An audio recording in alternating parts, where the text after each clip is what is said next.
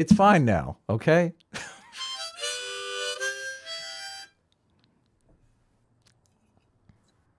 Hey now, it's your boy PSA Sitch here with another Sunday live stream with everyone's favorite S-class superhero, as you see on screen, Blast. Oh, I'm sorry. I mean Adam. That's right. Blast, yeah. Blast is S-class, isn't he? Damn it! Blast is the #1 S-class hero. That's fucked up. That's fucked up. See, there you go. Real proof that Adam is actually S-class. Oh, it's fine now. Weren't we doing a video? What's going on here? Let's get to this video. Enough of this garbage. He changed that so quick. He's like, gotta get that out of here. Oh, no. Enough of this garbage tier Blast is S-class take. Let's move on to the content of the video. Like even like one of the first pictures of Blast, he's wearing your glasses and everything. I know. It's awesome. It's totally awesome. Yeah. Right before we get in the video, as you have probably noticed in the chat, and thank you, Tristan Verhecke and Stockhausen and Malice and everyone else, we finally have channel memberships. Look at that. Boom. Yes. I even did some custom emotes. So yes. And as more people join, we'll have more. We only have 4 emote slots available right now, but as more people join, more emoji slots become available. So CT did a version of the laughing Sitch and Adam. I changed it a little bit just to make it a little more emote friendly. And then CT did the wormy one. I just uploaded. It looks great. So right. Yeah, we can get some elephant and rider emojis. We can get all sorts of things. It'll be lots of fun. So what's this video all about? I mean, this is pretty interesting. Doesn't Nick Fuentes, isn't the name of his organization America First? America First? So this is a recent debate the day before yesterday between Destiny and Nick Fuentes on the Russia-Ukraine situation. And it might seem a little strange that the supposed advocate for America First is taking the fuck America perspective. Not only is he taking, to be clear, Nick isn't taking the perspective that America simply caused the situation. Nick is taking the perspective that Russia should 100% invade Ukraine and is completely justified in all the people that are dying right now. Wow. In this war. So he's taking an incredibly fringe take on this one. But Destiny doesn't talk about, he doesn't ask the question, I don't think, until like the very end. But why Nick is taking Russia's side. And I don't know if you want to talk about that now or later, because it's kind of interesting, and Nick lies. You think he lies? I think he 100% lies. Really? Holy cow. Okay. But, we'll come up to that later, I guess. He does frame it in a way that Russia invading Ukraine is in America's interest, which I think is a little odd and very reachy. Right? Well, it makes sense with it. Well, it makes sense to Nick. Right. Because he kind of wants America to be more like Russia. Yes, exactly. Yeah, that's it. We should be doing the same. This gives us cover when we want to invade Mexico. That's his thinking. And he wants, because he's gone on long tirades about this that I've listened to, because he wants America to be more like China. In terms of like there's some sort of cultural authoritarian hegemon in the country that dictates what the culture is, and everyone is forced to follow it. He actually really wants America to follow the Chinese model. Well, we kind of have that, but he just doesn't like the cultural hegemon because it's liberalism. Right. Well, he doesn't like liberalism, obviously. Yeah. I mean, we don't have anything like that in China, like they do in China. I mean, the government's not, we don't have fortunately, we don't have the social credit score yet that says, oh, did you talk bad about the government? Well, you can't buy a train ticket now. But you can't buy a plane ticket. Constitutional rights and liberalism are kind of America's culture. Definitely. Yes. So in Nick's estimation, that is being forced upon him. Well, but that's what's so weird about Nick and other people I've seen who are kind of in the Nick aligned camp is that they seem to deny that the foundational principles of America is, John Lockean liberalism, is, the emphasis of individual rights. Yeah, I mean, that's the maximizing foundation of the individual country. rights. Yes. Yeah. And protecting them by law, even the rights of the minority. Right. And so it's interesting because it's like, okay, you can be against that, I guess. You could be against freedom and liberalism, but it's weird to try to posit it like that's not America's base. Right. And that's where I don't understand where Nick is coming from in that perspective, really. I think this might be a new position for him. I think he's been kind of sucked up into the NRX stuff. But so are we going to try to get through this whole thing? And then, I mean, there's even some extra that I wanted to, or are we going to jump around? What do you want to do? Okay. I believe we can get through this whole debate. I have faith in us. Faith in A team. Yes. I will keep my mouth shut. I promise. Welcome, Kubomi. Thank you so much. Welcome, Alex Karras. Alex Karras figured out how to join our channel via DaVinci. Thank you so much, based in New Zealand, and thank you so much, Canned Rain, for joining the channel. Right. Anyway, so I spent all of 5 minutes coming up with a name for the different levels. So, but we can change them around if we can tweak them around popular if we want. Yeah. Or I just like Free change Will them at Seeker. random. That's a good first level. I like that one. Of course. Yes. Anyway, let's get into the video. Of the alliance is to contain Russia. Contain Russia from doing what? Invading their neighboring countries? Like, if Russia didn't engage in these actions, it shouldn't really matter. That again, we're always framing this in the case of U.S. security interests versus Russian security interests. Is Ukrainian security interest just not at play here? Do we just not care about this? And Ukraine has a genuine security interest, and that they want themselves to be a sovereign country with the right to decide which alliances they will or will not join. And the idea that there might be NATO bases here in the future, that Biden is open to inspection, the idea that down the road maybe second strike capabilities are lost in Russia and now they just get nuked by the US because we can do so with impunity, maybe that'll happen 30 years from now. So now today we need to take over Ukraine. I don't know. I totally don't buy that as a reason. I feel like you could use that same justification then for Russia to essentially invade anybody they want that's near their borders and isn't claimed up by normativity from that. You're not telling me whether Russia's decision is right or wrong, or whether it's morally or whatever justified. You're just telling me that Russia will seek to basically annex whatever neighbor it can if it perceives there to be a security threat, which again is just a stronger argument for a more aggressive expansion. Violent revolution. Why are you saying democratic when part of the reasons why he was protested so heavily is because he literally tried to pass like 10 anti-protest laws? That's not democratic either. I'd support from the majority of the United States. Yeah, but you're. How long is this preview? Yeah, it's almost, the preview's pretty terrible. Yeah. You want to fast forward to the beginning? This is the end of the preview. Okay. I do have one question before we get into his. Yes. So Destiny does an opening statement here, which is something new for Destiny. I listened to after the debate. Destiny said some super interesting things, and I don't watch a lot of Destiny content. When we cover it, I watch stuff, but I don't really watch his live streams. It was interesting to see him talk about the debate format. And we've done some debates recently. I did a bunch of debates. I don't think I ever did very well in the debates, but it's something that I find fascinating and would like to improve on.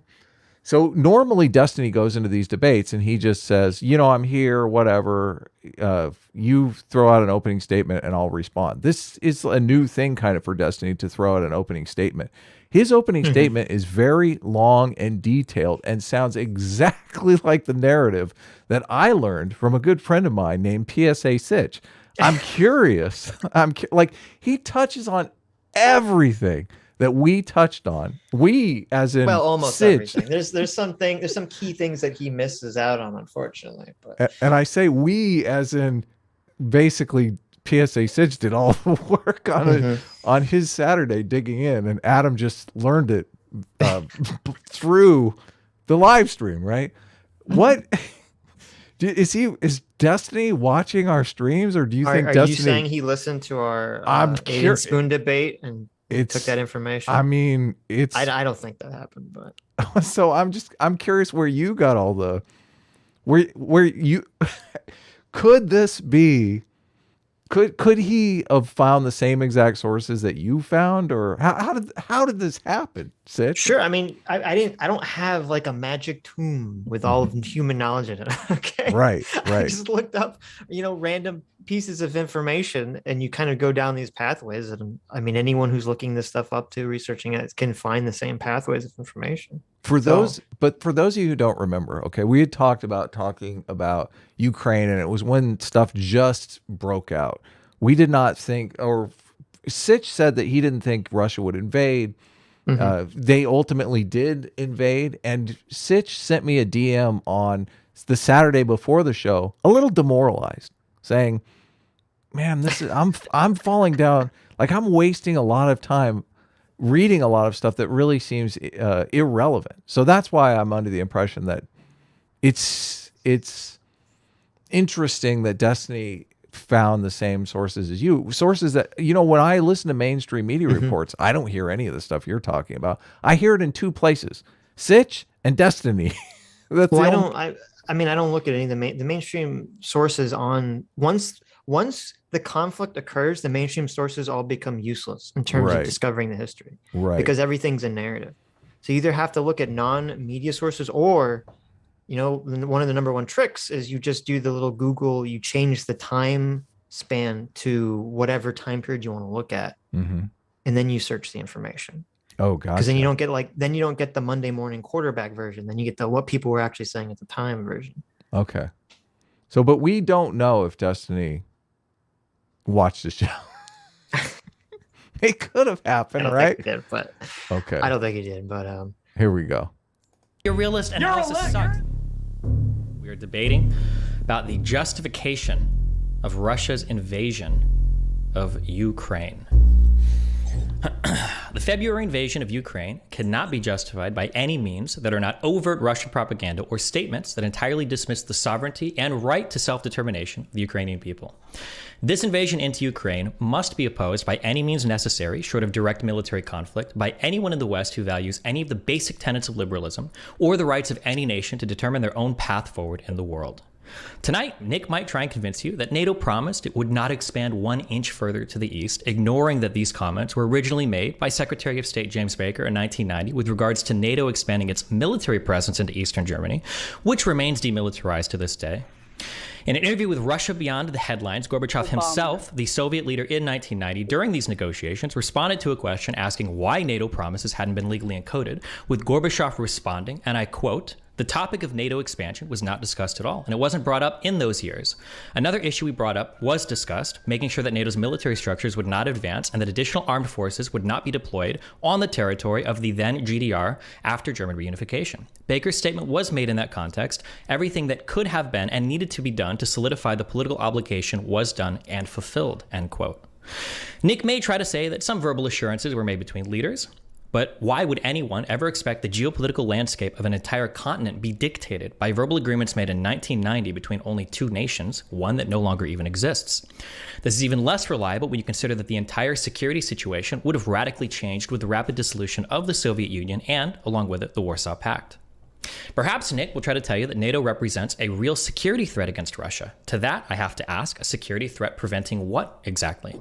Is it the invasion of Russia, which there is absolutely zero precedent for any NATO country doing? Is it the destruction of Russian forces in Russian territory, which there is also no precedent for any NATO country doing? Is it the annihilation of Russian forces in Russian allied territory by NATO countries, which has only happened when Russia has lied about its deployed paramilitary forces, as they did in 2018 in Syria during the Battle of Kashan? Perhaps, if I may suggest, instead what NATO represents is a threat to Russia's ability to undermine and interfere with the politics of its neighboring countries.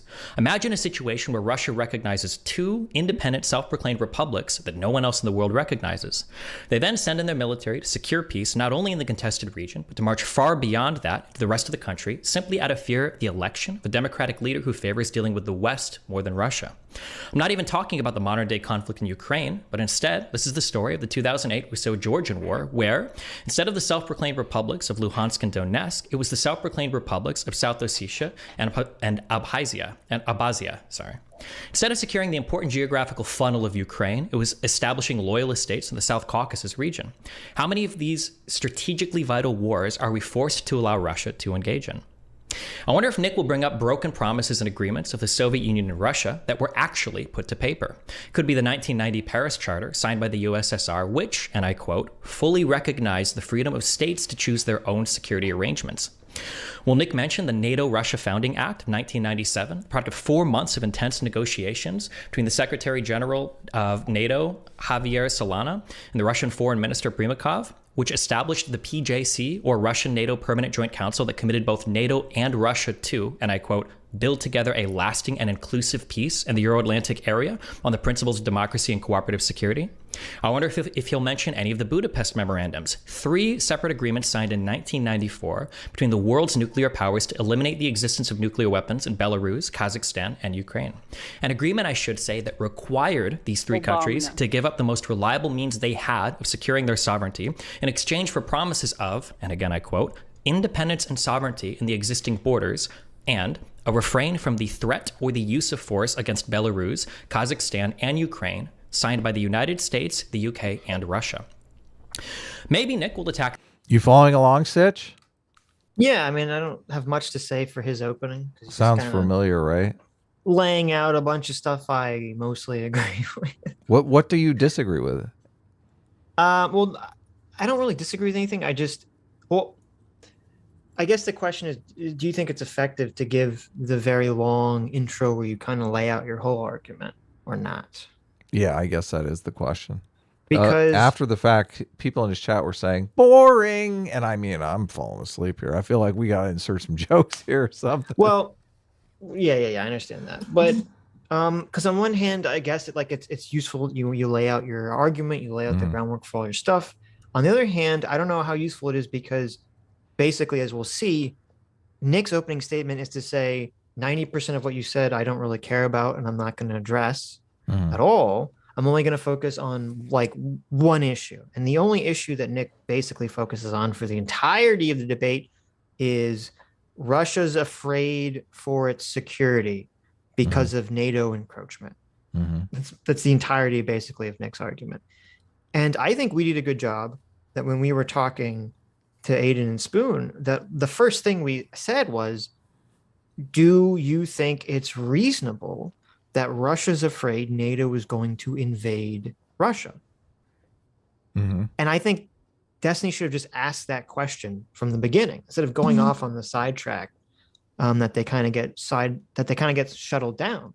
Because I haven't heard a single person who's really crafted a logical argument that they think there's a threat of NATO actually invading the nuclear power of Russia at any point in the near future. And I think even Nick agrees that doesn't seem realistic. Yeah. Russia is terrified that they won't be able to invade their neighbors. That's what they're afraid of. Well, I actually have a theory. I think I figured it out. Okay. I think I figured out what the actual concern is from Putin. Because we kind of talked about this before. Putin, it seems like Putin really kind of became upset with the West, not over NATO expansion, but over the war in Libya. And part of the reason that he was so upset about the war in Libya is because A, he was friends with Gaddafi. B, Gaddafi basically played along with the West. He gave up going towards nuclear weapons and getting assurances from the West that he wouldn't be deposed. And the West kind of betrayed him, I guess, depending on how you view it, by setting up the no-fly zone once the revolution in his country started. And also Gaddafi did die in the streets, a horrible death. Yes, and Gaddafi, who was Putin's friend, did die horribly by basically he ran away, he hid in a little spider hole, he was dragged out, he was anally penetrated by a bayonet, and he died horribly naked in the streets. And I believe there's a video of American diplomats, including Hillary Clinton, laughing about it or something. Yeah, and Putin's going, this doesn't look good for me. Right. Else? You know that there was a peaceful transfer of power between Putin and Yeltsin because Putin guaranteed Yeltsin's safety. Did you know about that?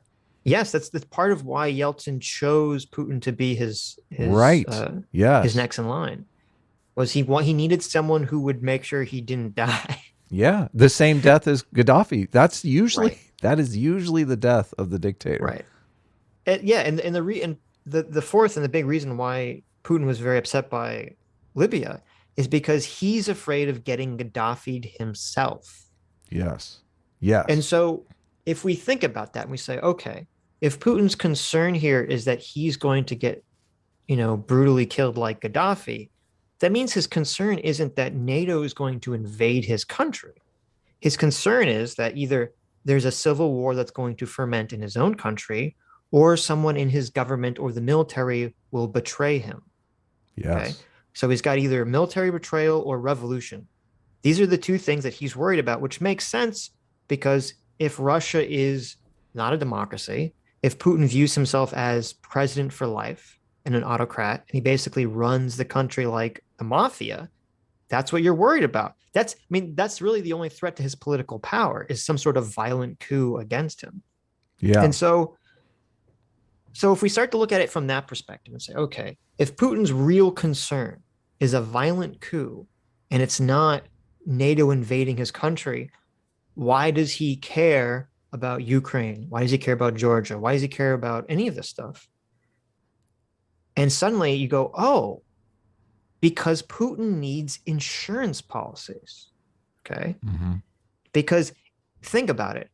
If Russia is surrounded by NATO countries and there's a revolution within his country, he's going to be all alone. Mm-hmm. There's a possibility that UN or NATO will try to set up a no-fly zone like they did in Libya. Mm-hmm.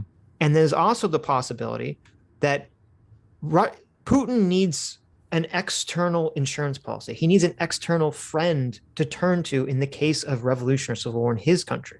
So if the Russian military betrays Putin, some high-level general tries to take over the country or something, Mm-hmm. he needs to be able to turn to, Belarus or Georgia or Ukraine or all these countries Right. that have the militaries that would be friendly to him, that would come into Russia and help him maintain power. But if he's surrounded by NATO countries and there's a revolution that breaks out in his country or a civil war breaks out in his country, all his neighbors that are NATO are going to just cross their arms and turn their backs on him and say, oh, good luck with that. And he's going to get dragged out through the streets naked and get fucking killed. Yeah. He's looking at the transfer of power. Right. And so suddenly when you think about it from that perspective and say, that's why he needs to surround himself with allies. It's not because he's afraid NATO is going to invade. It's because he's afraid his own people are going to depose him. Right. And suddenly this kind of makes more sense to me about what's going on and the threat of NATO encroachment. And I haven't really heard anyone bring that up yet. Yeah. So you heard that here first. Yes. That's some pretty powerful motivation. Being sodomized by a bayonet really focuses the mind on how to solve this dilemma, right? I mean, and Right. even if it's not, even if he needs a friendly ally, I mean, he's got to be looking at places where he can escape to as well. That too. Yes. That too. So He a needs to nice, escape. friendly Ukraine, Russian-run Ukrainian government Mhm. seems like a optimal escape route as well. He's running out of escape routes, isn't he? I mean, where is he going to escape? He only to has China? Belarus basically, and he doesn't really want to run away to China because the problem with China is that even though they're friendly with Russia, it's not. They're not going to protect him. Well, they might protect him, but China's more powerful than Russia. Mm-hmm. He wants to run away to a country that's like subservient to him. He doesn't want to run away to a country Right. he's subservient to. Right. And so that's a big issue. He doesn't And want to downsize. Right. He doesn't want to downsize. And I think more evidence of my theory here is that, he could have just, if the goal was just to destabilize Ukraine further, they already took Crimea. They could have just taken the eastern provinces and then called it a day. But they seem very determined to remove Zelensky from power. Right. And to install some other puppet, which I really think that that's what's going on here, is that he's looking ahead. And this kind of goes into the monarchy debate a little bit too, because I think part of the issue with judging things from a democracy versus a monarchy is that the argument that, oh, the monarch is going to be looking at the long-term future of his country. But I think that's the wrong perspective. It's more like the monarch is going to be looking at the long-term rule of themselves. Yes. They're not really, they're concerned more with maintaining their power base indefinitely than the country's, the health of the country necessarily. So we can infer that Putin doesn't have a reasonable successor that he trusts enough to protect him. Well, that's another issue too. We don't know. We don't know who that would be. I mean, because it's definitely not Medvedev. I can never say his name right.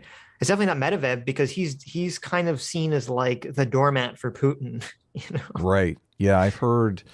I can't remember what interview I heard, but the Russian interviewee was saying that he's basically like the kitchen help. Like he referred to him as just a servant. Yeah, that's the way he's basically viewed, is that he's just the yes man to Putin. Right. So, and I don't know. I mean, maybe in Russia, in America, I haven't really heard anyone talking about who is, if anyone is being groomed for a successor. See, this is a giant difference between democracies and autocracies, because in a democracy, the Democratic Party looks out and they say, we have a lot of garbage potential candidates here. We need to develop some candidates that could potentially take over the party, right? In an autocracy, you're like, okay, as soon as I start mentoring a successor, that guy's going to off me. He's going to off me before I'm ready. Well, and that's why, and this is a problem, not just in Russia, but this was a problem in Ukraine too. This is why I was very against both the Democrats and Republicans who were talking about trying to imprison or go after, Donald Trump when he's out of office, saying we're going to get him arrested, or go after Hillary Clinton when she loses the election. Yeah, we can't. You can't create a stable country that's based around whichever political party loses, whichever candidate loses, gets arrested by the person that won. Right. Because that's the way that, Ukraine did have this tradition, unfortunately, and Russia definitely has that threat, for Putin or for anyone else, because then that incentivizes when people are going for power. Like in America, if you run for office and you lose, you're like, okay, whatever, You go back to your fucking mansion. Sector. Yeah. You go back to the private sector where you get your cushy paycheck, you write a book, whatever, and you're fine. But if you're afraid you're going to get killed or arrested if you lose the election, that's going to incentivize people to act completely irrationally, completely insane during the process. And they're going to start doing really, really heinous bad actions to make sure that they maintain power. Right. There's a lot of comparisons going around between Russia and Ukraine as well as democracies go. And I couldn't find any credible sources that Russia was anything more than just a fake democracy. Putin's party basically hand selects the candidates that he's going to run against. And if there's anyone that looks promising, like they might beat him, he disqualifies them on some trumped up charges. So, I mean, how is that like democratic? Not remotely. There was, the guy, I forget his name. There was the guy who was like the lumber baron or something. Yes. He had all these lumber plants and he was going to run against Putin. He was kind of becoming popular and they, created all these trumped up charges against him to prevent him from running. And they imprisoned him and he ran away. Of course, it's par for the course. I mean, no one that I've talked to or even heard, even people that are sort of taking the Russian side on this, are even pretending that Russia's like that Putin is a democratically elected, president. Right. Yes. Well, I've seen some people make that accusation, and I was just like, yeah. Okay. Well, you responded. We both saw Robert Barnes had done a tweet. Oh, where he was he basically laid out all the accusations against Zelensky and then said Putin was innocent of these accusations. And I was like, what? What? Yeah, it's unfortunate. What? It's unfortunate. Well, we've talked about this. Everyone has their lens at which they view things from. And sometimes, like when your lens is correct, you're going to come up with the correct assumption. But if your lens is wrong, you're going to come up with the wrong assumption. And I think Robert Barnes's lens, because he's so like ultra libertarian, is that he is very anti the U.S. government. Yes, I and so agree. when the U.S. government's doing something wrong, he's going to end up like oh, Robert Barnes is totally right about it. But sometimes when the U.S. government isn't wrong, then he's going to come to some weird conclusions that you're like, oh, I don't know about that one. Well, the thing that bothered me in particular about that tweet, and I don't want to throw shade at Robert Barnes. I like Robert Barnes, and I like we him would too, love to have a but- dialogue with him about it. Is that he's a populist. I mean, he constantly calls himself a populist. Like he likes Trump because he thinks of Trump as a populist. How can you be a populist and be in favor of what's going on in Russia? They don't have any. There's no populist movement in Russia that would be stifled immediately. Right. It can't even exist. And to be fair to Barnes, I haven't listened to any of him and Viva's streams on this. So we're just judging it based on that tweet. One so tweet, yeah, exactly. Yeah, there could be a lot of nuance that we're missing from that tweet. Right, yeah. So. All right, let's continue with the excitement. So regarding the whole like Hillary broke the law thing, it's it's just, you can't, unless the president or the presidential candidate is like murdering someone. Right. And I said this even for Trump. Trump had probably broken all sorts of laws before he was president because he's a rich billionaire. It's almost inconceivable for me to think of, business people not, evading taxes and doing all this other shit. And you setting up this structure where if you lose the presidency, you get arrested, is just such a dangerous precedent to set up. It's got to be super, super worth it. And saying, oh, Hillary Clinton should go to jail for her emails, which I think was awful, but not worthy of basically risking the destruction of our entire, peaceful transition of power. But I don't think they should go after Trump either. And you have these I agree. prosecutors in New York City that want to throw him in prison for fucking parking tickets. Like, it's completely ridiculous. They're doing the exact same thing. Yeah, you can't have that structure because, I mean, talk about the slippery slope, and conservatives are usually the ones pointing out the slippery slope. You're going to be an autocracy in no time at all. Yes, I don't like people getting away with shit. Obviously, we're all Americans, but at the same time, you have to come to some kind of balance here. You don't want people you don't want people breaking the law and hanging on to power because they're worried about being imprisoned for parking tickets once it's they're gotta be out of office. It's got to be something pretty severe that they broke the law at, I think, to merit going after them. Yes, just to maintain the stability that we're all enjoying. Right. We don't want to be the next Ukraine. I don't want them lobbing shells at our apartment building. Okay. It's so horrific. I don't know if you've seen any of the news coverage, but I have. It's terrible. Can you imagine? Can you imagine? Like you're just going to work, living your life. You got your girlfriend, you got your boyfriend, you're planning your wedding, whatever. Some fucking tank comes and blows up your apartment complex. No, it's fuck? Insane. It's totally insane. It's terrible. The idea of NATO being a defensive alliance and point to times where NATO has indeed acted aggressively in the past. We're supposed to ignore that none of these aggressions happened towards Russia itself, of course, but I'm curious which interventions particularly threaten Putin. Does NATO's intervention in 1995 in the Bosnian War threaten Putin's plans for neighboring countries? See, I'm glad we had that little conversation because this paints everything he's saying in a completely different context, because everything he's saying is from the democratic paradigm perspective. He's not looking at it from the autocratic paradigm perspective where the NATO encroachment is literally a risk to him. Not the kind of risk that NATO is going to invade, but because he doesn't have a friendly place that he can have aid from. Right. And it's interesting to me because I just kind of came to that while listening to this debate yesterday for the second time.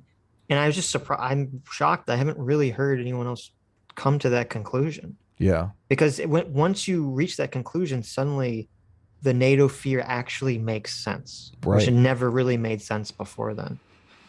Yes. He needs a spot. He needs a spot next to the king where he can move to when they gets checked. Yeah. Intervention that ended with a precision bombing campaign that brought about an end to the indiscriminate shelling of civilian cities and towns, ethnic cleansing, and systematic mass rapes being committed during said conflict? Is Putin worried that his attacks today on Mariupol, Kharkiv, Kherson, and against countless civilians in Ukraine resemble too closely the absolute destruction he wrought in 2015 the city of Aleppo during the Syrian civil war, or the 27,000 civilians killed when Grozny was decimated during the First Chechen War in 1994 within his own borders? Does NATO intervention in Kosovo stop? I think this might be a good strategy, Sitch, because he is putting Fuentes to sleep here. Fuentes is almost unconscious at this moment, so it is working. He's demoralizing him with boredom. Destiny uses lullaby. To stop the ethnic cleansing of Albanias by Yugoslavia scare Putin? Does he see himself as Milosevic, the first sitting head of state to be charged with war crimes, a man who was complacent with genocide occurring under his own military? Is he worried that he may want a repeat of what he did in Georgia, where the Russian-backed and recognized South Ossetia forces were responsible for an ethnic cleansing of Georgians, with almost 20,000 of them being displaced from their homes? Does the 2011 NATO intervention in Libya scare Putin? Does he imagine himself to be Gaddafi, a man who imprisoned, tortured, and gassed his own citizens? The man who had the incredulity to accuse Al-Qaeda of using LSD and Nest cafes to poison the minds of his political adversaries? There you go. He got it. He totally got it. Yeah. Maybe Nick will repeat the Kremlin's talking points about the fear of Nazis in Ukraine.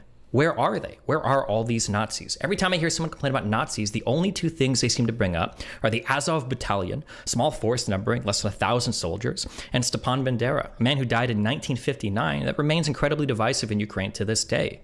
I'll be tickled if Nick wants to take up the position that we should be canceling people based on problematic histories and their associations with far-right movements, but I suppose we'll see what he does. Far-right Party of Svoboda today has only 15,000 members across the entirety of some 44 million people who live in Ukraine, and they only hold a single seat in that parliament. Polling data has shown that Ukrainians are some of the most welcoming people towards Jewish people in all of Eastern Europe.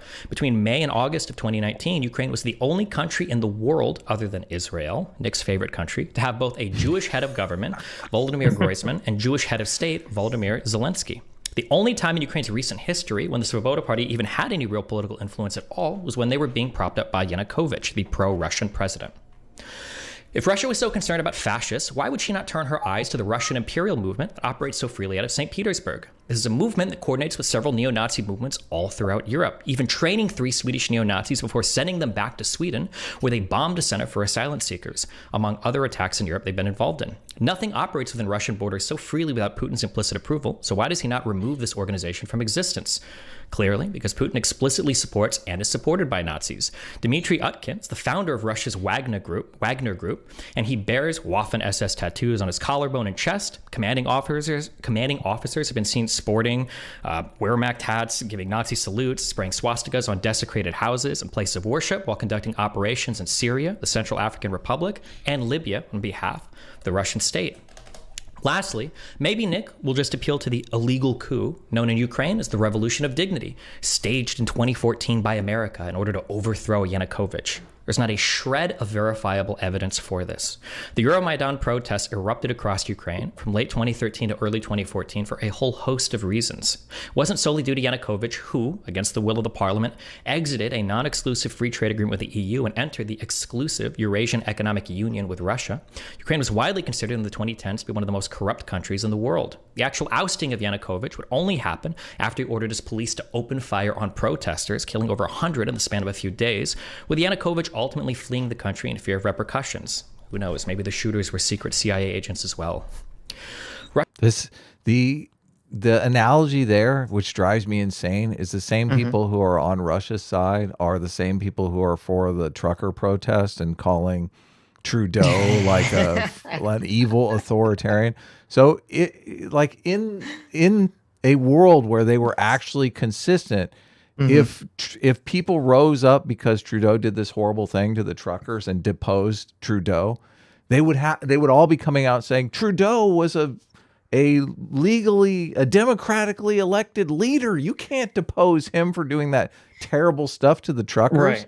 It's like, no, they would be on the side of deposing Trudeau for fucking what he did. Yeah. Well, as we've said repeatedly, I mean, people generally aren't operating under some kind of consistency, first principle, consistent perspective. It's just you know, oh, what is my team like? You know, everyone's in favor of protesting when it helps their side, and suddenly against protesting when they're against the cause of the protesters. Why is that, Sitch? It seems pretty hypocritical to me. It's a little thing called in-group, out-group preferences. You know, okay. We talked about it a million times on the show. You know, I think a lot of people might like to depose Trudeau. Yeah, I mean, Jonathan at least Haidt coming in, you know. At least in the next election, right? I mean, come on. Russia's right to security does not supersede Ukraine's right to sovereignty. If Russia has a problem with all of its neighboring members choosing to look west for their future instead of to Russia, perhaps it's an issue for Russia to sort through. Nations should be able to dictate their own security without being threatened by a neighboring power hell-bent on rebuilding a dying empire. Look at that. He wrote all of that out. Yeah. You ever written a statement, when I was doing debates, I would write my opening statement out. It so helps you focus what your argument is going to be. Of course. Yeah. Mr. Fuentes, go ahead, sir. All right. Wow. Very interesting opening statement, but I think the rebuttal, the counter argument is supposed to come after my argument. I didn't hear a whole lot of justification for the NATO position, only just sort of these preemptive counter arguments against some of the so-called Kremlin arguments, so-called pro-Russian arguments. I didn't pre-write my statement, so I'm just going off the cuff here. I'll say this. You know, a lot of what I just heard is really wholly irrelevant to the core argument in favor of the Russian intervention, or the argument that the Russian special military operation in Ukraine is appropriate and reasonable and limited in terms of its objectives. My position has little to do with the Azov Battalion or the Galician far right. It has little. He called the invasion appropriate and reasonable. Yes. I think we should keep that in mind. Put a little keynote on that. And also somewhat measured. I'm paraphrasing here, but he's saying that it's a measured response. I don't know how you can say killing civilians is a measured response. Right. Like, as soon as we went into Iraq, you know, killing civilians was bottom of our... Yeah. We were trying not to do that, basically. And I think especially, you know, recently, since this debate only happened like the day before yesterday, I think any notion that there's a quote unquote measured response from Russia is totally thrown out the window. I mean, they're just flattening entire cities basically right now with shelling and artillery fire. Actually, you know, I'm not sure that we can claim the moral high ground there, because the opening salvo of Iraq was something called shock and awe. I don't know if you remember. And I don't, were those, I guess they were hitting military targets, or they told people they were going to leave, or what was the situation there? I'm not sure. I'm not familiar, but I mean, I don't lose. I personally, who was not in favor of the war. Yeah, I wasn't in favor of the war. Does not lose any sort of moral high ground or the ability to say that this is not a measured response now. Right. When I say, you know, when I say us, I mean the United States, basically. Sure. Yeah.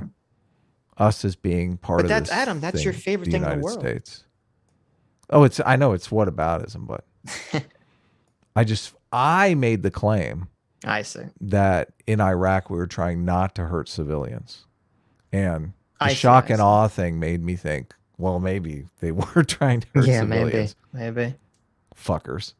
Little to do, even with the claims that the U.S. had involvement in the Maidan Revolution in 2014. It has nothing to do with the assurances made to Gorbachev that Putin claims were there and others deny. It has nothing to do with any of that.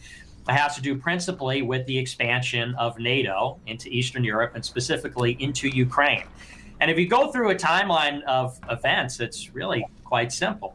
In 1991, of course, you have the dissolution of the Soviet Union, and this is, Putin famously describes this as a geopolitical catastrophe. And what he's referring to is the fact that overnight Russia loses half of its population and parts of its territory that it had controlled for hundreds of years, formerly under the Russian Empire and then under the Soviet Union. Ukraine in particular was controlled by Russia for hundreds of years. It was only an accident of how Lenin organized the Soviet Union administratively that Ukraine had any kind of autonomy or any kind of nationhood at all. But what liberals and what the NATO faction likes to do is say that after the dissolution of the Soviet Union, after the former Soviet Union countries declared independence, that there's no takesies backsies. That's just set in stone. These accidents, administrative accidents of world history, are now locked in. Ethnic Russians abroad and former Russian. How do you feel about that framing? Fucking, that totally triggers me. Administrative accidents. Yes. Well, first of all, it's hilarious to categorize the situation as an administrative act. He's talking about giving, Crimea to Ukraine as an administrative accident. Yeah. This would be like England claiming that the United States claiming its independence was an administrative accident. Right. Yeah. Like this was a decision made by the dictator of the USSR, the Soviet Union at the time, 50, 60 years prior. So, yeah. But I mean, the framing of this is also, I would say, completely dishonest too, in that he's saying, these liberals think that once a country, writes out its lines that there's no takesy backsies. That's just the way it is. It's like, well, we talked about this in our, conversation about Russia and Ukraine, is that we had, whenever you're looking at some historical event or geopolitics, you have to start somewhere, because everything that happens in the world happens in response to something else happening before it. And if you're going to play the game of, we can't start when, Ukraine broke apart from the USSR. We have to start from sometime before that. It's like, okay, but wherever you start is going to be arbitrary. Do we start, 300 years earlier? Do we start 1,000, years earlier? Like, where you can just keep going back forever and forever and forever and keep pointing your finger and saying, this is the starting point. This is the starting point.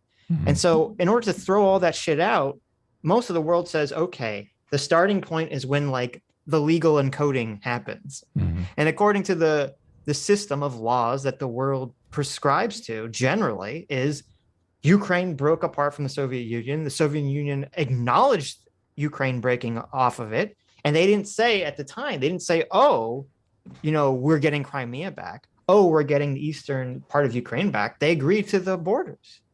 Yeah. And the international community accepted it as well. Exactly. And the international community accepted it. And people started living their lives under that paradigm. Right. For 20 years. Yeah. So why does all of a sudden Russia, or specifically Putin, get to say, even though we agreed to this 20 years, we're going to be the ones that takes you back. Right. It's like, no, that's a ridiculous argument. Administrative accidents, Sitch. This kind of thing happens all the time. When they show up at your apartment, they say, listen, you were living in the United States, but an administrative accident has taken place. And now you're living in Canada. How do you feel about that? What happened? You're a Canadian now.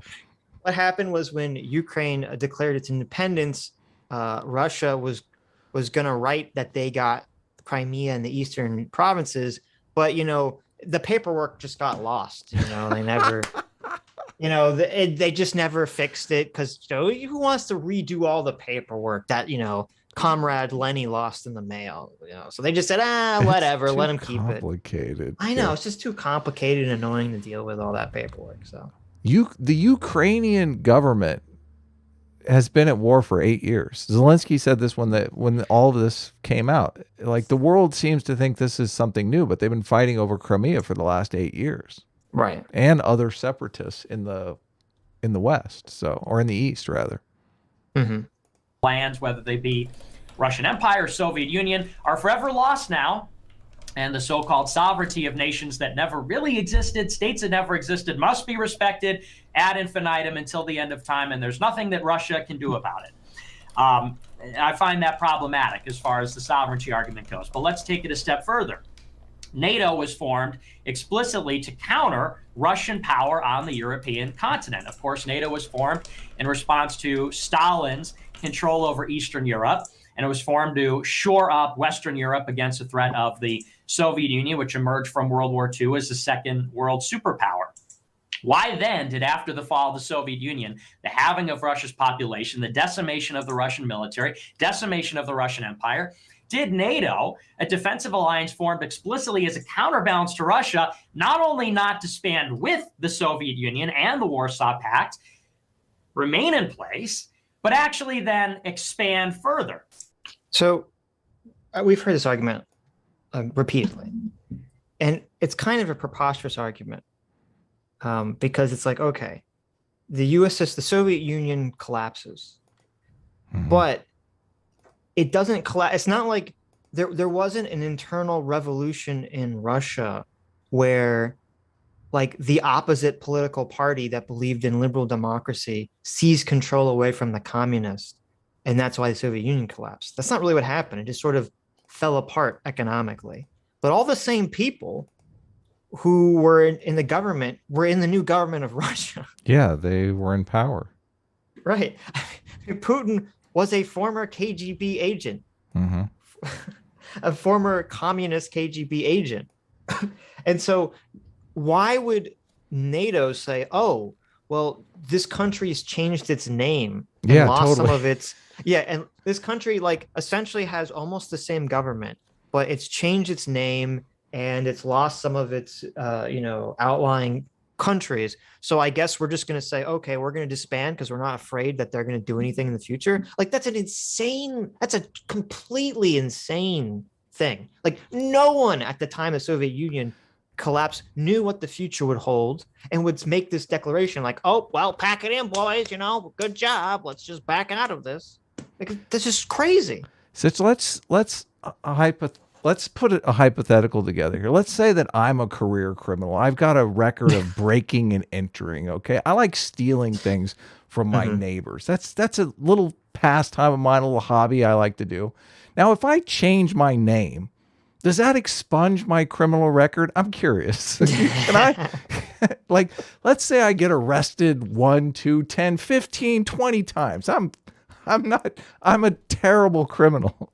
There you go. Listen, after Adam kills someone, he changes his name. Right. To Nick Fuentes, and he'll say, I'm not Adam Friended anymore. You can't hit me with those charges. I'm innocent. People. I'm totally innocent. Okay, so not only have I changed my name, I am demanding that you disband the police department. There you go. There you go. The police department is only there to counter my breaking and entering.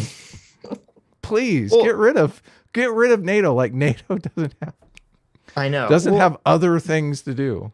Well, I guess he's making the argument that it's only Russia, but right. And he keeps making this argument, and Destiny doesn't push back. I think this is one of the mistakes Destiny makes in this conversation, is that NATO's existence is not purely to quote unquote contain Russia or the Soviet Union at the time. Like that's a big part of it, but a huge part in the guiding principles of NATO, if you look at their founding charter and if you look at what they say on the subject and what they've been saying for decades on the subject, is that NATO wasn't not just a military. It's not like NATO isn't just a defense agreement the way Nick is kind of promoting it. It was an ideological agreement to promote and to protect Western democracies in Europe. Yes, you have to be a democracy to join NATO. Right. And that's the really founding ideology and principle of NATO, is we need to protect all these Western democracies. Right. I mean, that's part of why Nick hates it, is because it is a form of promoting liberal hegemony in the world. And that's really what's going on. And when you have, after the Soviet Union collapses, no one knows what's going to become of Russia. There's the threat, and NATO even talks about this at the time. There's a threat of all these countries that were part of the Soviet Union now kind of trying to figure out what is their future going to be. Are they going to be communist countries? Are they going to be fascist countries? Or are they going to be democracies? Or are they going to be something else entirely? And NATO was kind of around trying to promote all these countries to become Western democracies. Yeah, to mentor them. Right, to mentor them and to offer them protection. Right. Because, it was only a year or two after the Soviet Union collapsed that Russia is, funding rebels in Transnistria, is funding rebels, in Georgia, is fighting with the Chechens. So it's not like as soon as the Soviet Union collapsed, Russia suddenly became, beatnik, peace-loving hippies who were handing out flowers to all their neighbors saying, hey, you guys can do whatever you want from now on. Like this is a completely fanciful view of the world that NATO should have just magically disappeared the second the Soviet Union was gone. Well, NATO was the force also trying to weed corruption out of Ukraine, because there was... And a lot of these countries that were surrounding. Yeah. So, I mean, right. they're motivated for a greater defense, so they want to join NATO. But NATO says, look, you've got a problem with corruption, and therefore you have to fix that, incentivizing them to fix the corruption issues before they can actually join NATO. So I mean, that's completely independent of this kind of defensive role that NATO is playing. The defensive role is the carrot, right? Right.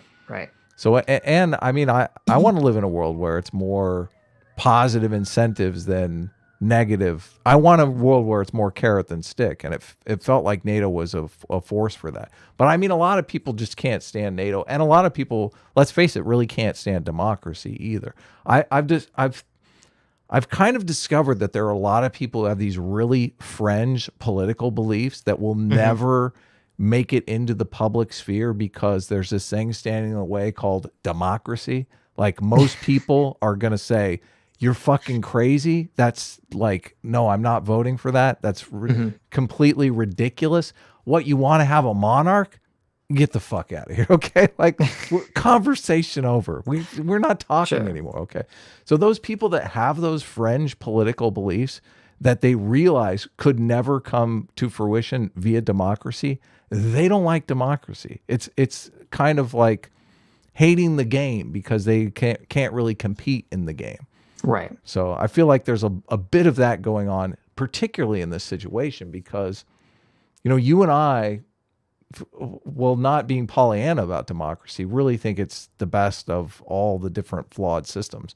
So we're not against NATO putting together some sort of system where they can foster that democracy in other nations. Yeah. And this will come up when he brings up, you know, Schmear later in the conversation, which I think there's some valid critiques of the idea of liberal hegemony. Like, obviously, you can't just go into a country like Iraq or Afghanistan and kind of force people to create Western democracies.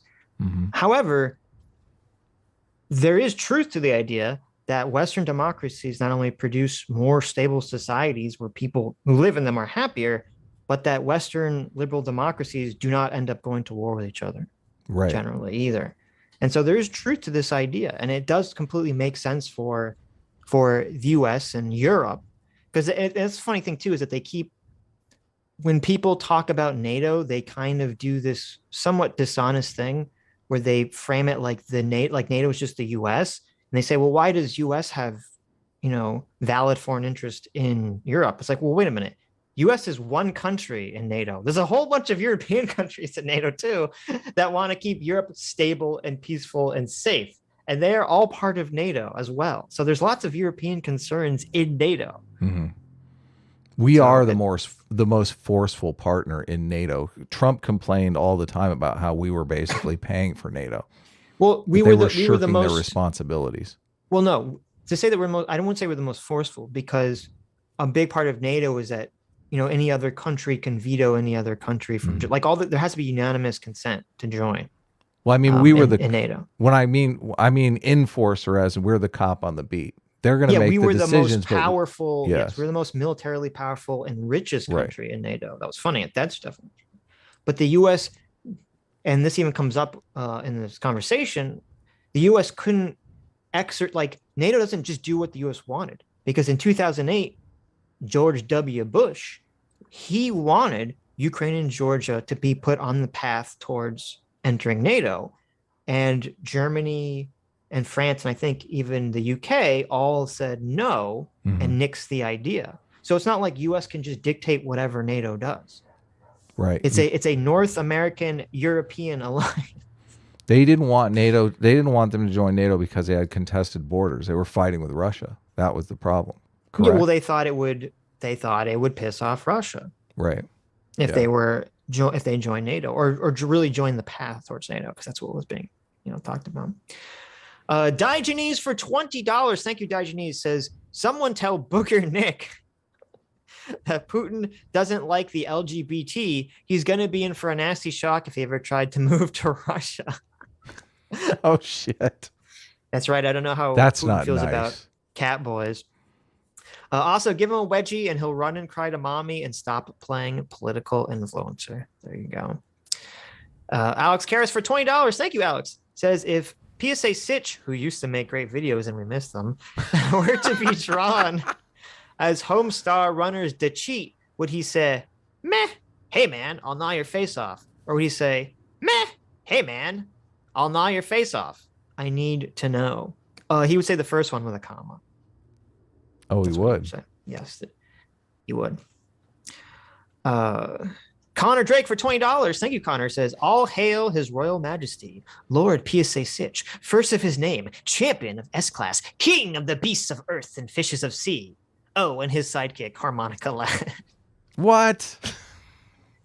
Uh-oh. I'm in the sidekick role again. There you go. There you go. That's right. If you guys didn't know this, CT bought both me and Adam lordships. Mm-hmm. So me and Adam are technically, truly lords. Yes.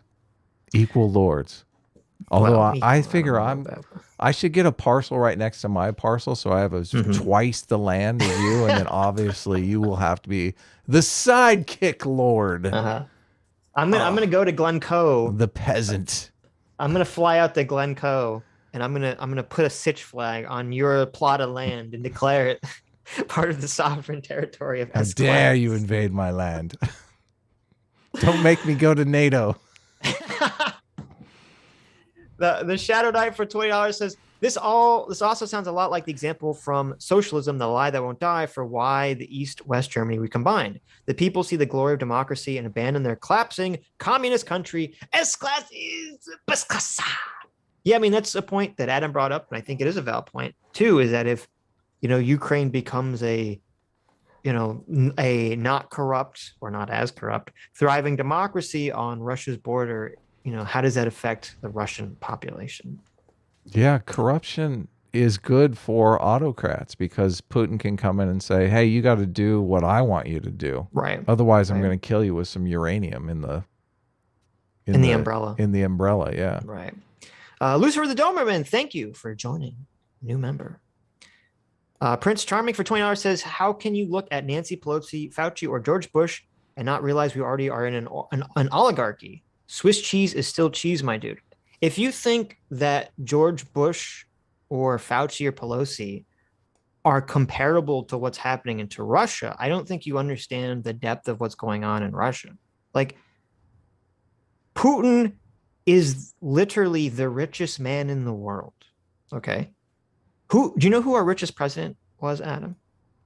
I don't. Donald Trump? Was it Trump? Donald Trump was the richest president. I got it right. History. Holy cow. Okay. Of course. And did Donald Trump make his money when he was president? No. He made his money before he was president. Okay. And so when you have a government where the president, who is essentially president for life, by the way, okay, you're worried about Pelosi, Fauci, or George Bush. Putin is president for life. He's become the richest person in the entire world by being president of Russia.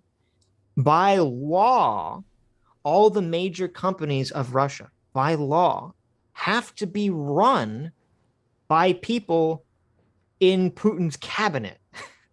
Okay. Oh my. Could you, this is what I don't think people understand. Could you imagine if in our country, the head of Amazon had to be, if they kicked Jeff Bezos out of the head of Amazon and they said, okay, whoever the president of Amazon is, it has to be, in the president's cabinet or Google or any of these major companies. The big difference in America, and we see this too, is that there is this fight between the corporations and the government over who's, the government wants to regulate the corporations fight back, blah, blah, blah, blah.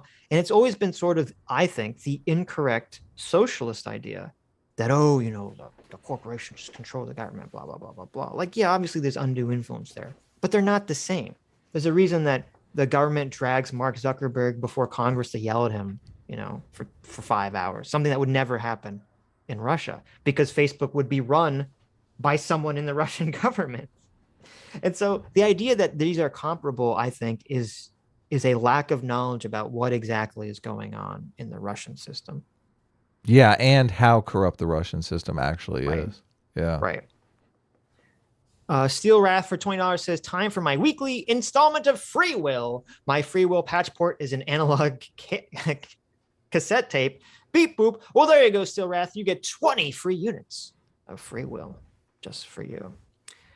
The Wooster for $20 says, Sargon has been so utterly butt broken by the mainstream legacy corporate leftist neo-lib media that he openly spouts Putin propaganda because he'd rather believe a bullshit gaslighted base narrative than take an L. Well, unfortunately, I think that a lot of people who rightfully have distrusted the current mainstream media because of all the woke shit and the lying about that and the lying about Trump have then come to the conclusion that anything that they say is going to instantaneously be wrong, or that you should take the opposite position automatically and reactionarily of whatever the mainstream media says. And that's not a good thought process. You have to look at everything individually and look at the claims of everything individually. The mainstream media is completely useless. I don't know if you watched that video I sent you from, is it Task and Purpose? It's a guy, an ex-military veteran. Yes. So there was one thing that he said in his last video that I was just like, okay, why is the mainstream media not reporting this? Why isn't this a major part of the narrative going on? Evidently, the convoy has stopped. The Russian convoy has stopped because they're building a pipeline so that they can pump fuel up to the front lines when they take Kiev. Right. Why is the mainstream media not saying, reporting on the development of the pipeline they're building? That seems like, and that's a good thing too. Is that like, what the fuck? Like on one hand, yeah, you don't want to just say whatever the mainstream media is saying. The opposite I have to take the side of. But on top of that, the mainstream media's reporting on the Ukraine-Russia situation has been pretty bad. Yes. And not, it's been a lot of just rah propaganda, and even worse than that. And I get this conversation when I talk to family members, and it upsets me, is that like a lot of the mainstream media has been like pushing for something, a no-fly zone or some kind of involvement in Russia, which to me is like insane. Like I get in these arguments with family members who are like, we have to do something. I'm like, well, listen, I mean, I support Ukraine here and I support giving them weapons, but I don't want to start World War III over this. And it bothers me when I hear these news commentators who are like so fucking out to lunch on this shit, who are just so driven by their elephants here and have no free will. And they're just like, oh, we got to go in there and we got to stop Russia. Yeah, like we have that ability. The thing is, we do, but then you just start a nuclear fucking war. Well, yeah, you don't want to exchange nukes. Right. My question, and this is what's terrifying about looking at it from the Libya Gaddafi angle, that Putin is looking at, an unsavory ending that he's trying to avoid, and he doesn't have a lot of options left. I'm sure you've read the stories about how he's surrounded by yes men, and we even watched a video where he was talking to the head of his secret service, who just seemed like a yes man, just terrified to say. I think it was his intelligence service. Yeah.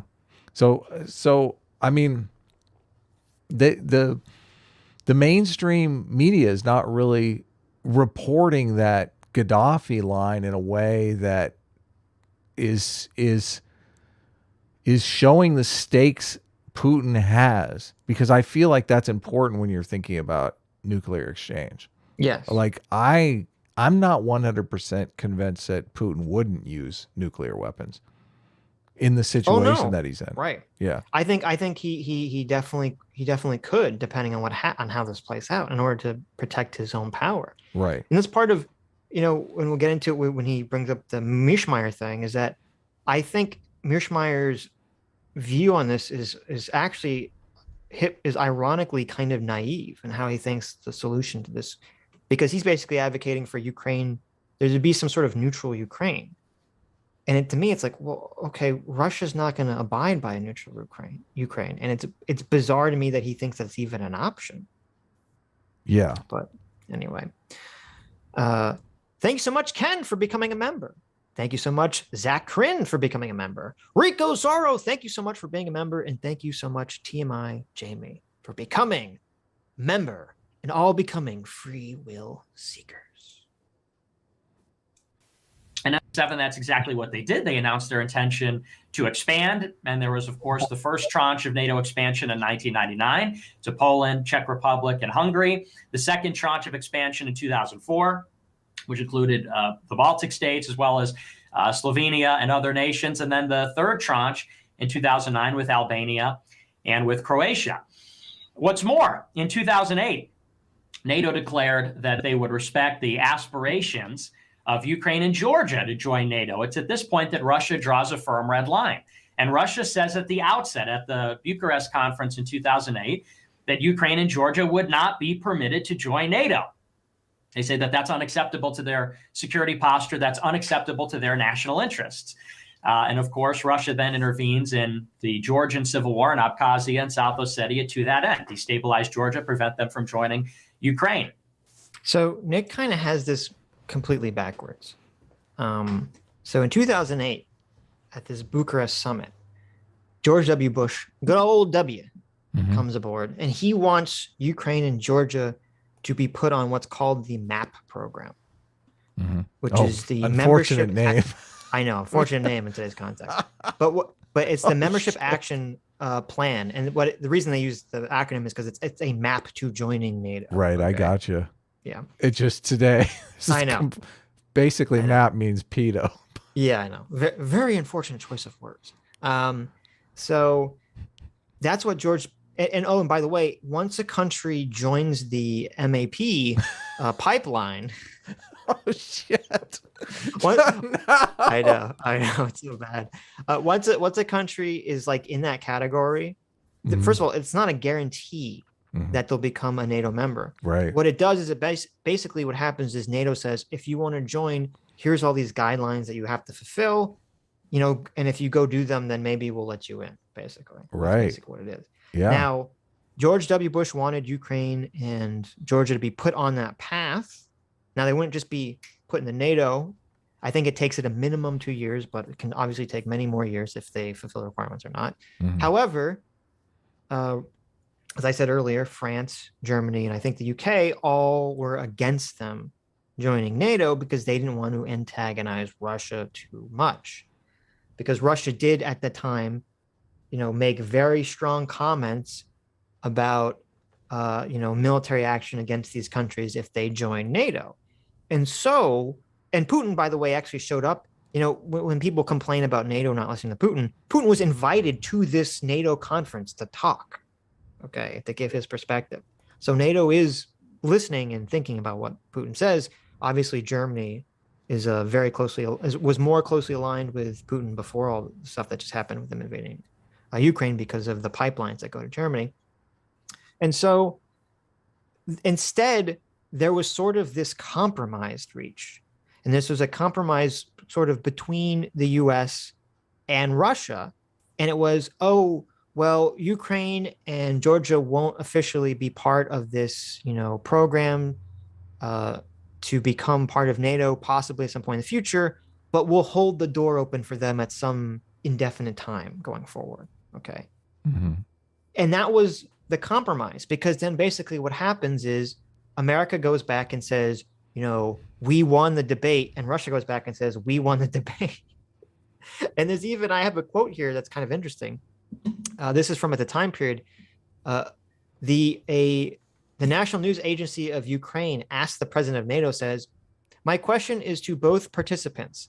It looks like everyone is happy now with the minister's decision because, for example, the Russian media is celebrating this victory, calling it a so-called coward's revolution, saying that NATO rejected MAP for Ukraine and Georgia. But the Ukrainian side is saying it's almost a victory because it's opened the way to be a NATO membership in the future. Wow. So who is misleading in that sense? And then the NATO president says, he laughs and says, let everybody draw and enjoy its own conclusions and give me the right to do so on behalf of the NATO allies. I just tried to say in my introduction what the ministers decided. And I think that what was given here yesterday and today was a clear political sign, and that for the rest, I say let everybody or every nation give his interpretation for that. Okay.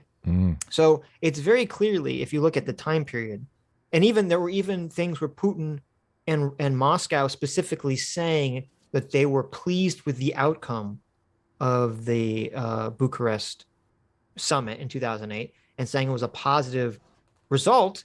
And almost directly after that, Russia agrees to allow U.S. and NATO forces move over Russian territory to support military action in Afghanistan.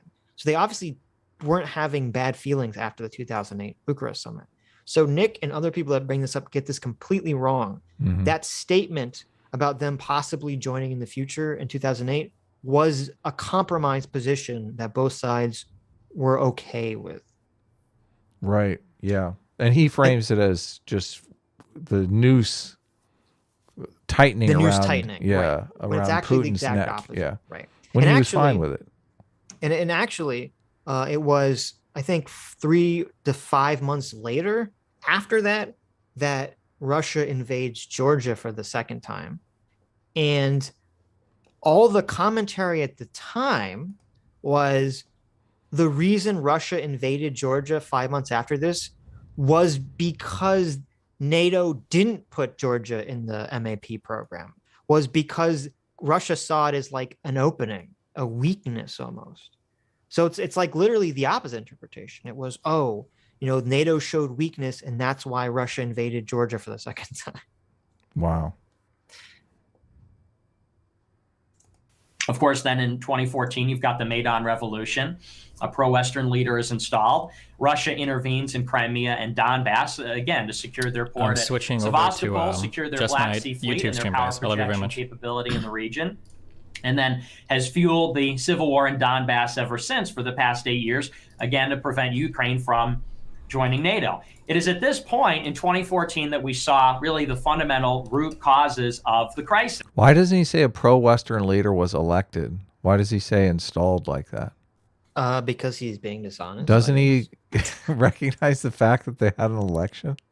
He doesn't.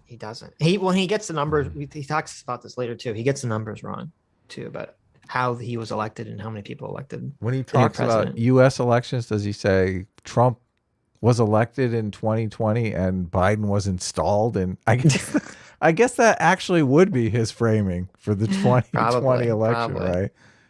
2020 was installing Biden, fortifying our election so Biden could be installed. Right. Is he pro-West? I don't know. For the 22 years between the fall of the Soviet Union and the Maidan Revolution, there's no crisis in Ukraine. There is no war. There is no invasion. There are not hundreds of thousands of troops on the border. Well, I mean, there was the first, what was it, Yeah, the Orange Revolution? Revolution. Yeah. And there's lots of fucky stuff going on in Ukraine for the last 20 years.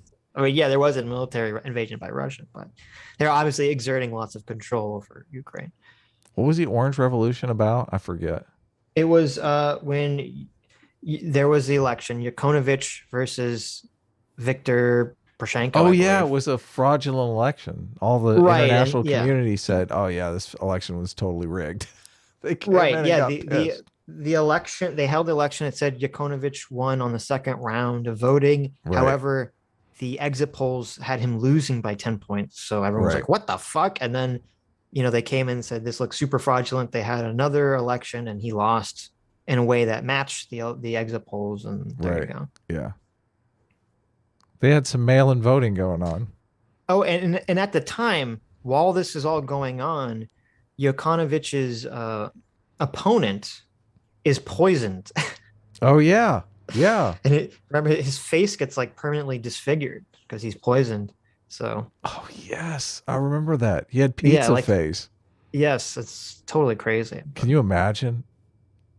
Well, I guess there's a lot of people who'd like to imagine that on some of our politicians, but let's Right. move on. The status quo, which was to have Ukraine as a neutral buffer state, means that there is peace. It is not until the 2014 coup, when the prospect of Ukraine joining NATO becomes a real and distinct possibility again.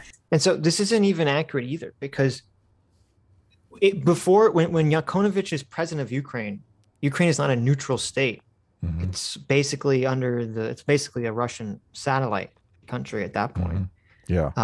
So- Neutral buffer Yeah. state is kind of, maybe.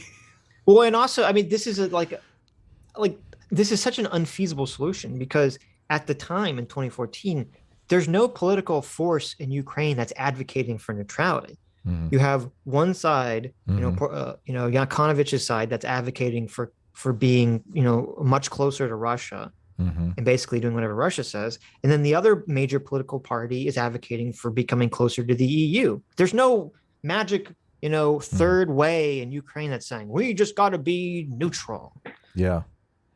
There's no party representing that or candidate representing that or political faction representing that. Why would you? I mean, and why would there be? Yeah. It doesn't even make sense. Yes. They want the economic value in the European Union.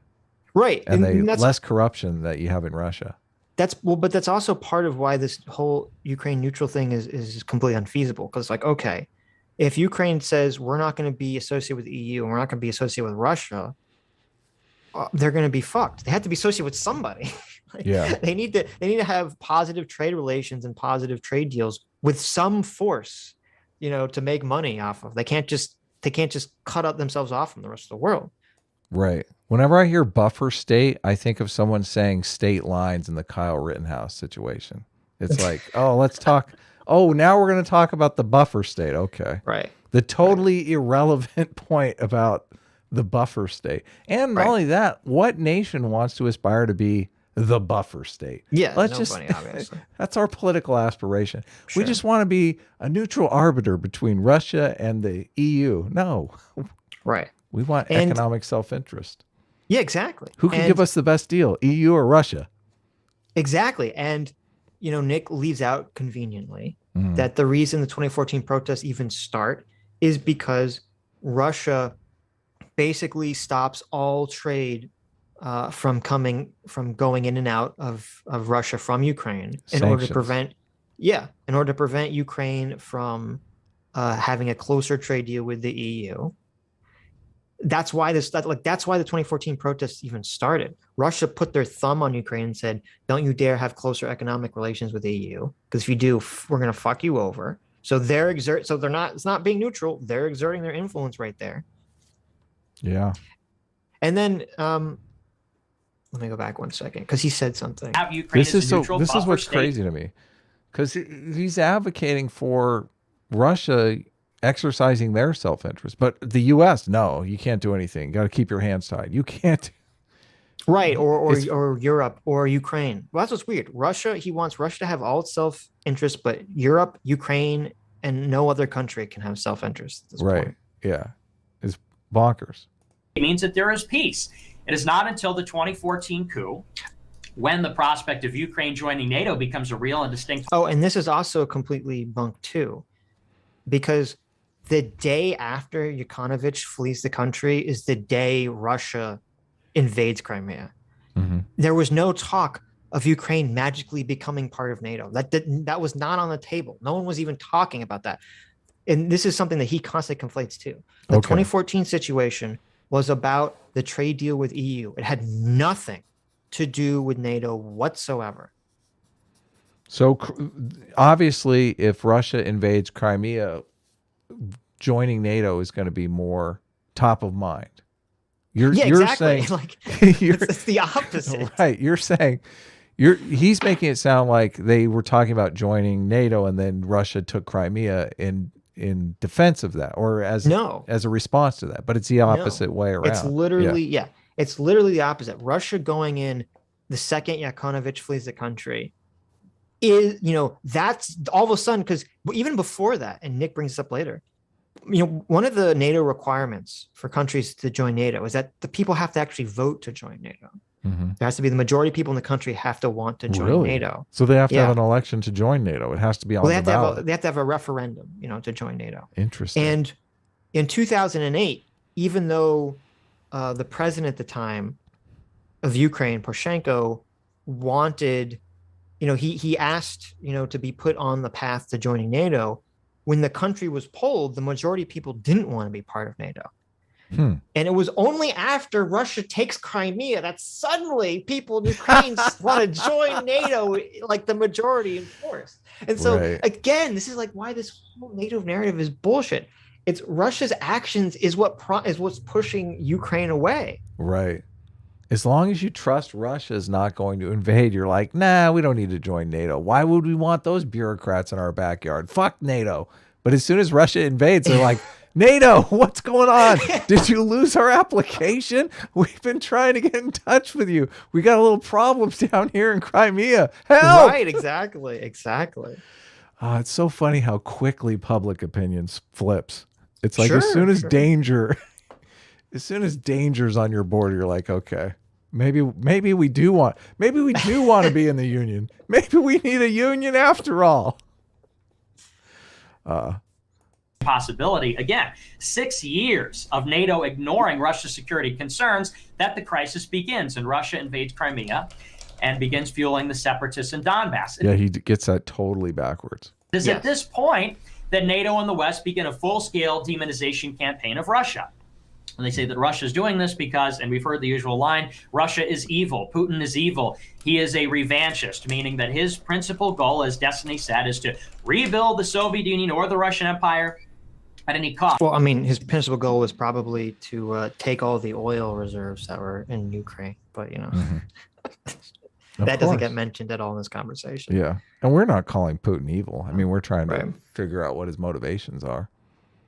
Well, his motivation, I mean, with the Crimea thing, it wasn't just because there was a lot of fixation on the warm water port, which I'm sure had some element to do with it. Mm-hmm. But the majority of it, in my estimation, is because, Russia, like Venezuela and like a lot of other countries that are not, Western, true capitalist Western democracies, they're propped up by their oil and their oil markets. I mean, Russia is entirely propped up by its sale of oil. Yeah. And if they discover one of the largest caches of oil reserves off the coast of Crimea, and you have all these pipelines already built by Russia that go from Ukraine to Europe, suddenly you have this huge threat to your economy right there.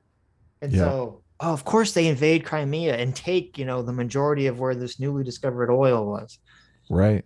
You have a competitor right there. Right. Ukraine says, oh, Russia's selling oil for $50 a barrel. How about if we give it to you for $45 a barrel? Buy some oil from us. What do you say? Putin's like, then I have to lower my price. Now we're at 44 a barrel. Yep. Holy shit. I don't like. How about if I just have all the oil? You guys shut the fuck up. Yep. Yeah. And it's sort of an interesting prospect that for 14 years, the most that Russia had ever done was quell separatists in Chechnya, as well as provide material support to separatists in Abkhazia and South Ossetia. That's some empire building project that for 14 years, there's no real expansion of the Russian state, again, outside of arguably 2 small breakaway regions in Georgia. It's in 2014 in response to a pro-Western coup in Kiev that Russia begins its attack on Ukraine. But where was the provocation? Of course, the provocation was the continued so-called aspirations of Ukraine to join NATO, and then the ouster of democratically elected and most trusted politician in Ukraine, Yanukovych, and the installment of a rabidly anti-Russian leader. So what precipitated the crisis truly? Well, it was the Western forces. Since then, the West engages in this demonization campaign and says all along, even though and honestly, when Russia invaded Crimea, this caught the West off guard. The fueling of the separatists in Donbass caught the West off guard. But overnight, whereas Obama said in 2012, the 80s called, they want their foreign policy back, and Hillary Clinton hit the reset button with Sergei Lavrov. Overnight, we determined that Putin was always no good, evil, dictator, and so on, with these revanchist claims after his response to the Maidan Revolution. Does the United States abandon its ambitions for Ukraine to join NATO? Of course not. And these are some of the precipitating factors for the current crisis. In September of 2020, the United States flies B-52 bombers across the edge of the Crimean Peninsula and near Donbass, a very provocative action. These are nuclear-capable bombers. In June 2021, 6 months later, the United Kingdom sails a British destroyer, the HMS Defender, into disputed Black Sea waters, where it's chased out by Russia. November 10th, 2021, Ukraine and the United States sign the Charter on Strategic Partnership. And this is You think these are real, or you think the guys just got lost? Well, I mean, Well, I always wonder.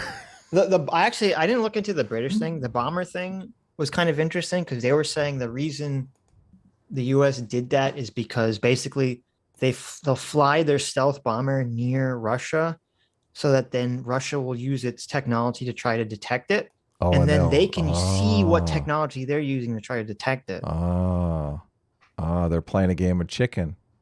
They're Yeah, like, which, they're kind of doing this like 10D chess move here. what do they got? United Kingdom sails a British destroyer, the HMS Defender, into disputed Black Sea waters, where it's chased out by Russia. November 10th, 2021, Ukraine and the United States sign the Charter on Strategic Partnership.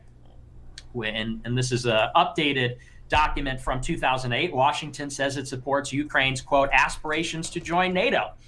October 26th. So it's funny that he brings that up because the entire reason the U.S. and Ukraine gave out this public statement in November last year was because this is when Russia starts building all its military on the Ukrainian border. Right. So they were forced to respond. Right. So, but again, and this is like a lot of people that take kind of the Russian, or I should say, really the Putin propaganda points here, is that all they do is they look at they say, oh, look at what America did. Look what America did. But they ignore that America or Ukraine or NATO is directly responding to something Russia is doing. Right. It's a reaction. Right. It's odd that the reactionary. And the whole time I'm thinking, America first? Really? I know. Like, it's ludicrous.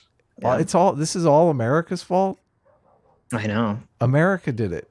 It's just so, the culpability. America first. I don't get it though. Well, look, maybe we misunderstood it. We assumed America first meant placing America first. Well, what really Nick means is blaming America first. Okay. Oh, I got it. It's blame America first. Right. They just left the blame off. They shortened it up. Yes, Nick is learning from the Jimmy Dore school of blame America first. Yeah. Of geopolitics. Yeah. Ouch. 2021, Ukraine begins using Turkish Bayraktar drones in Donbass, which decisively, of course, turned the tide of the 2020 Nagorno-Karabakh war. And of course, they purchased these Turkish drones from Turkey, a NATO country. And this is the rearmament of Ukraine. And then finally, the last straw comes in February 19, 2022, when Vladimir Zelensky at the Sargon in the chat says, America conquering the world in self-defense. Well, it's funny because that's literally Russia's position right now. We have to conquer Ukraine for self-defensive purposes. Yeah. Munich Security Conference suggests that Ukraine may rearm itself with nuclear weapons. And so you see in 2014. Yeah, and again, what Zelensky making that statement of saying, if Russia is not going to abide by the Budapest Memorandum, which stated that if they gave up their nuclear weapons, that Russia and the U.S. and every other country that was involved would respect their sovereign borders at the time. And Russia agreed to this. Mm-hmm. Okay. They had their fingers crossed, though. Sitch, you don't know that. Oh, okay. It doesn't say. It doesn't say, "Oh, we will protect your sovereign borders, or we will respect your sovereign borders, unless you elect a politician we don't like." It didn't say that. They had the world's tiniest asterisk. You just didn't see it. It was buried down in the fine print. You got to read that contract, okay? The Ukrainian diplomat, they didn't bring their gigantic Willy Wonka magnifying glass to read the fine print. Tippy tiny bottom. It's in there. I know it. Yeah, right. But so Zelensky makes this statement about we're gonna if Russia's not respecting the Budapest Memorandum, why the fuck should we? Is basically his statement.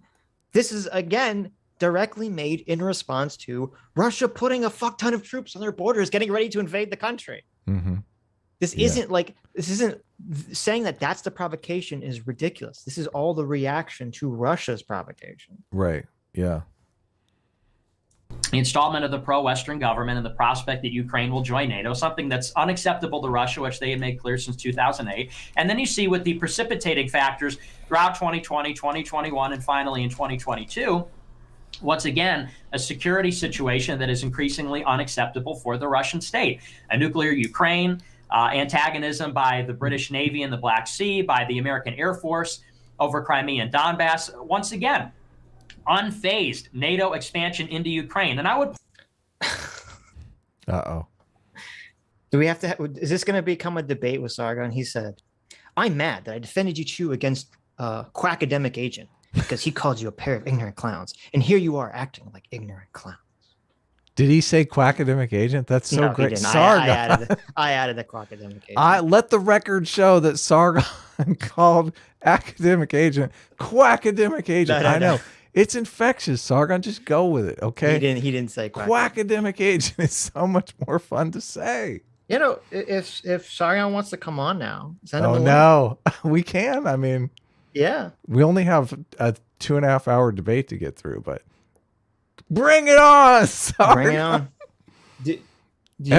Everyone wants this fight. Everyone has wanted this. Like, I get 75 messages a day. When are you going to talk to Sargon about Ukraine?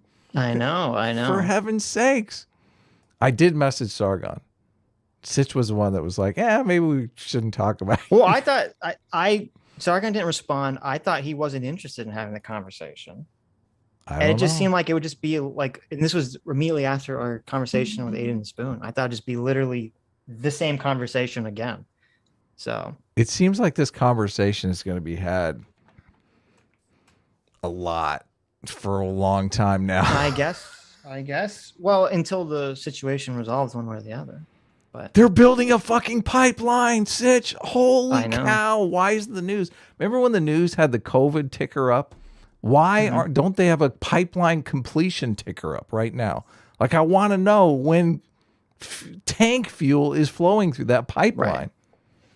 Right. Oh, well, my God. Send Sargon the link on Discord. It's so bad. Oh, look, if he he's already there. So. Oh, shit.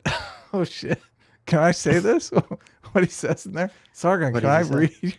Because it's hilarious. Okay, I won't read it. I'm not sharing DMs. Okay, don't link any DMs, but I want to. Sargon, that DM is hilarious. Okay, I'm sending the link. Go ahead, play some more of the thing. Okay. We have to put a timestamp. This is like Sargon coming on to derail the show. I know. Is always a show favorite. Listen,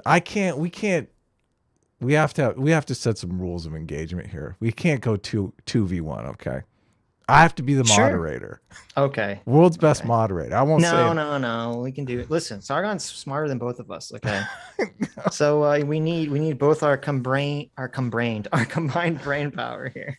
You're the one. You've done everything I know about this is from you. That's not true. You've done the bulk of the research here. That's true. I've watched some task and purpose videos. Okay. And I read a bunch of stuff on that tweet from Robert Barnes. I was like, who is making the case that Russia is a democracy? What credible source says it? Very strange. Russian democracy is free and fair elections. Who's saying that? I think a lot of this too is the backlash to like the Russia collusion narrative. Like, I wonder if that didn't happen, if people would feel differently about this. Oh, really? Like they've been warming up to Russia for so long because of the Trump stuff? Well, not warming up, but just like, disbelieving the media blaming Russia for stuff, basically. So yeah, I mean, that does. I'd be shocked that didn't have some kind of psychological influence on things. But well, we were against Russiagate. Russiagate was, I mean, we wanted them to investigate, but once it was found that there was no tangible interference. Yeah, I know, that's true. It's funny. Someone in the chat said they accused Wooster of being conned by radical far left American mainstream media. The mainstream media in America is not radical far left. Jimmy Dore is radical far left. The radical far left and the radical right have the same position on this. Mhm. Like you don't understand the lines here if you think the radical far left is anti-Putin in this situation. No, Radical yeah. far left hates America with a Yes. passion. I was listening to Bad Faith podcast and I actually had to turn it off. She was interviewing a former Russia Today reporter. And oh God, she was simping for Putin so Really? bad. Yes, yes. Interesting. And does it get any more far left than, I mean, Bad Faith podcast, she's an avowed socialist, for heaven's sakes. Well, she's Yeah. weird because sometimes she'll say things I'm like, oh wow, that's like I agree with her, but then she'll just like the next sentence say something totally crazy. I'm like, Yeah. oh my God. It's Like- the thing that really triggered me and why I had to turn it off. She was making the argument that we just have to avoid war. And I thought, yeah, well, they invaded the fucking country. You can't really avoid it at that point. Well, it's interesting because a lot of people's position, I mean, I would understand the far left's position of basically appeasement. I'm kind of confused by the far right's position of appeasement in the situation. Now, like, Right. I understand no one wants to start a nuclear war, which I agree with. But I think there is support we can give Ukraine, and we can denounce Russia, and we can, screw over their economy without starting a nuclear war, which is what we're doing right now. The giant problem with this NATO expansionist argument is that once Russia built up troops on the border, Right. he captured the world's attention for negotiations over this NATO stuff. But Yes. those negotiations never took place. He just invaded the country instead. Mm-hmm. So if he was worried about the West not taking him seriously, about not joining NATO and stuff, the time to have those negotiations was before you invaded the country. If that was a legitimate point of contention, right? Right. It Well, seems like it's you not a invade the country, you legitimate. strengthen your hand, right? In negotiations. You think so? I mean, you could, right? That's an argument. Yeah, but why not just like have the negotiations? I guess because you're paying everyone in food and Right. fuel. So Fearmo, Sargon said he'll be on in a couple of minutes. Fearmo for $20 says, nuance no more, virtuous heroes anymore. Globalists versus dictators. One is a slow death and the other quick. No one is altruistic, and we forget the person next to us is a human being. This is why monsters lead us. There you go. Sargon's getting tea. I could probably read his DM now, and he wouldn't. There you go. He wouldn't know. Guy for $20 says, Nick Fuentes' motive is to support whatever would hurt the global American empire and the liberal order, or whatever you want to call it. He said as much on Telegram. The effect of that is him arguing for Russia to pursue their interests. Yeah, no, I completely understand that. I'm kind of surprised Destiny doesn't understand why Nick is coming from that angle. Mhm. But that's kind of why part of this whole debate between Nick and Destiny is preposterous, because I don't believe for a second that Nick is arguing here in good faith, because he doesn't care. Like, Mhm. Nick is a consequentialist, kind of like Vosh. He doesn't care about principles he's talking about. If the situation was reversed, if he thought Russia was some like, evil, woke, liberal order state, and NATO was, the fascist tradcon, whatever the fuck he wants, he would be completely on the other side of this issue. Yeah. He doesn't care about these, the principles that he's talking about. He's just looking for arguments to kind of justify being anti-American in this position. Yeah. Really, it's a debate over ideology, which most of these debates often are Right. debating the underlying ideology. Right. But that's fine as long as you just admit that. Yeah. You just say, like, this is, you're going to side with the country you think has the ideology you think is going to create the best outcome for the world. Alexi Time for $20 says, I don't get what the point of these debates are. An aggressor has reasons for its aggression. When is that not true? Are we supposed to ally ourselves with Russia? I'm truly confused. Yeah, it's very strange. Yeah. It's very strange. It's really a little demoralizing, I got to tell you, when I'm seeing It is. how people are breaking down with these positions. I mean, I'm Right. arguing with people I never suspected I'd be arguing with. Right. I know. It's Yeah. surprising. Thank you, Hurl Hay, for not only becoming a member, but becoming I believe that's tier 2 member. Really? Awesome. Wow. Yes. And Joel Vile, thank you for becoming a member. Gemini Semini, thank you for becoming a tier 2 member. And Mr. Tim737, thank you for becoming a member. And Fondue, thank you for becoming a new free will seeker. Where are you getting Awesome. this information? It's on my little, it has on the same screen as the super chats. Oh, okay. Oh, I don't know if you can see it. I don't know if you can see it. I can go there. I can navigate Okay. to it, but I just don't have it open.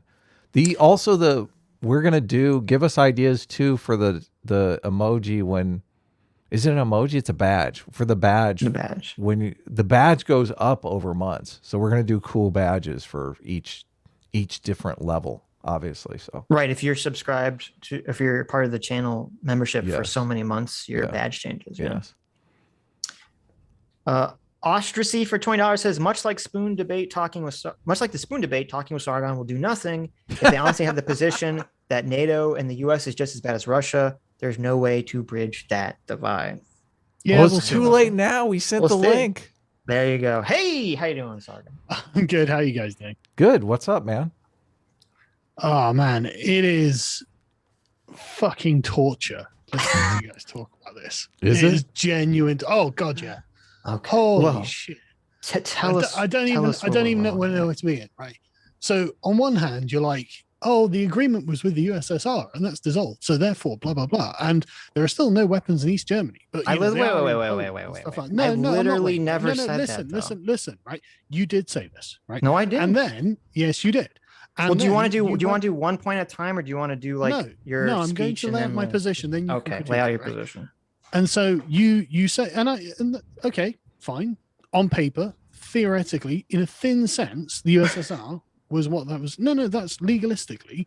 But then later on, you were like, oh, as if NATO's just going to disband because Russia isn't the same country. So, there we go. Now, I agree with that. That's the real meat of the thing. That's the real way to look at it. But then you can't have it both ways. So if it was really Russia running the USSR, which it was, obviously, then the agreement with the USSR was really with Russia. And so the Russians suddenly look more justified in saying, well, hang on, you broke this agreement not to continue expanding NATO to our border. Right. And it's things like this, it's inconsistencies like this that basically belie the assumptions you guys approach this with. And I suppose the question I have to begin with then is Russia and the Russian state that is supported by the Russian people worthy of respect? Wait, repeat the last thing you just said.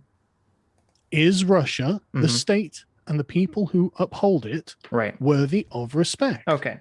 So regarding the NATO promise, you're talking about the promise to not move east thing, I assume, right? Yes. Okay.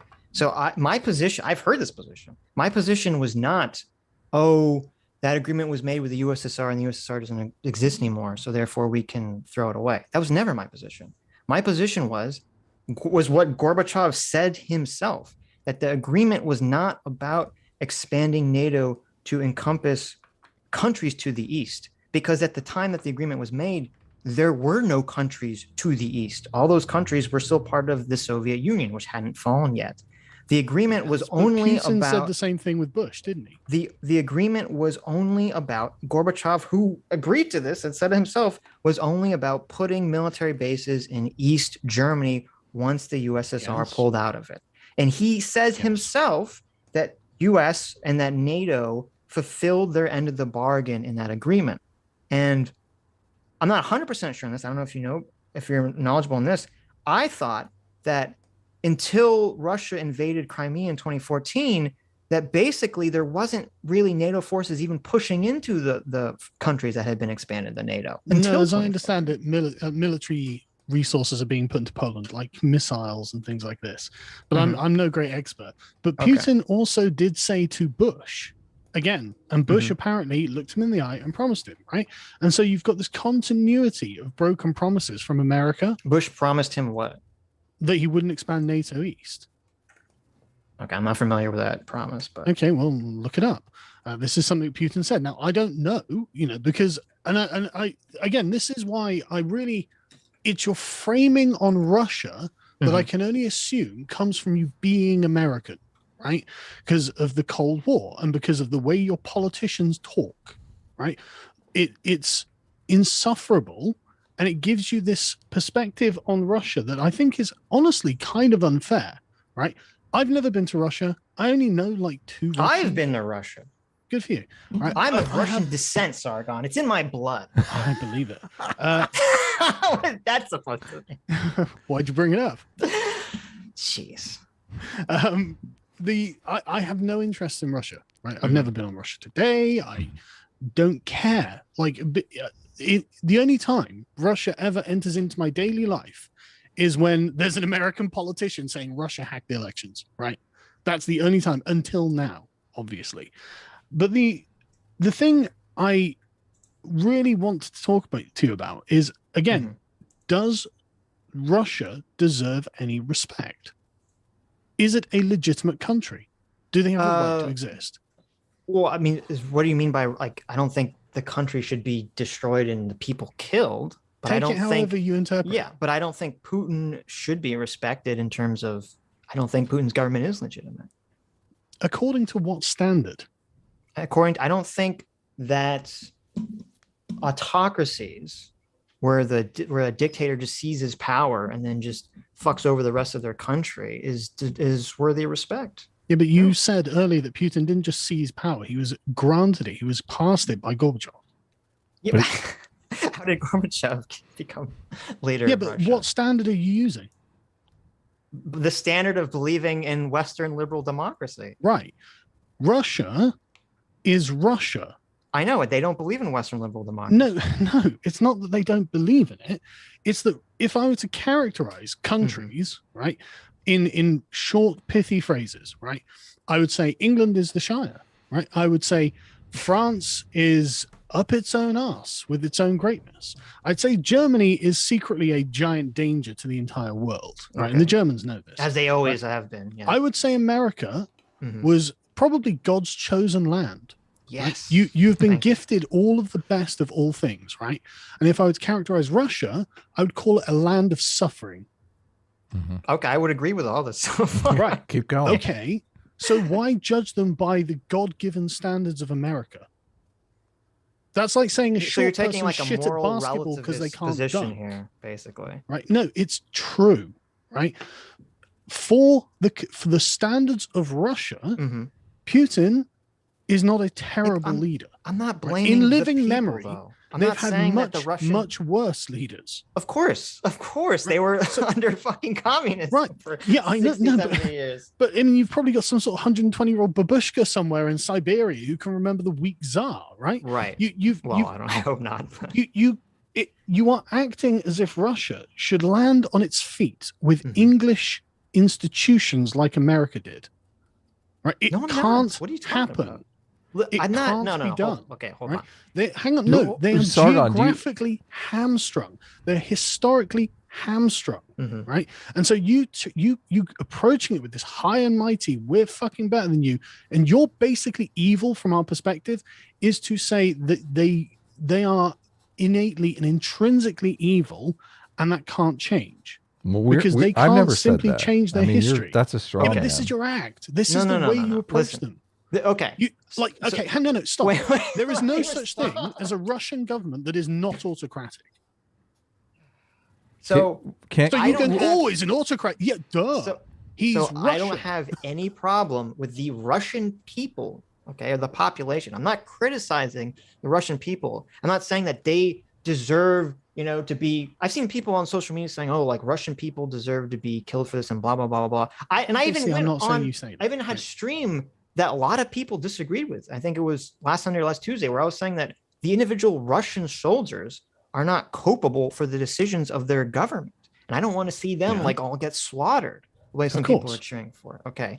I put the blame 100% solely on a single person in Russia. Okay, but the blame isn't 100% on one person. It's on Vladimir Putin's shoulders in the way that he's running his country, because since he is an autocrat, the decisions are all his decisions to make. The people didn't elect him. There is They no don't other have the way to choices run elect Russia someone else. at this point in time. What'd you say? There is no other way to run Russia. Can that change incrementally over time, Sargon? I'm curious. Or Carl? I'm trying to call you Carl now. Whichever you prefer. I don't care. But like, I mean, given the history of Russia, I'm not going to be optimistic about it. Like, Okay, but so that might be true. I don't know if that's true or not. But look, even if I were to grant you that and say, well, it's neither that- true nor false because it's indeterminate because we're talking about Right. the future. but I'm saying, like, right after the Soviet Union collapses, it would be, I agree, it would be silly to think that a country that's been an empire for thousands of years, that then transforms into a communist empire for 60, 70 years, is going to just magically become, a Western liberal democracy. Right, but then why say, well, Putin's bad because he's an autocrat? Well, hold on. Okay. And It as doesn't make someone brought up sense. a good point, which is that the last 20 years of Russia has been like the only time in Russia's thousands of year history that it hasn't been an empire. Okay. So I understand that there's like all these pressures here. And I understand that it would be ridiculous to assume that Russia is going to become a magical Western liberal democracy. Okay. But there's a huge difference between me saying, I understand why situations have turned out the way they are, and me justifying the way situations are. Honestly, I think this is a position you're making up because you're being challenged on what you've said so far. I've literally held this position. No, I don't agree. repeatedly. I don't believe that you have. I think you I've might held say that you do. I've held the No, hang on. position You might that say you can that you do, understand and empathize someone without but you justifying make their a position bunch of other assumptions. since day and one of this stream. You What are make you a bunch talking of other statements that completely betray that statement. Right? Okay, so to be clear, you're saying you have no problem with what I just said, but you think I just said this now for the first time. Oh no, I'm I think actually you wish that you held that position, but you Okay. fall back into a position that is remarkably. But what are you supremacist, basing this on? Right? This stream, frankly, Okay. Give me and something previous specific. ones, the one Give me with something Spoon as well. specific. My God, like You just gave me the cultural relativism woke argument, so I don't know how to respond to this. it is the problem that it is your culture and it is your unknowing. My white European Oh, no. culture, yes. Yeah, no, it is. It is kind of a privilege, right? And this is what I've always felt whenever I've dealt with Russians, right? Okay. I've always felt that I was fucking lucky to be English and they were unlucky to be Russian. Of course. No, you say of course, right? But that you're glossing over just the depth of the suffering in that country. If I went back in time and every time I used the word Russia in this stream, I just said Putin, which I agree would be more appropriate, would we be having this conversation? You can't really separate Putin from Russia here, right? He is a product of that suffering too.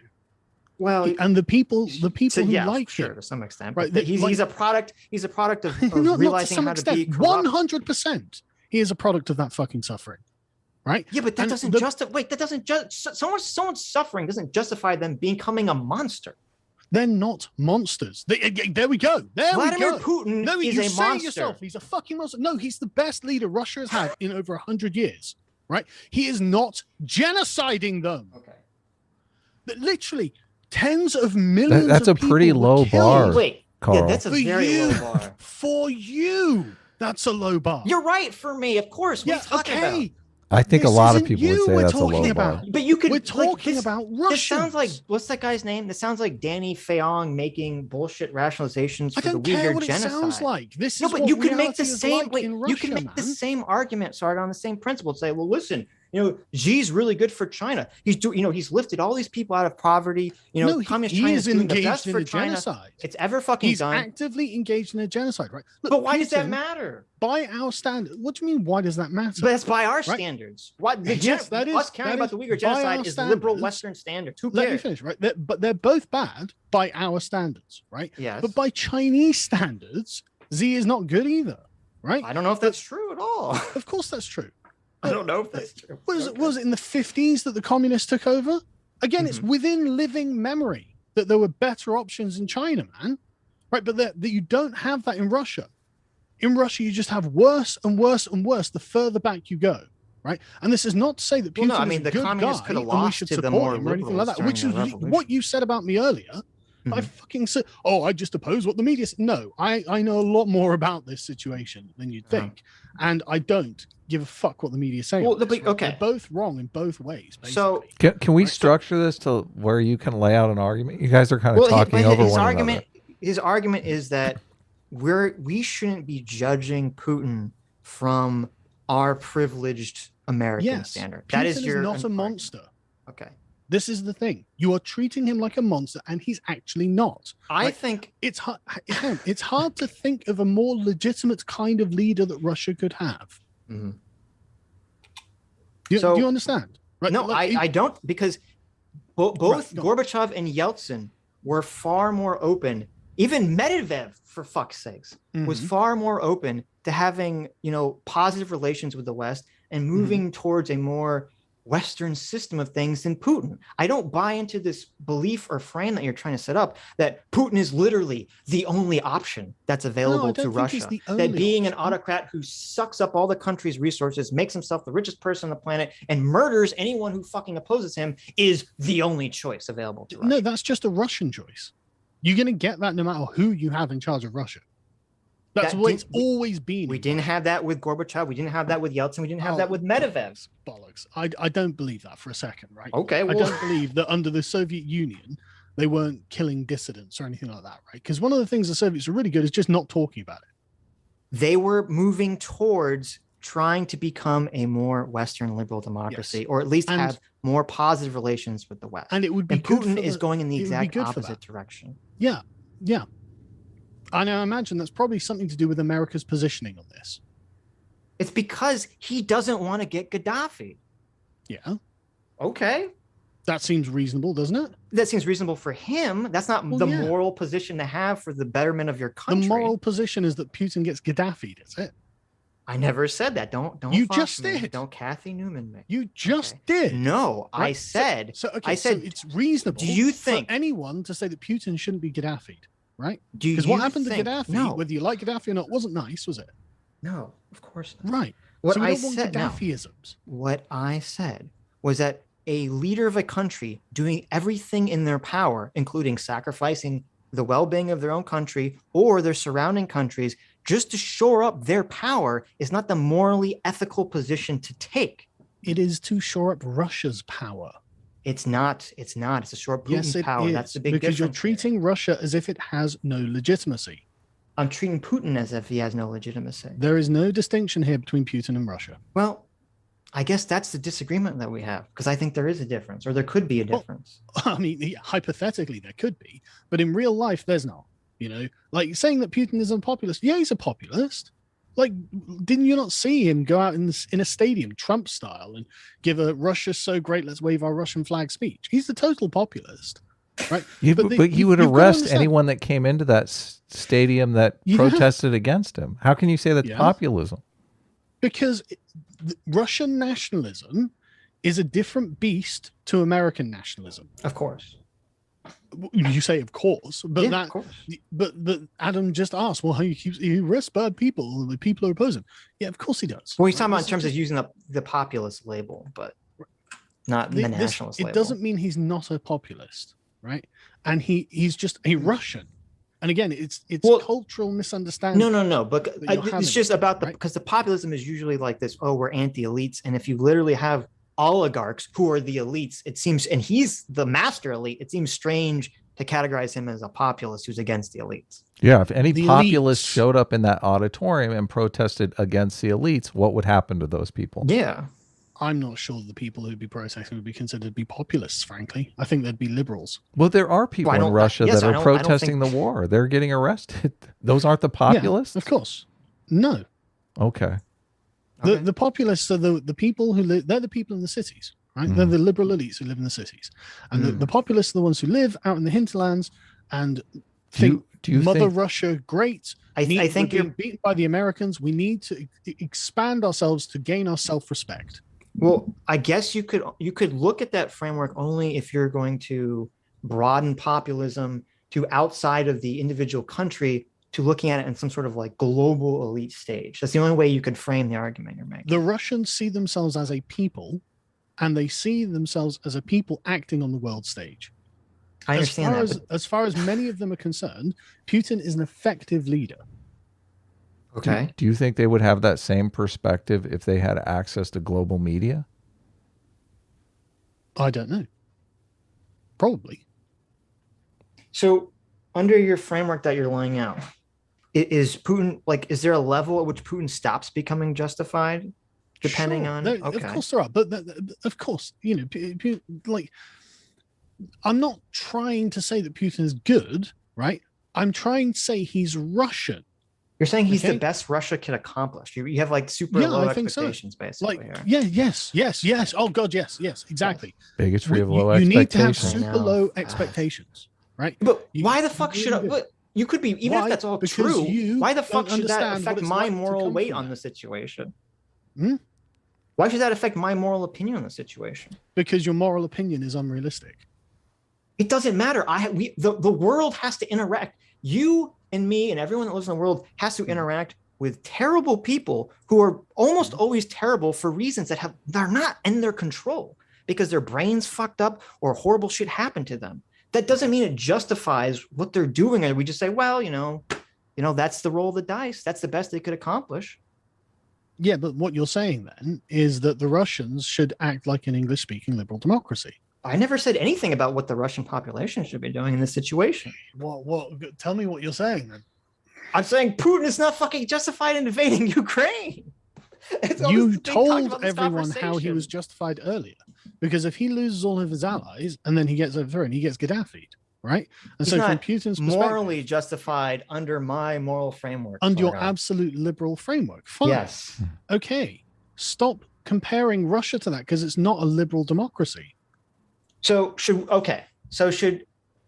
every conversation that's ever had in the entire Sitch, world every conversation drop down into this insane be cultural relativistic practical, argument where we say, listen, why should poor people and why should anyone in America have to live up to American standards of being on time and going to work? I mean, why don't they just have their own cultural values, right? I mean, that's the white people values. Why can't non-white people have their own fucking cultural values that they can do and they can prosper in? Like, this is I'd say because they're American. Woke bullshit I'd say argument because they're that we've American been fighting this in this channel respect. for like 3 fucking years. This is Sitch. This isn't woke bullshit. It is woke bullshit. No, this is political realism, because this is why Russia is doing all of this.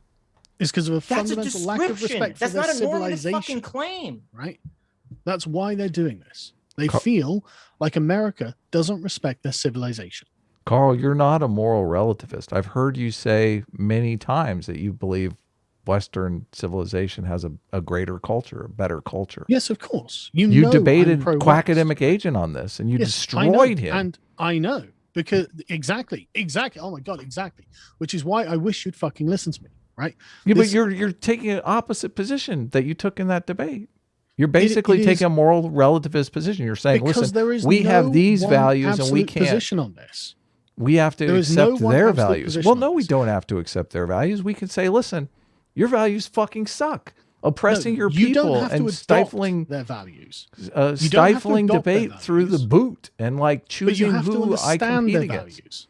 No, I You do have to understand them. No, you We've don't. explained that. Well, I think we've explained their values pretty No, clearly. you don't You said understand I did. You Russia said I at all, understood his right? Putin's fear. I understand it completely.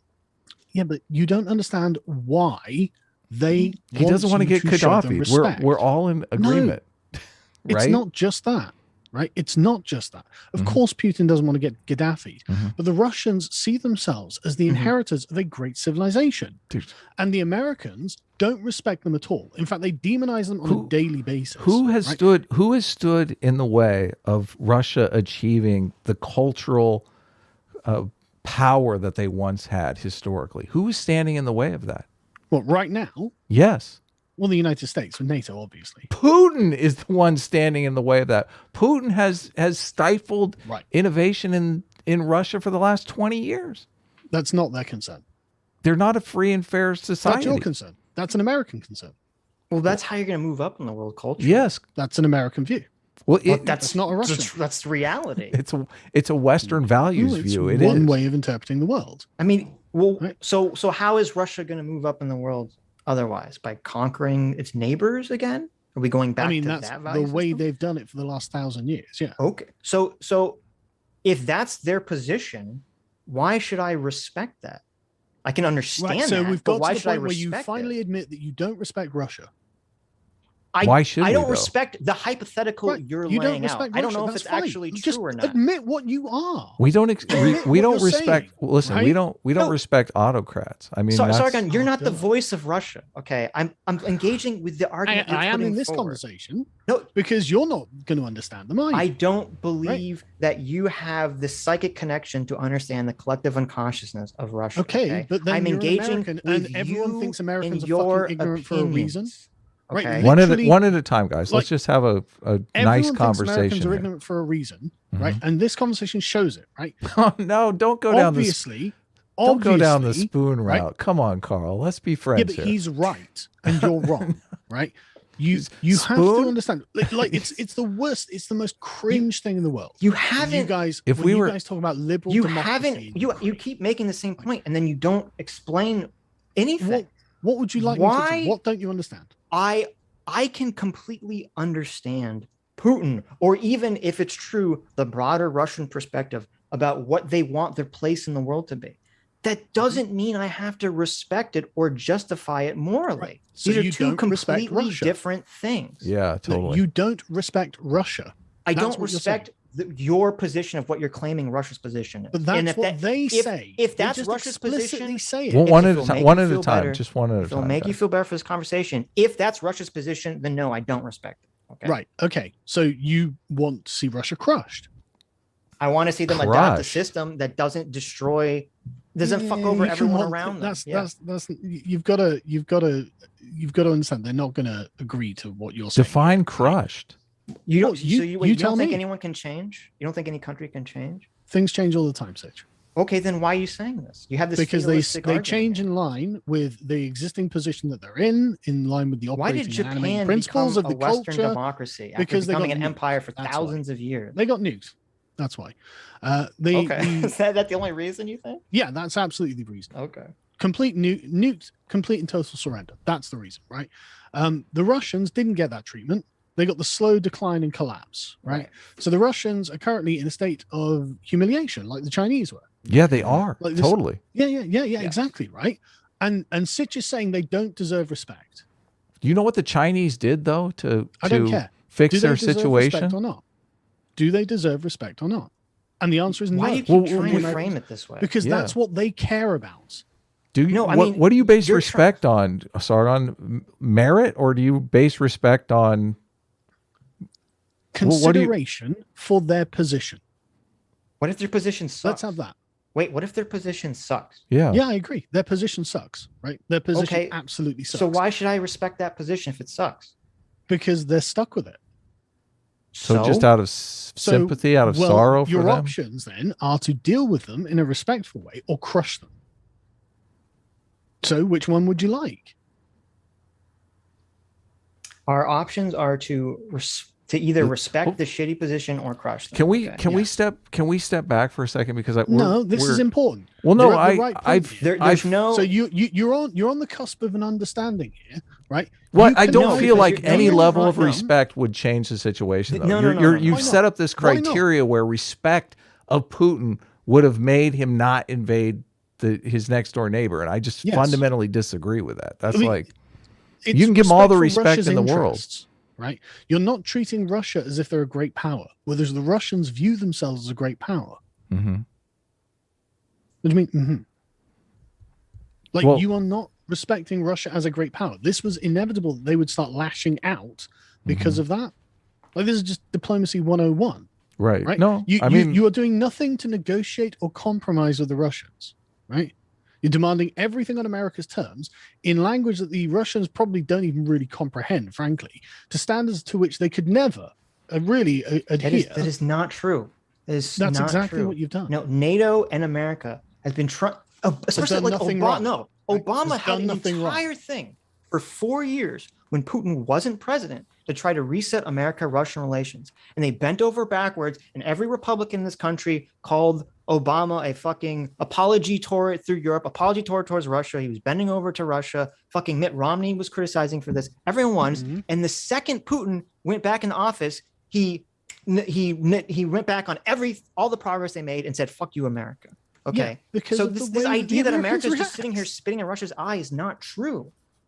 I don't agree. I think that America has spat in Russia's eye, right? And I don't blame America for doing it, right? I don't blame America. No, but I'm for saying doing it. you're laying out a framework where you're saying America and NATO is just punching Russia in the face, and that's not accurate. Russia, I don't agree with America that at and all. NATO I think that's a made totally accurate overtures characterization. time Spitting in and that eye. time One at a time, again. guys. Come on. Russia and America and NATO has made overtures time and time again, and Vladimir Putin is not, him personally, he's not having it because he hates the West and everything they stand for. On terms that, no, I don't agree that he hates the West and everything they stand for. He's been pretty I don't vocal think about it, but nah, yeah. I think that this is about the terms, right? Because America is, again, like when I said conquering the world in self-defense, like I don't understand how you can rationalize NATO literally getting to Ukraine and being like, right, we're going to try and fast track Ukraine into NATO. they did. And for the Russians not to see that. They did the as opposite of that, though. That didn't happen. Oh, right. So they didn't have the fast track thing. Like They didn't. They literally did the opposite of that. But George Bush wanted to put him on that, right? Yeah, George Bush did, and NATO said no. Right. George Bush But is a why fucking is America neocon trying- crazy person. I'm not going to Yeah, defend. but why George is Bush's America trying to get the buffer states at Russia's border into NATO? We want to talking about George. Why did George Bush want Ukraine in NATO? Or are you talking about why does the general whole? Yeah, Because these are and different Georgia things as well. Why? Because George Bush. I mean, George Bush has the. He has the. We're going to build. Liberal democracies, liberal hegemony across the world. That's what he'll say. But remember, NATO from the Russian position is basically the American empire, right? But that's a stupid position to have. Okay, brilliant. Welcome to Russia. Right? Okay, they see NATO as an existential threat because it was formed to be an existential threat against Russia. Well, it was a form to be a defense against the threat of Russia trying to take over the rest of fucking Europe, basically. Right. And now NATO's taking over Europe. They're not so taking. How are the Russians going to look at that? Right. The Russian army would march in and say, "Okay, you're going to be communist now," or the Soviets, I guess, back in those days. Okay. And NATO, basically, countries say, "NATO, can we please join you?" And they say, "Well, you got to reform your country." And they say, "Okay," and then they get to join NATO. That you said earlier, there is no neutral position, right? Right. And I agree that being a liberal democracy with all the money that America is going to provide definitely is a preferable option, right? But this is us speaking from our biases. Of course. This is not us respecting the Russian position. Can we? And it's okay if you don't respect Russia. You can just say it, right? I don't really respect Russia. One second, right? Sargon. Can we separate? Because there seems to be two different debates going on here. One is over this respect diplomacy type thing, which I'm not convinced that even if we had perfect diplomacy and showed utmost respect for Russia, things would be any different. And then there is the motivation of Putin to stay in power and protect his legacy. So you keep pivoting back to the respect thing, as if America just respected more, things would be different. But that doesn't change anything on the side of the equation with the Putin staying in power, avoiding being Gaddafi. Respect has nothing to do with that. Diplomacy has nothing to do with that. So I'm curious on which, do you agree with us on the staying in power side of the equation? Do you agree that Putin is in a game where he's trying to stay in power and ultimately a lot of his decision making is impacted by that game? Yeah, I mean, Russia is basically a mafia state, right? Okay, so you agree with us on that stuff then. So then, just the dis. Do you agree? Do you agree with us? Hang on. Right, I've spoken to, and I've watched lots of Russians talking about this until, of course, the Iron Curtain of the West came down, and we can't get their media anymore. And like someone like Konstantin Kissin from Trigonometry, right? He's Russian, right? He's a very. I watched his talk. Yeah. Right. He does not think Putin is in any danger of being overthrown. Mm-hmm. Does he know more about that than us? Probably not. I mean, probably not. Is he an ex-KGB member or something? I don't know. Well, I mean, he's a Russian. Yeah, but he's got friends and family in Russia. He speaks to them on a daily basis. Like they give him the barometer of what popular opinion in their areas are and whatnot. I mean, of and course, he thinks that Putin is generally quite popular. Yeah. With the I live in America, and I'm not sure. I have a $500 bet on whether or not Trump is going to run for president. I don't He's have any obviously inside information, but He's obviously going to run. But the point is, I don't think Putin's position in Russia is in danger, right? He's been okay, doing this for what, 30 years?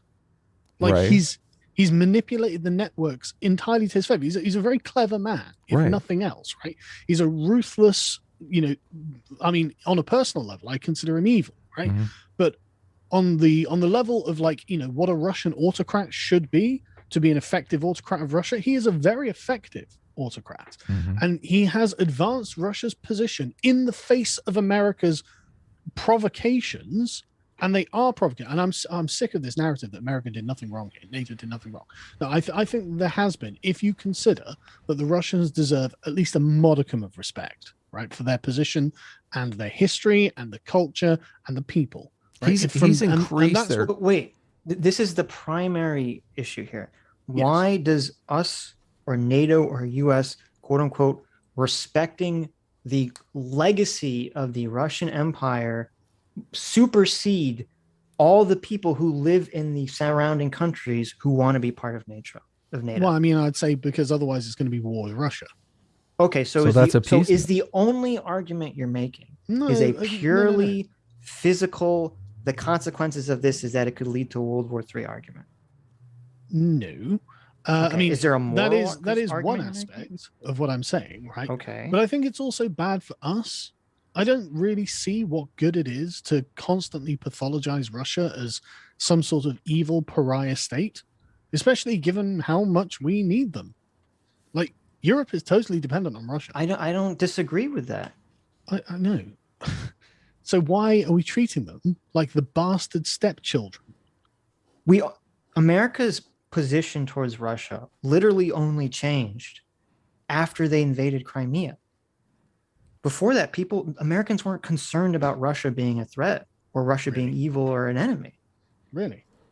Yes, there's the famous debate with Obama versus Mitt Romney, where Mitt Romney says we need to be worried about Russia, and Obama's like, the Cold War called, they want their policy back, and everyone laughed at Mitt Romney. He looked like a fucking buffoon.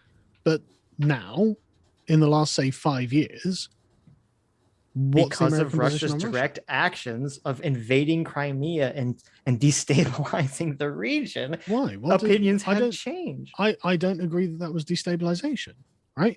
And it doesn't matter. What's the American investment in Ukraine? The American investment, well, America believes that the world would be better and safer if everyone is under a Western liberal democracy. This is what the liberal hegemonic theory is. That's not imperialism. Yes, it is. No. Yes, it is. I cannot for the fucking life of me understand how America gives two shits about Ukraine if it's not to corral and hold Russia at bay. So, well, wait a minute. Why should America just say, listen, we know that that Russia was our main power competitor for the last 60, 70 years, and that brought us closer to the brink of global annihilation than any other point in all of human existence. Mm-hmm. But now they've thrown the towel, and we should just assume that they'll never grow up again to become that power, and we should just let them, start absorbing other countries and build back. Right, there we go. Right, okay. So it is about corralling Russia, pushing them back as far as they can be pushed back, right? No, it's saying you can play in the sandbox with everyone else according to the rules that the world has abided by, and if you don't, America sets. Well, since America and the rest of the Western liberal democracy countries happen to be the most powerful in the world, and also since I believe in Western liberal democracy, I believe it has the moral weight here. Okay, right. So you can play by our rules. Force that we've boiled this down to. We're strong enough to be able to do it. You can play by our rules, or you can fuck off. So you're in favor of crushing Russia? That's not in favor of crushing Russia. That's so bad. Sargon, what you're saying is, if it's not in favor of crushing Russia, you're saying the Russians have got no right to fight back. I'm literally taking I'm taking John Mieschmeier's perspective of offensive realism. Okay. Right. So you're conquering the world in self-defense. right? Again, to absolutely pin Russia in a great power into a corner. That is not a fair framing. Okay, that is exactly what's happening. If you can't play by the fucking rules of freedom and democracy, where you engage in free trade, you don't fucking murder your own citizens, is conquering the world? Come on. No, this is a distinctly imperial mindset. It's incredibly high-handed. Well, can we hold on? Can we get some definitions to the Russians? Sargon. It is to take everything from them. No wonder Carl. You've used the term imperialism a lot. I was under the impression imperialism was where a nation goes, takes over an area, installs a government, and basically rules over the people. That's not necessarily what we're doing.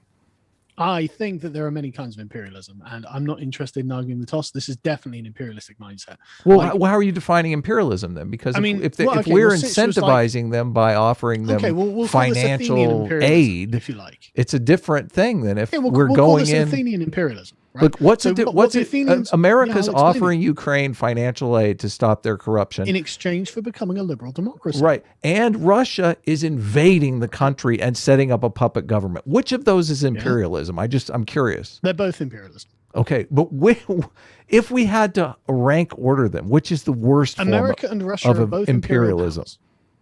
Which is a more favorable form of imperialism to the local population? Who cares? The local population cares. That's who cares. Yes, so what? Wait. What do you mean who cares? That's not the question. You started this conversation. You started with the imperialism line. You started this conversation by saying that this is the only alternative for Russia. Okay.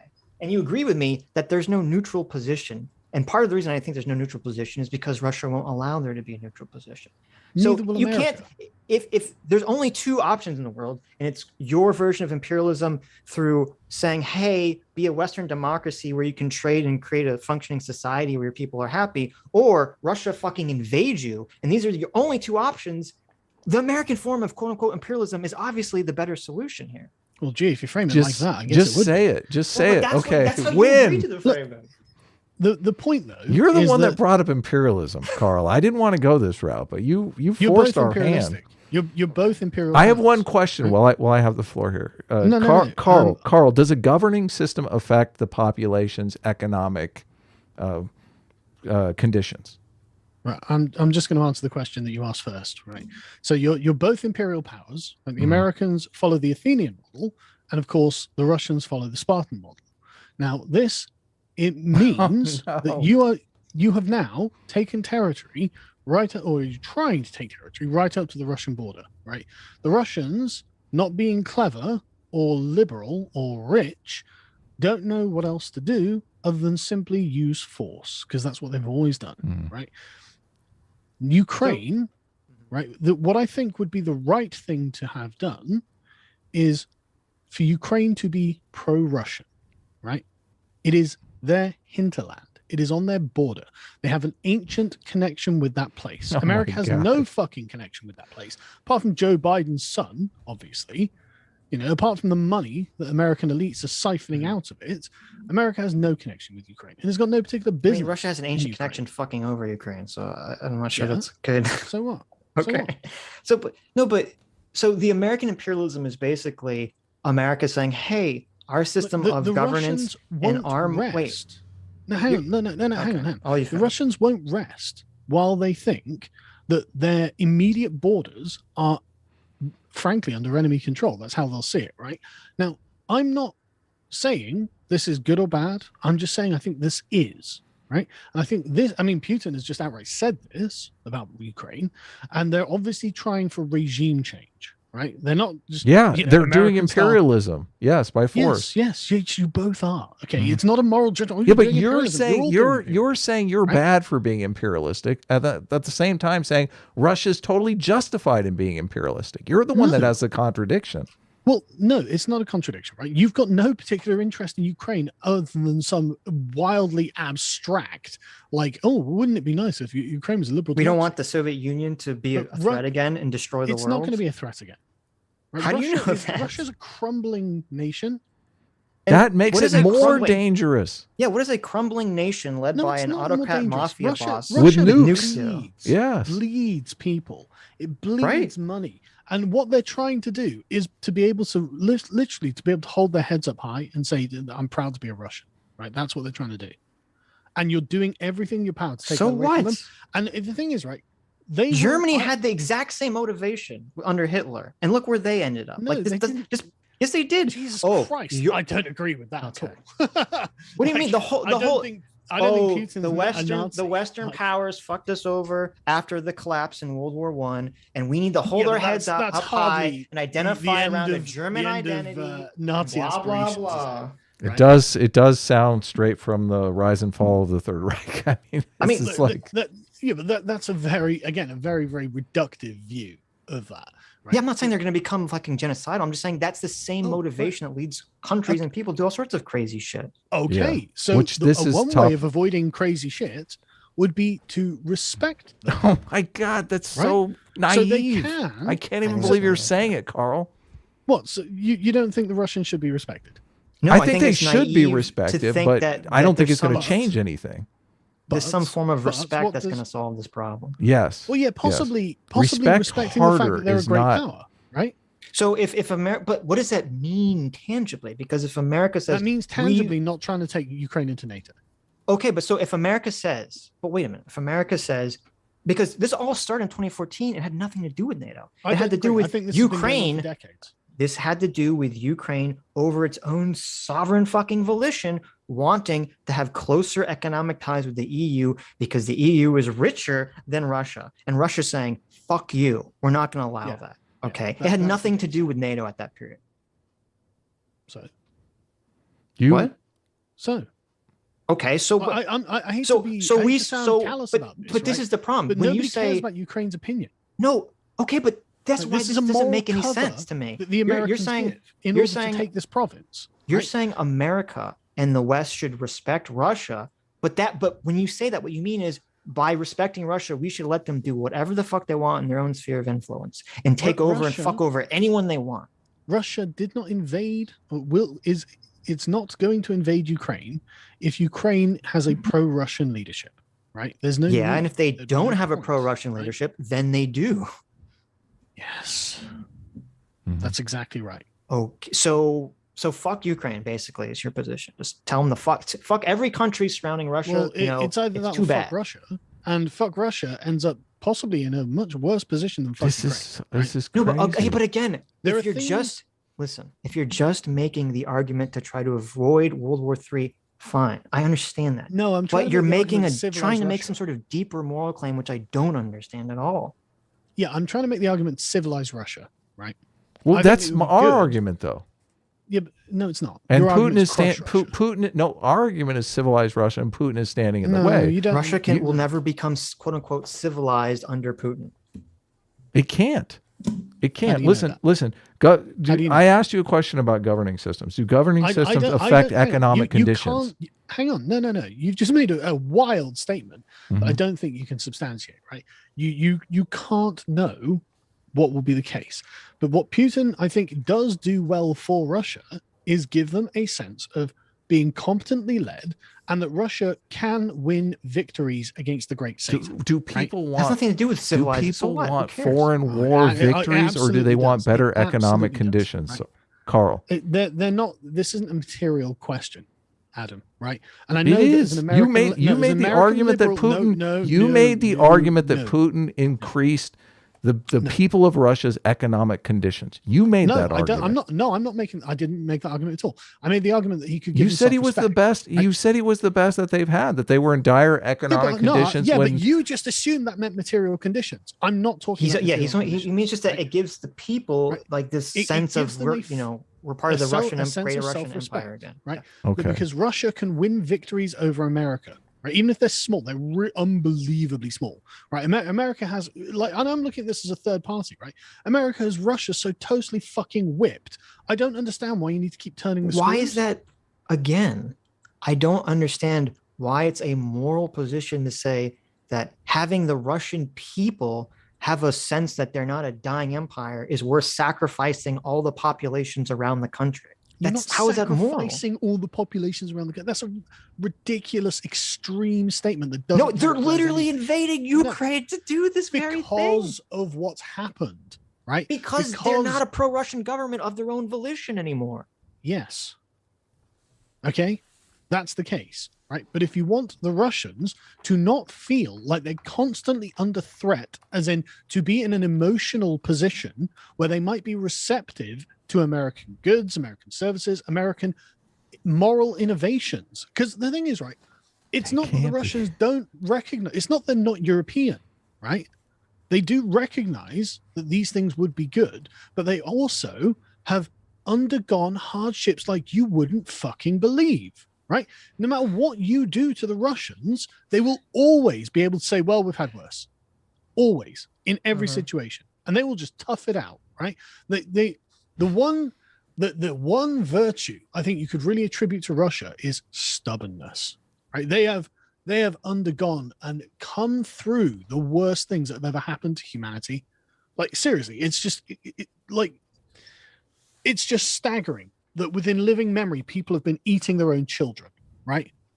Do you like you? The same could be saying of, Ukraine went through the fucking Holodomor. Okay? Yes, I know. The tragedy that Ukraine has suffered under the fucking heel of Russia for the last 300 years is the Bolsheviks. insane.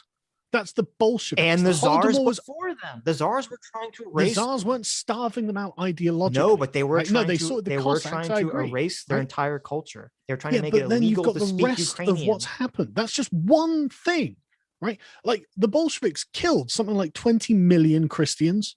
They burned down dozens of cathedrals. Right. Like, no, don't just go right, because you're like, oh, look what they did to Ukraine. No, they did this to everything. The entire country. And then when you go back before that, you've got the tremendous, the Tsars owned the vodka industry. So they kept the entire country just in this perpetual state of drunken, depression. And then before that, you've got hundreds of years of Mongol domination. And it's just like, right, okay, this is shit.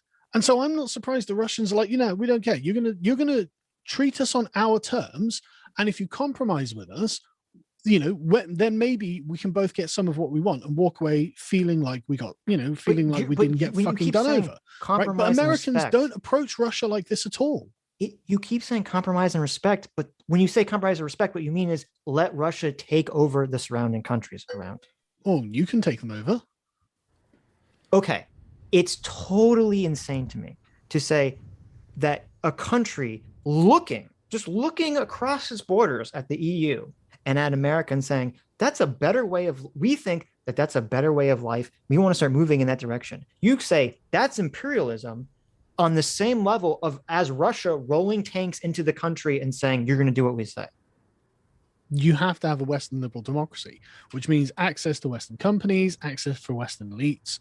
What's the difference? No, but if it's there's like access to Russian companies and Russian elites. You cannot compare. No, because you're saying we have to sacrifice all of these countries' self-determination and sovereignty just to appease this idea of the Russian Empire in the minds of the population. You don't think Ukraine can be neutral? I don't, because of Russia. Then it doesn't have not fucking because of the sovereignty, West, does it? I don't think it could be neutral because of Russia. I agree. It can't be neutral because of Russia. Okay. But it also can't be neutral because of America. I disagree with that completely. Right. Okay. See, America, this is always the point. America did nothing wrong. It's got we basically don't exist. No, that's not what I mean. America's fine. That's what you're saying. America's fine being friends with horrible dictators. America has no business in Ukraine. It's not a question of that. That's the wrong framing. Ukraine of its own choice. It's a question to the Russians. Ukraine of its own choices. We want to become Ukraine's own choice. Okay, so Ukraine's sovereignty is off the table. You said it is. It can't be neutral, right? It doesn't. It can never really be sovereign. I said there's no political party. There's no power base. There's no thought process in Ukraine that's saying we want to be the magical neutral state. Okay, there's people in Ukraine who want to be more of EU Western, and there's people that want to be more Russian. That's it. There's no middle ground position that anyone has. I agree. It's not really a sovereign state, then, is it? Of course it is. What are you talking about? No, it's not. You're always a sovereign state would be able to say, well, look, we're not going to get involved in either side of a conflict, right? It's not. No. That would be a sovereign choice. No, it wasn't coerced by either side. Wait, Ukraine Ukraine can say that they want to have closer economic ties with other countries. Yes, and everyone votes for that, and that's a sovereign fucking position. I don't agree. How is it not? I think this is totally naive What because, like you said, there's no option to not. You choose one or the other, and so they're going to choose the one that seems to be the most like pleasurable and provides the most material benefits. Obviously. Okay, so but if that's this your doesn't mean definition, that this is like an independent sovereign this choice. This is coercion. Weird. It's very weird that you're taking this position because you're basically. We had a debate very long time ago about whether free will exists, and you took the position that it does, and under the guise that it doesn't matter if people really have. People can just make the choice. Okay. Obviously, no one has a completely free will choice that's detached from all the environment, everything around them. Okay. And you're now making the opposite position. Like, yeah, under your definition of sovereignty, there would be no sovereignty for any fucking country in the world because countries always have to make decisions about what they think is better, what they think is worth over what exists currently. That's what sovereignty means. I'm not arguing that countries have free will. No, you're saying countries. You're saying no country under your definition of sovereignty. No country has sovereignty. That's not true. And you can think of it. If you spent 2 seconds, you could think of examples. I can't. Of course you can. Try. Think of a country that espouses neutrality. No, that's not. No. Because you said that if there's two choices presented to a country, and a country decides to go in one direction of its own volition, that's not sovereignty. Yeah, but I'm saying that's not a fair way of looking at what sovereignty is, because so much of life, so much of reality is we don't live in the Tom Jump objective perfect universe where we can all manifest our will by thought alone. We have to choose from the buffet of choices that reality presents us. And that's what sovereignty is. And that's what free will is. It's saying, I get to choose from this table what direction I want to go. And Ukraine is saying, I want to choose to have favorable relations with the EU. And Russia's saying, well, we're going to march tanks in here and take your choice away from you. Yeah, but there's, like you said, it can't be neutral, right? Imagine, do you think the Americans aren't meddling in some way in Ukraine, the Ukrainian politicians who chose to be pro-Russia? I would imagine that that Russia and America and all countries of power are meddling. So now you're just as bad as each other because that's all the Russians are doing. One is meddling with incentives and one is using force, Sargon. So why are you meddling? There's a giant difference, don't you think? Why are you meddling in Ukraine? What possible interest do you have in Ukraine? Are you saying that there's no difference between forceful intervention and incentives? Like, that's crazy. I'm saying war is a continuation of politics. You're saying why can't we all just be isolationists? That's what you're saying. No, I'm saying that is what you're saying. No, I'm saying that I agree with your position that Ukraine can't be neutral, right? Which means it can't truly be sovereign because it would never be able to make a decision that wasn't countermanded or coerced by one power or the other. Right. So Ukraine's sovereignty, I think, is basically like Belgium, right? It's basically a fiction.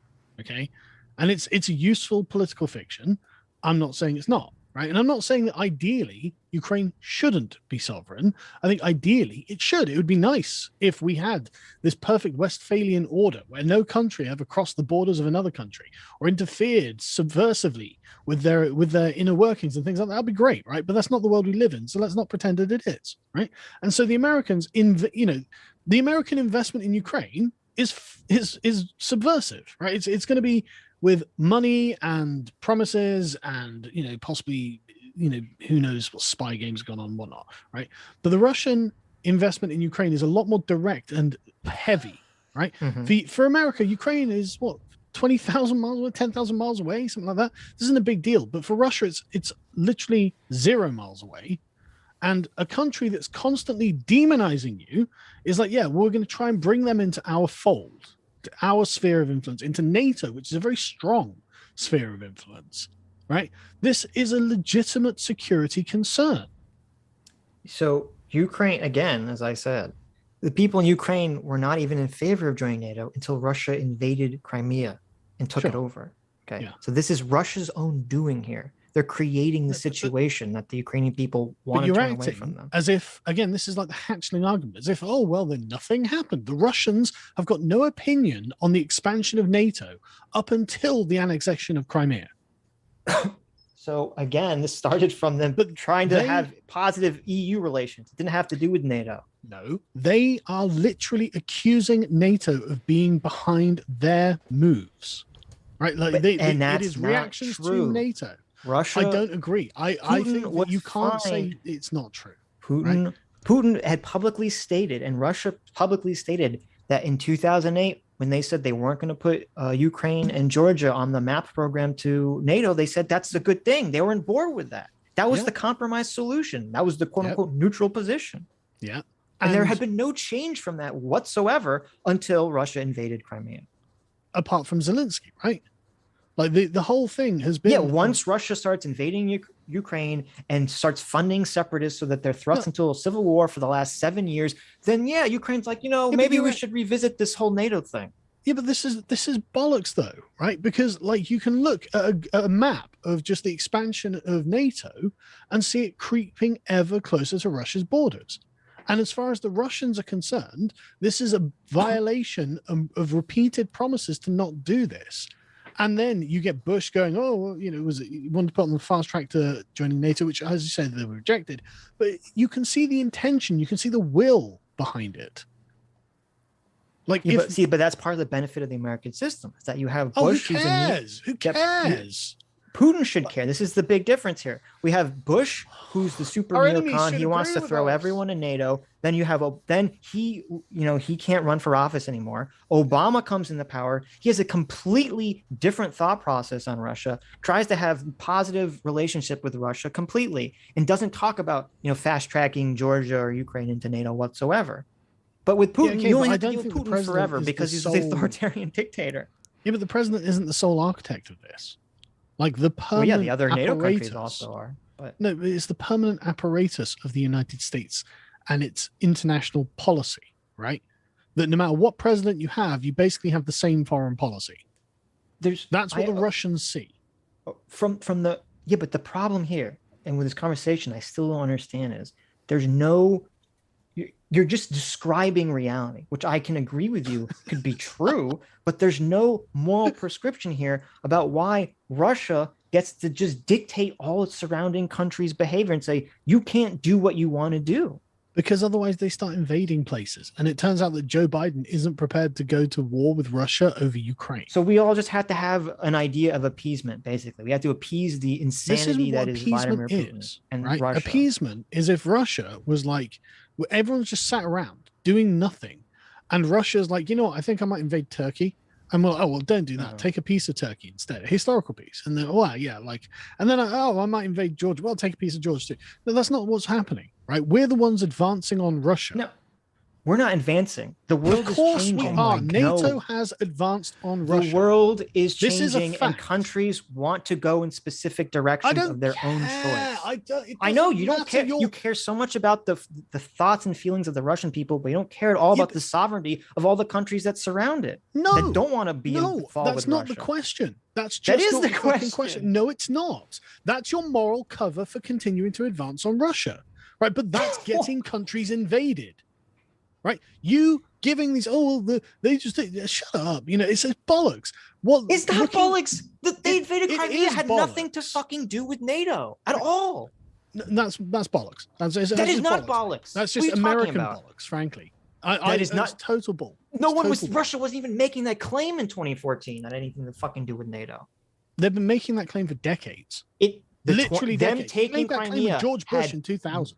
Okay. How did the 2014 Maidan protest have anything to do with NATO? On the forefront of Putin's mind, and he has mentioned it for literally decades, and it's because America doesn't show Russia any respect. Okay. That's how they view it, right? And you've got, of course, everyone's got their reasons for everything. This is my excuse for this. This is my excuse. Okay, big deal. Like, no matter what, it depends on whatever position you adopt, the excuses that you adopt. So, like, give me American excuses. Okay, yeah, they're good. They're real, from the American perspective. You're not giving me from any the Russian You're perspective. Just saying Russia's going to throw a temper right? tantrum, and we just have to abide by it. That's but people die when Russia throws a temper tantrum.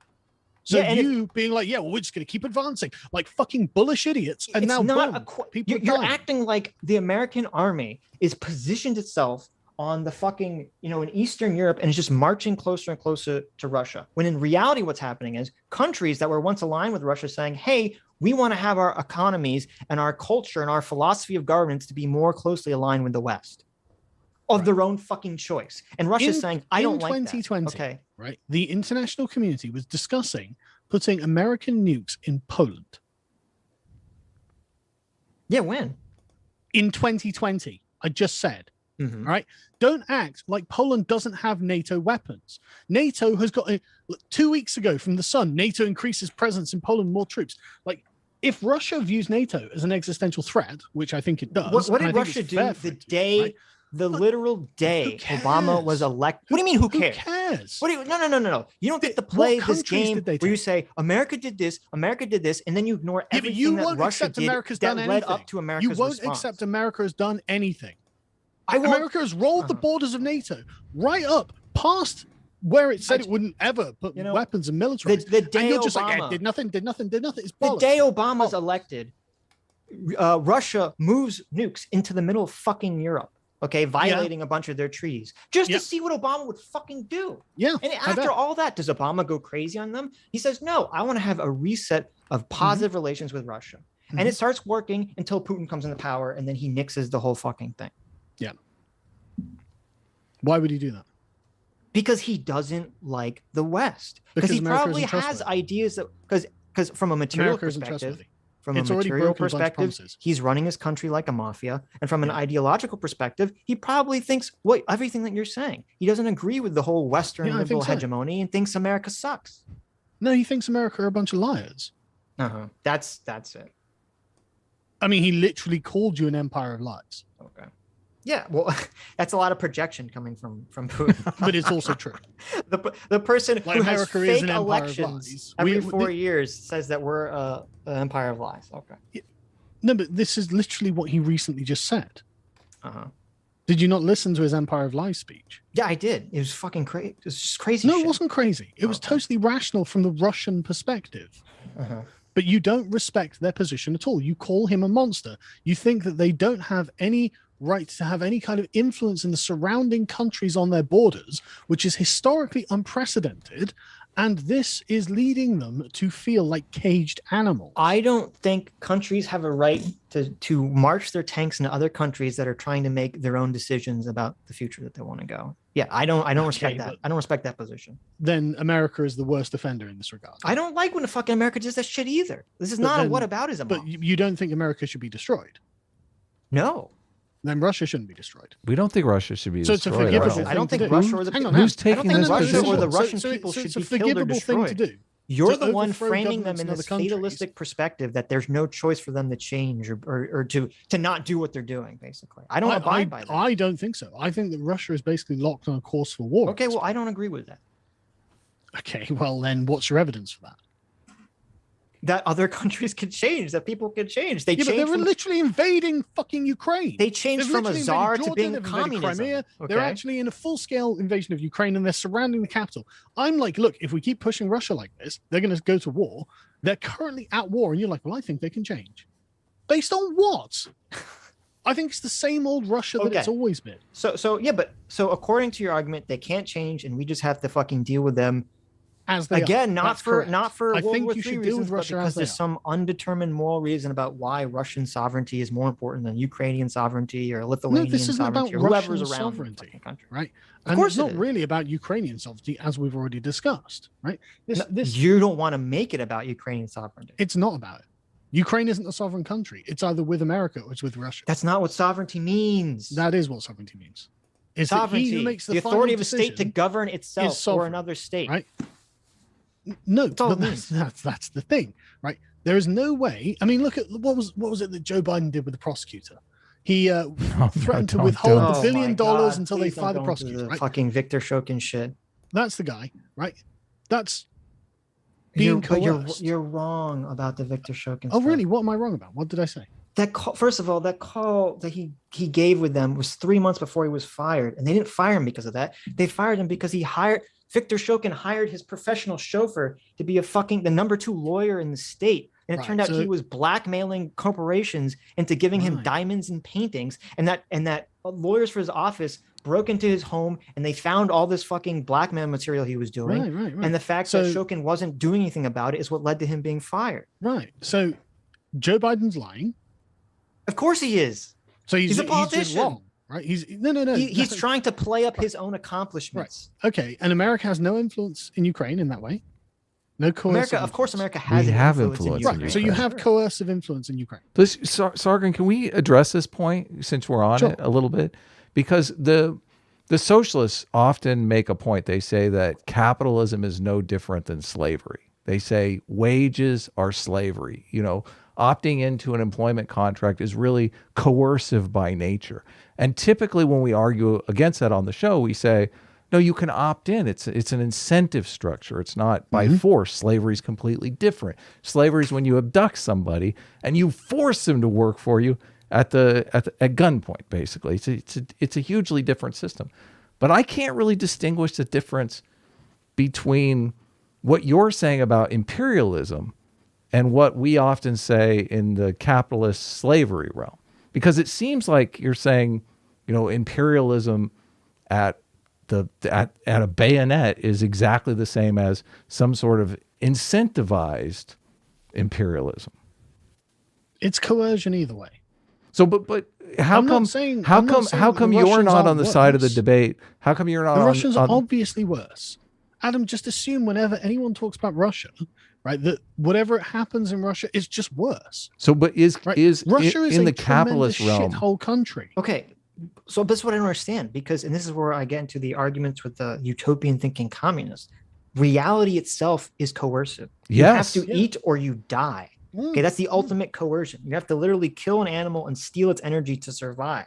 Yes. And so it's the same thing with it's better to have a system where you incentivize someone to do something. Say, hey, we think you should do X, and if you don't, then we're not going to give you all this aid money. Or I'm pro-West. Okay, then I don't understand the conversation that we're having at all. Because you're not trying to understand the Russian position. No, I literally said we understand it. 20 million times. I understand the position that you're stating. I just don't think it's morally equivalent. Okay, but they do. It is morally They think- equivalent they to think slavery. it's though. morally What? justifiable. Wait, Right? so what? What do you mean, so what? The fucking people who want to have drag queen story Again. time for your kids think they're in the morally correct position. So Okay. what? Right? But you are treating Russia like I would treat them. Like they don't deserve any respect. Like they should be crushed. So, What do you mean so? This so is what? leading to the invasion of various places. I really think that America's Wait a minute. handling of Russia since the fall of the Soviet Union has been massively counterproductive.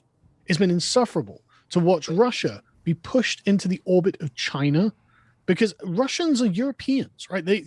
If the Russians were treated with like honey rather than vinegar, right? Attracted with honey rather than vinegar, right? I do think they would have become significantly more liberalized, but berating them for not already being liberal is not the way to do it. Well, we Right? just disagree. I don't think that Trying- was Yeah, the but that's solution. because you're wrong, okay? It's because you're American. It's not because because you it's have a absolutely because very you're American. one-sided view of It's this because and NATO you're and just America's so involvement with you're Russia. distant from Europe. You don't understand the That must cultures be. here. You don't understand the way the people think. We're talking about All Russia. you think about Okay, is we're not talking about where you material live. goods. Right. So you don't have like a long history in dealing with these things. Uh-huh. Like we were fighting Russia like 200 years ago. Okay, that has nothing to do with what the history of United States-Russian relations have been for the last 20 years. There's been nothing but antagonistic, really. That's not true. And all you can be like is, oh, Obama. Yeah, but half your country didn't agree with that. Your It wasn't deep even- state didn't Clinton agree. had a NATO very positive expansion policy relationship with didn't agree Yeltsin. with that. What are you talking right? about?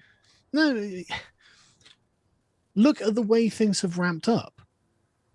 Like, yeah, under Putin, things have wrapped up in a bad place. I agree. but it's because of the constant bad faith that America approaches Russia with. I think we Like have to. saying we I won't think, expand. I think NATO we have to eastward and then fundamentally ending up disagree. east. Again, we keep oscillating between if America would have just respected Russia more, none of this would have happened. Yes. And I think we have to fundamentally just agree to disagree on that, because and we've talked about it on the show. I don't know how much you were listening to. I think Putin is being motivated by the stay in power game. I'm And that not the really interested in respect game is just psychoanalyzing him, though. subterfuge for it. Well, hold on a second. You can't come on and say that we don't understand the Russian perspective. We're just stupid Americans. You're going to explain it to us and then not care about the psychoanalyzing of the Russian perspective, that doesn't make any sense. Well, why don't we just Like, take It's not even a it's not psychoanalysis. It's dictator's handbook. Yeah, but that is psychoanalysis in a form. But why No, not it's just not. take It's them at just their how word? dictators stay in power. Yes. Yeah, but you're assuming that there is a threat internally to Putin's power, and Russians that I know just say there isn't. There's Well, wait. Okay, so there's no point. Is being like, is "Oh, any there's a is threat." one man an island? Is one man a king? Of It course does- not. No man yeah, rules Putin, alone. He's an autocrat, isn't he? No Like, man he has rules to have- alone. He has to Right? pay people to do shit. Of course for he him. does. Okay. Right, but Well, that then doesn't he has mean. to shore that up. So what?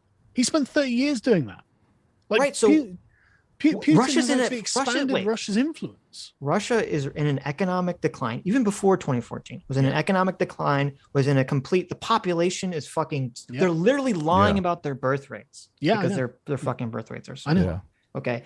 I don't believe the kind of John Mischmeyer idea that if we just said, hey, if America just said, we're not going to do anything, that Russia would just sink off into obscurity and die a slow death, and Why that not? Putin wouldn't start lashing out and taking over other countries Why? when he needs to. I don't believe that was ever Why? a realistic world, because he's Why? going to have to start shoring up his own power base when he starts running out of money, when Ukraine starts threatening the fact that they're going to be a competitor in the oil market, when Georgia starts threatening that they're going to be a competitor in the oil market, which is Putin's main source of economic influence and power. Of course, he's going to start taking over these countries and attacking them. I would have to check that, frankly. Okay.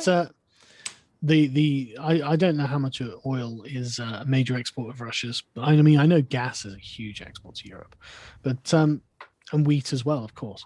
But Is the capitalism a point- positive force in the world? I mean, that's we're not part of changing this the too. subject, Adam. Right. Well, no, that We're not is changing- part of they're- this. This really is. I mean, when you're No, they're talking not- they're about not Western communists, liberal Adam. So they're not democracy, communists. yeah, but they They're not don't. capitalist either. They don't have a capitalist system. They don't. No, they've got a thugocracy. It's a Yes, kleptocracy. it's a kleptocracy. Exactly. Yes. Yeah, I know.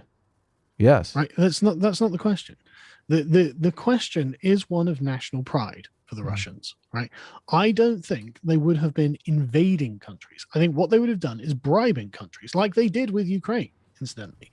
There are examples of them doing this. And this is basically just the American model, right? Well, but just from the Russian perspective. I'm right? bringing up the capitalism thing because it is a source of national pride. When your country is destitute without economic power, of course you're going to lose national pride, but that's like a meritocracy argument. Yeah, but with the bribing thing. So in 2014, when Russia, or 2013, when Russia starts bribing Ukraine, the Ukrainian, and it works on Yanukovych, the Ukrainian people like lose their fucking shit on it.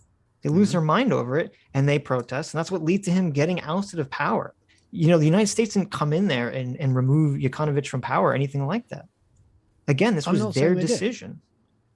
I'm not saying they did. We And don't I'm like not our saying- corrupt politicians. I know, right? But the problem is that the last 30 years have been Russia getting more and more desperate. Yes, because of mismanagement by Putin. In what ways he Putin has mismanaged? had his boot on the Russian people for the last 20 years. It's a Yeah, but, I mean- kleptocracy. Yeah, it's a kleptocracy. So saying Putin, right? Who would you replace him with? Well, listen, you can't even have that You conversation. literally got nowhere, right?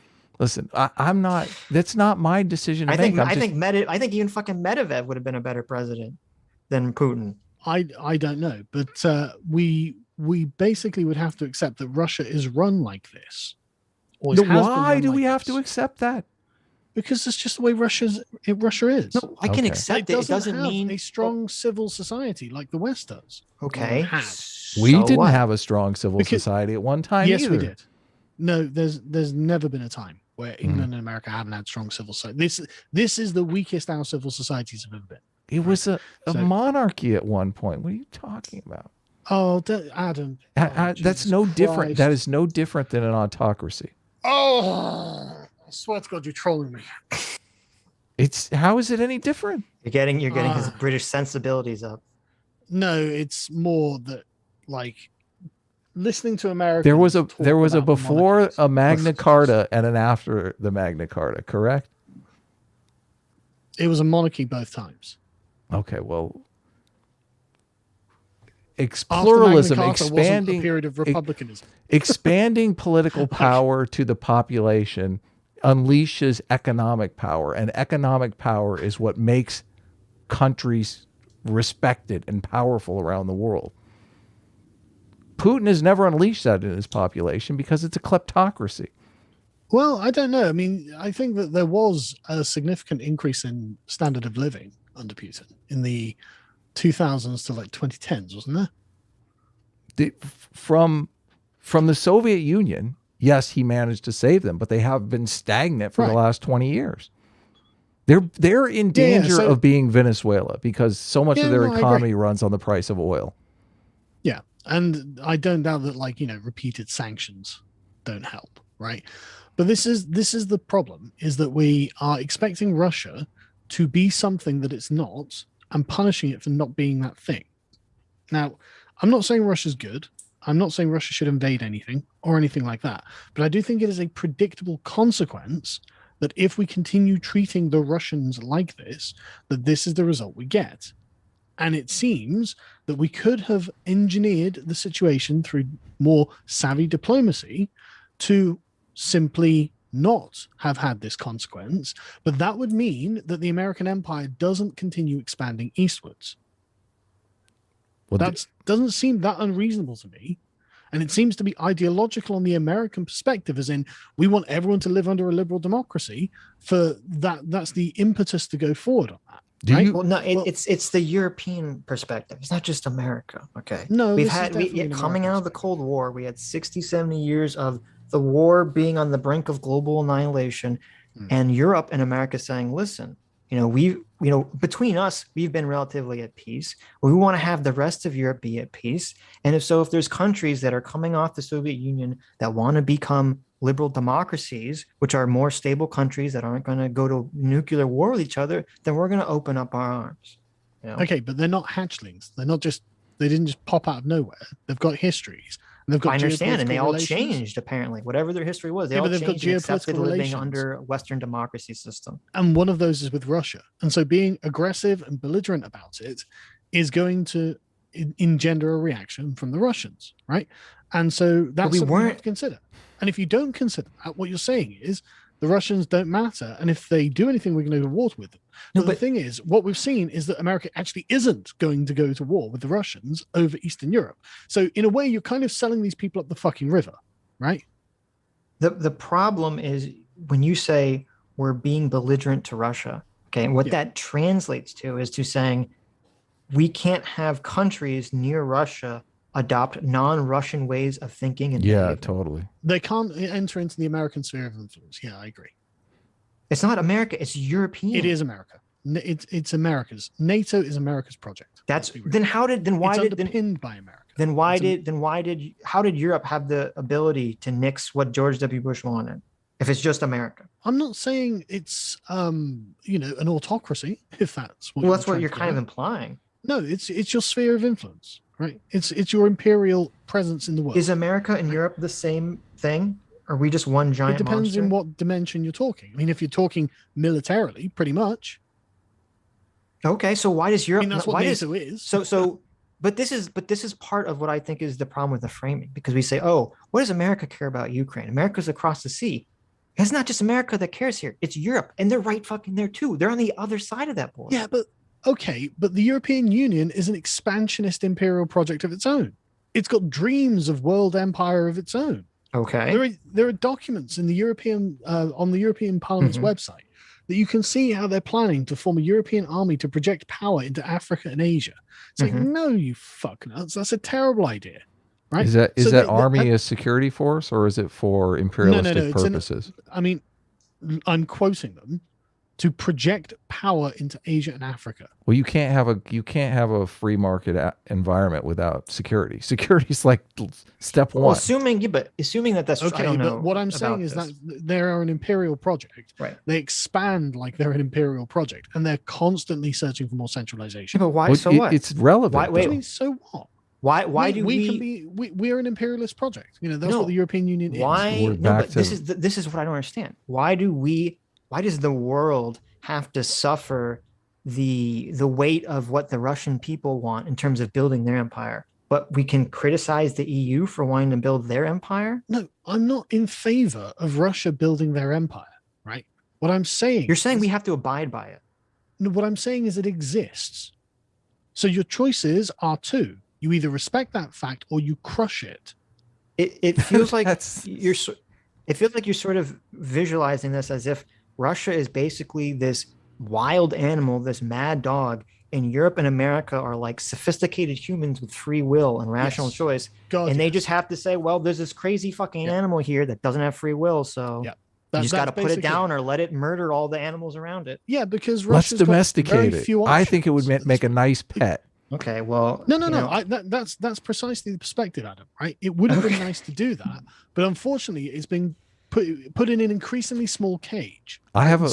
It's not in any Haitian position to start. The elephant is totally in control of Russia. Right? It's not going to change its mind. I have another relevant. Going biting everything around it.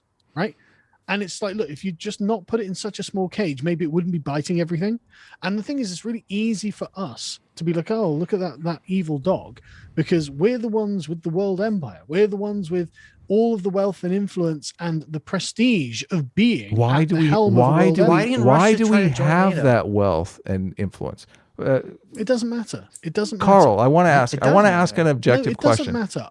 Carl, I want to ask. I'm not Carl, let me argue that Russia has a better fucking system. I know. Adam. Okay. That I'm not arguing that. But I have a variation of that question. I want to ask: do you think people in general would rather live under a capitalist system or a socialist system?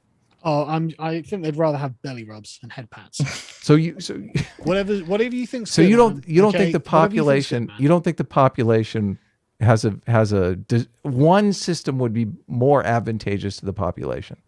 Look, there's a rabid dog biting everyone. We could have prevented this. Okay, if you don't want to answer the question, you don't have to. Adam. No, but I think framing, man. The rabid dog cannot be prevented from biting everyone. It's in its nature. It's the scorpion and the frog. It's in its fucking nature. Okay, I shouldn't have said rabid then. I should have said the caged dog. Okay.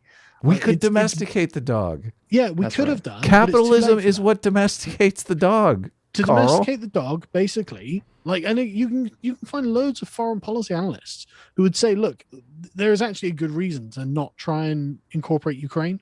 There's actually a good reason for America not to be meddling there. And in fact, that might well have prevented a lot of this problem. There are lots of these foreign policy analysts. No one wants to listen to them because this is Russian talking, but this is pro-Russia.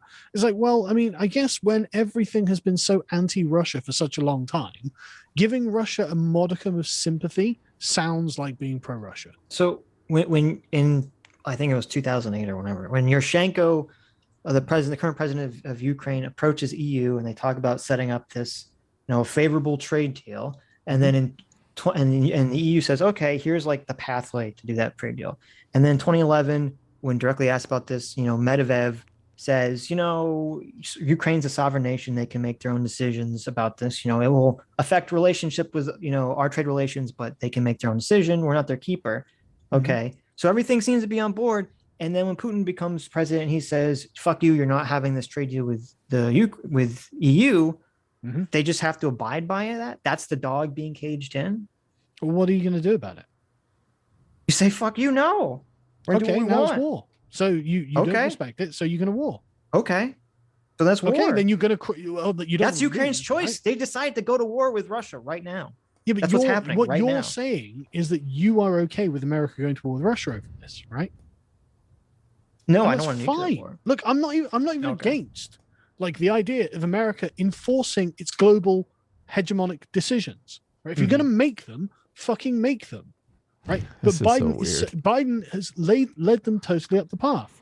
Right? Zelensky is currently going around all the world leaders going, look, could you please go to war with Russia because we're getting fucking pasted, right? And they're not going to. They're absolutely not going to, because this was an adventure, essentially. This was like a speculative expansion of the Western sphere of influence. No, it's because going to direct war with Russia is not a feasible option. That's why. Why is it not?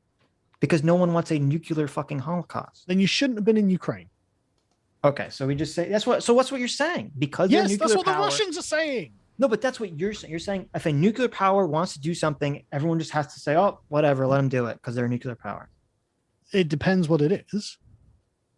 Well, but why? Why is it as long as the Because that's how cost is not geopolitics works, man. No, because as long as under the framework you're laying out, as long as the cost does not mean nuclear holocaust, that's always the better choice to make. As long as that's the Russia's threat, up the ante. And are we allowed to? Are we if- at least allowed to argue against it with our words? Is that Of course. okay, Russia, good. Russia invading Ukraine is horrible. It's bad, right? But acting like this is like nothing to do with America's influence is just wrong, and it's a lie.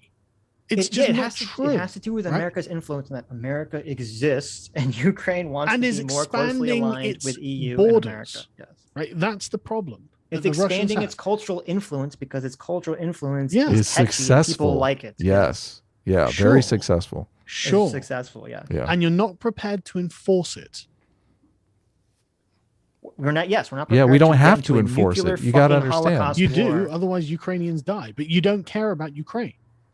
No, the option here is that you're saying that the EU should have told Ukraine to fuck off. They said, listen, we don't, even though Russia currently is saying it's okay for you to have trade relations with us, okay, the fear of a nuclear war is too great for us to even consider having a trade deal with you. So no, fuck you. Well, look, You're on your own. Konstantin Kisin thinks that Putin absolutely would use nukes if he felt he needed to. Yeah. And they've upped the ante to hot war, right? They're literally sending in hundreds of thousands of men, tanks, and they're going to take the capital probably fairly soon, right?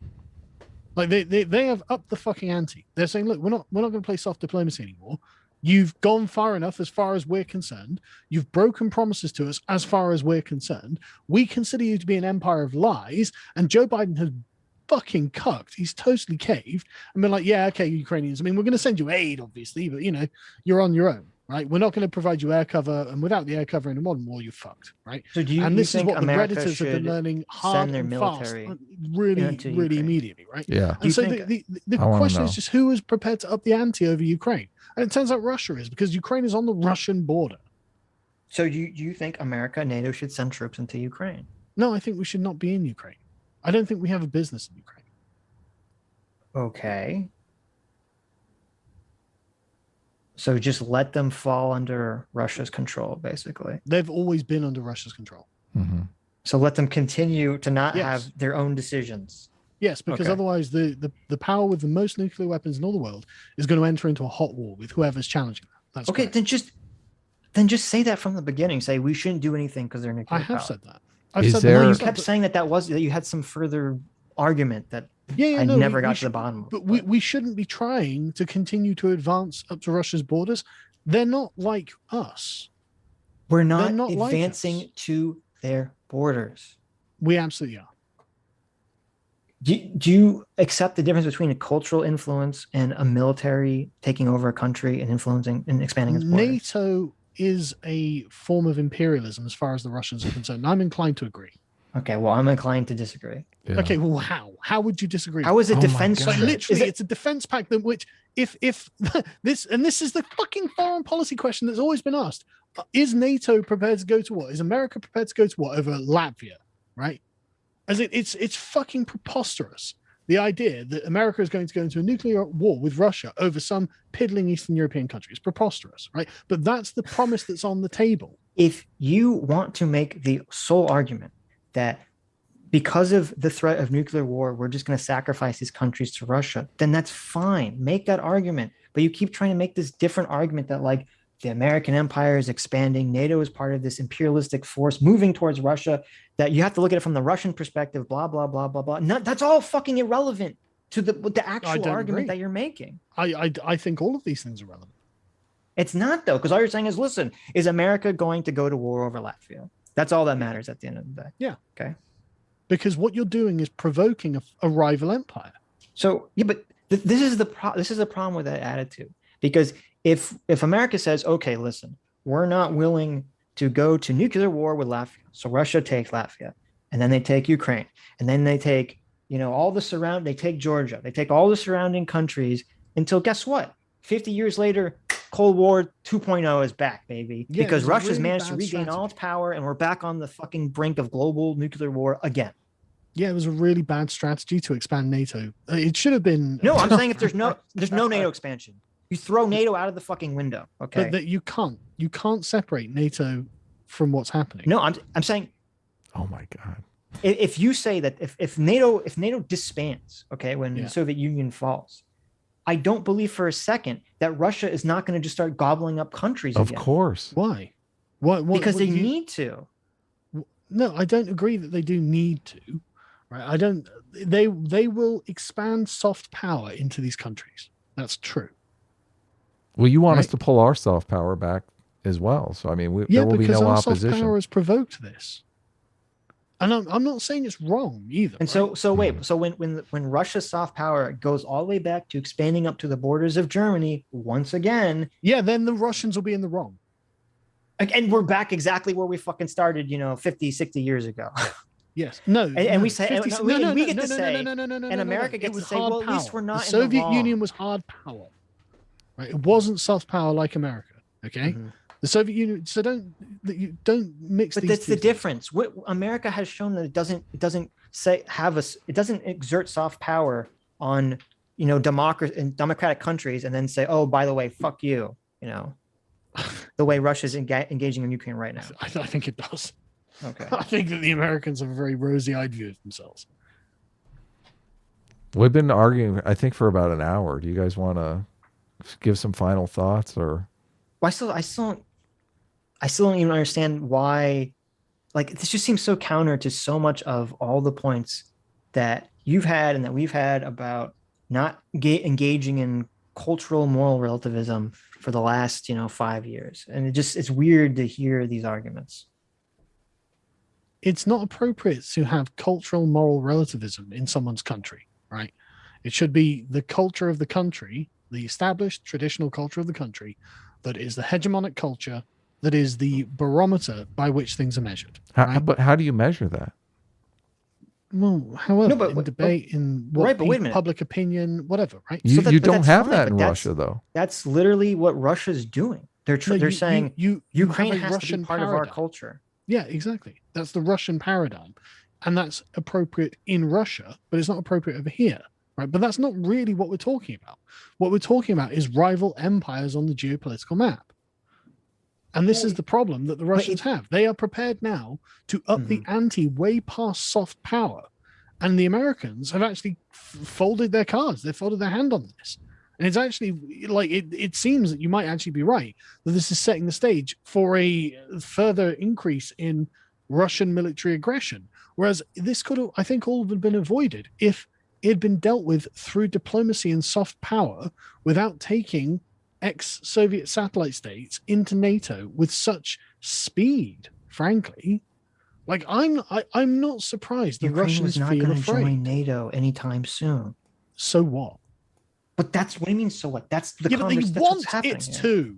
They want it to. Once Russia fucking invaded the country, They've wanted it for decades.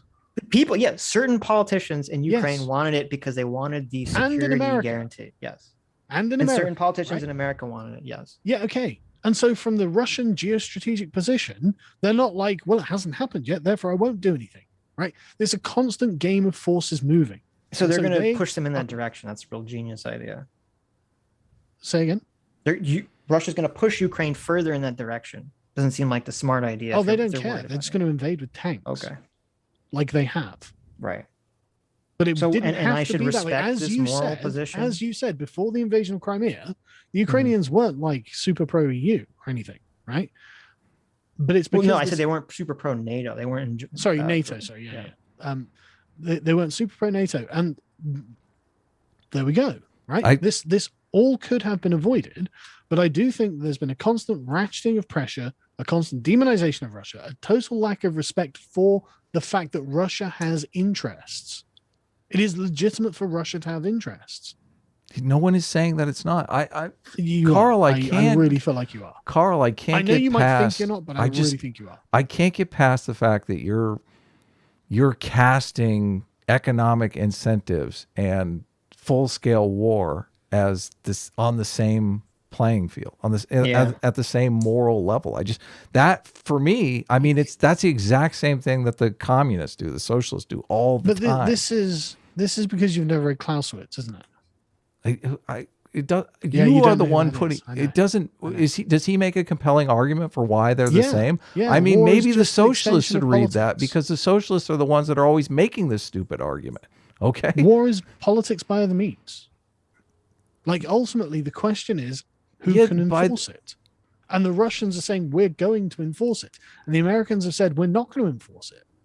Yes, but fundamentally, I would rather live in a world, and I feel other people would agree with me, where incentives, while still coercive, were incentives and not, I will kill you if you don't do what I say. It's not slavery, subjugation, oppression. But there are people in the world who do think that way. Yes, I mean, I agree with you. Russia, I would Putin. rather- Yes, that's one of Yeah, them. yeah, That's yeah. why that's why we're not on his side. Right. So are you going to go to war with him? If we have to, sure. I guess. We I don't mean, it have to. depends. No, right? You said don't all the have to way yet. through. It's not up to us. If the Ukrainian Okay, so people, Ukraine is just open if the- for Russian. if the Ukrainian people want to lay down their arms and say, okay, we submit to Russian rule, that's their choice to do that. But they decided to fight back. Yeah. Okay? Right. They decided So to fight America and die America's for going to something they court. believe in, which I guess is not an admirable position anymore, which is very strange. Ukrainian Absolutely. debate aside, Carl, I can't No, get over Adam, the fact Adam, that you're I really saying. want to change the subject on this because I really think this is Well, important, right? Right. No, hang on. But you're hang on. saying they're this equivalent. is what I was saying about you I guys. mean, selling them we'll up the never get river, past right? that. No, this is what I'm saying about you guys selling them up the river, right? The American influence, the American hegemony in NATO, right? It's very appealing, and it's saying to them, "Hey, look, you can just join us, and it'll be fine. Join NATO, come closer to our orbit, and everything will be fine." And as soon as Russia puts down their foot and uses hard power, you're like, "Well, it's valiant that you're defending your country. Good luck, lads." That's actually terrible, right? Because I am actually very sympathetic to So the that Ukrainians. argument would be true. In a very hang on. In a very concrete manner, there is genuine heroism being demonstrated by the Ukrainians, right? And it's kind of sad watching them being the kind of useful idiots of the Americans in this. It should never have come to this. If America or NATO had gone to Ukraine and said, "Hey, if Russia invades you, we're going to have your back. We're going to bring in American and NATO troops in your country." Mhm. And then when Russia invades and we say, "Oh, just kidding," then I would agree with you. That'd be like one of the most fucking morally Totally. disgusting actions. Well, I ever. get the feeling that Nothing something like that was even promised. remotely happened from day one of this conflict. Even when America started giving the Ukrainian military and Ukraine weapons in November, they made it very clear that they weren't going to get into a fucking hot war with Russia. They made it super clear they weren't going to get into a hot war with Russia. But now Zelensky is running around begging world leaders to do Of course he is. People are fucking dying. Of course he's going to start advocating for this stuff. Well, no, why would no? I think that he thought that he could rope the West into fighting. I don't know what he thinks, if he can do it or not. Well, I mean, the you're actions that he's taking indicate to me that he seems to think that he can get the West to fight for him. You're suggesting that he and the Ukrainian people thought that America and NATO were going to land troops in there in I case don't know about Russia the invaded. Ukrainian And I don't people. think I that think was he- ever thought by anyone. I don't know. I think that he was expecting something. I think he's begging for it. So Should I He's read been some super Getting chats? arms out the Sure. fucking ass. yeah, but that's not Ostra enough. It's not good enough. Ostrici for $20 says, much like Spoon debate, talking with Sargon will do nothing if they honestly have the position that NATO, U.S. is just as bad as Russia. There is no way to bridge that divide. Yeah, that's exactly. I mean, but that's what a I'm retarded saying. comment. That's just a retarded comment. Okay, That's well, it. Like, no one's saying it's just as bad as. Obviously, it's superior to live in NATO, right? But that doesn't change the fact that Russia exists and it's not a part of NATO. yeah, well, that doesn't. Listen, I'm making a clear distinction That's here reality. between If that slavery doesn't and change capitalism, and you're basically saying that. Well, slavery exists, so capitalism is great and everything, but you have to respect the right of the slave owners. Right. And I'm going, Stop the saying slave slavery, owners. Adam, please. This Well, is not slavery. We're What not is it? discussing What slavery. is it? What No, is it Adam, when you come in We're and not discussing force slavery. your will on people with tanks? Subjugation, right? That's not slavery. Slavery is something different, okay? We are not talking about slavery. What we are talking about is geopolitical influence, right? Mhm. And you can sit there and go, well, wouldn't it be nicer if? And it's like, yeah, it'd be lovely if. It's that's not the incentives. world we It's live in. incentives versus force. It's very Yeah, and clear. And you've shown what is it? The NAP, the non-aggression principle. It's the non-aggression principle versus the tanks. Who cares? Like, it doesn't matter. What matters is what's actually happening. And what's actually happening is that the Americans are not backing up these high ideals with force. And force is the final deciding factor. Yes, that's why they were trying to get into NATO. Right now, we're not obligated to commit any kind of force. Anyway, let's carry on. Philip B. for 1999 says, Sargon sounds like that Caleb writing a poem about if he was his mom. Oh, the suffering. Wait, I don't even. What is he writing? I don't know what that is. You should read these. I'm a terrible reader, Sitch. Yeah. You're falling down on your job here. I searched I've searched Sargon just to go back to the ones. Reverse order. Brando Commando for $20 says Sargon. Sergei Lavrov literally said in 2014 that the reunification of Germany wasn't legitimate because there never was a referendum. Putin literally called other Slavic countries scum and traitors for siding with the West. Yep. What's that meant to be a rebuttal to? This is what I'm talking about. Like, they view themselves as a people. They view these things as a civilizational quest. But you guys don't understand that. They view other countries turning away from their influence and their ideology as, and I agree with you, as disrespectful and turning away from, the Russian order, and they don't like that. Yeah. Yeah. That doesn't give them any moral weight, right? Whatsoever. Yeah, but you show no respect to it, and it's fine if you don't respect it. But I'm telling you, either respect it or you crush it. Okay. These are your options, and you're like, well, we're not going to crush it. It's like, well, then you're going to get people killed. That's up to the Ukrainian people. If NATO lied, if NATO lied to Ukraine, then I would agree with you. That didn't happen. I think the lie is implicit here. What does the crush it option look like, Carl? Because I'm curious. I feel like we are doing the crush it option, but with incentives instead of force. Right. No, I mean, that's what you said was the same thing earlier, but I guess it's not now. You've got the arena of soft power, which is where incentives come in. Right. And then when one side ups the ante into hard power, we're forced to do hard power. Wait. Then don't call us both the empires then. If you're making this distinction between soft and hard power, don't say we're the American NATO empire versus the Russian empire here. The American empire has lots of hard power. It just refuses to use it because of the unforeseeable. Yeah, but not using this hard power on these Eastern European countries that want to join NATO, that want to be part of the EU or want to be part of NATO. Sorry, say again. I said the Eastern European countries are not. We're not exercising hard power. No, I know against these countries. I'm not saying so. It's not an empire the way Russia is. No, or wants to be. You, both you and Russia were trying to buy off the country to join your sphere of influence. It didn't work. But the thing is, this was inappropriate. Like, there's no reason that Ukraine should be in America's sphere of influence. There's just no reason. To be in the European sphere of influence again. Yeah, but there's no reason for it. Right? But well, the people want it to be. What do you mean? Can totally make an argument, and Putin did. Did you watch David Starkey's video about Putin's position? I don't know who David Starkey is. Right, okay, I'll take that as a no, obviously. But basically, Putin has a historical narrative that he is fulfilling here, right? Which is why this is not an unpopular war in Russia. Like, they are doing something on a civilizational basis, and this, like, you guys are just speculating in Eastern Europe.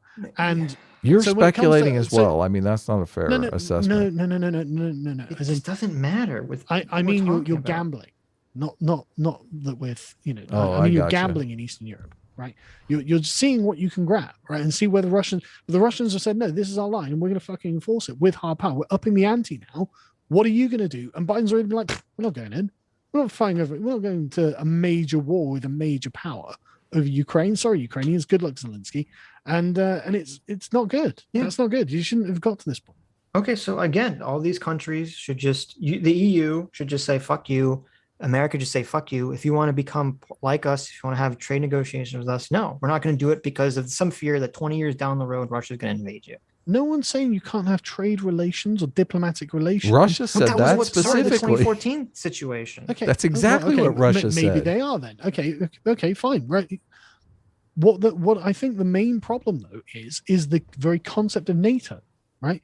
To be able to put American weapons closer and closer to Russia is something that freaks the Russians out. I think they're very afraid of this. It freaks the elites out. It freaks Putin out. I That's don't- for sure. I think it probably freaks the I average don't Russian out. buy that there's a fear. As this is even demonstrated. I mean, That there's say a it. fear that NATO is going to invade the country of Russia. I don't think that's They say Putin's it. fear. I don't think that's anyone's fear. They say it. Like I know he says it. That's because it's bullshit. It's the bullshit narrative. Of course he's going to say it. All right. Wait, how is this exact situation not demonstrating that NATO isn't going to invade Russia? Oh, it's a good example of how NATO turns out to be a paper tiger. You're not going to go. So to then war I with guess them. Putin's fears were not justified, and he can pull out of Ukraine, and Well, none of this has to happen because it turns out NATO is just a paper Well, tiger. Why? Why not just keep on crushing NATO? Well, because if the whole thing is the fear of NATO, and it turns out NATO's not going to do shit, then why does it matter? Well, it doesn't now. I mean, there's no reason that they wouldn't just carry on doing what they did. No, but this if their but this is basis a for monumental carrying on mistake is the NATO's fear part. of NATO invading, and NATO shows it's not going to invade, then they've lost their primary motivation to do what they're doing. Yeah, NATO's not even going to protect Ukraine. It's not that NATO can't invade, right? It's not that NATO can't do things. And what, saying that, look, we're just going to have weapons on your borders, I mean, or in the nearest NATO country, but we're not going to do anything. I mean, maybe, but maybe tomorrow NATO will. Who knows? We don't know. Okay. Right? So why take the risk? Become the Knight for $20 says, Sargon, you are way off on this. Jeffrey Dahmer is a far more sympathetic serial killer than a lot of the previous ones. We should just respect his choices. It's an improvement. Small-brained interpretation.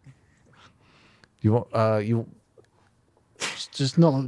I'm only doesn't reading the talk to $20 anything. ones for Sargon. Okay. Sitch, are you doing the same? Ostry for $20 says Sargon is cast in the U.S. NATO as humans beating and caging a dog, and the dog biting back in response. How in that description is U.S. NATO not worse? Well, worse again. It depends what you mean by worse, really, doesn't it? Right? If you mean has provoked this, as in has speculated its way into this, then yeah, I think that was a mistake. Mm-hmm. I don't think we should have done this. And I think the Alexei- Ukrainians are the ones who are going to suffer for it as well. Alexi Time for $20 says Carl won me over when he cited the host of trigonometry. This is why he is equal to Vosh. They are both somewhat intelligent, but are so lazy and arrogant that they can't be bothered to put any research into their argument. Uh-oh. I don't know if they're How's talking that about you or research? the host of Like trigonometry. literally speaking to Russians Mhm. about the opinion of Russians in Russia. Kabomi. How is that not valid? Kabomi for $20 says Sargon has an unrealistic moral expectation of feminists. Well, okay. I mean, that's probably true, I suppose. Jesus. Yeah. I expected feminists could be moral. There you go. Alexi Thime for $20 says Sargon, Russians misunderstood, Muslims evil, political affiliations aside. Sargon equal Vosh. Have you ever read Loki? It's actually Locke, I know, but meme time, right? Have you ever read Yes. Locke? Well, that's what's his face? Warski. Yeah. Loki. But no, Muslims aren't evil. Russians, I don't think they're misunderstood. I think it's just Americans don't understand them. Well, I know that sounds a contradiction, but it's again, whose perspective are you taking? You've always been someone who is not afraid to say cultural relativism is bullshit, and that We have a believe better Western. culture than Russia. Yeah, that's why I'm mystified here. I'm No, but I agree mystified that we here have but when this is my people value want judgment. but people want to join our culture because it rocks of their own volition, and you're And that basically comes with a price. basically making the case that the elite should tell them, no, we shouldn't do that because there's this big bully that'll beat us up if we don't. If we That's don't what I'm saying. stay away Yeah. from their culture. If you're prepared to crush them, then do it. If you're not prepared to crush them, then act accordingly. Well, I mean, it's a iterated game, so the crushing isn't Well, but again, so if over time. Go ahead. if it was 100% clear, which I believe it was, because I can't imagine this conversation to happen in November when America is giving Ukraine all its weapons. That if Zelensky knows with 100% certainty, U.S. says, "Hey, we're not going to put NATO or American troops in Ukraine, even if Russia invades," and he says, "That's fine. We're still going to fight, though." I mean, does that change any of your opinion on any of this? Well, I mean, I'm not for Russia invading Ukraine, right? No, but in terms of like, I hope the Ukrainians fight them off, but I don't think they're going to.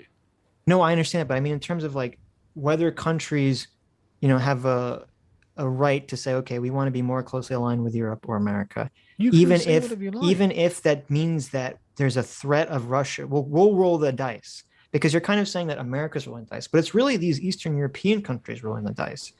And I'm saying that that's their right to make that decision, to gamble.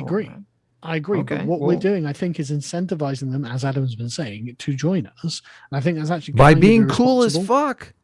Yeah, but also by giving them money and by taking money from their because we have money at our disposal, because we're a fucking wealthy, dynamic economy, free economy. Our elites are also looting their country, right? So, not to the same extent as Putin. Sure, but that doesn't mean that our elites aren't looting their country. So, like, Jeff Bezos, for the gain of like Hunter Biden, Jeff Bezos, Elon Musk, he's looting our country. Hang on, Bill Gates looting our country. No. Who is it? Romney? Was it Pelosi and Biden? And there's another one. They've all got like children or like nephews or something on the board of Burisma. It's fucking amazing how there is openly corruption. corrupt it is. There is not corruption. looting the country, though. That is absolutely looting the country. No, there's no way Hunter Biden's earned a fucking penny of that Ukrainian money. No, corruption is not looting the country. Of course it is. Okay. It's the same as looting. Right? No. Looting the country is stealing its resources for your own country's benefit. Yeah, that's what they're doing. Right. So no way. That's exactly what Burisma's trying to buy. Burisma's trying to buy influence from America and Europe. Okay, that's not the same as America, Europe looting the country. It's the same as Biden and the elite of America looting Ukraine. And I think they've been led up the garden path by a few false promises that have failed to materialize. But we can't prove it because this is all behind closed doors. But there's no other reason that Zelensky would act like he's been betrayed, basically. He's going around saying, "Come on, you've got to close the skies. You've got to save us." Well, why would he think that was going to happen? Dude, his people because he wants. murdered. What do you? Yeah, because it's just like I'll tell you why. I talked to my family members who a week ago, 2 weeks ago, I had this exact conversation with my father like a few days ago, where I said, I don't like that the U.S. media is pushing to have a no-fly zone in Russia, because this is going to spark World War III. And I say this to him last week or whenever I talk to him, and he's like, "Oh yeah, no, I totally agree with you. I think it's totally irresponsible." And then a couple of days ago, I talked to him. He's like completely reversed his position, because he's like, "Oh, I see all these videos of all the tragedy and destroyed buildings and blah blah blah." Like that's why Zelensky's doing what he's doing. He's hoping that people will change their mind, because they'll look at all the fucking chaos that's occurring. Of course he is, but like, I would have thought that someone in Zelensky's position would have been informed enough to know that probably wasn't going to happen, and it seems irresponsible, right? Oh my God, what's he supposed to do? Jump up on the cross and hammer himself in? They are trying to negotiate with Russia. No, but I mean, like, he essentially should capitulate at this point. But to what though? Because negotiation with Russia. Because originally Russia's demands were like insane. Sure, but the thing is, the Ukrainians aren't without a bargaining position, right? Mm-hmm. And so it's not like, the Ukrainian army's been wiped out. It's not like they don't have men and munitions or anything like this. And so, Russia may well have like strong demands, but this is what negotiation is. Like, but so far Russia's they've lessened their negotiation terms to just being the exact thing they wanted before they invaded. So they're not really Russia's not negotiating anything.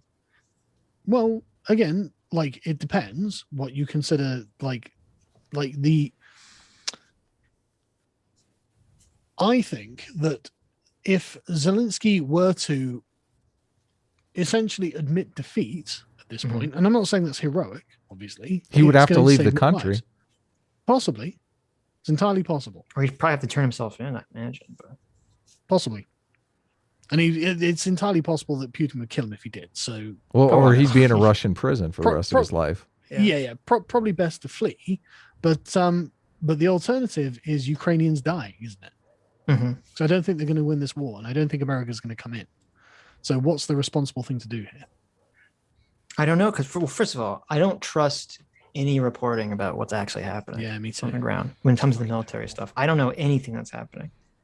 So I don't know if anyone does. Really. Yeah, so I don't know if because I would agree with you. Like if I'm Zelensky and it's like just entirely hopeless. Okay, if I'm Zelensky and it's entirely hopeless and we're just getting massacred and we're just delaying the inevitable, hoping that America's going to swoop in and save the day, which is not likely to ever fucking occur, then yeah, I would capitulate. But I don't know if that's the situation. Well, I think it might be because I mean, it seems that the Russians basically have Kiev surrounded at this point, right? And it seems that Zelensky is desperately begging world leaders to get involved at this point. Like, he's done the little tour of, video conference calls with parliaments. I mean, he's doing that from day one, though. Yeah, but like he seems really desperate now. Like the rhetoric that he used is different. The American one than the British one slightly. And like, who knows what he's going to say to Israel, right? And so it just seems like the situation is worsening for Zelensky. And the thing about the Russian military tactics, again, haven't really changed in like 300 years. It's just going to be a continual slow grind until the enemy is worn down sufficiently. Like the Russians have never cared about casualties, and I don't think they're going to start now. Right. So it's just one of those things. Where it's like there's kind of inevitable doom about the Russian war machine, and I don't see how he escapes this, right? And unless we're totally misinformed about troop dispositions and stuff like that, but the maps that you see going around are fairly consistent. Like they've got the area above Crimea, the sort of eastern swathe, and then the two pincer movements going down to Kiev. So I'm guessing there's something like that. I think Zelensky's position is pretty untenable. It's just a matter of time. Who knows, though? Dr. Diddler, wrong. Dr. Diddler for $20 says, nope, Japan dismantled their shogun and adopted a parliament before World War II because they saw how advanced America was and changed themselves to copy Europe. Try again, Sargon, but without the snobbery and inaccuracy. Yeah, but the reason that they've capitulated to America is because of the nukes. Like they would have had a high-handed approach to themselves. Like they've only just started rebuilding a military, haven't they? Was it better for them though in the long run? Oh, I mean, it's better for everyone, I think. Okay. I think nuking Japan was justified. Triple J for $20 says. You skipped one. Oh, I did. Sorry. Drew Cox for $20 says this conversation would benefit greatly from an understanding of international relations theory. Whether or not you respect a justification is irrelevant. Of course, we wouldn't agree with any justification.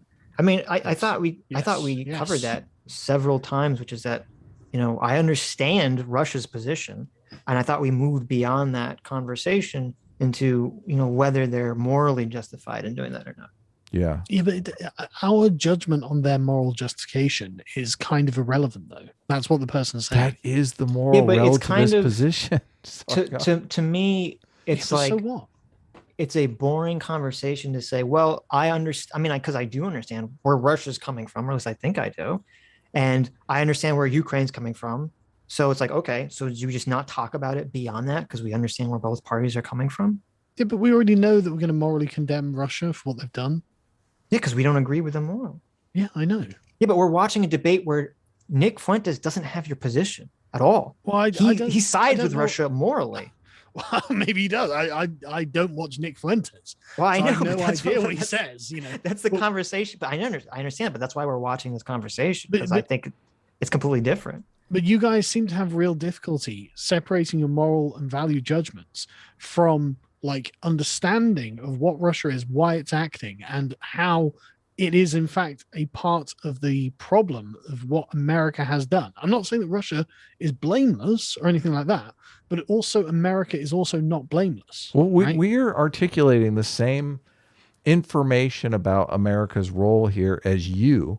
You're just saying that role justifies Russia's action, and we're saying that it doesn't. So no, again, but I think this is when you say justifies, you're talking in a moral framework. I know. Yes, you're just. Yeah, but that's not proper. Okay, well, I think this is where we're getting confused, because when you say like America has to share the blame to us, that sounds like there's a moral component that you're adding. Yes, blame. You're not just simply saying component. it's like every action has a reaction component. Well, I mean, it's a causal component, right?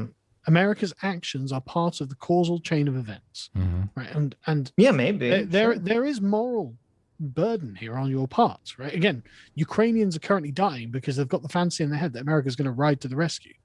Well, we disagree about whether that's true or not. Well, I think that's probably true, but I might be wrong. You know, who knows? But I think that probably is true, and I think there probably is some moral burden there. I don't think America is blameless and has done nothing wrong, but then I don't think America is a great Satan either, and it's definitely a preferable option to Russia. But this is what makes America's weakness in this regard. When hard power is enforced, like this is what makes America's weakness kind of suck. But the question is how, you know, wars begin when you will but don't end when you please, and so I can understand why America wouldn't, but then that's basically an admission that Eastern Europe is Russia's backyard and America has no business being there. Triple J for $20. Triple J for $20. I think Sargon is trying to make a real politic argument while Sitch and Adam are making a moral argument. Both arguments can be true at once.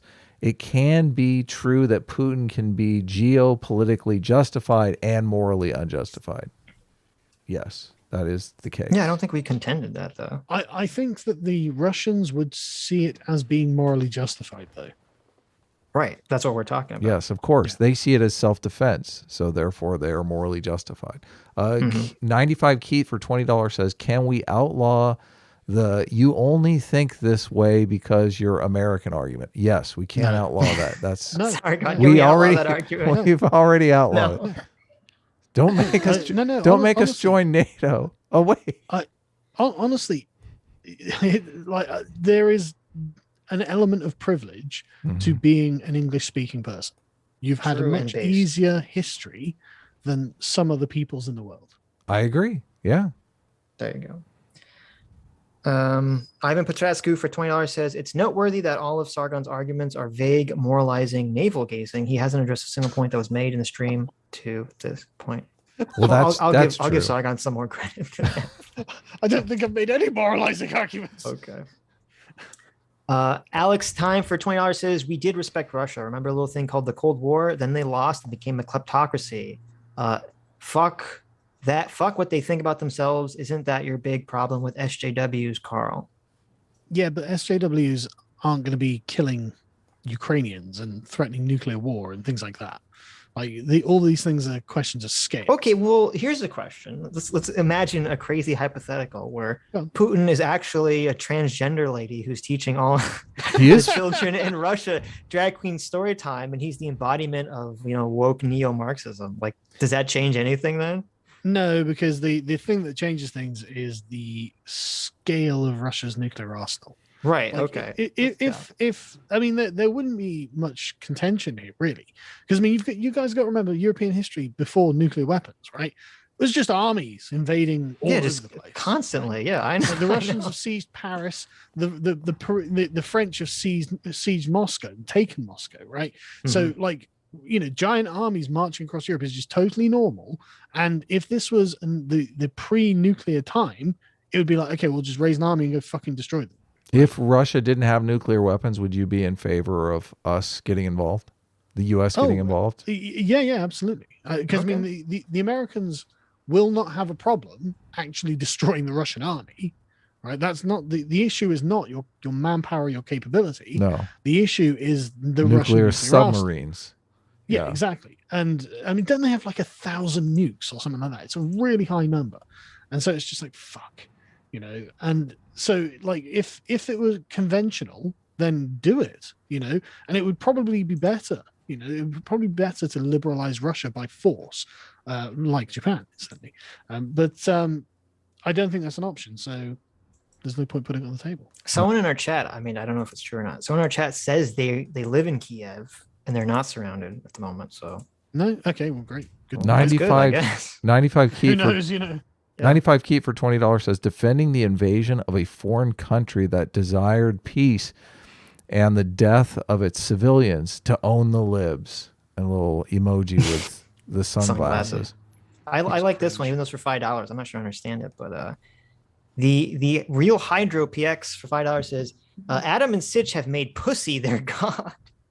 So they're controlled by morality. If anyone watches the left news, they use morality to control. There you go. Based. We watch There a you bunch go. of left news. That's all we watch. I mean, That's all I'm we a watch. huge Rachel Maddow fan. I'm just, Yes. she is, I mean, she's What's Rachel Maddow's genius take on level. all of this, by the way? I don't I watch actually don't any know. of I that have no shit. clue. Come on. She's probably frothing at the mouth, demanding we nuke Russia first. I would not Maybe. be surprised. Yeah. I would not be surprised. Become the Knight Uh, for $20 says, Tornado Sargon coming in hot, decimating my free will and these legendary levels of spin. A lot of I don't spin. think There you go. Bishop Cruz for $20 says Sargon's thinking here is so flawed. He wants to blame the US for everything, but admits that Russia is wrong. By his own rationale, if Russia cannot change, then the world would be better bombing them from existence. I think that's kind of what you were saying. He wants to blame the US for everything, but admits Russia's wrong. Well, hang on a second. That's not me blaming the US for everything, then, is it? Well, no, if I because was you're saying si- Russia did nothing wrong, then I would be blaming everything on the well, US. no, because it's sort of like as we you're conceptualizing Russia as like not having agency, sort of in this Oh situation. no, it has agency, but it's predictable what Russia's going to do. Mhm. And but the thing is, the narrative from honestly your guy's side is very much, it comes across very much that America has done nothing wrong here, and I think America has done something wrong here. But I also think Russia is obviously doing things wrong. It's Russia. Of course, there's an argument about anyone can have this argument about what is wrong is from the eye of the beholder, and we're classifying as countries wanting to become part of the more European or American style things is not wrong, and Yeah, Russia is. So I mean, it's all a definitions game. But not necessarily. It's about the level of argument you're making. Like, what layer are you making an argument on? Because I mean, morally, you'd be like, well, yeah, of course, we want everywhere to be liberal democracies, right? But Do we? if that comes with, well, Carl, I what? feel like we're making progress. Say that again. That's, no, but I like that. One more time. Clip it. But this- do it but like this you is mean just- it. I want it with gusto. Of course we want the world to be liberal democracies. Say it with me. But this is just my moral intuition. Right? Of course. And- but ours is but that doesn't affect objectively reality. correct. Yeah, but the reality is Putin shelling cities now. Well, probably I don't know if he's actually shelling cities, but he's like, Putin invading This is why another country. this is right? why I And so asked my you that. my desire for a liberal democracy anywhere Mhm. has to gel with reality. Do you which think is the not people liberal though? democracy everywhere. Do you think the people inherently want that over other systems? Because I feel like Yeah, they yeah, do. yeah. I mean, there are some people like I don't know. I don't really know.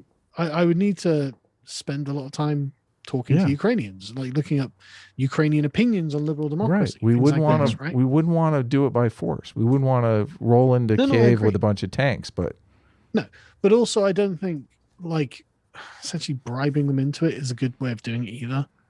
So, I mean, like there's an aspect of like Well, they're not just leverage- bribing them. I Like the know. people say, "Oh, we want what they have. We want to live that kind of life." Right. I mean, it's not like Yeah. bribing them.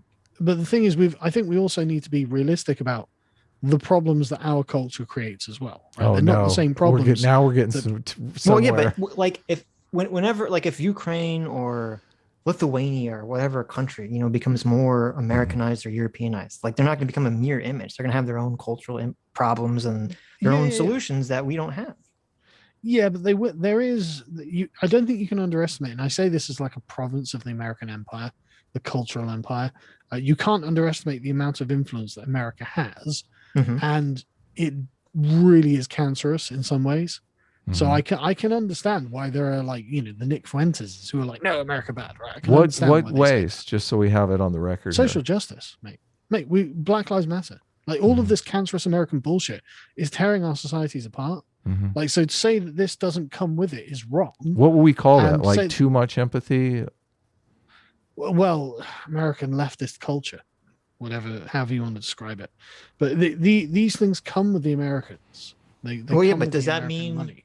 Like if we were having this conversation in 2008, I mean, that wasn't really a thing in 2008. Yeah, I know. So we wouldn't have known this was going to sprout up, but it has sprouted up, Right. and it is cancerous, and it is. I mean, I ruining- agree with you that it's definitely. I know. cancerous, but- I know. But this is the thing. We can't. I don't think we should have such a I mean, we shouldn't have such a blind view of liberal democracies to say it's good in every case, because there are downsides that we're struggling with right now, and we don't have a solution. No, but I don't think anyone has a solution No, but Because that's it the seems like the problem, other solution is, let's become fascist again, which I No, don't think well, is a no, solution. I've seen. I know that's not your position. I'm just saying that Yeah. seems to be some of the position I hear from the Nick Fuentes camp. Well, who cares what Nick Fuentes says? Like, I've never watched his shows. I mean, I don't No, know that's fine. I'm just saying I agree with you. There's this issue. There's this problem with the woke shit and communism spreading up in liberal democracy. I just haven't heard a reasonable solution from anyone yet that isn't just like tear it all down. Squeeze Louise. Squeeze Louise. Just as a quick thing, I think this is why I think it's worth actually reconsidering conservatism. Like there is actually value in it, and it can actually form a moral bulwark against social justice. It just articulates its own arguments really terribly. Squeeze Louise, High Lord of something. I don't know. It's cut off. Shitposts. High Lord of Shitposts for $20. Says the real solution to the Ukraine crisis is for America to go full Rome and subjugate all of Russia. It's especially win-win for Sitch, because then we'll have a state even worse than Florida. We can all mock. Yeah. Well, this is what Patton wanted to do, wasn't it? Just have it out with the Russians There right you after go. defeating the Germans. There you go. They should have done it, really. Myron Phillips for $20. Unleash the elephant, Adam. Sargon is saying, don't provoke scary Russia. You might make the mean man angry. It's too late for that. I'm trying to work better on my elephant, but I'm doing good. Sargon and Sitch, I mean, both of them got really triggered, and I was kind of calm, cool, and collected. Listen. I don't. I feel bad. I like Sargon. I really actually liked our conversation. I thought it was interesting. So I apologize that it got so heated throughout the conversation. It's my fault. I came in hot-headed. Yeah, you kind of did. But the thing is, I've been listening for like an hour to you two being American. I'm like, oh, fuck's sake. Listen, America's the greatest country that's never done anything wrong in the history of it sounds like sour grapes. You're just mad that we broke away from your empire so many hundreds of years ago and became better. Okay. And that's why I'm pro-America, right? But there are times and places where a bit more of a nuanced and broader opinion never is welcomed. That sounds like commie shit to me. Okay. Yeah. Nuance. So I know Counterpoints was like dying to come in and yell at you. I don't know if you want that or not, but well, it's midnight and I gotta go to work tomorrow. And we got a bunch of other stuff to do too. We can do you have more? Are we all caught up on super chats? I don't know. I think you were reading from the top. We're not caught up, but let's do them so we can get so Sargon can get out of here. Yeah. Rob Walker for $20 says Sargon is totally right here. What we know we will do does not matter. Russia's views and interpretations are what drive their actions. If they feel scared, they will act in their interest. Yeah. The Justice 35 for $20 says Sargon is just a modern Chamberlain. Quote, peace in our time, and Putin just wants his Libstrom. Only a moron sides with a burglar who's afraid of people installing anti-burglar alarms. Return to the Fuentes Destiny debate.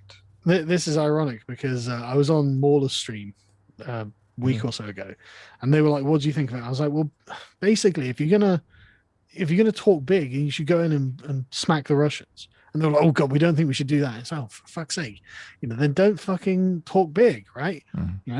He's up the ante. He's using hard power. Okay, if you're not going to use hard power, then shut the fuck up. Right.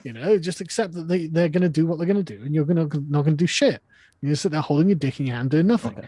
And now I'm Neville Chamberlain. Jesus. There you go. What if we nuke Putin's palace? First strike. I mean, we would kill. From Adam. We would kill a limited number of people that way, and I think it would send a strong message to Putin. He's put a lot of money into that palace. I'm getting their counterpoints. Don't worry. Vosh fan for 30 Canadians says Sargon saying the options are 1, start the nuke war, 2, let Ukrainians die fighting impossible odds, 3, NATO agrees to stop expanding, or 4, Ukraine surrenders and returns to Russia equals no more deaths. That's it. Pick one of those. Yeah, that's basically it. The expert layman for $20 says, if you've ever had to deal with an abused animal when it's aggressive and easily provoked, you have a hard decision to make. Grant it considerable leeway or put it down. There is no middle ground. Yeah. I guess that was your argument. Yeah. And man, I'm telling you, man, like it must have really sucked to be Russia for a long, long time. Right. Really, I'm genuinely sympathetic to what the Russian people have been through. Like, and I actually don't begrudge them the national pride. But I think there is pride in having endured what Russia has endured. Why are you conflating, or maybe not you, but just people in in particular? Why are people conflating our position in just understanding and analyzing it from what I admit is a moral perspective to advocating us sending troops in? I mean, it seems that moral imperatives demand action.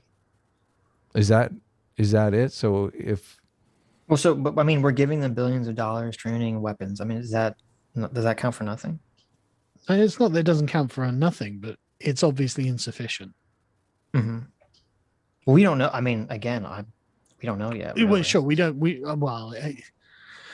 Again, all I can go from really, I think the most telling thing is Zelensky looking desperate. So, well, I mean, did you see Putin's last speech? He was kind of coming off way different than he did at the beginning of the conflict. I haven't actually had time to watch it. The stadium one, right? I've only seen clips of it. Yeah. His everything is different. His tone, the way he looks, you know. I'll watch it tomorrow. I haven't had time to watch it yet. Counterpoints for $20 says, why was integration with Russia not possible? Why could Russia not achieve the same goals with diplomacy? Are liberal principles local or universal? And if they're local, why can't they be promoted universally? It's a big question. I don't know. I mean, honestly, I think the best thing would have been to have brought Russia in, like accept them for what they are, and slowly begin the process of subverting them into democracy. Get the worm tongue in there on Putin's side. No, literally, literally, just allowed things to get better in Russia, like actively help things to get better in Russia, like essentially like caught the Russians, shouldn't look actually, and the thing is, there's a kind of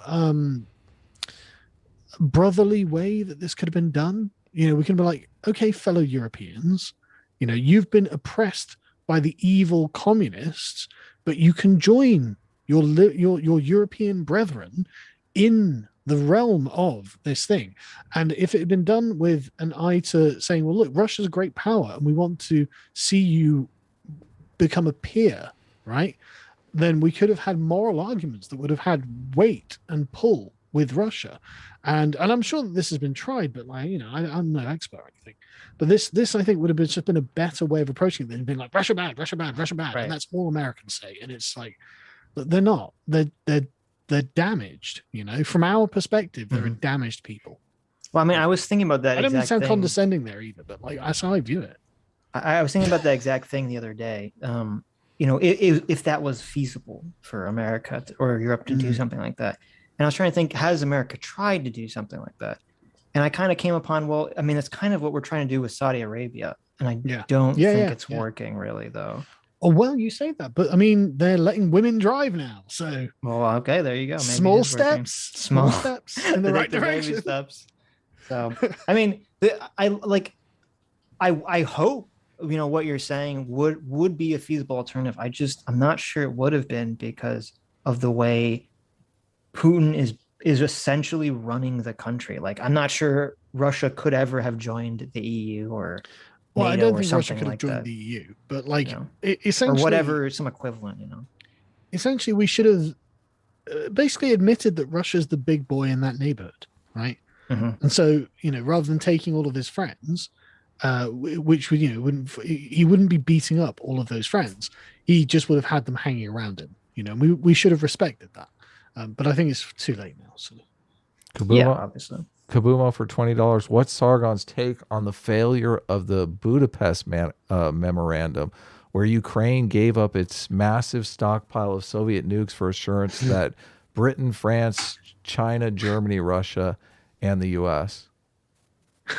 I mean, it's making the argument against gun control really strong, isn't it? Well, they had the financial incentives were against them. Nukes are very expensive to maintain, and they actually But also, had you had nukes, you probably wouldn't have been invaded. So. Right? Yeah. After this, no country is ever going to give up its nukes. Totally. I don't think it's wise. Hippo-sized cat. Go ahead. Marfin for $5 says, Sargon, we already tried to bring Russia into the fold with the former president Boris Yeltsin, but Putin took control and rejected closer U.S. relations. I mean, that's my understanding of. I think it's about on people's terms. I think there are certain terms that America demands that perhaps shouldn't have been It's always made. America's fault. Well, No, I'm not. No, It It's is not- everything. It's always America's fault. Well, isn't I it? mean, say it I louder think- for me, Adam. Say it louder for me. I First of wanna all, hear it again. first It's of all, always America America's did fault. nothing wrong. But I think that's probably correct in that America wants. It says, okay, if we're going to have these positive relations, I mean, it depends what they are. Because we have positive relations with Saudi Arabia, we don't expect them to be Exactly, because of fucking dependence. moral, right? Mhm. So But and this is the thing, like there's always another standard applied to Russia, it seems, and like I think we should have just treated Russia like Saudi Well, Arabia. I mean, maybe. I mean, I'm not totally opposed to that idea. I'm not even totally opposed to thinking that Clinton was wrong in how he handled, the early NATO acceptance of those countries. But the difference, I guess, of course, was just we're not afraid of Saudi Arabia taking over the world like we were with Russia. Oh, that's a good point. And I think Yeah, that was but the concern. I think that Russia's a dying empire. Like it's like I mean, you know the sort of vital statistics of Russia. It's Right. deeply unimpressive. Mhm. Like Yeah. I just don't see how they could conquer Europe. I just don't see how they could take over the world. Like, I just don't Well, if think they they've took got- over, I mean, if Russia, for the last 20 years, it's like, imagine NATO didn't exist and they started soft powering or hard powering, taking back, all of Eastern Europe up to Germany, up to wherever the EU starts. I mean, I don't think they would be a dying empire right now. maybe, but I don't know. The problem that I think the entire West has is that it's a dying empire as well. Shame. No. Honestly, Shame. I'm put very much in mind Shame. of the Roman Empire and the Sassanid Empire at the eve of Islam. All right. Well, You're got just basing two- that off of the birth rates. Not just the birth rates, just like economic stagnation, cultural decline, like a general listlessness. Like I mean, I the saw economy a- I was like saw a- exploding pre-COVID, so I don't know if that's really Say again? nice. Pre-COVID, the economy was blowing up. We weren't really in economic stagnation. I Yeah. think that our way of measuring that isn't accurate, really, because like house prices are through the fucking roof. Mhm. Real wages have been stagnant for a long time now. Oh man. So, like, if we're, it depends. Like, wealth inequality is a real problem. we got a It is- Bernie yeah. bro here. I love it. Thank you. No, well, Thank you, it's- Carl.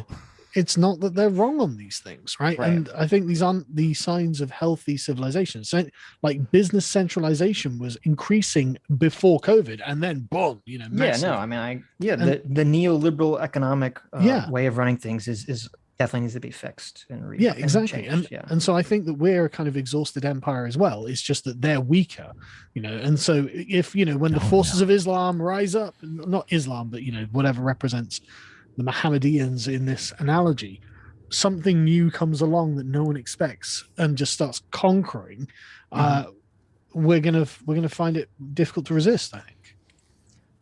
Hippo-sized yeah. cat, the most dangerous of all predators, for $20. Says Sargon's argument is that America, Kyle Rittenhouse, provoked Putin, the protesters, when they crossed state lines into Ukraine, Kenosha, and brandished their NATO AR-15. So this is America, Kyle's fault. I still love you, Sargon.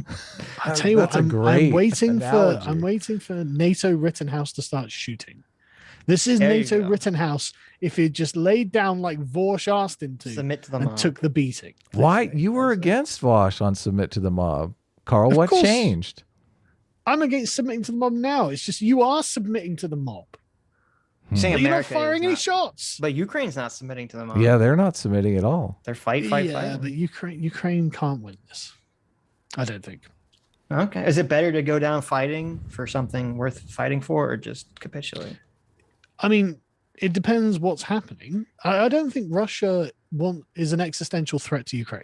Right? Russia's not going to annihilate Ukraine. Mhm. It's not going to destroy Ukraine. It's not going to change it into a fundamentally different country. If they were coming in with like a weird religion and a whole new set of institutions, They were going they're to set tranny up. their kids, then we'd have a Well, different yeah. conversation. Yeah, okay. Stop strengthening Fuentes' position. Is Jesus. rooting for Ukraine immoral? No, of course not. Okay. Fondue for Why would it $20 says so. Sargon's answer is to give Ukraine nuclear weapons. I can read. I swear I mean, I can. I wouldn't have given them up if I were Ukraine. Yeah, but we couldn't give them nukes now. I mean, We once can't they even it give up, them the it's- jets. They're yeah, it's too. late. I was wondering, can a private citizen give them the jets? Just send Elon. Well, I over thought the there. issue with the jets was that they wouldn't be able to fly them out of Ukraine. They'd have to fly them out of Poland. And then Yes, that's and like, Poland doesn't want to do it. Yeah. well, and 'Cause- then it's like, well, Russia can attack Poland and yeah. triggers NATO and all that shit. Yeah. Malachi Constant for $20 says Russia has been invading its neighbors for centuries before NATO or the US even existed. The NATO excuse is a laughable, ahistorical nonsense. I mean, I would tend to agree with that. Yeah, I agree. But- I think that's it, isn't it? Are we good? C. Hennessy for $20 says, I may have missed the beginning of Sargon coming on, but did Sitch explain the fleeing Putin theory? I think it holds a lot of free will. Thank you. I can't have very prosperous neighbors that were once dependent on you. Bad optics, A-team. I do think that's a very strong argument, by the way. But Thank you. that also seems to create an argument for Russia to start invading places. Sure. Yeah, but not a moral or well, for justification Putin, really, for it. from how he's kind of his power base. But Sorry, say it again. But not a moral justification for it. That's the point I was making. Go ahead. Well, I mean, if you're the Russians, you might think it would be immoral to let your country fall to chaos and anarchy and the civil war or whatever comes after Putin. Mm-hmm. So you well, might be that's able to always a make $1 million question. What comes after Putin? Yeah. And if the answer is blood in the streets, then maybe it'd be better to have blood in the streets of a different country. Sure, but unless it's blood in the streets and then something better. I mean, that's always the I don't gamble know, of any man. revolution, isn't it? Blood in the streets and then revolutions are pretty subjugation. fucking awful. Blood in the Except for the streets American and Revolution, which was ultra based. Fair enough. Tricyclotron for $20. No, I agree with you. English exceptionalism. I'm with you. Tricyclotron for $20 says Sargon is just the typical angsty proto-American. That's right. oh We yeah. forgot to call you proto-American. Oh, yeah. Okay. Fair. So Bishop Cruz for $20 says Sargon's view of Russia is naive. The assumption that sans NATO Russia would have been happy with former vassals acting on their own volition, NATO or not. Russia has a history of invading nations long before NATO. Well, obviously. Now no But more the- Sargon super chats. We've got to wrap it up. So go ahead. Sargon. Right. Okay. But yeah, no, I'm not saying Russia's a good boy didn't do nothing or anything. It's more a case of limiting the scope of what they do and keeping it soft power. I think would be better than not letting them. Well, we are letting them engage in hard power, but like I just think it would have been a more productive way of doing things. Mhm. But I mean, I mean, here we maybe. are I now, don't so- know. We'll never know that answer. Mhm. Yeah, exactly. It's too late there. But yeah, right. So if that's the last one, I'm going to head off. No, the to last one Cypher. is this. Rico Oh, Zorro right. for $20 says, as an American, I like my morals with cheese, and I'm not ashamed of it. Yeah, you, I like Rico. that. Never be If ashamed. only you had cheese in America, though. Hey, We have cheese. It's just not the American cheese. Okay. it's just imported from other countries because It's our just- cheese is yeah, a weird exactly. plastic film. It's imported from Italy or Switzerland or something. Yeah. I'll tell you That's what man, American Dutch- dream's about. Okay, we take the better Dutch shit. cheese is just the best fucking thing in the world. Dutch cheese. Oh yes, so I don't know if what is Dutch cheese? Gouda is the one I like. But Oh, they've got a bunch, but like Gouda's just so good. It's like creamy and like. Oh, are you soft. saying Gouda, but in some weird British way? Oh my god. Gouda? Jesus Well, Christ. It is I lived in Gouda. Germany for 8 years. We used to go to Holland. Apparently, it's pronounced Gouda. Listen, in America, we say Gouda, okay? Yeah. Yeah, in America, you say a lot of things wrong. We say everything right because America says it, so it has to be right. Right. Okay. Well, thanks for having me on. Again, sorry I came in so hot. No, It's it's okay. okay. Thanks. We still love you. Thanks for coming I on. love you guys too. But I will watch next week. I hope some of this sinks in. Mhm. Nah. But I feel that we've come to a very productive understanding, actually. Like, Sure. Okay. big pause from Sitch there. But anyway, thanks for yes, having me on. we've come Guys. to a positive understanding. Thanks for having me on. I'll see you All guys right, later. see you later. Take care, Take Carl. it easy. Take care. Now I have to figure out how to leave this. Yes. Good job Okay, kicking later. Quackademic's ass. Thank you. I like AA. That's the thing. I like both of you guys, and it's really fucking frustrating that you couldn't talk to each other. Like the What do you guys mean? complete- He couldn't talk to us. We Yeah, each other. There's no each other in this. I don't think you can hear what he's saying either. That's the thing, because I think he's talking in a way that you guys don't. It doesn't resonate with I you. mean, You don't get it. Judging from your conversation, you're right. I didn't understand why he was dying on this insane hill that he was dying on in your guys' conversation. But yeah, but he didn't explain it, and I mean, no one did explain it. Yeah, I'll see if I can do another hangout with him and try and get to the bottom of it. But anyway, take it easy. Okay. Take See care. you later. Well, that was fun. Yeah, you got triggered, man. It was great. I did. I felt bad. I like Sargon. You're like, what the fuck? Well, yeah, well, because I mean, it's just, I don't know. I feel like we both came in the conversation. We don't really understand where the other person's coming from, and we're assuming a whole bunch of things about their positions that I still don't 100% understand Sargon's position, but I mean, I agree with him that like maybe there was a better way to handle this. Maybe there was a way where, you know, Europe and America could have, I don't know, patted Russia on the back and fondled their balls and just been like, in just the right way. Yeah, just the right way. Sucked be up nice. as much as possible. I mean, I agree that there definitely was an attitude from America to some extent. I don't think exactly the extent that Carl was saying, but to some extent there was this attitude of like, you lost the Cold War, so we get to dictate the terms.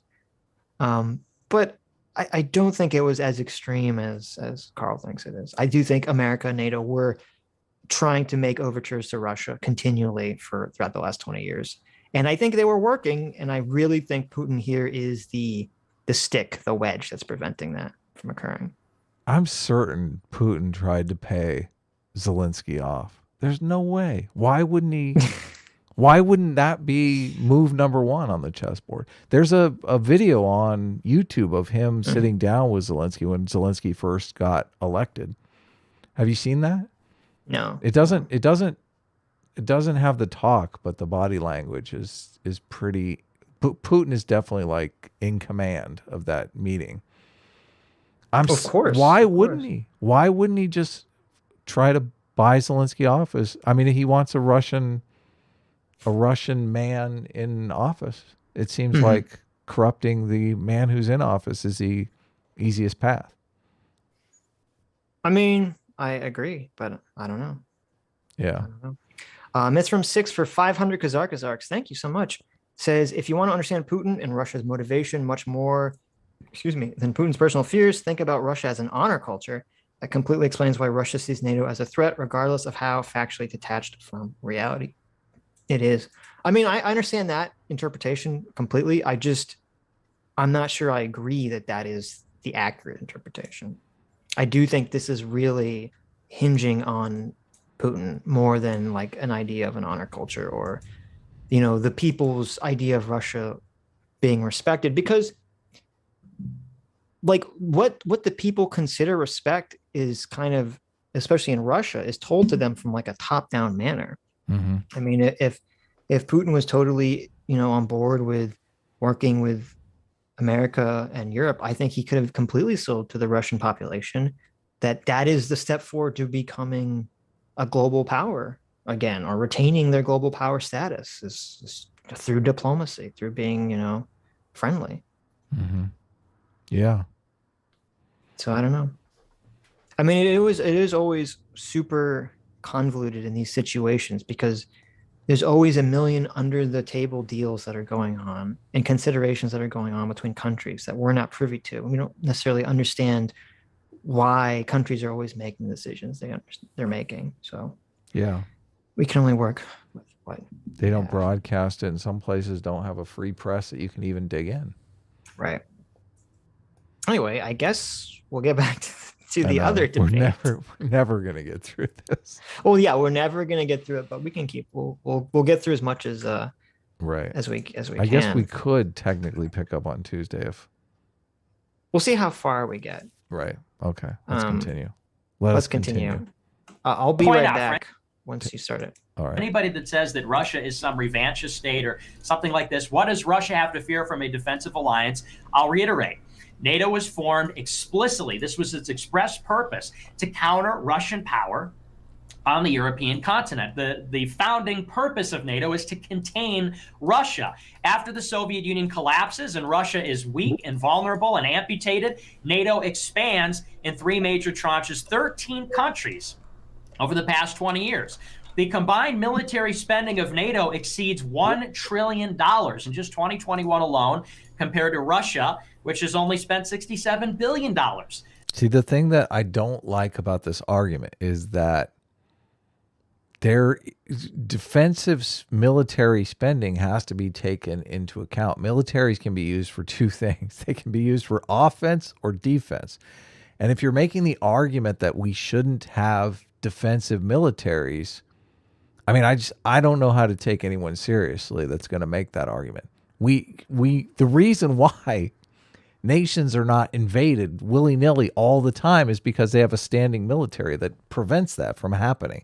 And they broadcast it to the world so others know, hey, look, we have a big fancy military defending our shores. Don't fuck with us. This is why North Korea does big parades with their military, and China does big parades with their military. And this is why they do that, to let people know, don't come fuck with us. We got people here to defend our soil.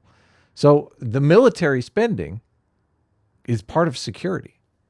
And I mean, come on, America first should know that. On its military. They say that Russia is revanchist because it expanded allegedly into Crimea, Donbass, Abkhazia, and South Ossetia. NATO has expanded to 13 additional countries. They talk about Russian aggression when NATO has done far more military interventions in this century in Afghanistan, Iraq, Libya, and elsewhere across Africa and the Middle East, whereas Russia had a minor engagement in the Syrian civil war. And fundamentally, what it comes down to is the ignorance of the Americans and the refusal to acknowledge that America is not a benign hegemon. We are the most powerful country in the world. The purpose of the military alliance is to contain Russia, and Russia, just like Ukraine, has a legitimate security interest that it is seeking to protect. And see, this is what I don't get, and what I had problems with listening to this debate all the way through. He keeps framing NATO as the objective is to contain Russia, when the reverse of that is really saying that it's Russia's prerogative to not be contained, to spill out of their borders wherever they feel so inclined. It's like the purpose of a defensive alliance is to contain the sovereignty of the members of that organization. And I don't understand how you could argue against that. So therefore, the special operation in Ukraine is something that is reasonable and pursuant to those valid strategic goals. The United States should listen to Russia, negotiate with Russia on some items that they can find common ground on. And if they had done that back in January, there would be no conflict. So that concludes my opening statement. Go ahead, Destiny. We'll do some questions back and forth, and we'll maybe take questions from the audience as well. But as you guys know, the main part will be you guys questioning each other. So I'll let it begin with you, Destiny. So before we dive in, because we agree on maybe half of this, and then some of this we have pretty big disagreements on. I'm curious if I grant almost everything you've said. Let's say that I grant that Russia has a legitimate security interest in having Ukraine be a vassal state or part of their big union. Let's say that I do grant that. Why would Russia's security interests there supersede Ukraine's sovereignty to make decisions for themselves? Why, how would you tell an entire country, like, listen, we know you guys want to look more west, we know you want into these free trade agreements, but we can't do that because Daddy Russia's scared, so you kind of just have to cuck yourselves eternally to that country. Good luck. Yeah, see, I've heard that argument before, and it's this question of security versus sovereignty. And, unfortunately, I think the consequence of, this NATO expansion and everything is that Zelensky was emboldened. The question is, to me, whether there's sovereignty or security, I think is sort of an abstract question. The question is, why is Russia currently in Ukraine? Well, I guess you would say that, Russia having some kind of control over Ukraine at all, or influence over Ukraine at all, compromises their sovereignty in favor of Russia's security. I would say this is just how great powers behave. This is, unfortunately, fortunately or unfortunately, this is just how the world is. The question is, how do we prevent conflict in Ukraine? Why are there currently people dying? Why is there a war going on? And that is because NATO has expanded and emboldened Zelensky, and they have not negotiated with Russia. Now Russia has had to undertake something which, they've had to demonstrate what a sphere of influence is really about, which is there's an underlying threat of the use of force. I agree with you in some sense that, Ukraine must be a vassal state for Russia to have its security, but this is how great powers operate. This is how the entire Western Hemisphere is organized. This is how Western Europe is organized. If that's the response, then why can't I just? So I'm looking for some normative. That's a huge difference too. In the talk with Sargon, we were talking about the difference, the imperialistic difference between the American empire and the Russian empire, and we don't need vassal states to ensure our security. We're not doing that, correct? I mean, the counter to that would be, well, we do. I mean, because we don't have a threat in our hemisphere, a physical threat. We're not afraid of Canada or some South American country from invading us, right? Right. But I think that the real difference here, which we got into with Sargon, is how we're defining vassal states. And I don't think it's fair to say that, the American empire is just countries working with us because they're kind of aligned with us culturally and economically.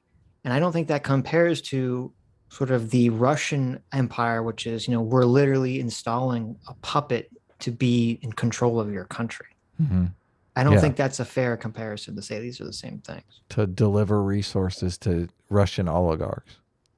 Right, exactly. To deliver, to extract the resources from your country and just give them to our oligarchs, which America has done in the past. And I violently disagree with that. But I don't think America is operating under that model at all anymore.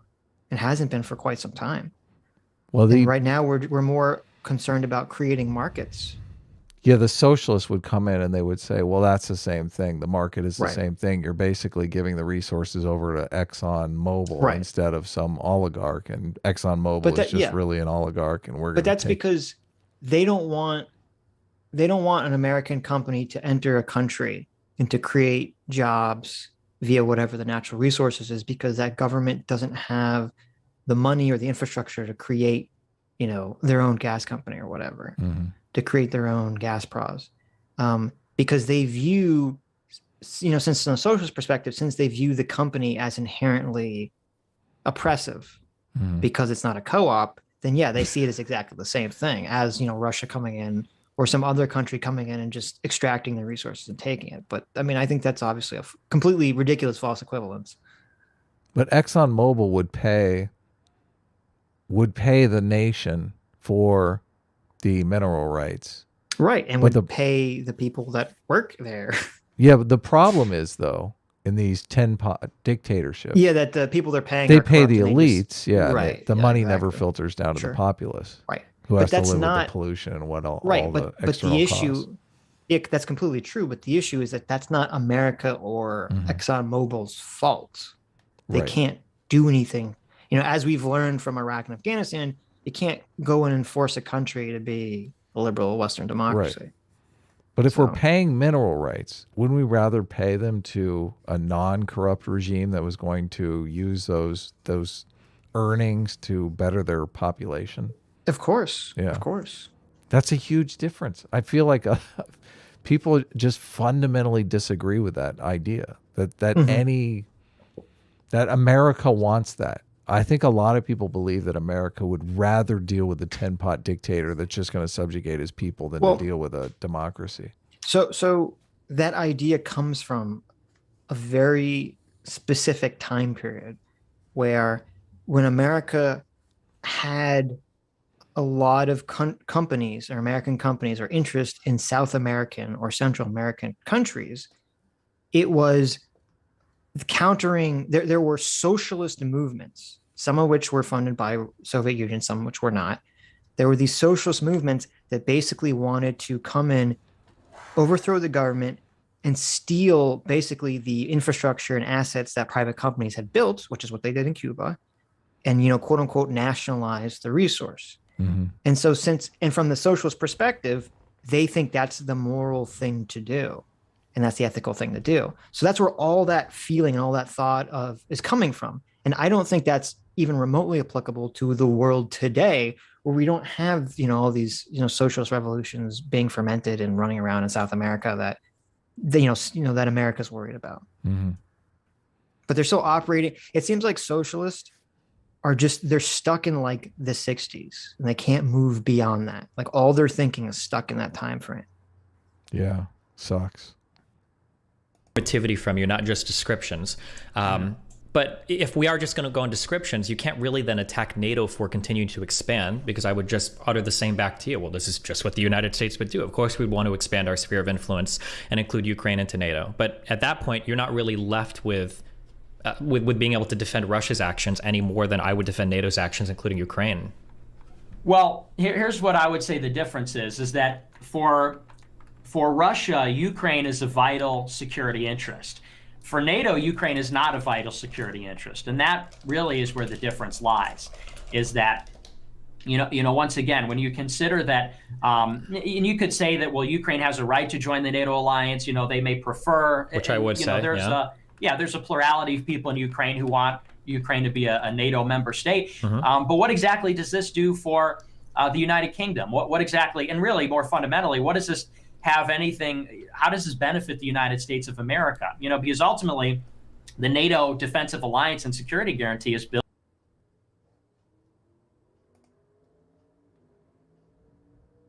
on the. You're muted if you're talking. Oh, thank you. Yeah. I think this is accepting. Like, what the fuck? I think this is accepting Russia's framing of the situation incorrectly. Mm-hmm. Because as I said, it's not, first of all, the situation started with them wanting to have close relations with the EU, not join NATO. That's what started all this. And it's not like it's easy for Russia to make the argument like, oh, what does US have to do with this? They're across the water. But it's like, okay, but we're not talking about just the US interest. We're talking a lot about European interest, and they're right there. They're just on the other border. Mm-hmm. They're right on the other side of that. And so they have just as viable a concern as Russia does in terms of who's on whose border. Yeah, no. Yeah.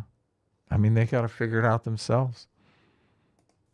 American military, anything else, more than, the paltry contributions of Germany, France, and the United Kingdom. It's about the American defense guarantee. And so the question is, as far as Russia intervening, this is a defensive act shoring up a vital security interest. NATO expansion into Slovenia, Croatia, Ukraine. That's the justification right there. He says this is a defensive act, and that's morally speaking, we understand. I mean, we argued for months about Kyle Rittenhouse. Why did we argue about Kyle Rittenhouse? Fucking self-defense. Right. But yeah. I think part of what I don't think Destiny did, fleshed out in the beginning of this conversation. I think they get into it later, but it's just that the supposed security threat that NATO poses to Russia doesn't seem to have been materialized at all. Mm-hmm. As we talked about in our conversation with Sargon, definitely hasn't materialized now. And it doesn't seem to be anyone thinks that there's going to be some hot war between NATO and Russia at any point in the near future where NATO invades Russia. So what exactly is the security threat? Right. Well, the security threat cannot exist and him believe that it exists, and it still pose some sort of peril towards the situation. That's true, but that's why I laid out my alternative theory here, because I don't think Putin does believe that NATO is going to invade Russia. I think this is more about he's afraid of getting Gaddafi. He needs foreign powers that would aid him in the case of some kind of revolution or civil war. Yeah. Or obviously I think this is mostly just an economic thing too, not really like a military thing. He's afraid of Ukraine threatening his oil dominance in Europe. Right. And he's afraid of being Venezuela, obviously. Yes. The country fully dependent on natural resources. The only way to get out of that trap, though, is to develop a vibrant economy, like a dynamic economy that's going to engage in creative destruction. And how do you do that from an autocracy? You just can't. You can't. Right. And that's the central issue here, is that Putin's form of government cannot create a vibrant economy at all. Yeah.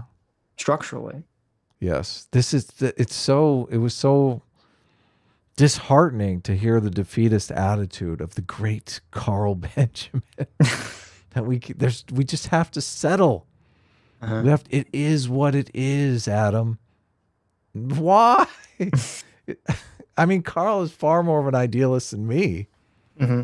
But I mean, can't we push him in that direction just a teeny bit? And what's wrong with that? Right. He did admit that it was ultimately better for Japan, which I think, okay, then ultimately it would be better for Russia. We just got to nuke Russia. That's all. Well, no, I think we could spare the nuke part of it, but ultimately, moving towards that path. Yeah. How is this? And I guess I would throw it back to you. Why is this a vital security interest for the NATO countries, and more specifically the United States, which underlies the whole security guarantee? Well, so firstly, it doesn't have to be a vital security interest. The membership into NATO is contingent upon a country wanting to join, and then contingent upon NATO membership countries wanting countries to join. It doesn't necessarily have to represent a security interest for everybody to allow countries into the fold, right? We would argue, like, did the Baltic states represent like an actual security interest for the rest of Europe? Did any of Southern, like, did these countries need to join NATO to shore up the security of Europe? Other people might argue that the broader peace enjoyed by Europe might be because of the expansion of NATO, that it's hard to attack a country that is under this umbrella, this guarantee of safety and peace. Other people might say, if we start seeing massive excursion or massive fleeings of refugees and everything from Ukraine, they might point to that and go, oh, well, look, there's the security interest. Similar to when we had the massive fleeing of Syrians from Syria and we had a refugee crisis across all Europe. Well, now we have refugees fleeing from Ukraine because of actions that Russia is taking into Ukraine.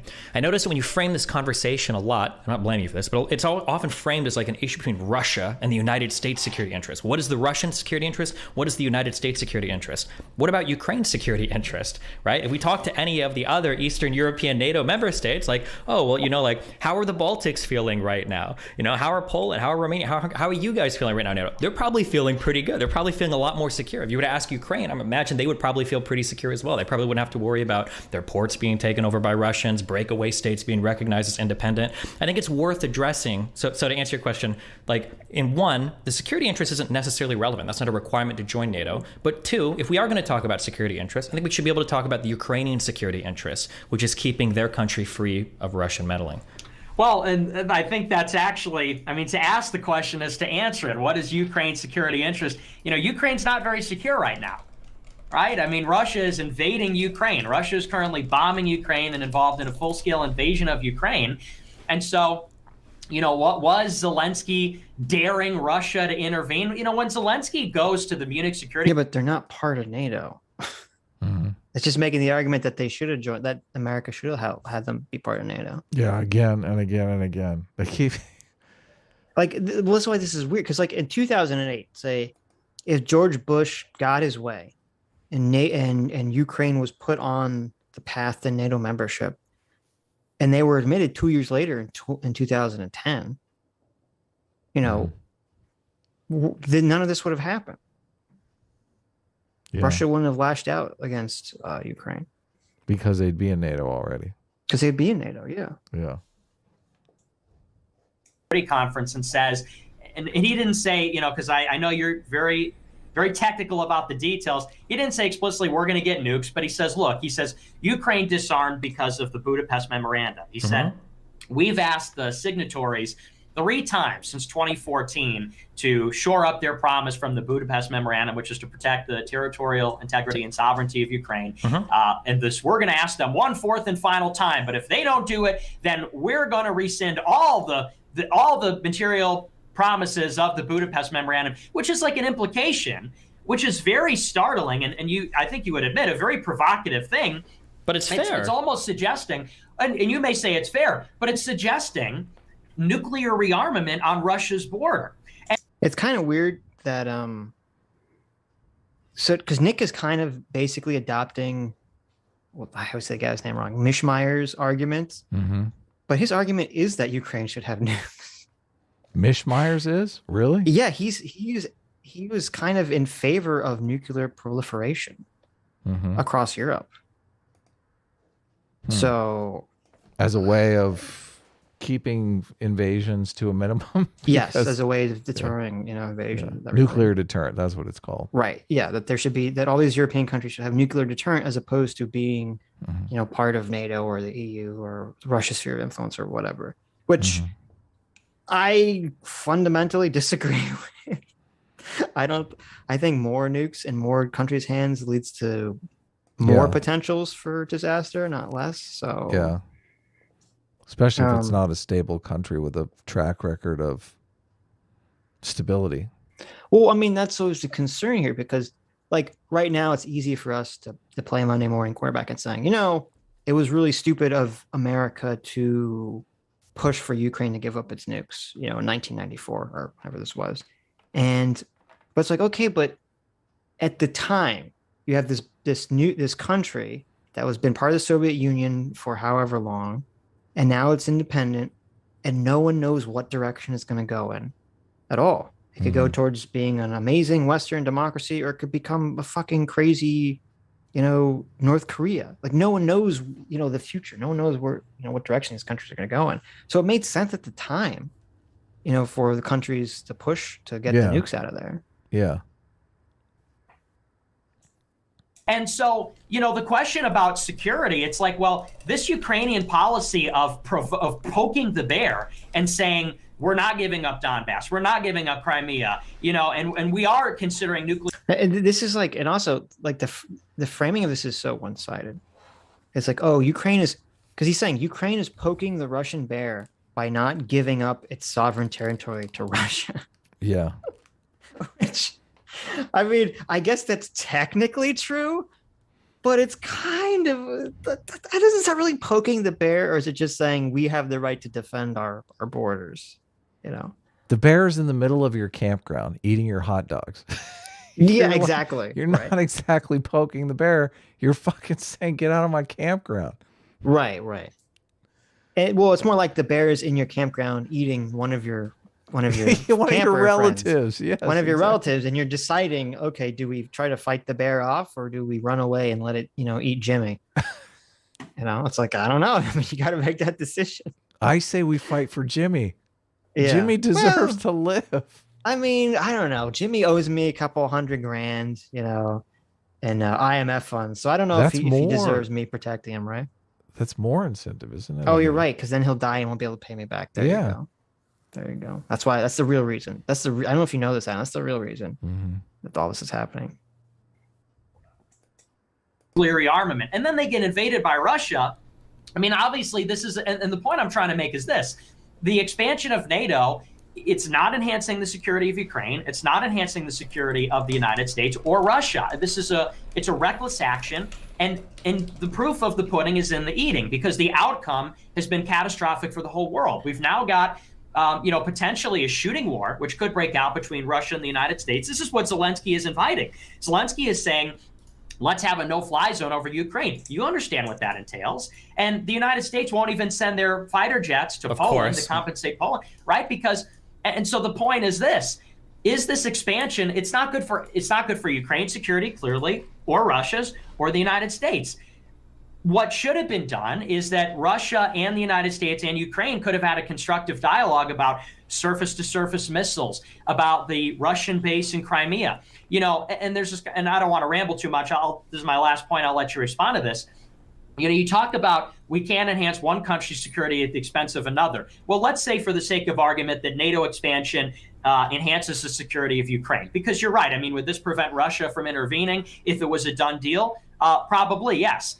But what does this entail? This entails that NATO now has the right to put military bases, surface-to-surface missiles, potentially ABM platforms and other things in Ukraine. It means that there's a NATO naval base in Crimea if that becomes part of Ukraine again.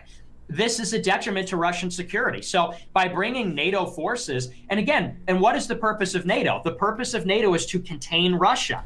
So you've got NATO now, again, its purpose is to contain Russia in Ukraine, right on their border. This argument does seem like somewhat of a red herring to me, because first of all, again, as we've said a million times, I haven't heard anyone articulate an actual realistic fear of NATO invading Ukraine, of NATO invading Russia. I haven't heard anyone articulate that point. And I don't think Nick even articulates that point.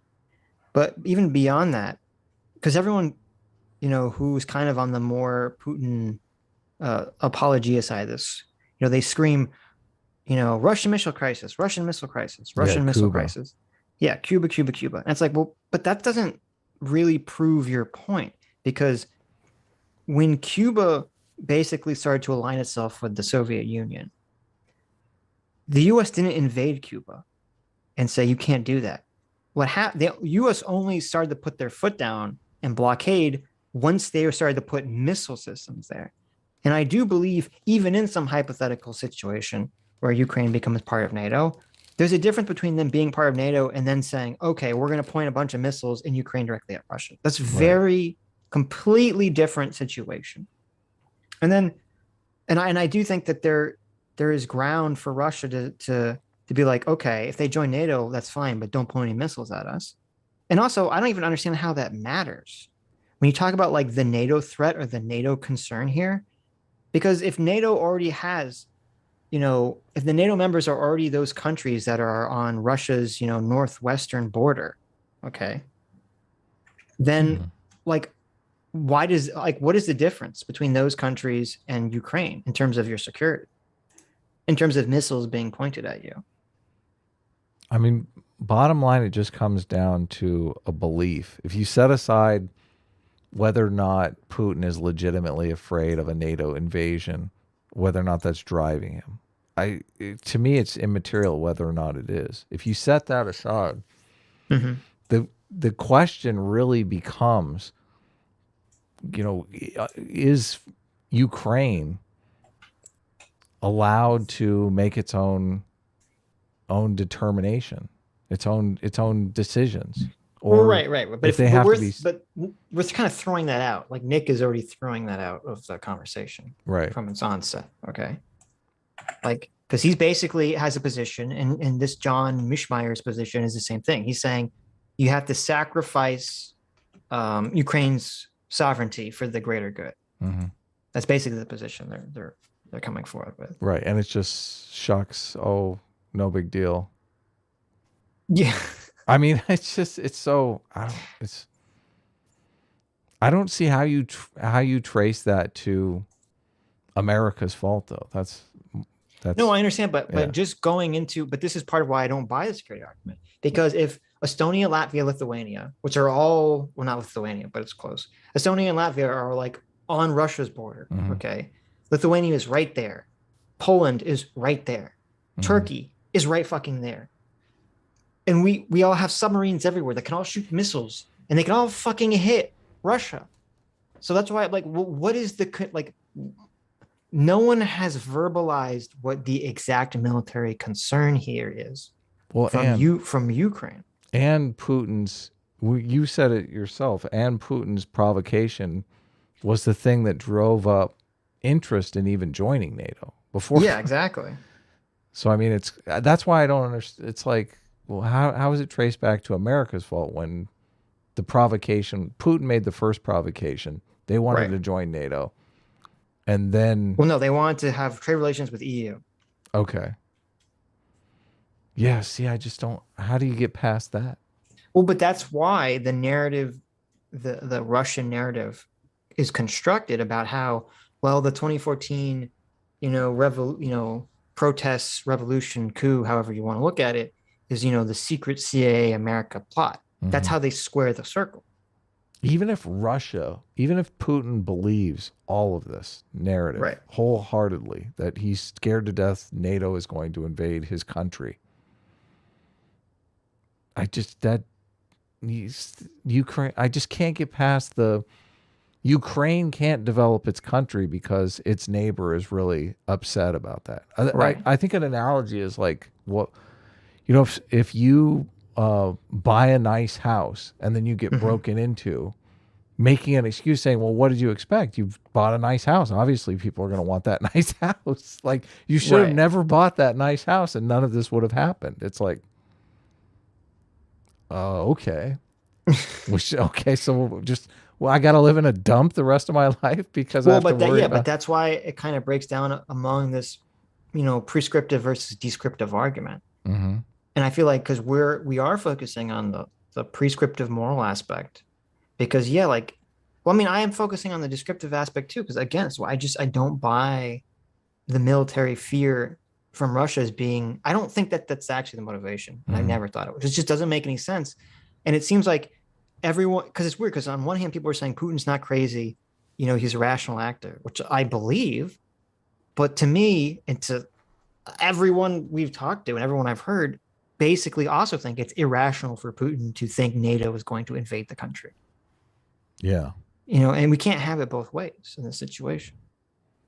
I think an important question is which is more motivating for Putin, hanging on to power, or I guess people would argue that the threat of NATO is a threat to his power. Yeah, but why? Yeah.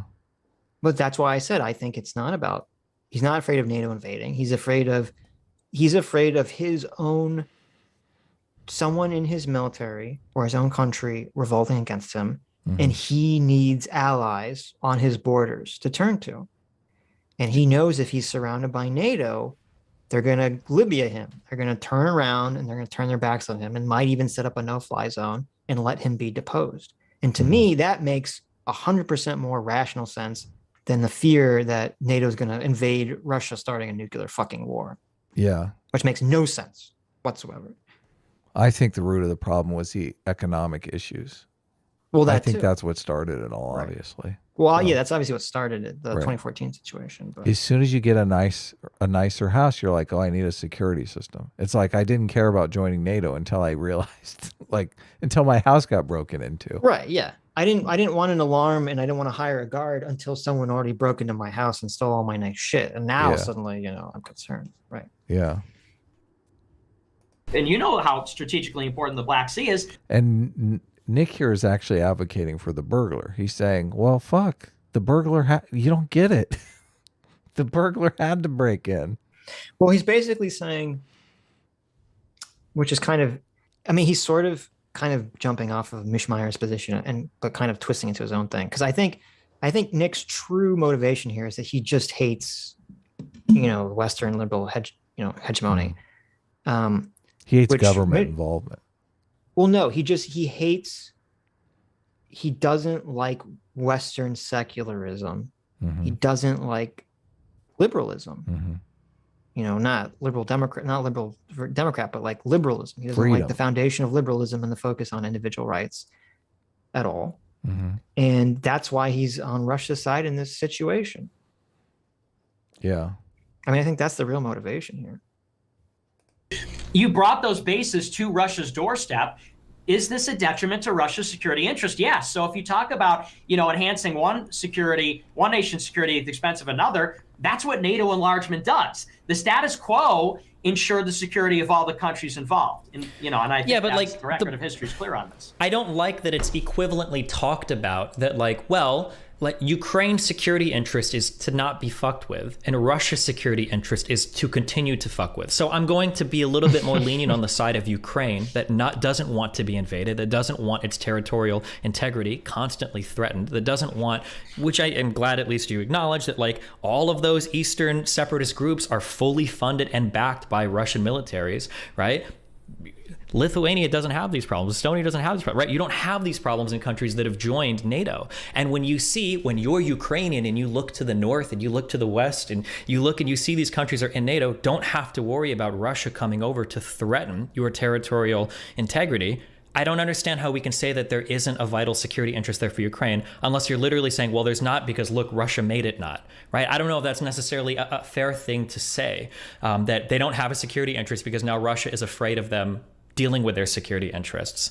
We talk about it's so ironic, and this is another thing that's ultra ironic too, is we talk about NATO is an organization without purpose. It was created to only contain the Soviet Union and the Warsaw Pact, and in 91 it should have been disbanded. People say that. Other people say, well, maybe the expansion of NATO can ensure greater periods of peace and prosperity for Europe, which arguably it has. But now you have countries like Sweden and in Finland talking about potentially joining NATO just because of how aggressive Russia's been acting. So while you might say on one hand, like, well, look, it's not in the security interest of Ukraine because now Russia's attacking them. I could say on the other hand, well, look, this isn't in the interest of Russia because now everybody else wants to join NATO. It feels like, and even if you are pro-Russian, you have to acknowledge that today the NATO alliance is probably stronger than it ever has been. There has been like a revitalization across even NATO skeptic countries like France, even Germany that was unwilling to go as far with some of these sanctions and military equipment, even Poland that initially didn't want to contribute as much. These countries have been revitalized in purpose, united against Russia, to where if Russia doesn't succeed in Ukraine, or even if they do succeed in Ukraine, it feels like now all they've done is create a stronger NATO. I feel like something that the United States has done a decent job of, say. I mean, and, that's a good point. If Nick's going to say the proof is in the pudding, for Ukraine is worse off now because they're currently being invaded, then you could say, well, Russia's going to be worse off because all, Finland and all these other countries are clamoring to join NATO now. And on top of that, and this is part of why I completely disagree with, Mishmeyer's analysis here, is that he thinks that all countries are basically operating under this, we have to protect our borders, we have to protect our sovereignty with military force at their core. And that's why the quote unquote liberal order will never work. But that doesn't seem to be the case because Europe and Japan, a lot of other countries, they complain about America being the world police, but they actually love America being the world police because then they don't have to spend money on their military. And this actually comes up later in the conversation where Nick says, Japan's been trying to, part of the agreement with Japan after World War II was that they couldn't, create their own military. And Nick is saying, oh, Japan is still under the thumb of America. They want to create their own military. But it's actually the reverse when I looked into it. Because first of all, America and the rest of the world has basically been allowing Japan to build up its military forces as long as they call them, security forces, massive finger quotes. And it's basically looked the other way in Japan for decades now. And it's actually the opposite. America has been trying to get Japan to spend more money, to increase its military spending because of China, and Japan's kind of like they're dragging their feet because they don't want to spend the money on it because they're like, fuck, we've had 60 years or so of being able to not spend money on our fucking expensive military. And it's the same thing with Europe. There's so many of these European countries have been basically skimping on military for themselves because they kind of felt like, well, this is the end of history. The liberal hegemony is here and we don't have to worry about being invaded anymore. It's a good neighborhood. We don't have to lock our doors. We're safe here. That's exactly the perfect comparison. All these people were like, listen, we're in this good neighborhood because America, is fucking the police. Policing the They're beat. on the beat. Right. And then you get the Russians moving, Yeah. And Putin, starts, breaking into someone else's house, and everyone's like completely thinking about the world in a completely different way. And all these countries are all clamoring to now build up their militaries again. Right. Yeah. I guess the argument is just that Putin just completely miscalculated. I mean, there's all this thing about like, oh, the West completely miscalculated Putin. I guess Putin completely 100% miscalculated the West response either. Everyone's saying that. Right. But but the Russian apologists seem to ignore that fact. Yeah. Maybe Putin thought this was going to be the Georgia, Crimea again, where he was just going to be able to go swoop in and take part of the country and everyone's just going to kind of shrug, but that didn't happen this time. Yeah. For Iraq leaders, it feels like exerting soft power instead of this hard power, this idea that you need to invade and take over everything, maybe would have been a better route to go for Russia rather than I'm going to Sevastopol, I'm going to Crimea, I'm stealing your base, I'm funding these separatists, and I'm going to invade the fuck out of your country if you don't do exactly what I say. I feel like the era for that politics is past, and all Russia has done with their current actions is undermine the security of all of Europe, revitalize NATO, and threaten Ukraine's sovereignty for no real justification of its own other than they want control of that piece of land. Putting the soft power paradigm and the hard power paradigm on the same level, that blows my mind. But I don't that's think it's basically fair. what Carl did when he was talking about what Sargon did. Mm-hmm. Well, that's why I don't think it's fair to say that like, oh, there's a NATO empire that's the same as like the Russian Empire. Yes. Even if we remove Russia's hard power excursion right now, I still don't think it's fair to compare the soft power of NATO or America or the EU on Ukraine or any of these other Eastern European countries compared to Russia, because it's literally the opposite paradigm. And we, like, the EU deal is the literal perfect example of this. In order to have this EU deal, Ukraine had to become less corrupt, had to have stronger regulations to fight corruption. And the EU was only going to give them, like significantly less money in loans. They weren't going to just give them some giant payday. And Russia's like, you don't have to change any of your laws. You can still be as corrupt as you want, and we'll give you a massive payment. So, like, what does that tell you? Versus student aid. Right, but what does that tell you? It shows you that the EU's position was basically like, well, if you want to join us, you have to work for it. You have to change and do this to join us. And Russia's like trying to buy you off. That's why I don't think it's fair to categorize like, oh, Russia and NATO or Russia and EU have like this, or like on the same level of trying to buy off Ukraine or any of these other countries. Right. It's a completely different game that's being played here. I mean, and I agree with Carl that, from the Russian perspective, a lot of it is them trying to like grasp at the glory days that have gone by. But should all these other countries suffer for the sake of Russia being able to live in the past? And I think the answer to that is no. Even with the economic aid and stuff, and if it's in the form of IMF loans, I mean, the selfish incentive is that they want to be paid back. They want interest on their investments. So that's why they want to fight the corruption in Ukraine. Right. But what Putin wants is loyalty. Like, he's just basically paying bribes to. Right. Yeah, that's a good point. For loyalty, which is just a completely different paradigm. I don't see, if Russia was willing to play in this soft market, in the soft power paradigm, go for it. Like, I'm in favor of that. Right. Well, but that's the issue here, is that this is why, I mean, I don't buy, Russia used to be, a world power. And I don't buy the idea that when the Soviet Union collapsed, that Russia, with its vast oil and gas reserves, couldn't have become, have a functioning economy that could be on somewhat equal footing, if not equal footing, with the EU or America in terms of, having influence with its neighbors. I don't buy that. And I think the only reason they're in the position, in the economic straits that they're in right now, is because, as you said, of Putin's mismanagement of the country. Yeah. And because the country, when I read that paper by the American analyst during the fall of the Soviet Union, which was very sad, which is saying, Russia, and this is completely agrees with Carl's position, which I think is true, is that Russia just didn't have the culture of wanting to, or the culture of its population, having respect for laws, having respect for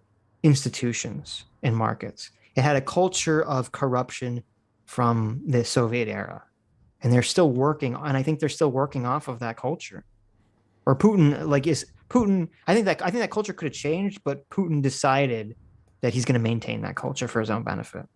Yeah, that's why I wanted to get that in when we were talking with Carl, because it really is a mismanagement issue. Ryan Chapman has a great video called The Rise of China. Have you watched that video? Yeah, Ryan. Yeah, he does. All his videos are great. Yeah. So this video, I had no idea, but he basically lays out how China went from being, starving 30 years ago to being, a superpower, right? Our arguably the US's biggest competitor. And I had no idea that the Chinese Communist Party sent people out to live in all kinds of different nations to see how things were done and to set up some kind of culture that would work for China.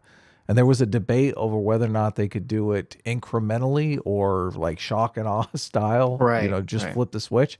And ultimately they decided incrementalism was the way to go. And they've actually done kind of incremental change, testing things out in certain provinces and seeing if it worked or not before they implement it all over the country, which is just, I mean, it's like a bureaucratic management system to bring their nation into the modern era in a way that Putin just has never even engaged with. Right. Yeah. Yeah. No, it's night and day. Right. No, and that's true. I mean, and Mark Ledwich has talked about this, and he's saying that basically the way China runs its country is that it views each region as like a financial experiment, and it's going to like test different models in each region and then copy what works and kind of iterate off of that. And I mean, as you said, Putin's not interested in doing anything like that at all. No. For himself. So, I mean, and with China, I mean, I think China is still, I think the government of China is still evil. They're engaged in the Uyghur genocide. I think they're the closest to a 1984 style country that exists currently in the world. But but they did change. And that's why I kind of don't buy the fatalistic idea that like Russia could never change.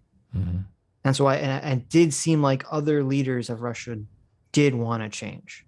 Yeah. Boris Yeltsin was moving in that direction. Yeah, Yeltsin, Gorbachev. Oh, Gorbachev even as well. Yeah. Medvedev seemed like Medvedev was like super enamored with Obama. He wanted to be Obama, which is kind of hilarious. Wow. I don't know much about Medvedev. Well, it's kind of funny because since he was like always viewed as Putin's puppet, basically, he saw Obama's charisma and the fact that people he's like, I wish people liked me for me, basically. It's kind of hilarious. He's kind of like a character from a movie or like a teenage sitcom. He's like, I wish people loved me for me the way they love Obama. And so that's why he was partially open to a lot of, being more favorable with the West. Even though immediately after Obama was elected, they put nukes in the middle of Europe to see what he would do. But oh, shit. Listen, Russia's never provoked America. Okay, never happened. It's all NATO expansion. Oh, yeah. Well, and you even conceded, though, it's, there is a vital security interest in Ukraine. It's not just because they're greedy and everything. And I would flip it on its head and say, we talk about the security of Ukraine. We're not talking about a bilateral security guarantee. We're talking about NATO, which is an empire in a sense that, the NATO states are beholden to the United States. I mean, we know. And this is so not true. So completely untrue. That Georgia and Ukraine, their aspirations to NATO were recognized over the objections of France and Germany in 2008. We know that the United States run NATO. We know that. But this is why it's so weird. It's literally backwards. This proves the opposite of his point. George Bush was like, we want Georgia and Ukraine to be in NATO, and France and Germany said no, and they weren't. This disproves your point, Nick. The United States is run NATO. So when we talk about Ukraine, it's fine and well to say, oh, well, Ukraine might be concerned or something. But we are talking then, you sort of lose your ability to talk about, oh, well, my right, my self-determination, when you're talking about inviting another empire and becoming an outpost of another empire next to Russia and putting NATO bases and listening to NATO decisions and NATO military and becoming a vassal state of NATO in a certain sense, and with the European Union too. And I would go for and say, if Russia wanted to play the 10D chess move here, they might actually want Ukraine to be in NATO. Okay. Because there's a core assumption here that's completely fucking wrong, which is that once a country joins NATO, it becomes the butt monkey of the United States. It does whatever the United States says. Yeah. But we know that that's fundamentally not true.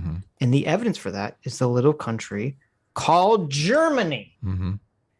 And part of the reason Germany has not sided with the US in many things for the last 20, 30 years is because they have strong financial ties with Russia.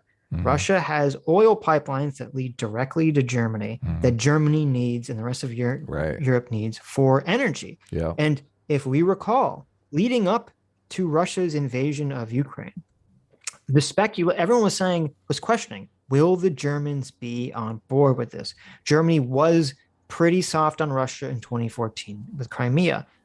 And people were actually shocked and somewhat surprised that Germany was on board with this when it actually happened.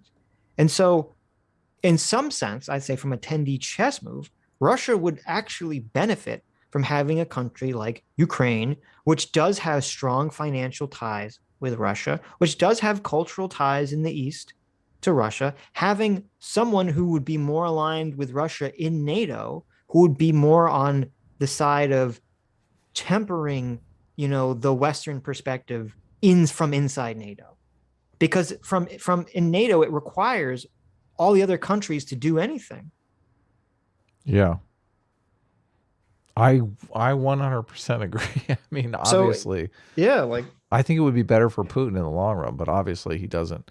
I mean, he's thinking about it from a power perspective. Right. Yeah.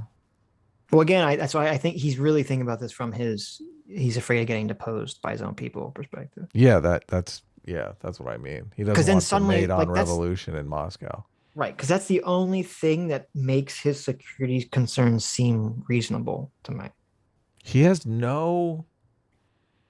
he's never lived a life where he hasn't been, his boot on the neck of the Russian people.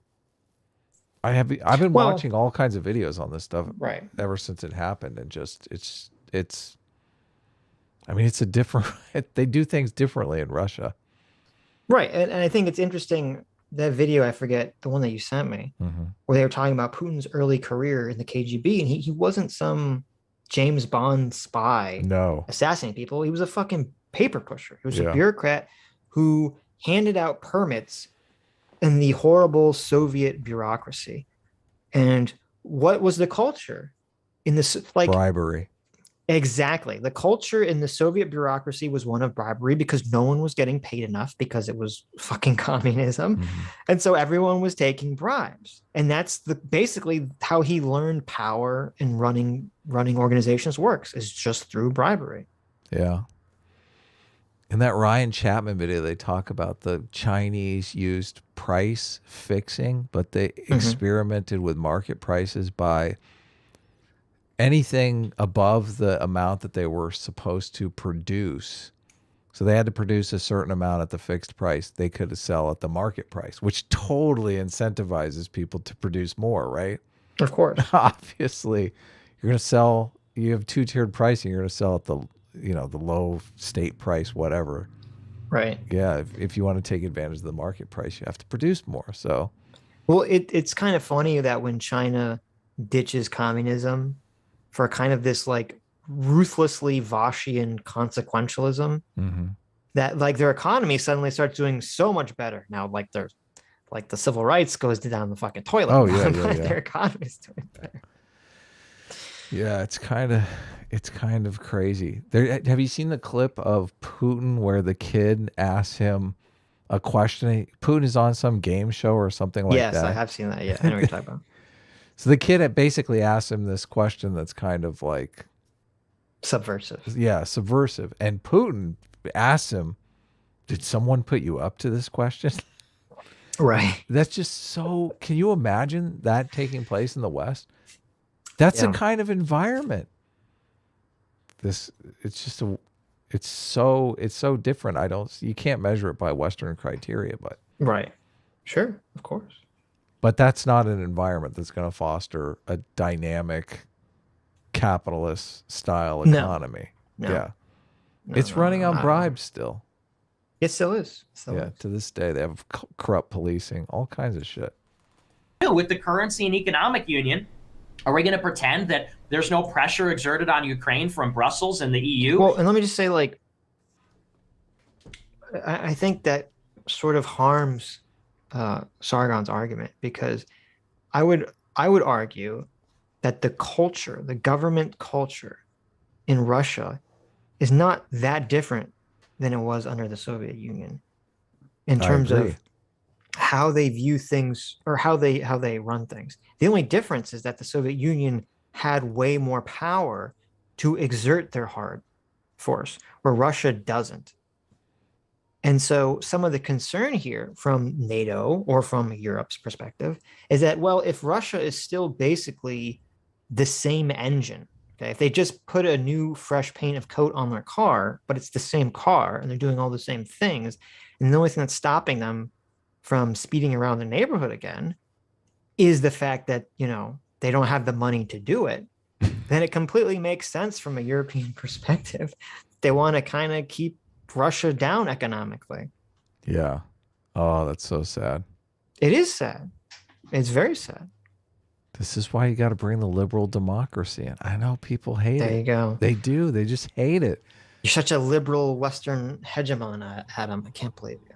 Well, isn't it better for people to look up to America aspirationally? I mean, look, don't the immigration numbers say it all? I really feel like you could make an objective argument just based on immigration numbers. Like, what places in the world are people immigrating to? Right. What places in the world do people seek out to live? America's one of those destinations. Right. Hands down. Right. Yeah, I don't know what Russia's immigration numbers are, but yeah. There's no pressure exerted on Ukraine in NATO from Washington, D.C. as a result of their being joined up with these supranational unions. Of course there is. And I also want to frame the conversation this way. You know, everybody talks about big bad Russia and Russia's this revanchist and Russian aggression and so on. But let's flip the script and let's put ourselves in Russia's shoes. The combined military budget of NATO, you've got more than $800 billion in military spending for the United States, $800 billion, and $350 billion for the rest of the NATO countries. So you have $1.2 trillion in military spending from NATO, which is now expanding. And again, and you can say NATO doesn't have a purpose. I think that's a little disingenuous. The purpose of NATO is to contain the Soviet Union. The purpose of NATO is to contain Russia. They're not expanding into Africa. They're not expanding. Every time he says contain Russia, it just triggers the fuck out of me. Because it's like, oh, why? Well, because he's basically saying Russia has every prerogative to not be contained, which is basically saying they can spill out into neighboring countries at their discretion. Is it not? Yeah, well, that's what's weird too, because when he says contained, he's making a purely military argument. He's not even talking about, you know, economics or anything like that. Stay in your borders. Fix your country up. Right. I guess he's making the argument that Russia is just so terrified of someone coming in and stealing their stuff. I mean, what is he saying? Which even, but Nick has never, and I think they get into it, but much later. I mean, Nick has never verbalized how that fear is legitimate. I mean, it's the crux of his argument. How is it a legitimate argument? Well, just for the sake of argument, let's say the fear is legitimate. Okay. And it's just, he's just terrified. Right. It's still, I don't see how that makes the argument that invasion is okay. Yeah, no, it doesn't. Well, that's where his argument kind of breaks down. Yeah. Because he's trying to piggyback Mishmeier's argument. And his argument isn't that the invasion is okay. It's just that it's, you know, the expected outcome. Understandable. It's understandable. Right. It's the expected outcome of, you know, a series of events. We scared Putin too much. Right. But I think that part of what belies or shows Nick's true feelings here is that he just, you know, he wants the destruction of Western liberalism. Western Somebody democracy. couldn't get out the stack of Bibles. Come on. The stack of Bibles people respect. We promise we will not invade your country. There you go. There you go. The stack of Bibles. Expanding into Latin America. They're expanding into Eastern Europe. They're expanding into former Warsaw Pact countries, former buffer states, former Soviet satellites. So you've got $1.2 trillion in spending on NATO. You've got 13 countries are taken over in the span of 20 years. And you're Russia, and Russia spends $67 billion, which is a less than a tenth of what NATO is spending. And the West paints Russia as the aggressor. NATO is coming. See, and reducing aggression down to how much you spend on military is just ridiculous to me, because you were gone, but I said you have to think of military as a security force as well as an offensive force. Right. And in the West, it's all defensive. Well, except for the excursion into Iraq, obviously. We don't have a pristine record there, but we'd like to think all of our military spending is defensive, correct? We do like to think that, yes. Oh, man. Sometimes you get a weird... Sometimes... It was September 11th. Oh, I'm sorry. Wait, I can't ever blame America for anything. It was completely justified, Adam. Okay, Saddam Hussein had weapons of mass destruction. Nah, it wasn't justified. It was so justified. We needed to bring freedom and democracy to those poor people. We were wrong, just like Putin was wrong. Right. To their doorstep, they've got the Baltics. They've got all these countries. Russia says a red line is Ukraine, and they say that's not good enough. We're taking Ukraine too. And see, all this is irrelevant because none of this narrative is true. Well, but yeah, none of it. First of all, it's not true that there was any new talks about Ukraine joining NATO. Right. It's not accurate. And then the language he's using, oh, they're taking Ukraine.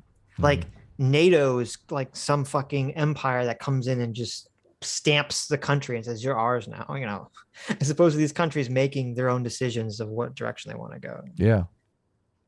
And of course, understand what that entails is, and you won't, I haven't heard you acknowledge this. What about Russia's legitimate security concerns about not Ukraine's safety, but NATO missiles in Ukraine? And you could say that's defensive, but everybody knows there's no such thing as a so-called defensive capability. The platforms that are used for an ABM can be used for an ICBM. The missiles, we're talking about theater support missiles, which are conventional, they could be easily equipped with nuclear warheads. They're talking about a alliance which express purpose is to contain Russia, deploying ABM, surface-to-surface missiles. So contain. Here you go. Yeah, I know, containing.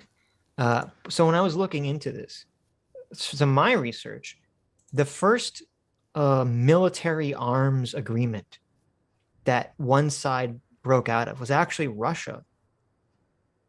In 2007, dropped out of the Treaty on Conventional Armed Forces in Europe. And that was the first big arms treaty between NATO and Russia that one side have dropped out of. So, I mean, there's an argument here that Russia really started the sort of, we're going to drop out of these treaties where we put missiles and, places that we don't want them to be in. The escalation of aggression. Right. Because I would agree. I would agree with the point that, like, yeah, even if Ukraine in the future became a NATO country, Russia has a right to say we don't want there to be a bunch of fucking missiles pointed there. They completely have the right to do that. Yeah. But that's not really what's being discussed. Right. They're just saying, because again, and this is part of the, I would say, the propaganda here. This is part of the thinking past the sale. Okay. Scott Adams always talks about this thinking past the sale, because Putin has basically gotten everyone to fixate on this being NATO and NATO's fault.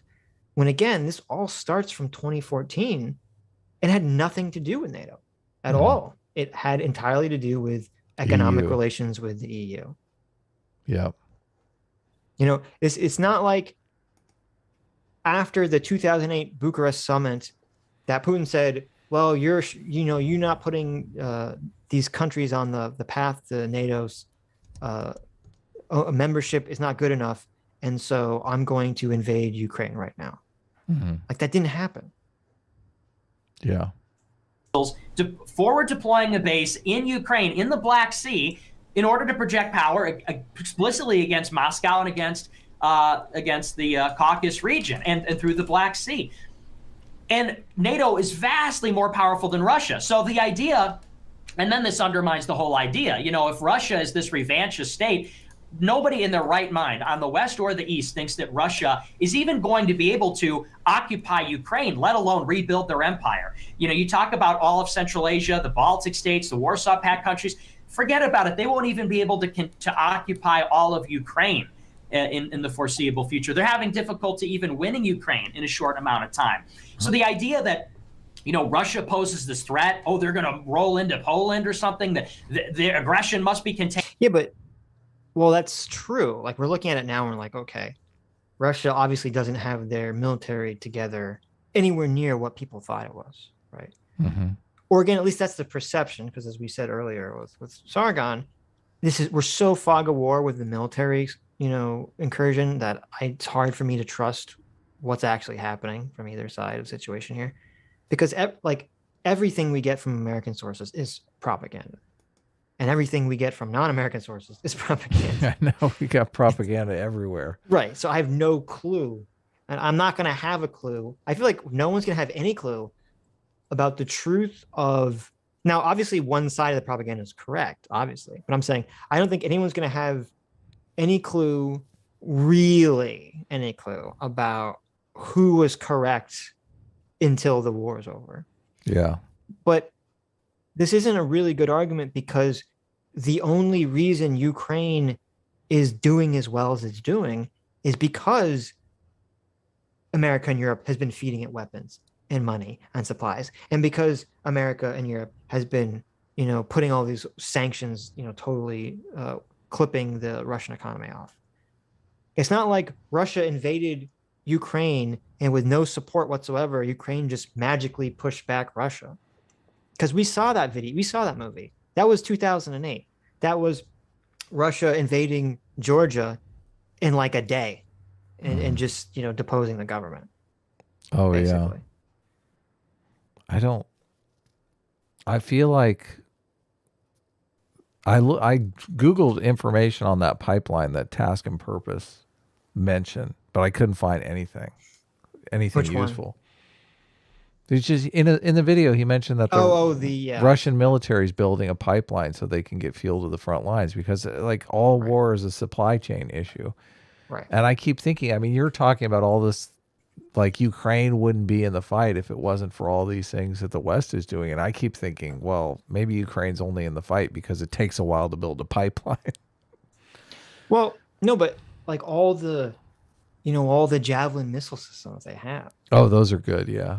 I mean, they didn't, and all the drones they have. And also, I mean, they didn't materialize them from the ether. They got them from, Europe and America. And if I was a Ukrainian right now and Russia was building a pipeline to the front lines, I'd be using those javelins to take that pipeline out every day. I'd be, and I'm sure making they are it as doing difficult as possible to build that pipeline. Yeah. Right. Oh, what a crazy war. Obviously, I would say in terms of what we can tell is that obviously this isn't going according to Russia's plan, because they kind of half-assed the invasion at first because they thought they could roll in, and now they've sort of fallen back on just shelling the crap out of these cities from far away. Mm-hmm. Yeah. And just trying to flatten. I mean, this is what's going on. It's horrible what's going on in Mariupol and some of these other places. They're just flattening the city. Yeah. That's definitely getting under the American people's skin. Yeah, I don't know. I can't find anything about the pipeline either. Yeah. So I'm not sure where. Yeah, I don't know. It's laughable. 67 billion against 1.2 trillion, and everybody's pointing the finger and saying, Russia must be contained at any cost. I think it says that America's rule is innocuous and benign, and that's not the case. It says that NATO's expansion is innocuous and not threatening. That's clearly not the case, and the numbers itself speak to this. What do the numbers have anything to do with it? I mean, that seems like a non sequitur to me. If NATO is expanding into other countries, of course, you've got a wider area that you need security over. You're going to have to spend more money. Right. Yeah. I mean, it has nothing to do with it at all, obviously, but. We can talk about the numbers, but I mean, you can keep saying 1 trillion to 60 billion all you want. How many times has NATO invaded Russia? How many times has NATO threatened aggression towards Russia? It hasn't happened. And, we can talk about security interests. It's funny you mentioned the ABM missile platforms and everything. An ABM missile platform cannot fire an ICBM. The anti-ballistic missile platforms that we installed in Poland, you can look at me all you want, but Biden himself literally invited Russian inspectors to come in and inspect these things. Just because it's a tube in the ground doesn't mean that you can just as easily throw a different type of missile, an ICBM, in there. There's a whole different apparatus. There's a whole different hardware requirement for firing these missiles. There's a whole different software requirement for firing these missiles. Tubes in the ground are not just things you can stick whatever missile you want in and happen to fire nuclear warheads out of. It just doesn't work that way. And again, Biden's invitation of Russia to inspect these platforms, I think, proves just as much as that. When we talk about how there's pressure from Washington or pressure, yeah, he kind of brings it up later too. I talk about the ABM stuff. Is that, and actually I forgot, I was wrong. The first major treaty or arms agreement that was pulled out of was actually from the U.S. perspective, and Nick brings it up later, and it was in 2001, and America basically said they weren't going to stop working on anti-ballistic missile shield programs in Europe and in America. And the reason they did that had nothing to do with Russia. It was because it was like 2 months after 9/11. That makes sense. Right. And they were that. And so the threat and the concern was on terrorism. And that was like a part of this, you know, this idea. And this is part of what the problem is, because a lot of these, you know, America or Europe wanting to work on missile defense systems, it's like they're like looking at the Middle East like, we got to worry about terrorism. And then Russia's like, oh, you're provoking us and you're provoking us. And we're like, what are you talking about? Like, right, what's going on here? And that's even why after 9/11, you know, Russia was kind of like blasé about America pulling out of that agreement, because they're like, well, you know, 9/11 just fucking happened. Like, right. From the West on what could be Ukraine's economy. We talk about threatening their sovereignty. Just the comparison is just totally unfair. If Ukraine chooses to be pressured by joining those types of free trade agreements, by joining those types of NATO alliances, I feel like that mounts the pressure onto you then to answer. If there is so much pressure from Washington militarily, if there's so much pressure from Brussels economically, if there's so much pressure from all these Western institutions, why is Ukraine so eager to join them? Clearly, there must be mounting pressure in the opposite direction as well, right? And we're comparing on the Western hand, like the ability to join these free trade agreements, and then on the Eastern hand, the forcible entry into customs unions that would heavily restrict your trade, because now you've got shared external tariffs and everything. The idea that there is some like massive pressure from the West that threatens your sovereignty in a way that there isn't from the East, when Ukraine seems to be like eagerly trying to join the West, just doesn't make sense. Why? Like, their actions and the desire of their population just doesn't seem to speak to that idea that there's so much horrible pressure from the West. Something else that I also disagree with, and then you can answer this, because all of this keeps getting framed. Now, I said initially, I'll agree with all of that, and then I'll ask you a question about Ukraine. But now I want to challenge the framing of one of these things. We talk about vital security interests. I don't buy it. I don't agree with it. I've seen you talk about the funnel. I've seen other people talk about geography. Historically, Russia's been invaded a number of times through Ukraine. But like, I have to ask you honestly, if Ukraine was to join NATO, do we really think that there are going to be troops invading Russia? Does Putin really think that Ukraine's ascension into NATO means there's going to be some sort of ground invasion or some sort of like threat of force from NATO into Russia? Like, if so, it hasn't happened in the Baltics yet. We haven't seen it anywhere else. Like, what, like, is there, I disagree that there is an actual security interest in Ukraine. I think that the interest lies more in the rebuilding of the empire and more of Putin establishing his order farther out from Moscow. Yeah, I mean, I would just say that this is just, it's sort of almost a willfully ignorant position. And I understand if you like guzzle State Department propaganda, I understand why you might say like, well, how could NATO possibly pose a threat to Russia? It says it right here. It's a defensive alliance. You know, once again, the purpose of NATO, and So I'm really glad that Destiny brought up those points, because I think, and you know, it's what we brought up a million times, and I think it's a completely valid argument. Unfortunately, you know, Nick kind of vacillates in how he argues about whether he actually like, he'll engage with good faith to some extent, but then the second like he sort of doesn't have an argument or he's kind of on losing foot, he just immediately switches to kind of like debate tactics mode. And so, because the very specific question is, you know, well, explain to me what the actual threat is from, you know, Ukraine, as opposed to any of the other countries that, you know, NATO borders with Russia. And he just pivots to, well, it says it's a defensive treaty. It's like, well, that's nothing to do with what anyone's talking about. That's just an empty, hollow talking point now. Yeah. And I don't understand why you acknowledge this. The purpose of NATO is to contain Russia and contain. Like NATO is going to turn over an imperialistic, forceful leaf, and it's going to like immediately start taking over the world, right? Yeah. I mean, that's what we're supposed to infer from this, correct? Right. That is what we're supposed to infer, I guess. But according to some, it already is an imperialistic There you go. force bent on taking over the entire world. Yeah. Right. Means we want to stop Russia. We want to prevent. So you're going to have to start taking a shot every time he says containment, because No. If we did that, we'd all die of alcohol poisoning. Don't do that. What the fuck? There's this thing called international law that is supposed to contain people, right? Stay within your borders. Don't invade your neighbors, right? Isn't that a thing that everyone kind of agrees to? Not Russia. No, we don't want to do that. We don't like to be contained. The influence of Russia, you know, that's a hostile action. Okay, and we're aimed at saying stay within your borders. That's a hostile action, Sitch. That's very hostile. Okay, that's totally against the rules. Staying creating within your borders, a sort of wanting to trade with other countries. These are very hostile actions. I know. Yes. Very threatening. Very this scary. is thank you. This is the soft imperialism of Ukraine and NATO. Yeah. Circle around Russia. We want to contain. That's what NATO is for. And NATO is more than 10-1 more powerful than Russia.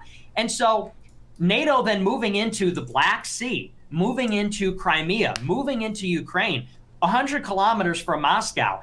Just by its very existence, this presents a security threat to Russia. You could say all you want, well, I can't imagine a scenario. Well, American leaders talk about this stuff all the time. I mean, ever since the Russian incursion into Crimea and their support for the Donbass, we hear from American leaders, they say, Putin's a killer, Putin's a thug, Putin's a dictator.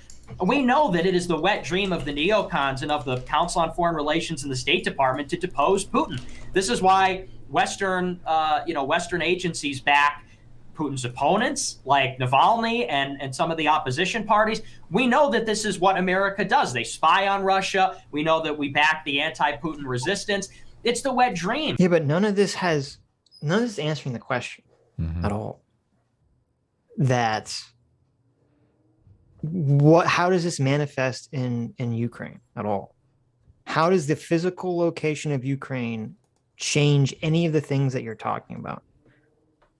He hasn't answered this. That the entire core of his argument is that Ukraine represents a security threat, and he hasn't explained how it does. Just that it does. Yeah, I hear those missiles fly like a distance. Can't they just launch them from Germany? Why do they have to nuke Moscow from Ukraine? Yeah, that seems like a dumb idea. There's NATO countries on Russia's northeast border. Right. Okay. The missiles will fly from there. The missiles will fly from the U.S. The missiles will fly from the submarines that are all over the waters everywhere.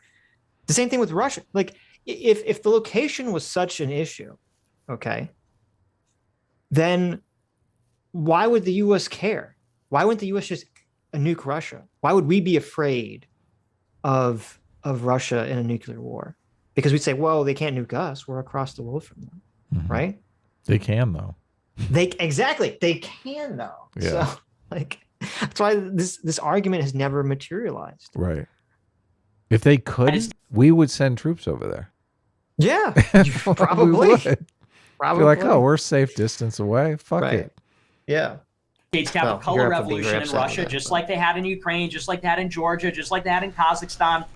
And so the idea that we can't possibly fathom a scenario where Russia would be threatened again, more than 10-1. That'd be like if I went outside your house with a tank and a nuclear bomb and a light machine gun, and I came there and said, I fucking hate Destiny. I was like, but don't worry, I'm just here to protect like your neighbors or something. And you're like, oh, well, he said it's defensive. That's okay. You know, again, you have to look at the history here. Well, no, it'd be like if you came with a tank outside your house and you said, I'm protecting this house. And for the last 60 years, you've had your tank pointed at them and all their friends and they've had their tanks pointed at you, and I say, well, what is this one tank being in this one place closer to me? How does that make any difference? What's the difference exactly here? Yeah. Look, they're trying to contain them. Just okay.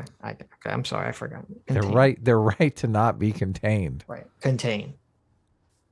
Of the Cold War. The antagonism between the West and the East doesn't evaporate. Well, and also, it doesn't even, like, this argument, Nick's already ceded this argument doesn't even make sense, because he's already conceded that it doesn't seem remotely militarily possible for Russia to hold Ukraine, even if they take over it. And if that's true, then this is all a fucking moot point, because Russia could go and smash up Ukraine, and NATO, like, Ukraine doesn't have to be a NATO member for NATO forces to march through Ukraine to get to Russia. If there is some magical geographic, magic there that they have to have Ukraine.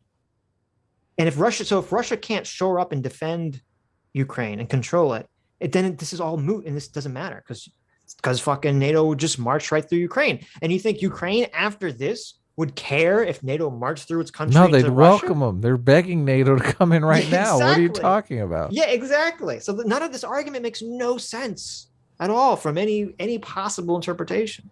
NATO is literally trying to give them jets right now, but they can't find an intermediary that's not going to escalate the situation. Right. And his whole argument that NATO doesn't understand the provocation here. I mean, it seems like they do, dealing just with the jet crisis, with the complexities of giving jets to Ukraine. It seems like they don't want to escalate. It seems like Russia didn't understand the provocation. Yes. Russia just wants to install a puppet government. That's the whole purpose of this thing. Like, if Zelensky was gone, this thing would be over. Right. Yeah. Right. He's probably got a president in waiting in Ukraine, right? Yeah, I forget. There's some guy I mentioned a couple of weeks ago. I said that was the theory of who they think is the guy they want to install. Right. He was one of the people that ran away to Russia in 2014. But he's back. He's riding a tank right now into Kiev. Right? He's probably waiting in Russia to be helicoptered in, once the situation is clear. But yeah. What if they shoot down that helicopter? They've been shot down a couple. So. Well, listen, they got a bunch of spares, running around. Yeah.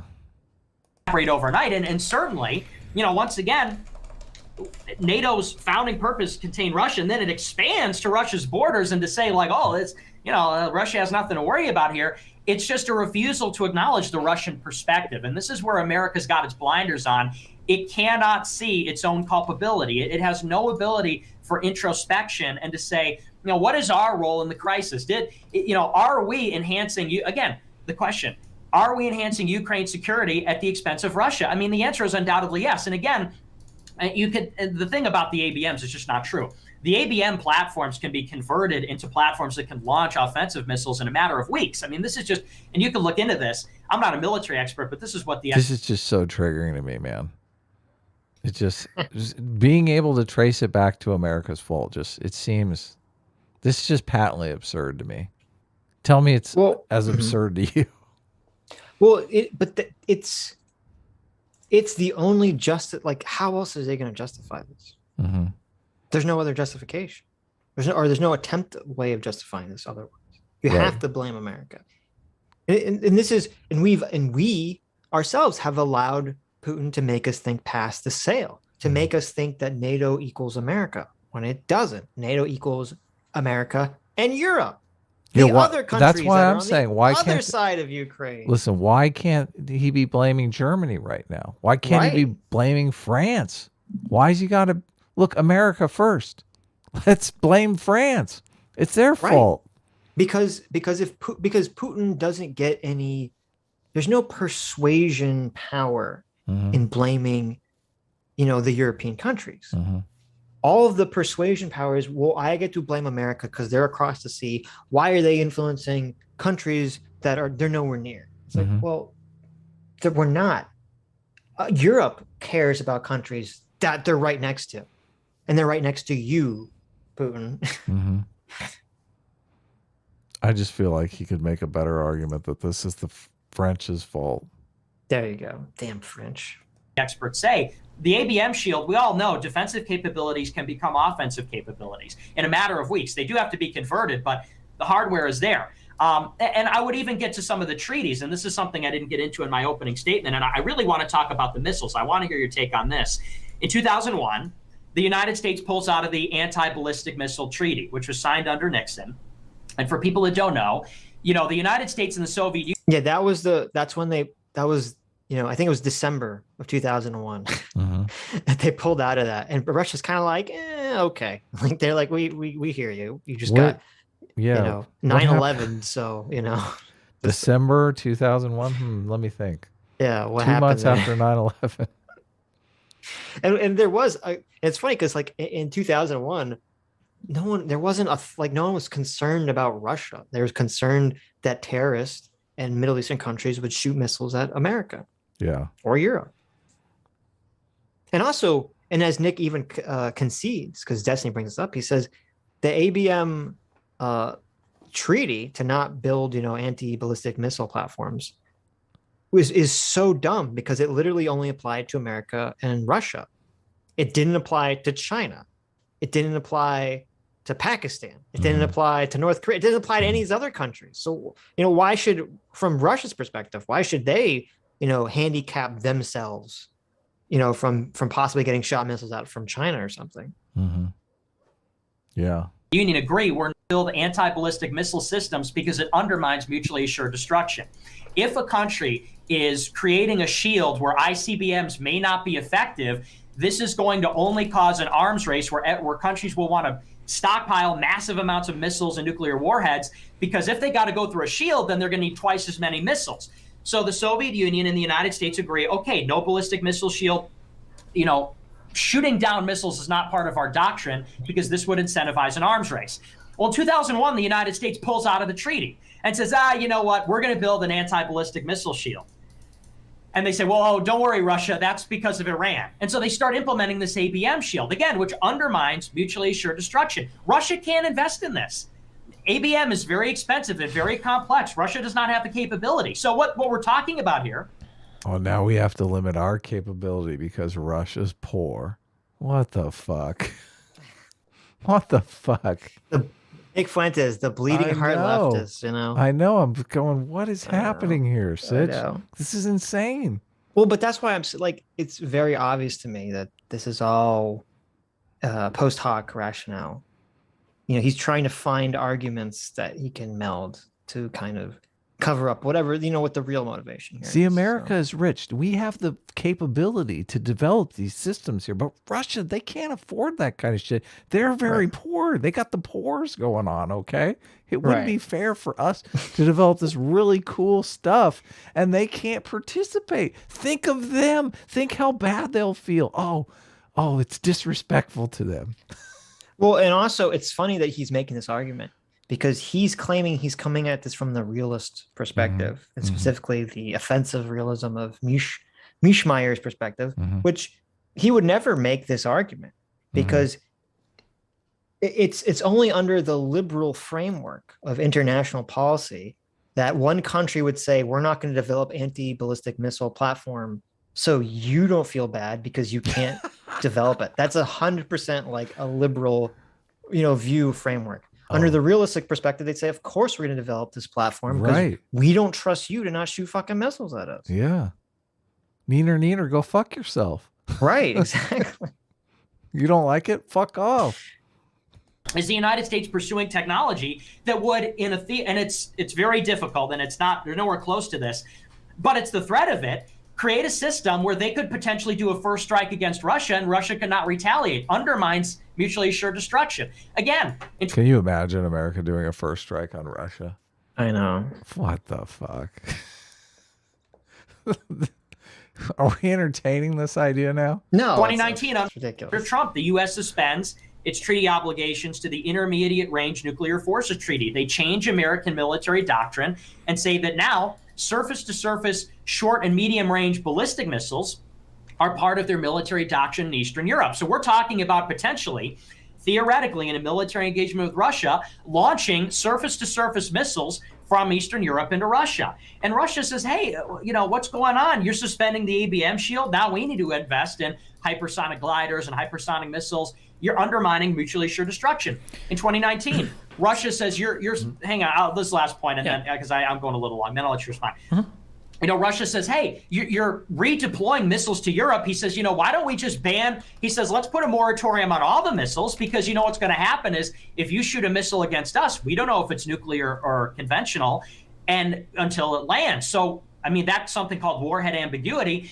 We would have to respond with a nuclear strike if we see a missile coming our way. The United States refuses to negotiate, and the United States pulled out of the treaty first. So, you say, how could they possibly be threatened? It's like, okay, well, NATO's expanding. Its purpose is to contain. The missiles are coming with it. The bases are coming with it. They're pulling out of the EBM treaty. They're pulling out of the Intermediate Range Nuclear Forces Treaty. It's like, again, does the United States have no ability to look and see, gee, am I the problem here? So, but I'll let you respond. The ABM treaty is garbage. Why would you want to be part of a treaty where only Russia and the United States are signed onto it? What about China? What about the Democratic People's Oh, listen, he's doing your thing. Republic of North Korea? What about Iran? What about any other rogue? I took that argument from him. You stole it from him. Okay. He didn't go forward in time and hear me say it. Okay.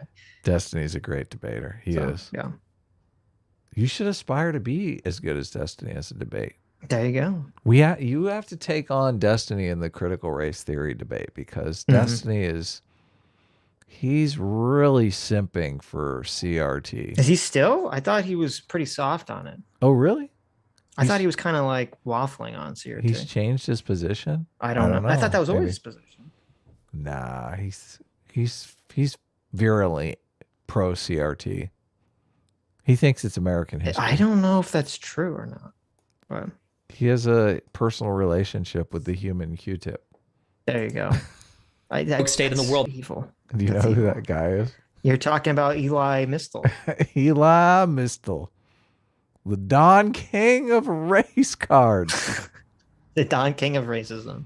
Yeah. That might obtain nuclear weapons. So this might come down to a disagreement on the matter of facts, and I maybe we just disagree on this, but my understanding is that nuclear weapons, ICBMs, are relatively sophisticated in terms of how they launch and the deployment systems for the nuclear warheads. You can put MIRVs on these things. A single missile can fire off like 100 different warheads, some which might be nuclear, some which might be dummy, that there are thousands of these things on both sides. I don't believe that anybody believes that anybody on the Russian or US side has anywhere near the capability right now to stop a legitimate second strike threat from any country. That if either side launches a nuke, everything's going into the air, and there is no shot that across the entire geography of the United States we have the capability to stop not only whatever weapons are shot from Russia, but whatever pops out of the ocean, whatever pops out of the Pacific and Atlantic, whatever comes by plane. There's no reliable way right now to stop. Like, Russia's second strike capabilities have not been threatened. And my understanding is that the ABM treaty is seen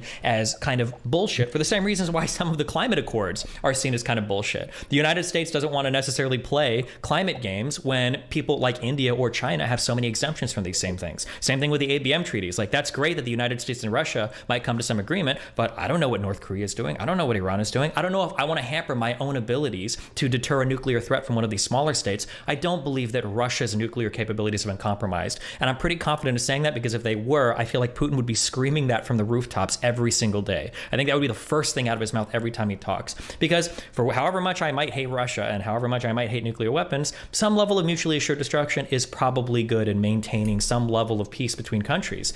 You nod your head, but I mean, Ukraine probably felt that way too before they deposed of their nuclear arms and then did them when they no longer had the ability to defend themselves from another nuclear power from invasion.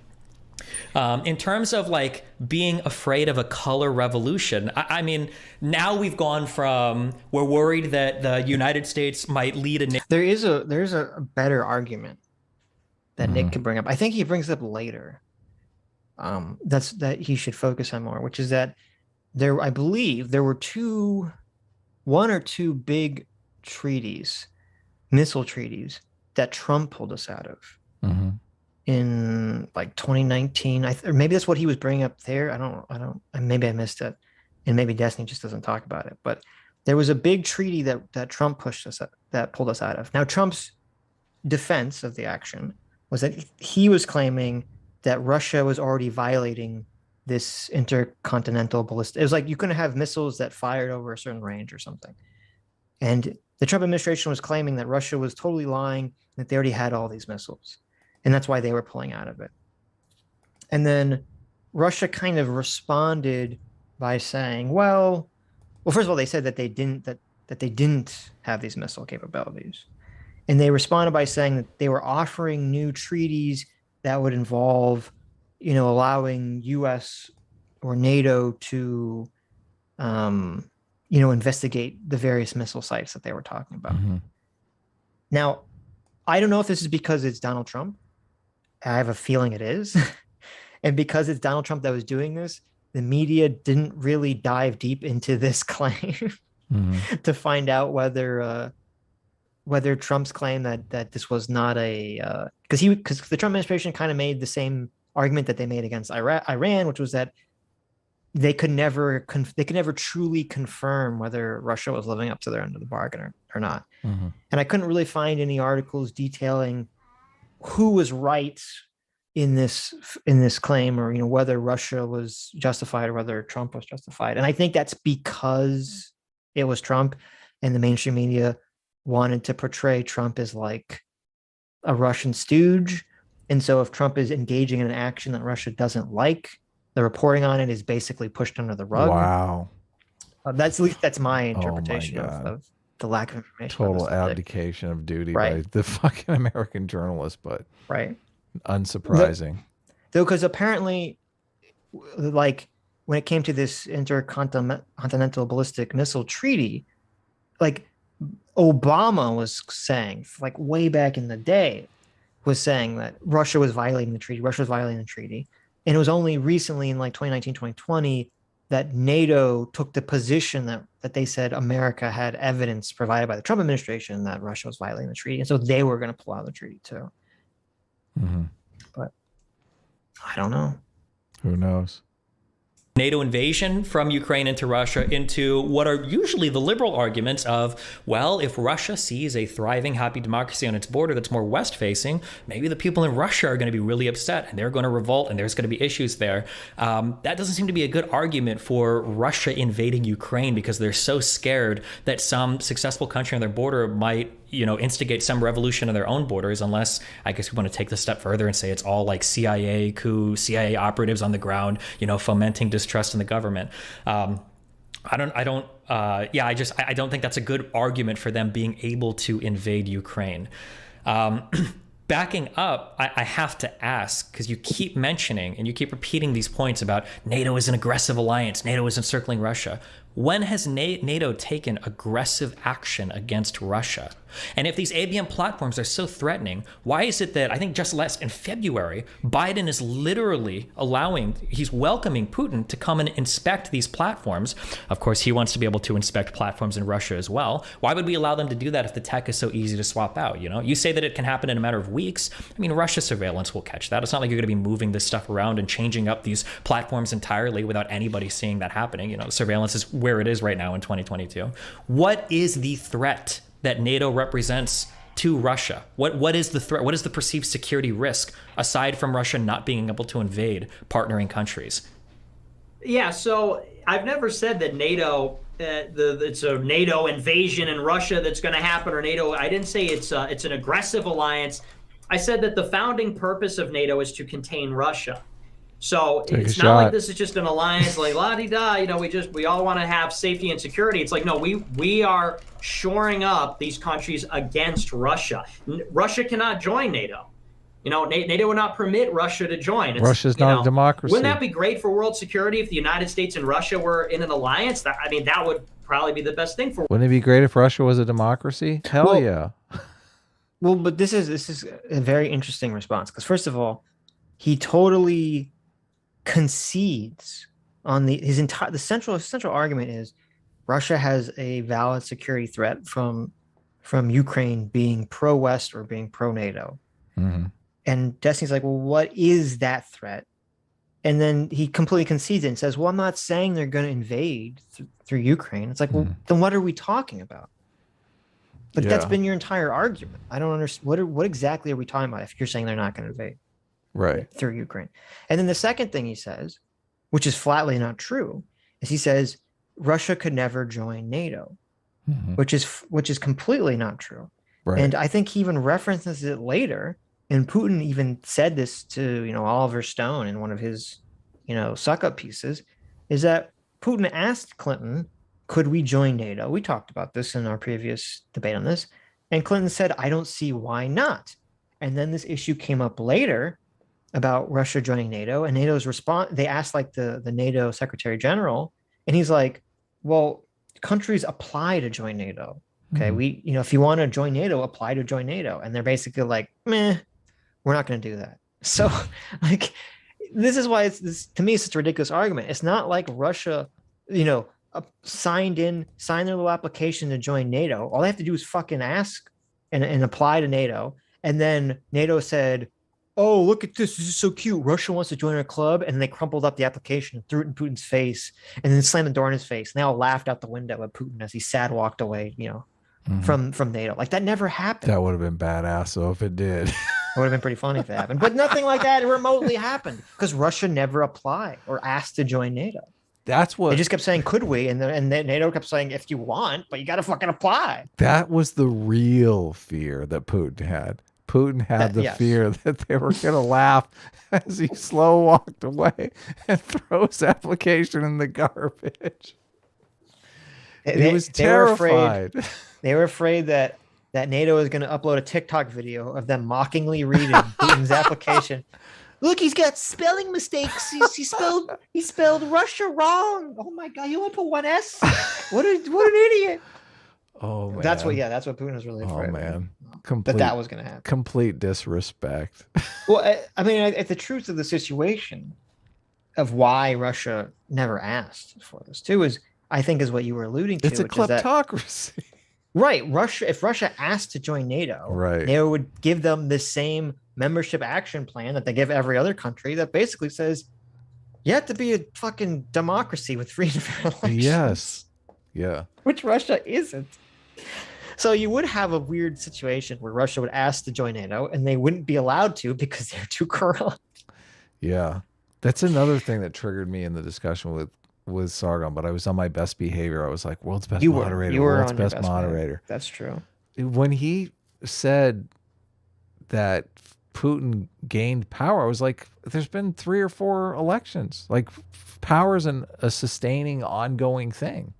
Right. Yeah. So, I mean, it's things, there's plenty of possibilities to change over the last 20 years. It was obviously, none of those routes were taken by Putin himself. So I put it all down to autocratic mismanagement. But the only reason that kind of mismanagement happens because Russia's rich in natural resources, and it doesn't.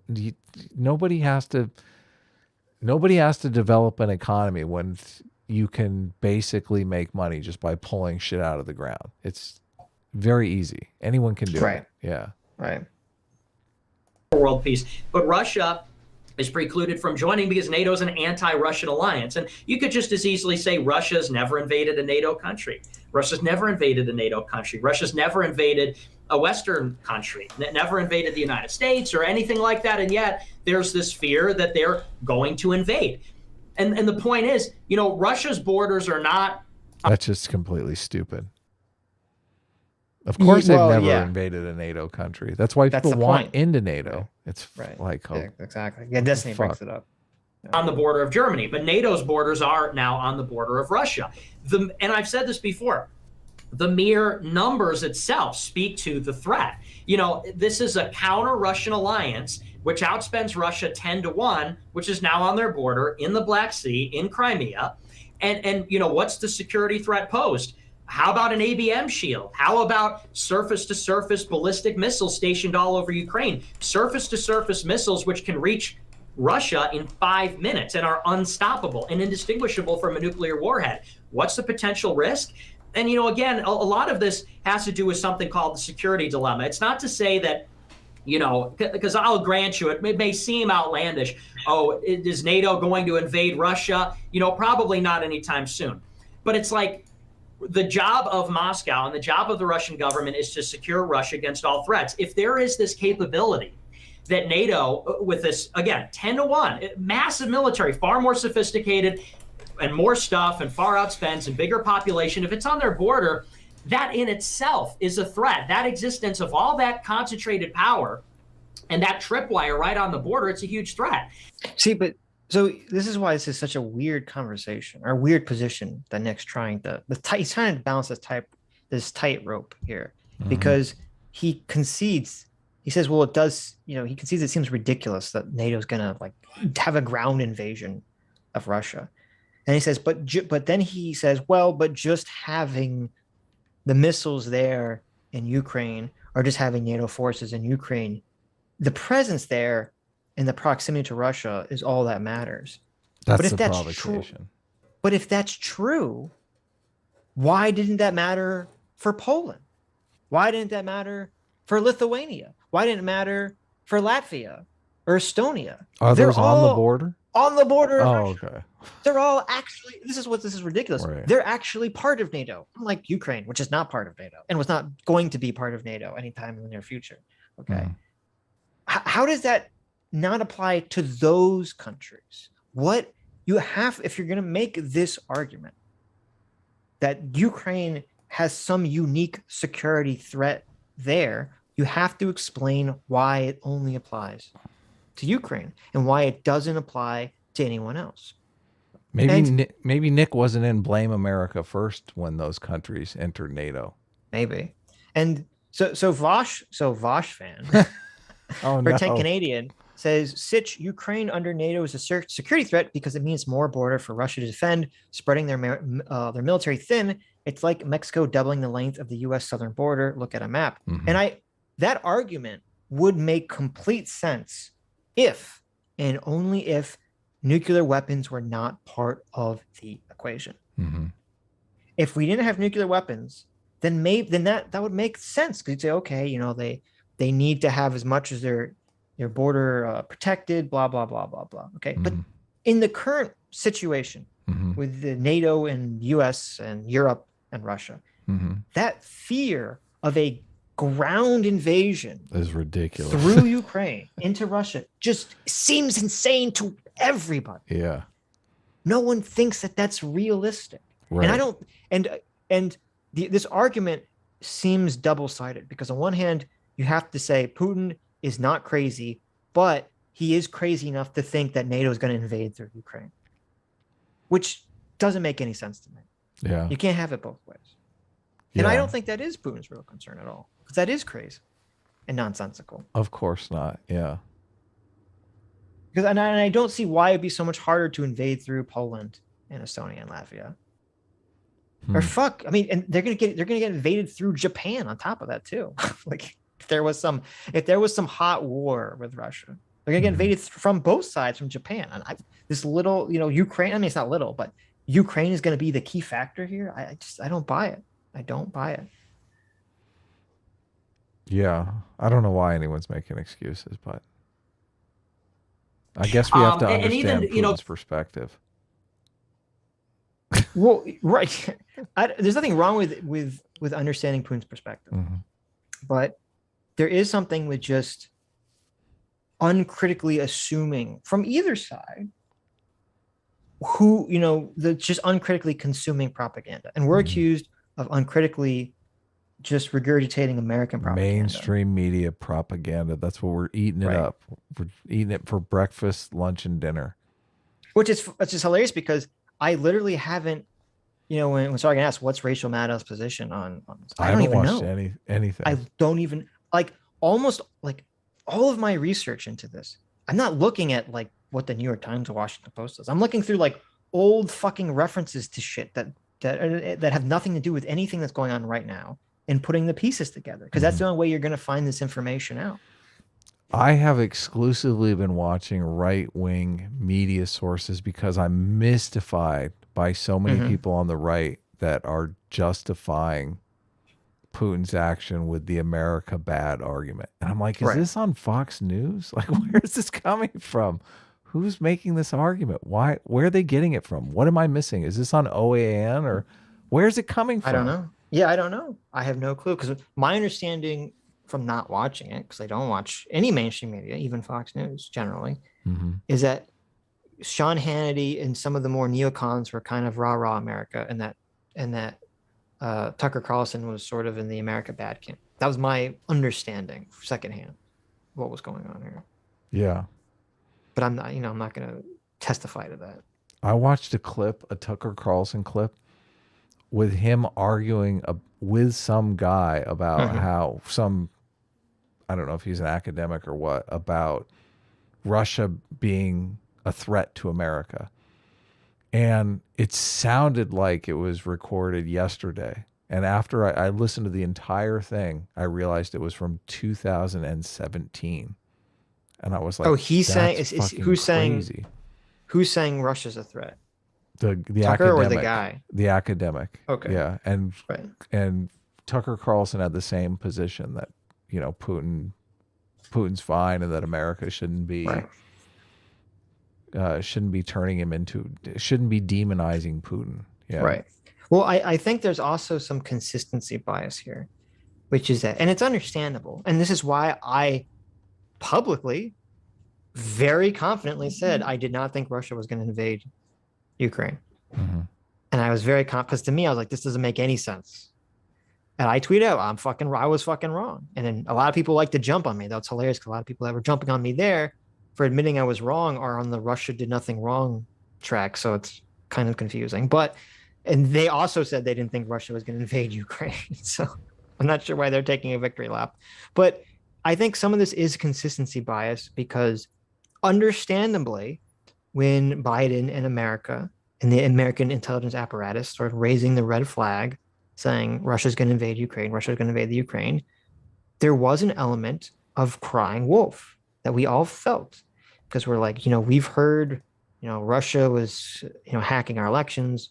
Russia was, blackmailing Trump. Like, we've kind of heard all this Russia bad talk for the last 4 years that, Sargon was hearkening to. And I think that's part of what was skewing his perspective to some level, was because all this Russia bad talk from the left is very recent. This is all just the 4 years under Trump. And leading up to that with the hacking of Hillary's emails. Before that, Russia was not. It was like the opposite. The right was crying about Russia, and the left was like, Russia's not an issue. Right. And so it's understandable that because we heard this 4 years of Russia bad talk and the cry wolf, that when we heard Russia was going to invade Ukraine, that we were like, I don't buy it. And I said the same thing. I said, I don't buy it. But then when it happened, I wonder if there's just there's the consistency bias, where once people publicly say something, they feel like they have to stand by it. And it feels like some people were just, they were wrong about that. And they're kind of feel like they're stuck in kind of defending some position. Like, well, I was wrong about the invasion, but it's justified. This is what we call in the internet age, take the L and move on, right? Don't be locked into the position just because you made a mistake. Well, you don't want to be in the Vosh situation where you just dig your hole deeper and deeper and deeper until you're like the core of the earth melting. So, well, it baffles me where these arguments are coming from. It just, I just don't understand it. Especially when you have people who literally subscribe to something called America First. It just makes absolutely no sense. Yeah. Well, and then it gets weird too, because you can make the argument that Ukraine is a corrupt country. You can make the argument that America or Europe should have predicted that Russia would invade Ukraine. Though I don't see nothing.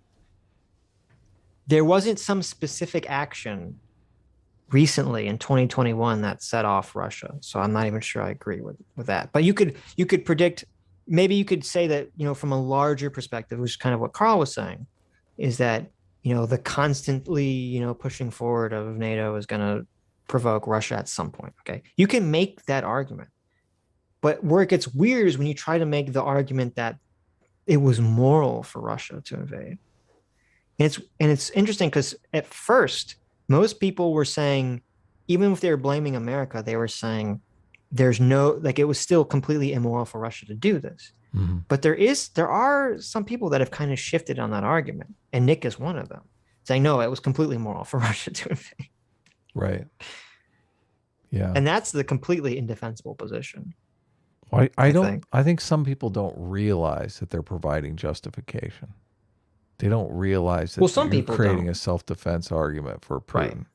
Right. Some people don't, but Nick does. Mm-hmm. I think that's why he's kind of more unique in this conversation than some of the other people that are kind of,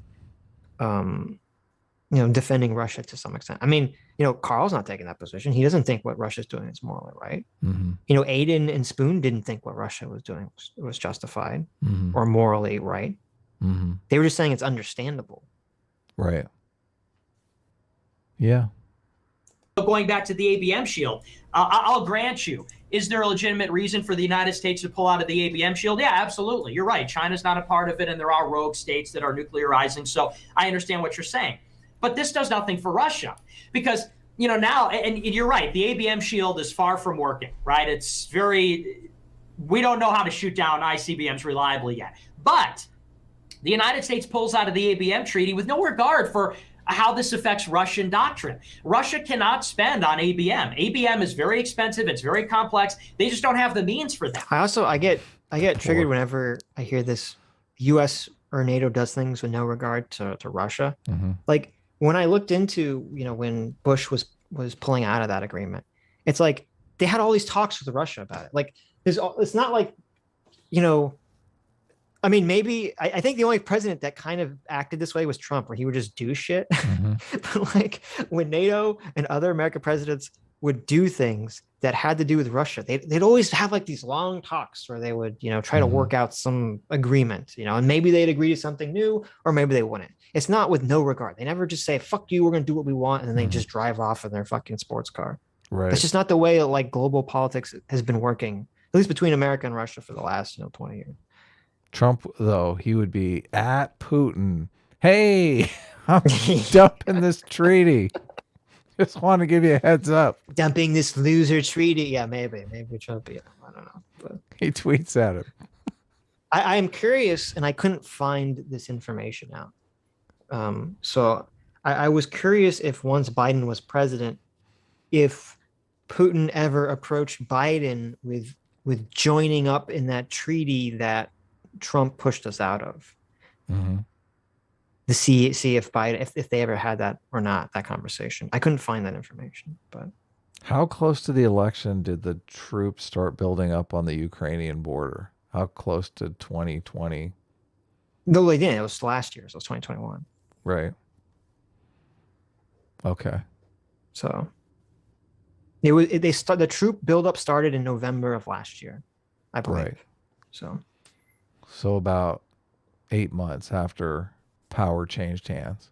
Right. And to me, because I was asking myself for a long time, when this happened, I kept saying, why now? Because there wasn't like in 2014, they invade the day after Yanukovych is impeached and he flees the country. So you're like, okay, boom, there's this event and then they react. Okay, it's very clean.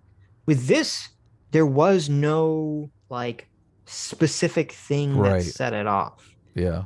And so I was kind of, the only thing I can think of is that Putin wanted to do this for some time and was just waiting for the right moment. And if you look at it through that lens, it actually makes complete perfect sense why he chose the time that he did, because you have what's going on right now. You have the economy across the world is suffering from inflation. Specifically inflation because the OPEC countries have not, I think maybe they're ramping up production now, but before they weren't ramping up production pre-COVID levels. Okay. So this would mean, from Putin's perspective, that Europe would be far more cautious. He would think would be far more cautious to throw financial sanctions against Russia because inflation is so bad and because they need the oil so desperately. Okay. Mhm. And then the other major issue beyond the economic one is COVID. Mhm. COVID is winding down for basically every country but China. Mhm. We all had the Omicron spike, and now it's kind of waning. Yeah. Putin doesn't want to invade Putin didn't want to invade Ukraine in the middle of the Omicron spike, right? Right. All his troops are like in close proximity to each other. You don't want a bunch of people with COVID, Yeah. right? Oh shit. Yeah, that would be a terrible idea. Can you imagine? Right. So it actually so it actually kind of makes perfect sense economically and because of COVID to invade the time that he did. Well, and the weather. It's fucking freezing over there. This is like the first of spring. Right. That's a good point. Yeah. And winter is ending. So, Yeah. Though actually that maybe turned out to be a bad thing because of the mud problem, but Right. So. Yeah, I don't know. Fighting in ice or snow. It doesn't seem like a fun time. Yeah. That. And so when the United States says, like, we're going to create an ABM shield, but don't worry, we're going to put it throughout Europe, and we're going to put it in Poland, and we're going to put it over here, which could theoretically, in a theoretical context, prevent Russia from doing a retaliatory strike. This is a very provocative thing towards Russia. You may say, oh, well, Russia's got nothing to worry about, but that's the American perspective. What about the Russian perspective, where it's like, gee, are they going to build an ABM shield and they will have the ability? Even if the United States just had the perceived ability to strike Russia with impunity, that would be enough to present a security threat to Russia, which is the point. And so there's almost no consideration. We've had that for 50 years, 60 years. That's why I just don't get it.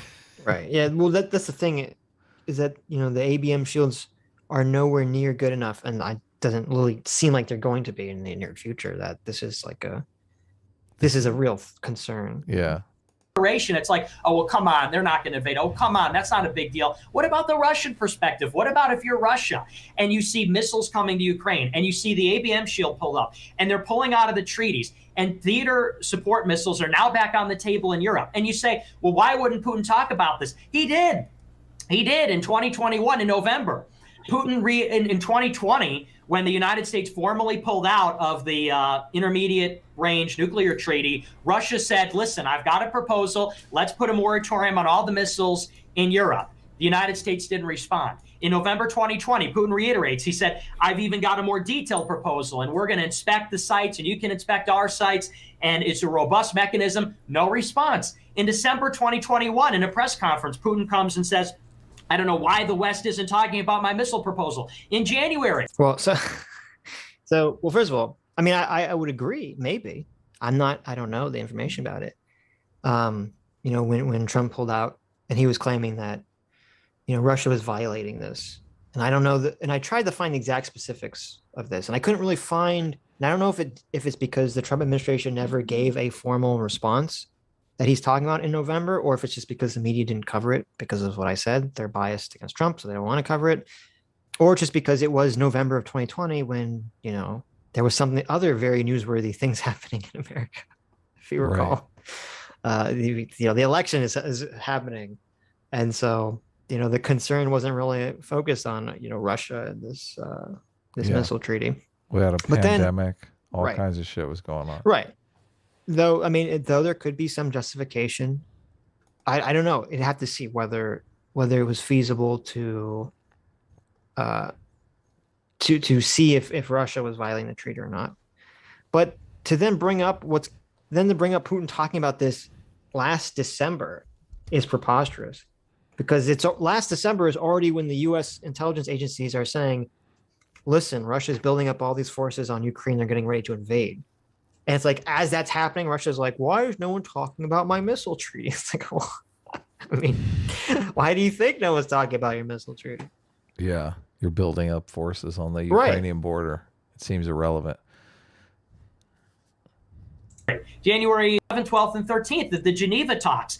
They say, agree with us on missiles. Even the American security experts say that there's room for common ground, but they don't accede to the demands because, we don't negotiate with dictators. We will not be, held hostage by dictators. So it's like, what more can you do when they're deploying missiles that can strike Russia in 5 minutes on their border? And the purpose of the alliance is to contain Russia. Yeah, NATO never invaded Russia. Russia also never invaded NATO. But who's expanding on whose border with their missiles and military base? Who's got the defensive alliance, which is designed to fight Russia? Kyle Rittenhouse had that big gun. You don't think that's a provocation? He was walking around with an AR-15. Did you see Kyle Rittenhouse walking around with that AR-style gun? It's not Russia. Yeah, so I keep hearing this over and over again, and maybe what this is, we've hit rock bottom. We keep saying the purpose of the alliance is to contain Russia. Contain Russia from doing what? Invading their neighboring countries? Like, if Russia didn't engage in these actions, it shouldn't really matter. It's not like this is containing or trying to contain Russia in an economic sense, like we're cutting them off from trade deals, or like we're trying to blockade their cruisers, or we're trying to compromise their ability to move anything throughout the world. Like, this isn't the case. We talk about like the West totally would rather buy natural gas from Ukraine. They would. They'd be like, we'll just get it from Ukraine. So I found an article that says senior U.S. and Russian officials have agreed to meet in Geneva on January 10th of this year to discuss a long list of security issues. Blah, blah, blah. And it said that before this, in June and in July of 2021, Biden and Putin had long security dialogues about all these issues. And I remember part of the U.S. and part of Biden pushing back on Putin's narrative here is that they said in those talks, in June and July talks of 2021, they never brought up this concern about Ukraine. Didn't come up at all in terms of them, if Ukraine doesn't say they're never going to join NATO, we're going to invade. That never came up in their talks in June and July. Of course. If this is such a big concern, why didn't it come up then? Putin didn't want to talk about it. He was like, oh, yeah, on the down low, I'm also going to invade Ukraine. Yeah, right. By the way. Containing Russia, and it sounds like we're saying we don't want to contain Russia from invading countries on their border. That's just that explanation just defies logic to me. We talk about this idea that, again, we're always framing this in the case of U.S. security interests versus Russian security interests. Is Ukrainian security interest just not at play here? Do we just not care about this? And Ukraine has a genuine security interest in that they want themselves to be a sovereign country with the right to decide which alliances they will or will not join. And the idea that there might be NATO bases here in the future, that Biden is open to inspection, the idea that down the road, maybe second strike capabilities are lost in Russia and now they just get nuked by the US because we can do so with impunity. Maybe that'll happen 30 years from now. So now today we need to take over Ukraine. I don't know. I totally don't buy that as a reason. I feel like you could use that same justification then for Russia to essentially invade anybody they want that's near their borders and isn't claimed up by NATO yet, which if is the case, then that's an even stronger argument for NATO expansion. Every NATO country feels like, well, holy shit, literally these 4 letters are the only thing that keep my country from being invaded by Putin. Damn, NATO membership sounds like a pretty good thing right now. I don't feel like you've established a credible threat to Russia. You keep mentioning like the surface to surface missiles that can reach Moscow in 5 minutes. If we were in like the 50s, maybe this would matter that we've lost second strike capability because, oh no, the whole government is wiped out. Nobody even saw the missiles coming. But this isn't the case anymore. Continuity of government exists. There are submarines all over the world from every nuclear power that's capable of emerging in the Pacific or in the Atlantic and nuking, shooting God knows how many nuclear missiles at God knows how many targets if second strike is something that needs to happen. You're not losing second strike unless you have, from Metal Gear Solid, some crazy anti-ballistic shield where you yourself say the technology. So I have some like State Department, memos and things that they released. And they basically said, and the article is talking about this, basically said that on January 11th, which by the way, January 11th, the U.S. is already warning that Russia is going to invade Ukraine. Mm-hmm. But America's position was basically publicly, and they said to Russia, they said, we're willing to look into entering in these agreements with you, but, we're going to see where this shakes out with you putting all your forces on the border of Ukraine. Right. Yeah. Okay. So they're kind of like, yeah, like we're on board with possibly working with you diplomatically to kind of re-enter these, missile treaties. But you kind of have all these forces on the the border of Ukraine. So, let's work that out first. Yeah. So I don't think it's fair to say like, oh, Russia's, trying to make all these overtures. It's like, not really. And then another thing that's kind of interesting that kind of goes to what we were talking about with Sargon. I mean, this is, and this is what I remember hearing. This is from, official State Department things. They said, this is from January. They said, if the Russian government further invades Ukraine, further destabilizes Ukraine, we are ready and aligned with our allies and our partners to impose severe cost. We will respond with massive economic measures, including those that have not been used before, and will inflict very significant costs on Russia's economy and its financial system. Okay. And so all the talking points that I've seen about US talking, or even NATO talking about this, or Europe talking about Russia going into Ukraine, that's what they all say. They all say, if Russia does this, we're going to hit them with sanctions. None of them say that the US or NATO is going to swoop in and start a hot war with Russia. And I don't think, that's why I don't believe, I think Sargon is incorrect in thinking that assurance was possibly floated down to Zelensky, because I seriously doubt that was ever offered or on the table at any point. Why would we do that? Yeah, we would never agree to that, and NATO would never agree to that, because Ukraine's not a NATO country. Why would they ever agree to that? Because if NATO or US said that, then they're just post de facto making Ukraine a NATO country already, which is kind of like the whole, which is what Putin's claiming, is the contentious issue here. So it wouldn't make any sense. NATO's a bunch of democracies. They don't want to risk their politicians don't want to risk the next election by doing something brash. Right. Technology doesn't exist yet. We're nowhere near that yet. And yeah, the idea that surface-to-surface missiles might exist in some part of these NATO countries that are, again, open to inspection from Russian leaders, that this somehow justifies Russia invading these countries for hypothetical security interests in the future, I just don't think that argument is strong enough. Well, and here's the thing. Even if you think all my arguments are Russian propaganda, like the reason why, because I know the NATO side says, the security thing is just a pretext for Russian revanchism, that's all propaganda. What would even give Russian propaganda credibility, if that's what this was, is the fact that nobody on the NATO side they won't even begin to acknowledge how Russia might have a legitimate security concern. Like, again, you just sort of hand wave away. So what? Maybe in 30 years, Russia can't retaliate. So what? Maybe they develop an ABM shield. So what? You have surface-to-surface missiles forward deployed in Ukraine. Like, big deal.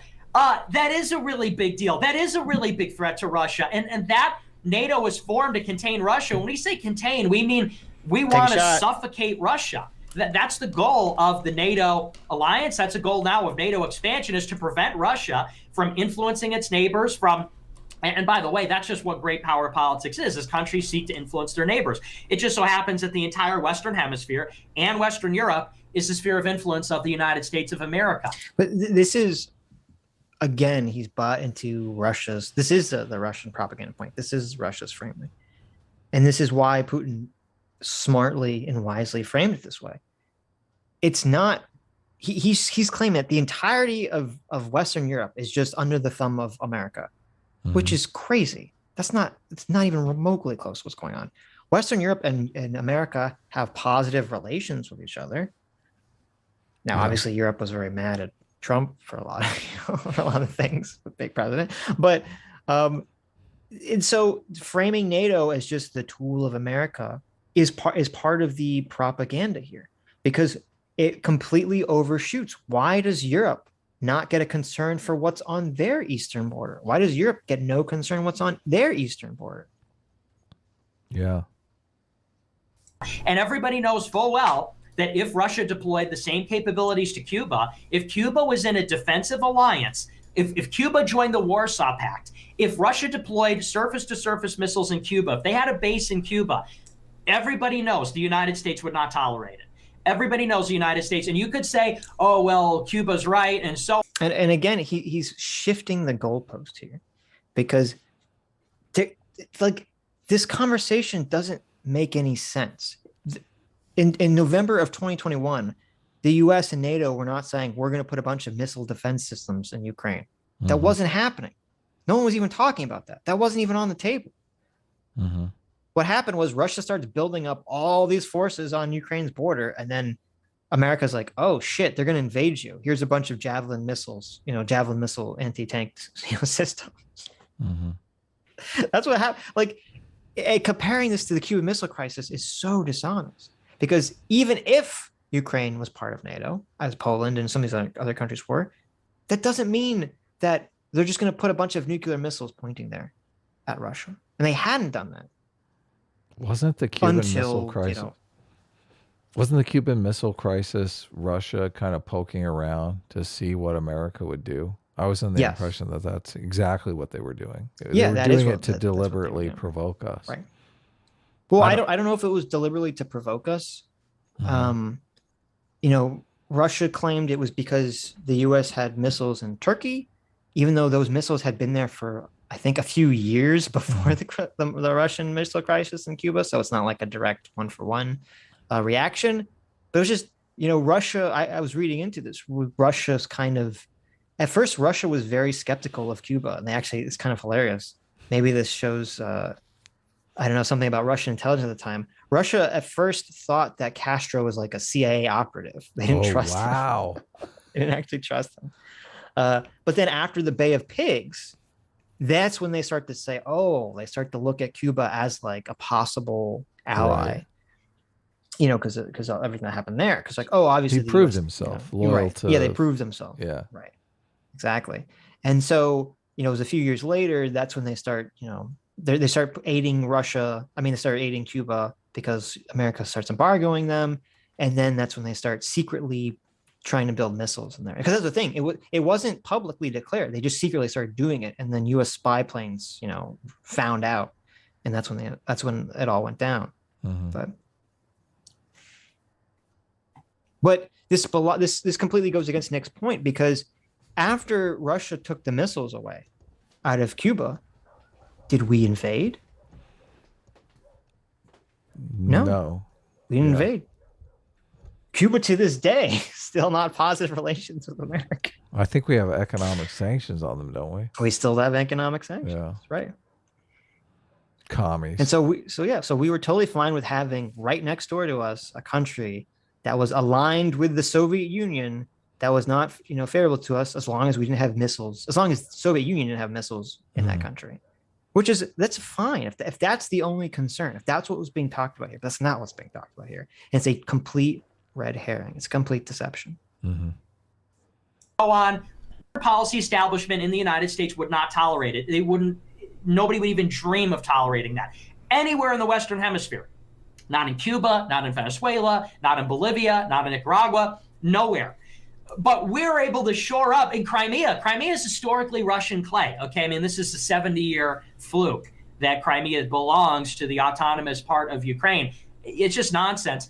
The idea that we'd have a NATO base in Crimea, it's just like unfathomable.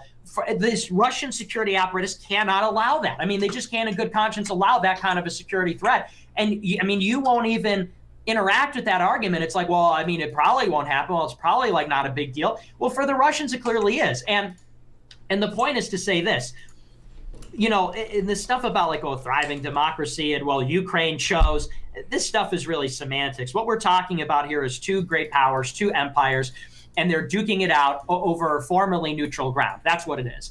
Ukraine is, neutral, ostensibly somewhat under Russian influence. And I would say it truly is neutral, because in 2004, right, you get Yushchenko.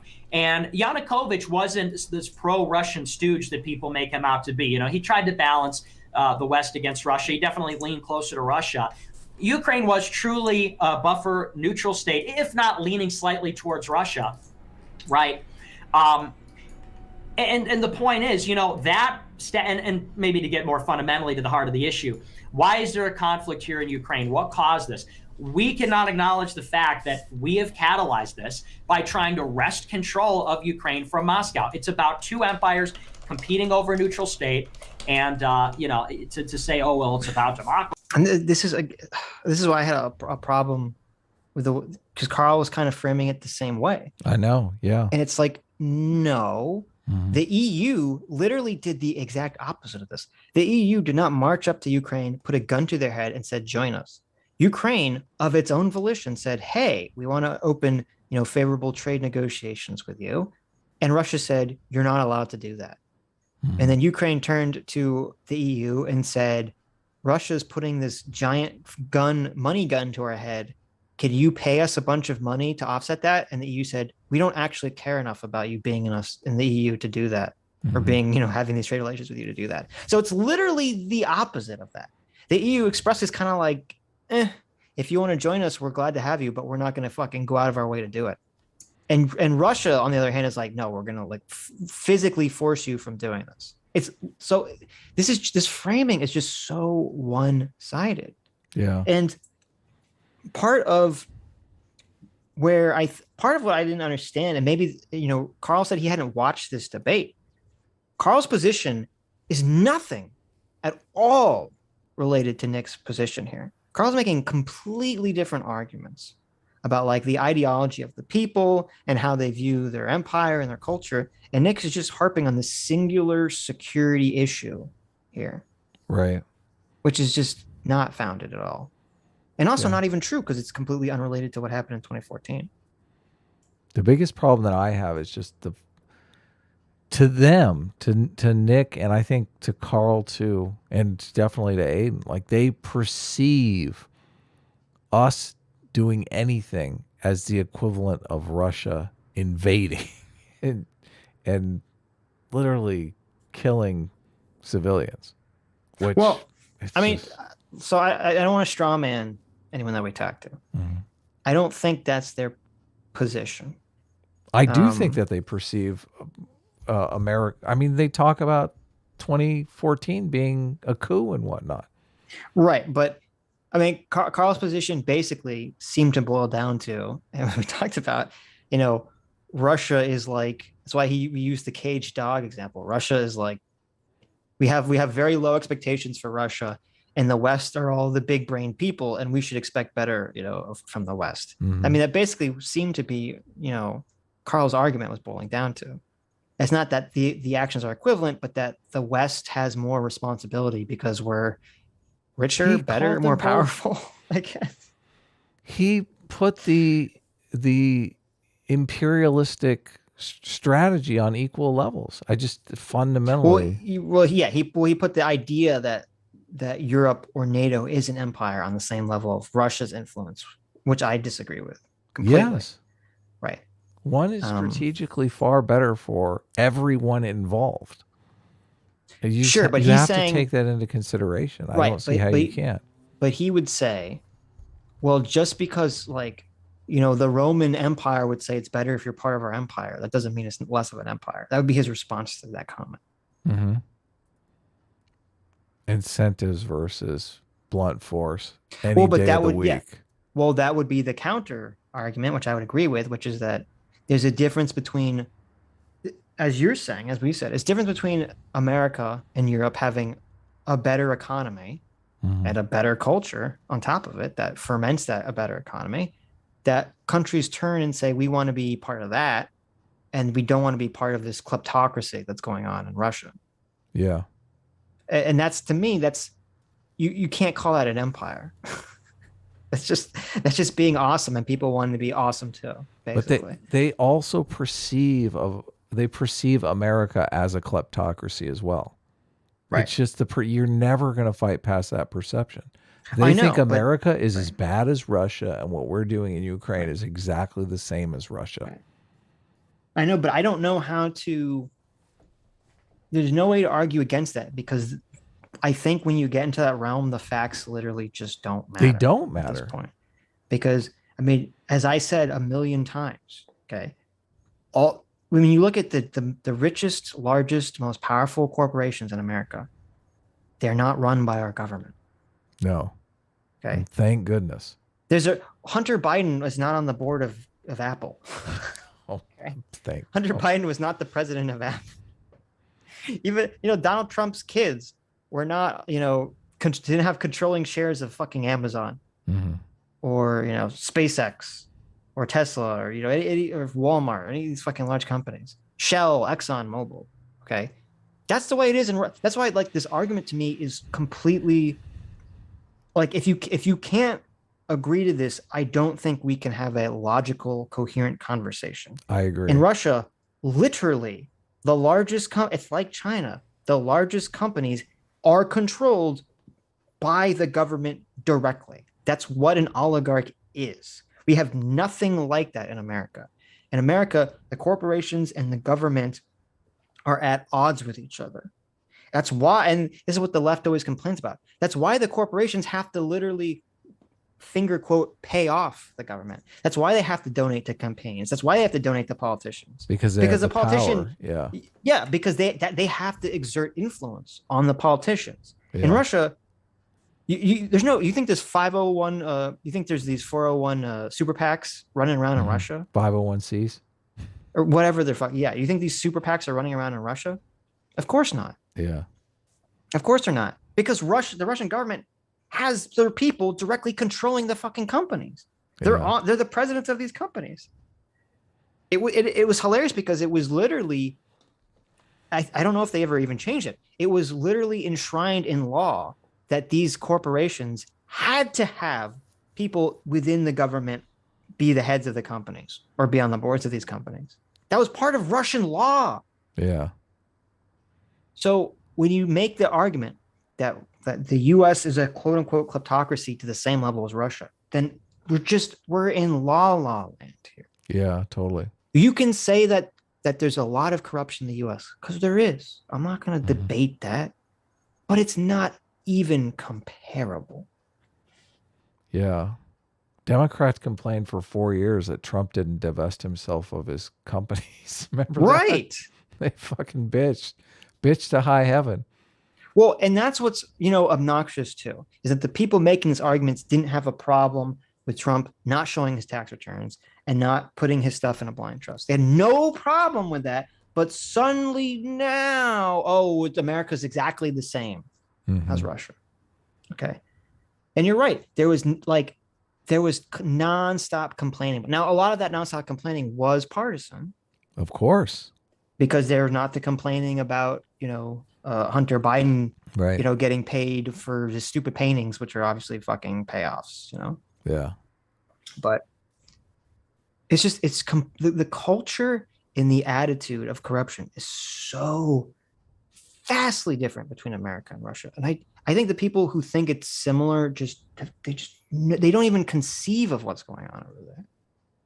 There's no way you can get through to them. I mean, it's pointless to even really try. I guess.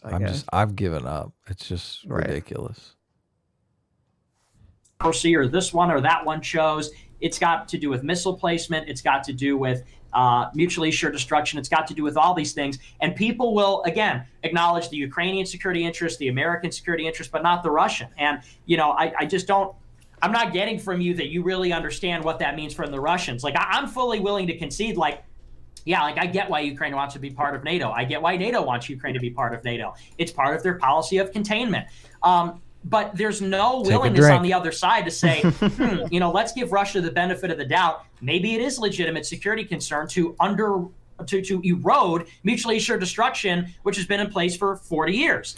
Maybe this is antagonistic towards Russia to put surface-to-surface missiles, reintroduce where they were not in 19, reintroduce theater support missiles as the backbone of American military doctrine. There's no willingness to say, Russia maybe has legitimate opposition to that. It's like, oh, no. That's just all an excuse because Russia's evil and Russia wants to invade everybody. And it's like, that's belied by the fact. That's another thing that was frustrating because Carl kept saying, you're just saying Russia's evil. When have we ever said Russia was evil? We said Putin's evil. But... Yeah. Which he is. I mean, I don't think the Russian people are evil. That Russia has outspent more than 10 to 1 by the anti-Russian alliance. We can keep bringing up the 10 to 1 spending. I don't think it's doing anything to building your argument. I can acknowledge that Russia, that Putin might perceive there to be a security interest. I can acknowledge that.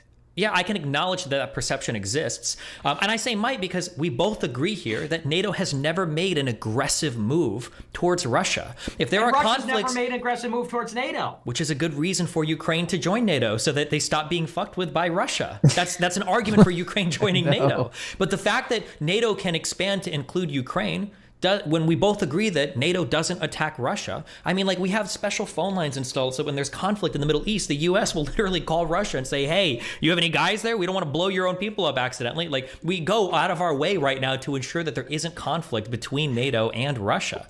And even if I can acknowledge that there might be a perception on the Russian side that there might be a... Yeah, was that Trump or was that Obama? Where, remember, like, I guess it was Trump, wasn't it? Where they blew up, I don't even remember what country it was. Remember they blew up some airport somewhere, like Syria or some Middle Eastern country. But they said it was empty because we had to call the Russians beforehand to warn them that we were going to blow up the airport. Do you remember this at all? No. Okay. Never mind that. Who's gonna blow up what airport? Remember the U.S. you're going to launch a missile strike on I think it was Syria. Mm-hmm. We were going to launch a missile strike on Syria, and we called up Russia and said, hey, get your guys out.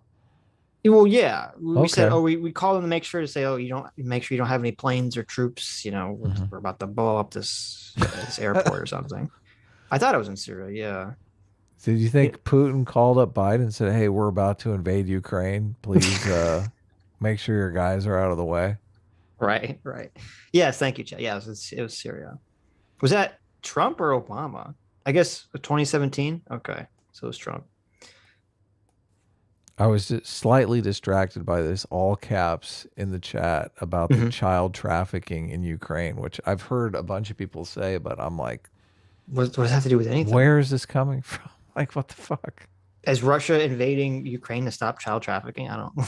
Well, and to stop the Nazis. And right. Like, they're basically throwing everything at the wall. But all of these wild claims that are like designed to immediately make you think we should do nothing.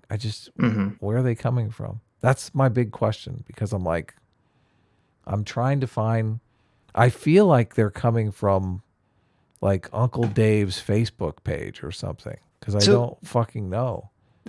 So the Vosh fan, who I guess it makes sense, is completely fallen for Putin's framing, and I guess is refuses to move off of this, because you keep saying Russia hasn't been aggressive towards NATO. You have to answer the question. Okay, you keep falling for this framing that's dishonest from Putin's perspective. There was no talk in 2014 or recently in 2021 or 2022 about Ukraine being fast-tracked to join NATO. That was not what started this conflict. That was George W. Bush, like a million years before. Yeah, that was in 2008, and NATO said, we're not doing that, okay? This conflict was started unequivocally and factually because the Ukrainian people wanted to open up tighter trade relations with EU in 2013 and in 2014. Right. That's why Russia invades the day after they get rid of Yanukovych. That had literally nothing to do with NATO. Nothing.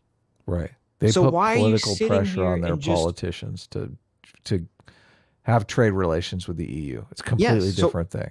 So why are you sitting here and just continually regurgitating the same incorrect point again and again, absent-minded? Okay.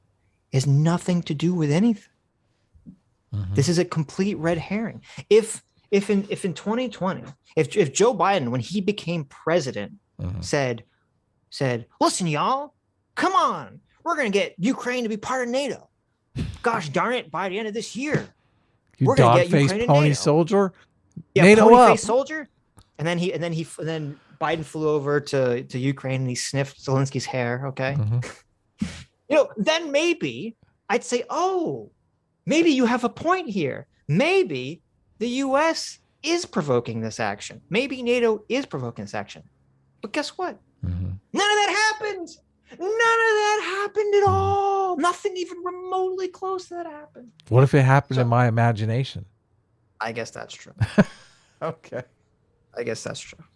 It happened in my imagination. Well, that's where most of this is coming from, I feel, is imagination. Right. Well, it's really coming from people's gut intuition that they should take one side or the other of this. And who knows where that gut intuition comes from. And then they just start looking for rationalizations for why their gut is telling them, this Zelensky guy just looks guilty to me. Right? Sure. And Joe DM'd us with something that does make me cautious, which is that I didn't realize this. Zelensky apparently is super rich. Of course, and he so is. that's a red flag. Okay, if that's true. So fine, I am concerned that he's probably corrupt if he has all this money. Because where did that come from? Being an actor, right? Sure. But does that justify what's going on? Yeah. Does that have anything to do with the situation right now? Not really. I mean, Zelensky could have, if Zelensky is some corrupt millionaire, why didn't he just take Putin's payoff? Why didn't he just flee the country? Why is he staying and fighting like he actually cares? Why does he seem like he's willing to sacrifice his life and the lives of his countrymen for freedom if he's just corrupt? It's like, it just doesn't make sense to me. He's behaving in a way that would be very anti-corruption, when the path to corruption would just be him easily working with Putin. Why would he not just start working with Putin? You think any payoff that Zelensky could be getting from the West, Putin wouldn't double? Oh yeah. He phrased the DM strangely too. He said he's worth twice as much as Tom Hanks. Tom Hanks is worth $400 million, so close to $1 billion, $800 million. I don't think he's worth that much, but I don't know where that number comes from. Where Zelensky is?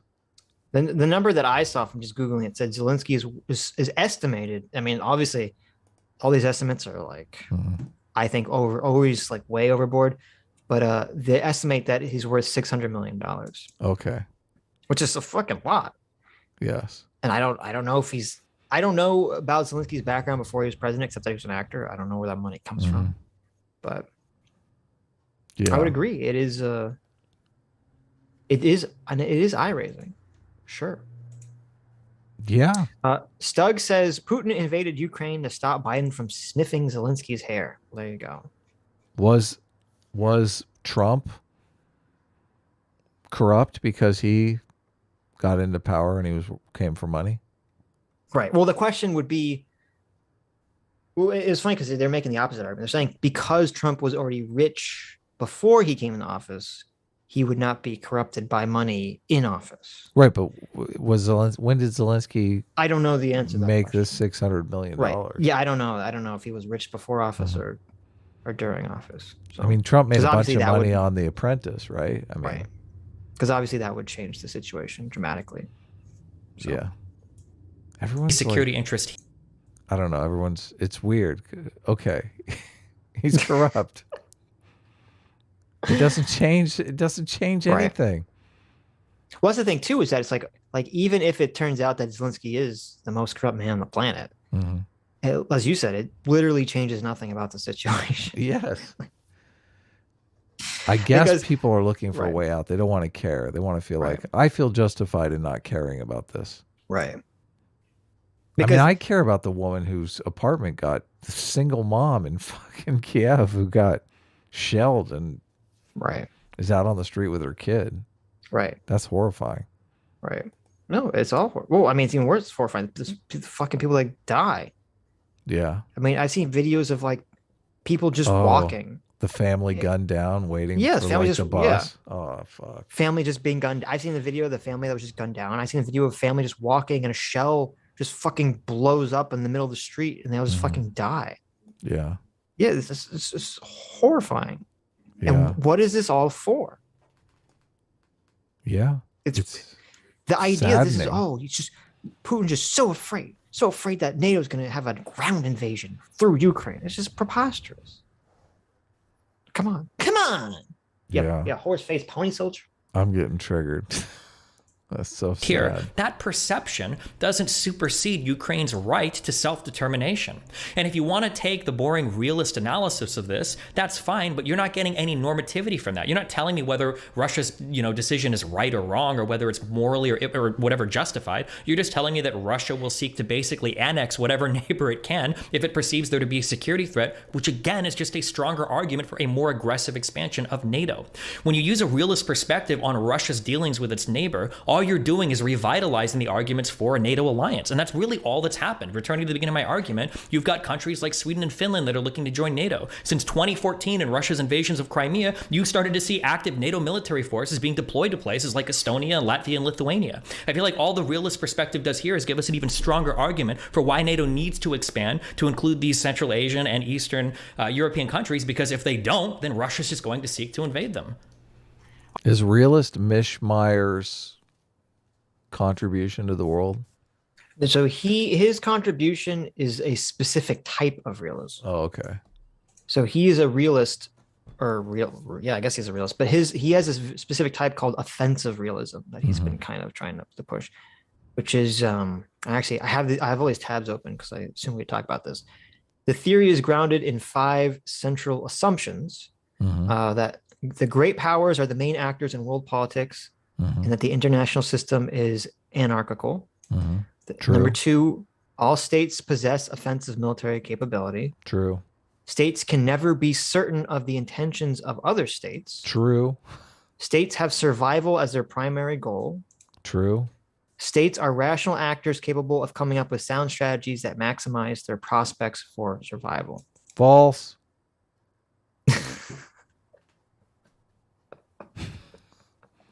So you agree with all that except for the last one. Did you agree with the last one? Well, they are capable. Doesn't mean they necessarily will, right? Right. Yeah. It's hard to understand it. You kind of have to understand it in response to the liberalism international relations, which says, 1, the rejection of power politics as the only possible outcome of international relations. Okay. Well, yeah, I agree with that. It says that there are mutual benefits and internal cooperation between countries is possible. How are they defining power politics? Is that like military aggression?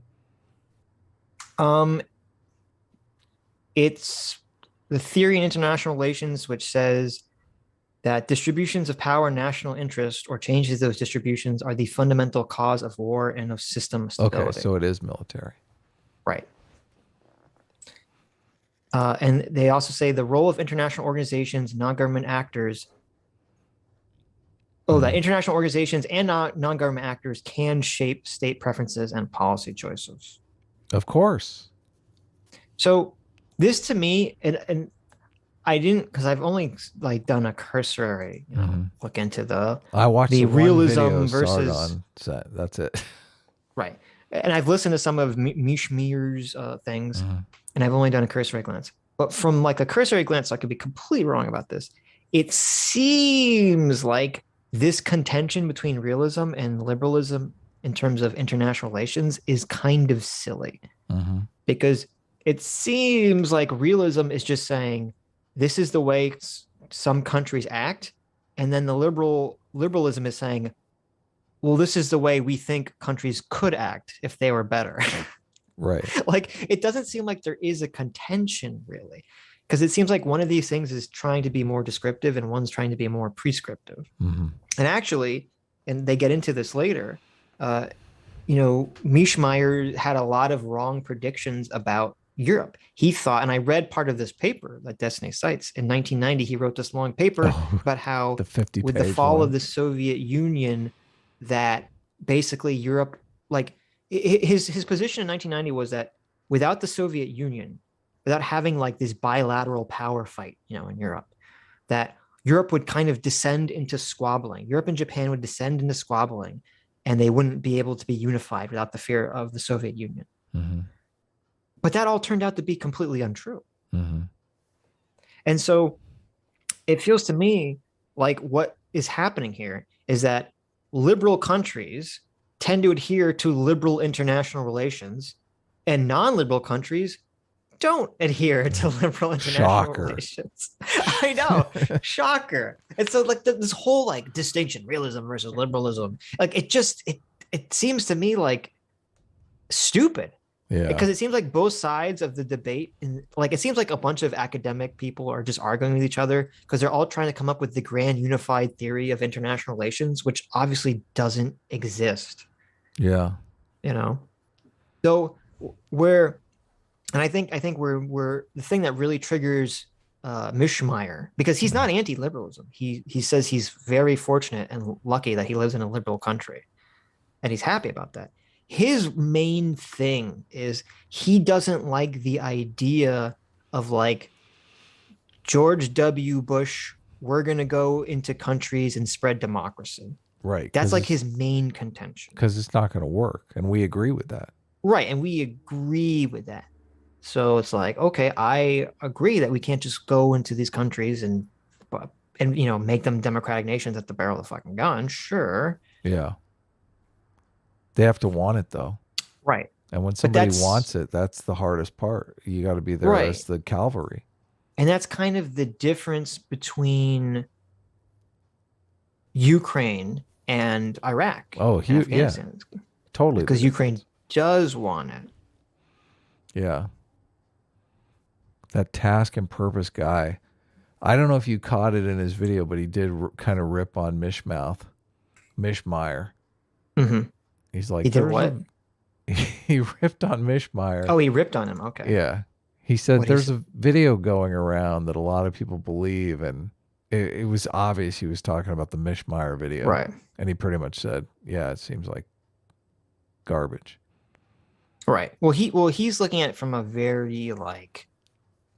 He was in Iraq. He's looking at it from a fucking right. But I mean, he's looking on the at ground the situation. Right. Yeah. He's looking at the situation from a very boots on the ground, non-academic. Mm-hmm. Oh, countries are acting according to these, academic theories of international relations, way. Yeah. Which because he has a completely different perspective, and Mishmeyer does have a bias here, a very large bias, mm-hmm. because basically Russia's invasion of Ukraine justifies his lifeless work. Mm-hmm. It justifies all his theories. Oh my God. He's like, finally, I'm going viral. I've been trying for 40 years. Right. So it's sort of like, and that doesn't necessarily mean that he's wrong. I'm just saying that there is a little bit of a blind spot in the situation. Hilarious. Hilarious. Because of that. But this belies the fact that NATO expanded first. I mean, so NATO expands to 13 countries over 20 years, to former Warsaw Pact countries, to former Russian states, to former Russian sphere of influence. Russia draws a red line and says you can't take Ukraine. Ukraine is so vitally strategically important, you can't take it. NATO says, well, yeah, we're expanding there anyway. Boo-hoo, that's too bad. And then Russia responds, and then you go, see, that justifies why we've been expanding for 20 years. There's you two see? huge. That no. just proves. Yeah, hang on, I'll let you. Oh, yeah, I'll let you're you right. Go ahead. That just proves. It's like, but NATO expanded first. The United States pulled out of the ABM Treaty in 2001. They pulled out of the Intermediate Nuclear Forces Treaty in 19.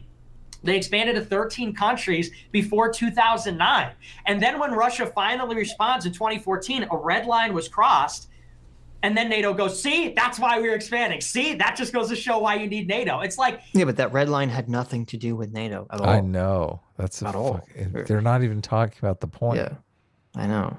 So well, I mean, and that's part of the problem. That's the one thing that I really wish Destiny would have brought up, is because Nick keeps conflating NATO with the EU deal in 2014 when they're not related at all.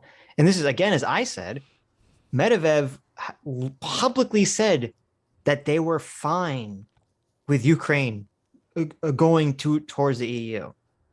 He didn't say, if they do this, we're going to fucking invade your country. Mm-hmm. Okay. And it's so funny too, because like the way Russia went about trying to get Ukraine to nix the EU deal was in like the weirdest, mafiaist, grossest way ever. Mm-hmm. Like Putin didn't call up, Yanukovych and said, we need to have, talks president to president about this. Mm-hmm. And then they go into a meeting and then they have a talk. What they did was they started saying, what they started doing was like when Ukraine is trying to ship goods into Russia, all of a sudden, for some reason, these goods are held up in customs. And then the Ukrainians are like, wait, why are our goods being held up in customs? And Russia's like, oh, we got these new inspection requirements that just happen to only be for goods coming into Ukraine. Yeah, it's going to take another year to have your goods, properly Holy inspected. shit. As they're rotting on the docks. Yeah, it's right. And Ukraine's like, what the fuck are you talking about? And then this just like continually escalates with more and more Ukrainian goods. And they're like, oh yeah, we just have these new requirements that are just for the Ukraine. Until finally it's like, oh, it's because, Russia's like, oh, if you want these requirements to go away, maybe don't get your deal with the EU. Did you ever think about that? Like, it was in such a weird like mafia fucking way to go about the issue on top of it. Yeah. Quite an interesting negotiation. Very much hard power versus soft power, right? Or is that soft power? Feels like hard power. I don't know. You tell me. Feels like hard power to me. It definitely feels like harder soft power if we're gonna make some decision here or distinction here. But, right. Well, actually, no. I guess it is hard power because according to the strict definition, soft power is getting others to want the same outcome you want. It's persuasion. Okay? Yeah. Right. It's persuasion. Where hard power is to use coercion and payment. Right. So it is coercion. Right. Obviously. So I think in our conversation with Sargon, we were sort of incorrectly conceptualizing soft power as like money and hard power is military, but it's not really the way these terms are defined. Right. So. Because you could coerce someone through a bribe. Yeah, that's hard, and that would be hard power. Right. But you could offer them incentives. Right, but so wouldn't be a bribe. Right, but so that's the $1 million question. Do you want to live in the world of soft power where people have to convince you to do things that they think are better, or do you want to live in the world of hard power where they get to force you? NAP, non-aggression principle. Yeah, I'm in favor of soft power all the way. Yeah, of course. And the point is, but America is winning the soft power game. That's why they're just fucking jelly. Oh, God, but they're so jealous. Right. But that's exactly what's going on here, is that America's winning the soft power game for many reasons, because we're America, number one, and we're the best. Yeah. And Russia can't compete in that sphere at all. So they get, they can to some degree. But then they get pissy and they kick the table over and they say, hard power now. How can they compete? Well, I mean, they did with the original. I mean, the first deal. When they said, "Oh, we're going to compete by offering you way fucking more money." I mean, I guess it was already after the hard power because it's after they coerced Ukraine. Yeah, they in did the first place, but they did the fucked with them on the docks. Right. On the realist perspective, what is our foreign policy? What are we trying to do? Because I mean, and to the point, getting back to the conflict which is ongoing in Ukraine, I don't like conflict. I don't like when people die in Ukraine. I don't like when Ukraine's destroyed. This is not in anybody's interest. This is not good for Ukraine. Obviously, this is not good for America. This is not good for Russia. But what led us to this point? I fail to see why, because there was no imminent threat of a Russian invasion in Ukraine. The problem was that Zelensky was unwilling, or Poroshenko too, unwilling to give up Donbass, unwilling to give up Crimea, unwilling to give up their aspirations to NATO. And the reason that Ukraine was so emboldened is because NATO said, we got your back. Ukraine would never dare to stand up to Russia and poke them like they do, but they think that they've got NATO. They get to go to Congress and demand a no-fly zone. And it's like, so what is in realist terms, in terms of how states actually behave, not normatively, not how they ought to behave, but in terms of how we know states act and in terms of how we can expect states to act, expanding NATO to Ukraine or even talking about that is a provocative action. So, well, first of all, it's funny that he's like, well, they wouldn't give up Donbass to Russia. It's like, really? Okay. You're saying Ukraine started this by not ceding land to a country that's invading them? Like, that's a really weird power. Yeah, exactly. Yeah, that's a really weird way of framing it. It's like, oh, that's basically the, it's okay that I raped you. Did you see what you were wearing argument? Like, that's literally the argument that he just said. Yeah. I mean, did you see Ukraine with its sexy Crimea and its sexy Donbass region? It was just flaunting it in front of Russia. You know, of course they're gonna, try to get in there, right? But then Russia's coming back for seconds. How dare they say no? Right. But then the second part of this is, why is it framed by everyone? Why is it the West and Europe and America that has to continually only see this from the Russian perspective? Why does Russia not have to see this from the West or America's perspective? Or Ukrainians' perspective. Or Ukraine's perspective. Right. Why is it such a one-sided view that we all like? And this is what we were talking about with Sargon, where I feel like it's basically, I mean, Sargon admitted to this, though I don't think Nick would admit to this, that basically we're saying, we have the bigotry of super low expectations for Russia. And we just have to accept that that Putin is just going to do crazy shit. Right. Or we kill him. I mean, that was basically what Sargon was saying. We have to, just kill him, crush the country, or let them do whatever they want. And that there's no middle ground, which I hope is not, I hope there's a middle ground solution somewhere. Of course.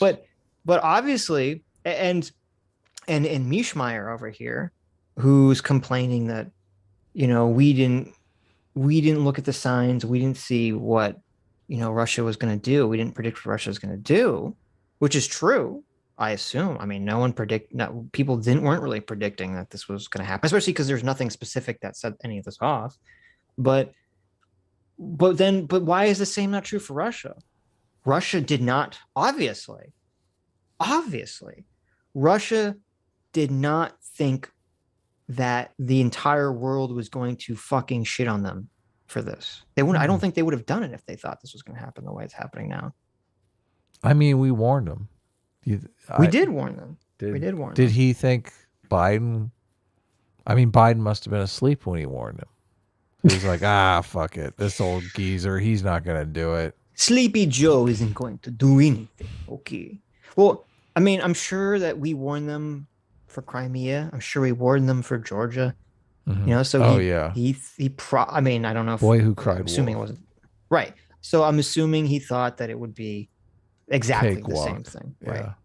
And it wasn't the same thing. It's when this was interesting too. Putin completely failed to see this from the West perspective. That Europe was very happy not having to spend all its money on a fucking military. Oh, of course, yeah. They were very happy with that. They didn't want to have to spend all their money on military again. They don't want to have to be worried about another war breaking out at Europe. All right, no, go ahead. So I'm saying, so Putin completely failed to see this from Europe and the West perspective. But, yeah, unfortunately. So I figured out why Zelensky is worth so much money. Oh, okay. I figured it out. Why? So Putin did try to buy off Zelensky, and Zelensky took the money, and he said, "Fuck you." Oh wait, I just signed that, or did that actually happen? No, this is my own speculation, but I think that would be pretty fucking cool, wouldn't it? I mean, if he takes his money, if he's like, okay, the money's in the account, and then he's like, oh, by the way, fuck you, buddy, get out of my country. Take a hike, bitch. Well, if that's the case, I would say that was really fucking stupid for Zelensky. You think they'll be able to trace the money? I mean, it's kind of base though. I guess it's kind of base, but it's also really fucking stupid. What's stupid about it? You don't take the mafia don's money and he's like, okay, you're gonna do that thing I asked you to do, and then instead you fax him a picture of your ass sitting on the copy machine. Okay, this is based as fuck. What are you talking about? And that's super based until the mafia comes to your house to break your fucking legs, and then make you sleep with the fishes at him. Okay? They've come to the house. Like, he knew they were going to come to the house anyway. Yeah, but see, to me, that would actually, I would say Zelensky's a scumbag if that's the case, because I would say really. Yes, because I would say this is a super hyper speculation. I don't think this happened. But if that did happen, I would say he 100% should have expected like a strong retaliation from Russia in response to that, and that he needlessly put the country at risk just because he wanted to take Russia's money. What if that situation actually happened? So what if he took the money And he used it to feed starving children. Doesn't matter. You don't take the mafia don's money. That's how they get starving children. That's how they get you. You don't take the money. He took the money and he's using it to fight corruption in Ukraine. No. Okay. Bad idea. It's just speculation, but I thought it would be good. I'm glad I didn't have to make the decision. But we have done that ever since 2008. And that is what has led to the current crisis. And you could argue in a hypothetical timeline, does Russia invade Ukraine without the NATO aspirations? We can't know that. Yes, we can. They do. Fucking. But we also can't, arrive at the situation without analyzing our own behavior and saying, how have our actions provoked Russia? Because, at the end of the day, we have to talk in terms of the tangible and the real. This is the real outcome, and it's really bad. And this is a failure, ultimately, of American policy. And you could point the blame at Russia and, fold your arms and say, well, Russia's just evil, and, they're just doing evil things, and you have to blame Russia because they're evil, and so on. And, we have no culpability. But of course, in great power politics, yes, we have culpability. We're a global and a regional hegemon. So we do have to have some introspection and analyze how did our collective policy, how did our policy of collective security, Russian containment, did that play a role in provoking Russia to engage in a conflict where nobody wins? We have to look at it like that. And I think you'll find that these policies we're undertaking, it's naive to say that they're just so goody two shoes in nature. Oh, Ukraine joining NATO, it's totally innocuous. It's totally above board. Don't criticize it. Like, a country wants sovereignty and security. Who can blame them for that? It's like, well, look at the other side. It's a negotiation. Everybody's security interest is being paid attention to except for Russia. But Russia has guns too. And in a realist world order, you have to pay attention to these things. Otherwise, you get a crisis. And then I want to say one thing. And then here's the other thing. Let's entertain a scenario where Ukraine joins NATO, because they're still pushing for it, even after the crisis in 2014. Let's say today, what's that? Of course, yeah. Yes. Let's say Ukraine becomes a NATO member state. Okay, what do you do? Well, guess what? Crimea is still formally occupied by Russia. Donbass and the civil war between Kiev and Donbass is still ongoing. So what happens then when the government in Kiev is at war with Russian-backed proxies in Donbass? As a consequence of Ukraine joining NATO, you now have a proxy war in Ukraine, a proxy civil war between Russian-backed separatists and a NATO member state. What's more, Kiev does not acknowledge the Russian annexation. This is why NATO doesn't let nations with contested borders enter NATO. That's one of the criteria. Right. Yeah. Yeah, I think Destiny brings that up. Yeah. Of Crimea. I mean, they do not accept this fact. So, now we're in a really bad security spot where, and you could say, oh, well, this would never happen because people would never do this. But I mean, of course, these things can happen. What happens if there's a war between Russia and Ukraine over Crimea? What happens when there's there's this ongoing proxy war between Russian-backed separatists in Donbass and Ukraine? I mean, he says, what happens if there's a war between Russia and Ukraine over Crimea? That literally is fucking happening. Right. What the fuck is he talking about? What happens? It is happening. And I've heard the argument, people say, Zelensky says, well, NATO's defensive, so Article 5 obligations aren't invoked if we attack Russia or something. But as we know, the fog of war is thick. And as to who started which conflict, of course, it would benefit the Ukrainians to say, oh, well, Russia attacked us. Now we need to fold NATO response in Crimea. The point is, you don't need to be pro-Russian or pro-American. You don't need to be an expert to say that's a really fucked up situation. It is a bad situation to have a NATO member state with disputed territory in Crimea and a proxy civil war in Donbass. Like that is probably the biggest threat to World War III in the entire world. That's probably so that American policymakers would seriously consider this in spite of what's going on. The moment that Russia invaded Crimea, the United States should have said, you know what, it's too complicated. We can't get involved. But even in 2021, they're saying we're going to enhance our strategic partnership. Ukraine will become a part of NATO. It's like, we know that Russia's not giving up Crimea. We know that the thing in Donbass isn't going to be resolved anytime soon. So, even if we achieved our aspirations, all this would do is create a situation, a powder keg, that could absolutely lead to World War III. Maybe the #1 cause of World War III if that were to happen. Sure. So just to shoot down the last point very quickly, nations with contested territory can't join NATO. It would never be the case that we would admit Ukraine to join while there is contested territory, unless Ukraine was willing to cede that immediately to Russia. So that's completely off the table right there. In terms of Ukraine, KO. Oh man, there's so many arguments to go through.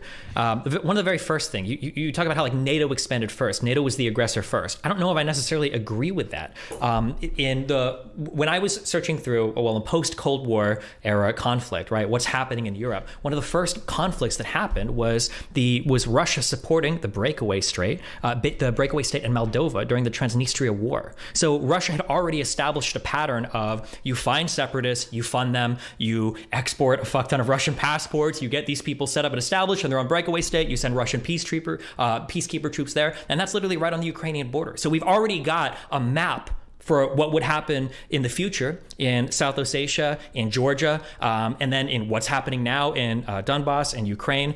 The idea that NATO is forcing Russia's hands here, when I think Russia has already had the blueprint for this exact type of action, I don't agree with that. I think that Russia has already established that pattern of behavior. In terms of, I feel like everything else is repeating over and over again. I don't even like using the realist analysis. I think it's garbage. I don't think anybody even agrees with using realism to analyze foreign policies anymore. I know that you... So my understanding on my cursory glance at this is that this is actually completely backwards, and that the majority of international policy academic people subscribe to some form of realism. Mm-hmm. So I think Destiny is completely wrong here. But well, good.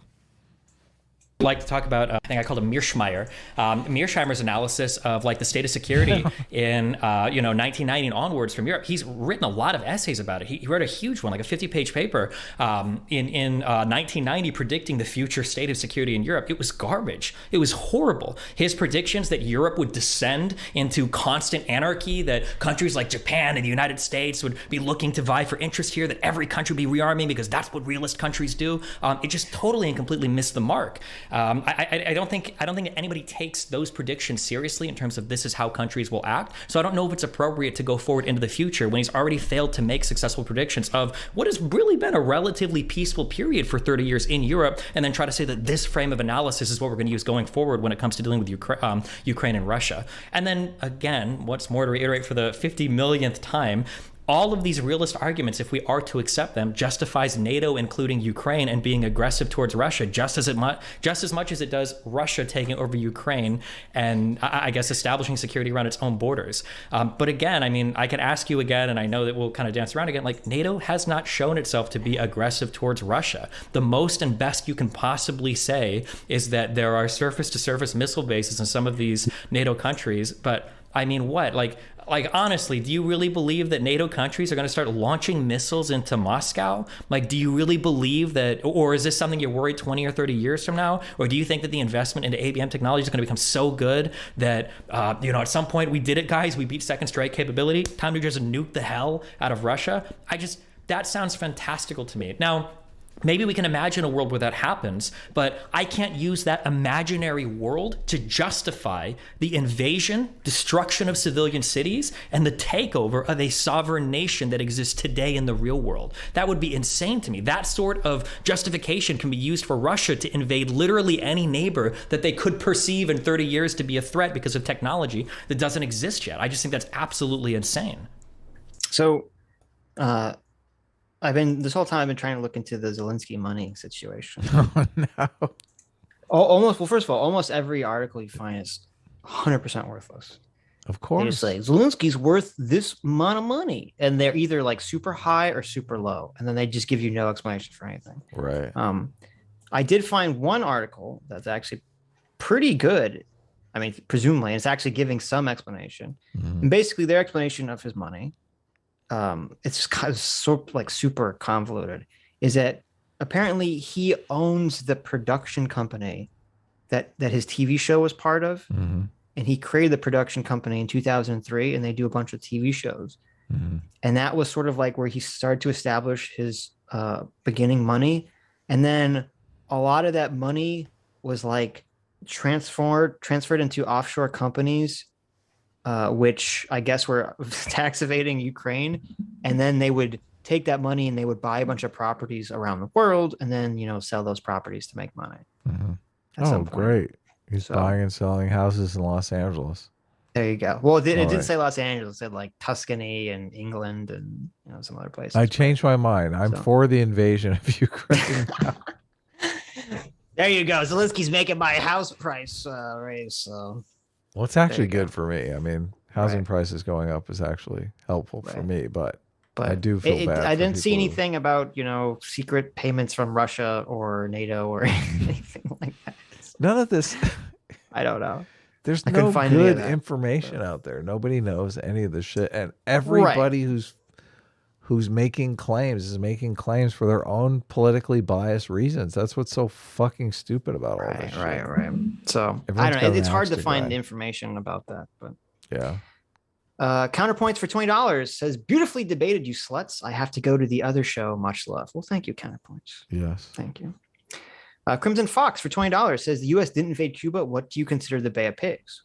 Well, it's literally the opposite. The Bay of Pigs was America training and arming a bunch of Cuban rebels and then not invading Cuba and not supporting them, which is why it failed. Counterpoints was on a debate with JF Garapi and some other guy, and I can't remember the other YouTuber. And I listened into some of it, and the other YouTuber was evidently a veteran. And he said he served with a bunch of guys in the military that were actually from Russia that came over and joined the military so they could gain U.S. citizenship because Russia was so bad. And he never went too much deeper than that. And I kept thinking, ask him about that. Ask him about that. That's fascinating. I want to know more about that. If Russia's so great, why are Russian citizens coming over and joining our military to become American citizens?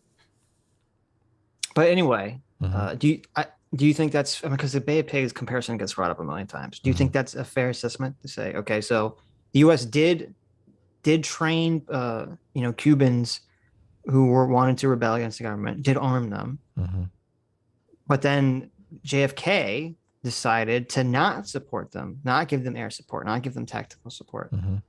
He fucked them. Yeah. Right. But to me, that's not an invasion. I mean, if the U.S. wanted to invade Cuba, they could have invaded Cuba. Why didn't they just invade Cuba? Why did they have to do it this, circuitous route? Because to me, it's not a good comparison. Voters would not have accepted it. But and actually, this falls into the two wrongs make a right argument. Voters which would I'm just like, right. Well, you're right. This first of all, this is whataboutism. Yeah. But then on top of that, and two wrongs make a right. Like I can say, America shouldn't have done that. Fine. But this is also actually an example of why Russia's system is dog shit compared to America's system. Oh, of course. Okay? Yeah. Because no accountability. Well, that's part of it. But the reason that this stuff all happened the way it happened was because JFK, it wasn't JFK's plan. He didn't create the Bay of Pigs plan. Okay. Dwight D. Eisenhower, the previous president, created the Bay of Pigs plan. Okay. Wow. Okay. Now, it just never went into effect until after Eisenhower was out of office, and JFK, a different president, had a completely different attitude and didn't want to have a military invasion of Cuba. And to me, this exactly shows the strength of America's system. And what I talked about earlier is that, Putin has had to deal with like 5 or 6 U.S. presidents, and yet 5 or 6 U.S. presidents all have to deal with one Putin. And so another element here of why democracy is superior is because if you're having some sort of negative relations with a country, it's not like you're going to have negative relationships with them forever in a democracy, because you're like, well, in 4 to 8 years, that party is not going to be in power anymore, and you can start with a new person. And so the Bay of Pigs is a clear example of how under democracy and under different presidents and the peaceful transition of power, they can go in completely opposite in different directions, which JFK did. Yes, they can change it up. Right. Yeah. Hugo GL's 56 for 200 Mega Man X powers says the GAE soft power got Libya in the place it is now, and Egypt nearly in the hands of the Muslim Brotherhood, and it's going to get Ukraine in eternal civil war. Americanized elites are a danger to any country. So I don't think the soft power has any, or he said software power. I don't know if that means something different, but I don't think that's really applicable to Libya or to Egypt, because that would be, because in those situations they were saying that, oh, there's the claim that the US was like secretly fermenting these revolutions, which I don't think anyone has ever provided any evidence that has anything to do with Ukraine whatsoever. And I mean, that was part of our long conversation we had with Aiden, and I don't think she was able to provide evidence for that claim either. So I don't think that's really applicable.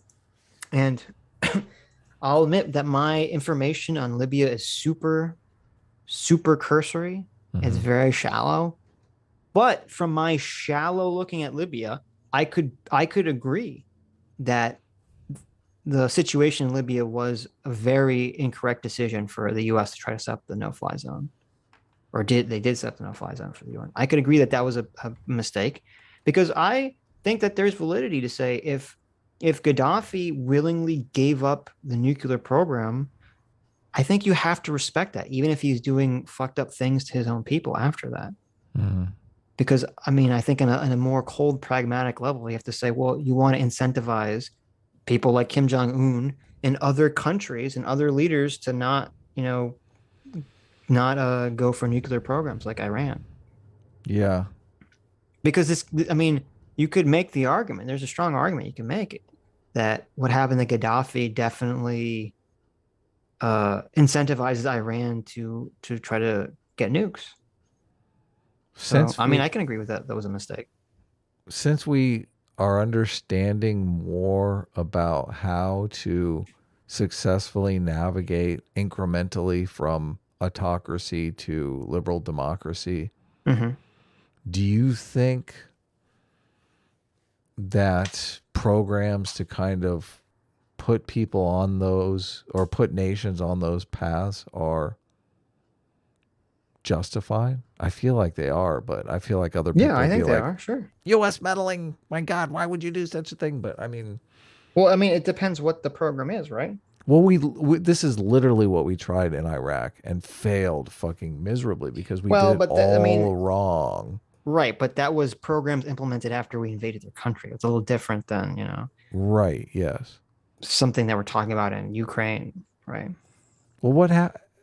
Gaddafi got Gaddafi'd, and I don't know what the political structure is after that took place, but I'm assuming some sort of authoritarian dictator stepped in. It's not good.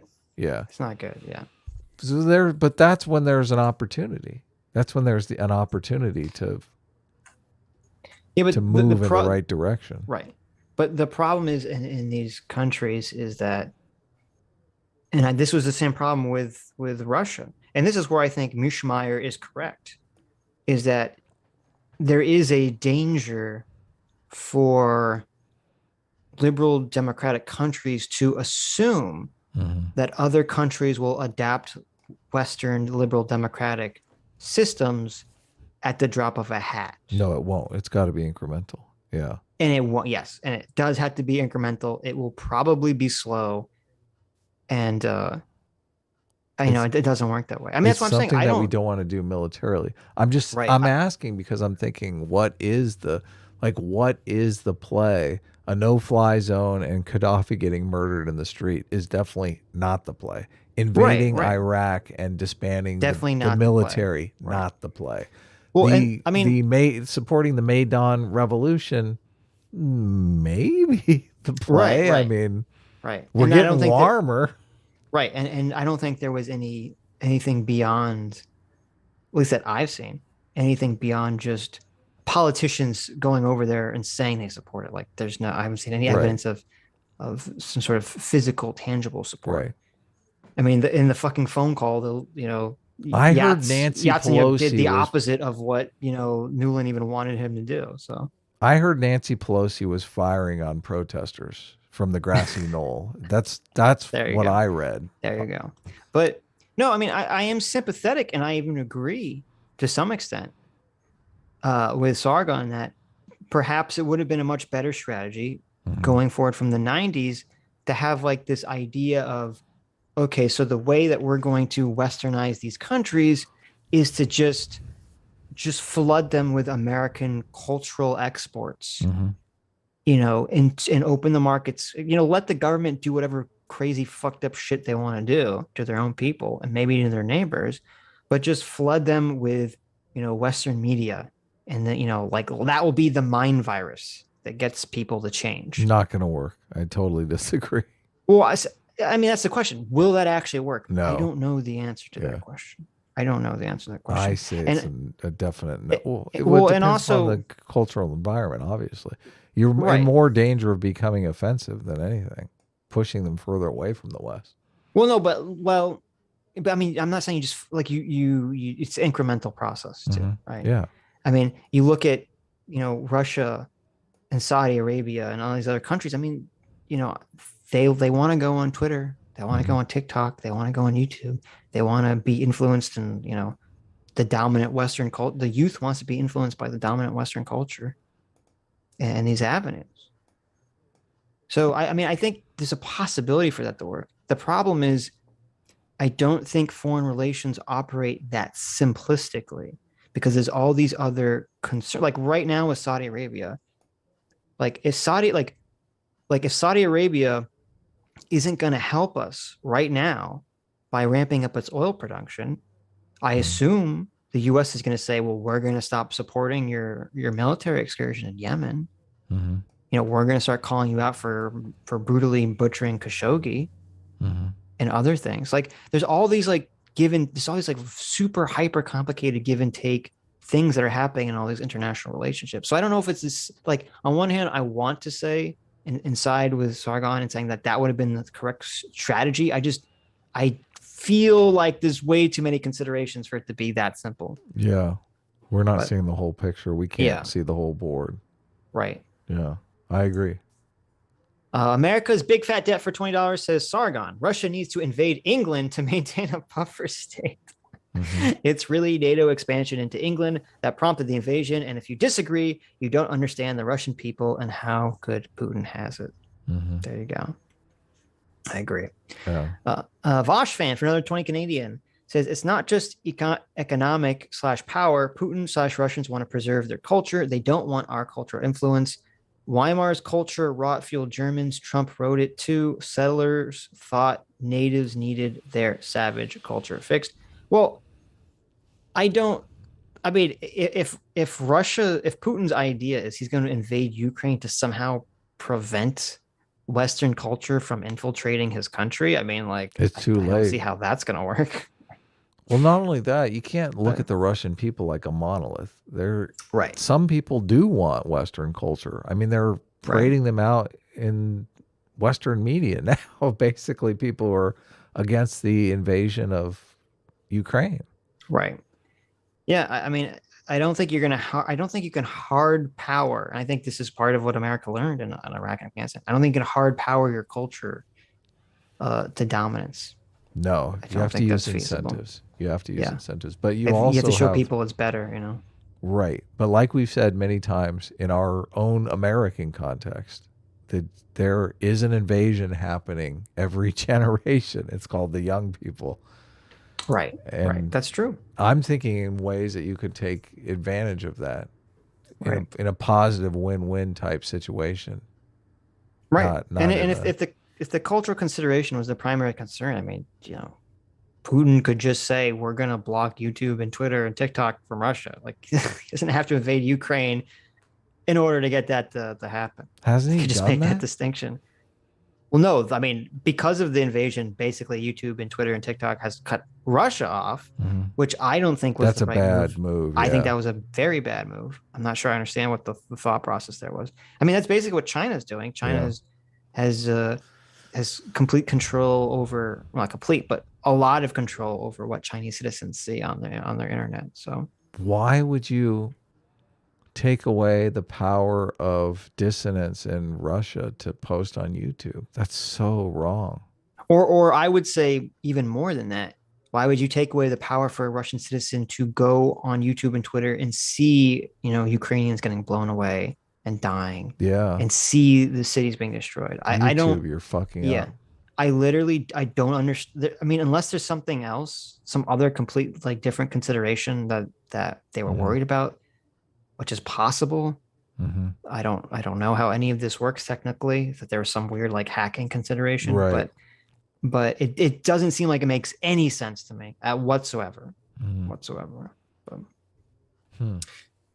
LOL okay for $20 says, imagine letting Mexico build missile silos and then telling us they are chill, relaxed, defense only. Come on. Well, no, I mean, I agree. If Mexico built missile silos, if Mexico allied itself with Russia and built missile silos and pointed them at US, of course US would care. Mm-hmm. It's a fantastic fucking thing that wasn't happening in Ukraine whatsoever. Mm-hmm.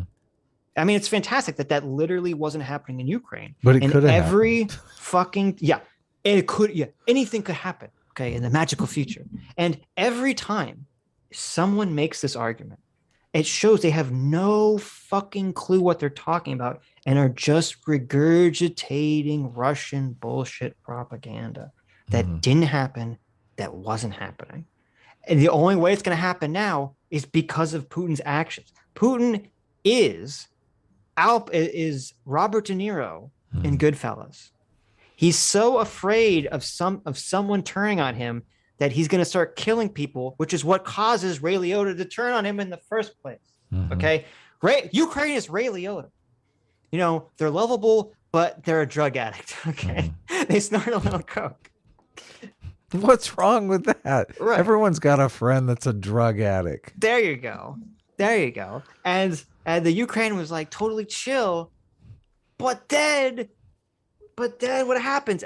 Robert De Niro starts whacking everybody because he's afraid they're gonna turn on him, and that's why Ray Liotta turns on him because he starts whacking everybody. All he had to do was chill. All Putin had to do was watch Goodfellas. Just sit down, take a break, pour some of your Russian vodka, just chill for a couple hours. Check out a good movie. Josh Worley for $10 says, Russia is literally currently working on torpedoes and missiles that are both moved by nuclear power engines and armed with nuclear warheads that effectively would have an infinite range. Well, there you go. Yeah. There you go. Daniel Allison, thank you for joining channel membership. AKA the Botosai, thank you for joining the channel membership. Yeah, we got a bunch of those to go through. We do. Good Emperor for 20 Canadian says, at Vosh fan, what about the Ukrainians' culture? Well, we don't care about the Ukrainian culture, apparently.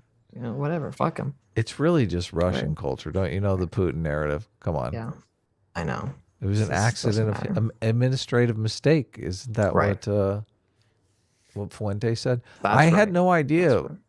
I finally brought up a map. I did the most un-American thing you could think of. Oh, no. What did you do? I brought up a map of Europe. Mm-hmm. Finland borders Russia. That's why I was like, Finland's getting in on the action. Yes, that's why. Yeah, right. They're like, holy shit, they can invade us. Right. Well, and Good Emperor brings up a good point to Vosh fan. Because first of all, I don't believe that the idea that Russia's invading Ukraine to preserve their culture is fucking insane. But secondly, why does the history, the 300-year history of Russia is them trying to destroy Ukrainian culture. Yes. In very From the nefarious Tsars to the ways. Soviets, yeah, it's them saying, fuck your culture, you're Russian. Yeah. And the Ukrainians keep saying, no, we have our own distinct culture. So why does Ukraine not get to preserve its culture? Haven't we kind of been doing that here in America with the South? Haven't we been saying the South is like, no, we have our own culture, and we're like, no, you're American. Fuck you. Well, that was kind of funny about people fixating on the Bandera statues in Ukraine, saying they're infiltrated with neo-Nazis, and I'm like, we have fucking Confederate generals, Southern statues all over the South. Does that mean that the U.S. is a fucking slave nation still? Yeah. What are we talking about here? You're White, American. thank you for joining the channel. White. Oh, this is fun. I can't believe I didn't realize Germany's just like one state over. They're right there in the mix. I thought it was like the United States, like they had a good 3 or 4 states between them, but well, maybe that's part of the problem is that a lot of people in this conversation are not familiar with how close they are. Because I mean, if you have to remember, half of Germany was part of the USSR. Oh yeah, no, East Germany, right? The reunification. I remember because I grew up with a different map of Germany. Germany, the top right was like sectioned off in Berlin. Yep. The Russian government separated Berlin. Oh, yep. That's so weird. Can you imagine? That's the communist part of the city. And if you still have your map open, if you see that little tiny country that's above Poland, that little tiny country. Yeah.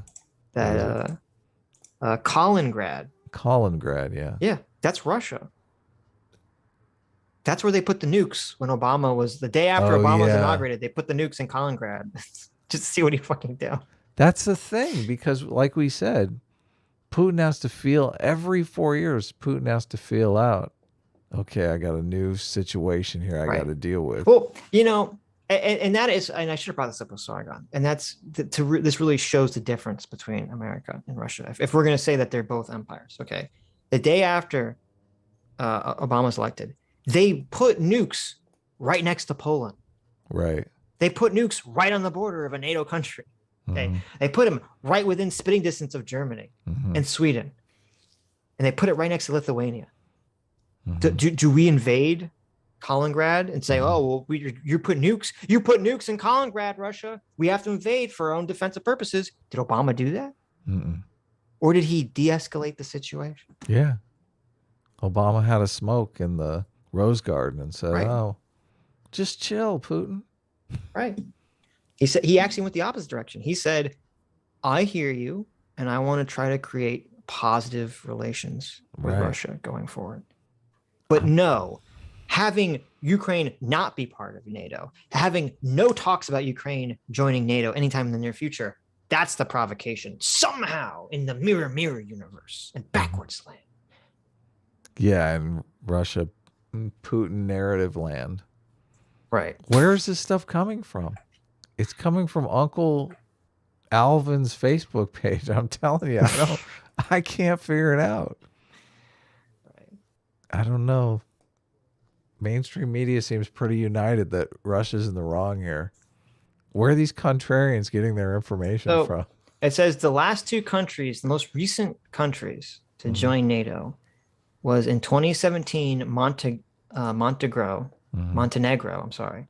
Montenegro joined, and in 2020, North Macedonia joined. Oh, yeah, of course. Countries that are very far away from Russia in the grand scheme of things. So, they're across the Mediterranean from Italy. They're not anywhere near bordering Russia. So these are the provocations, I guess, that Russia is so concerned about.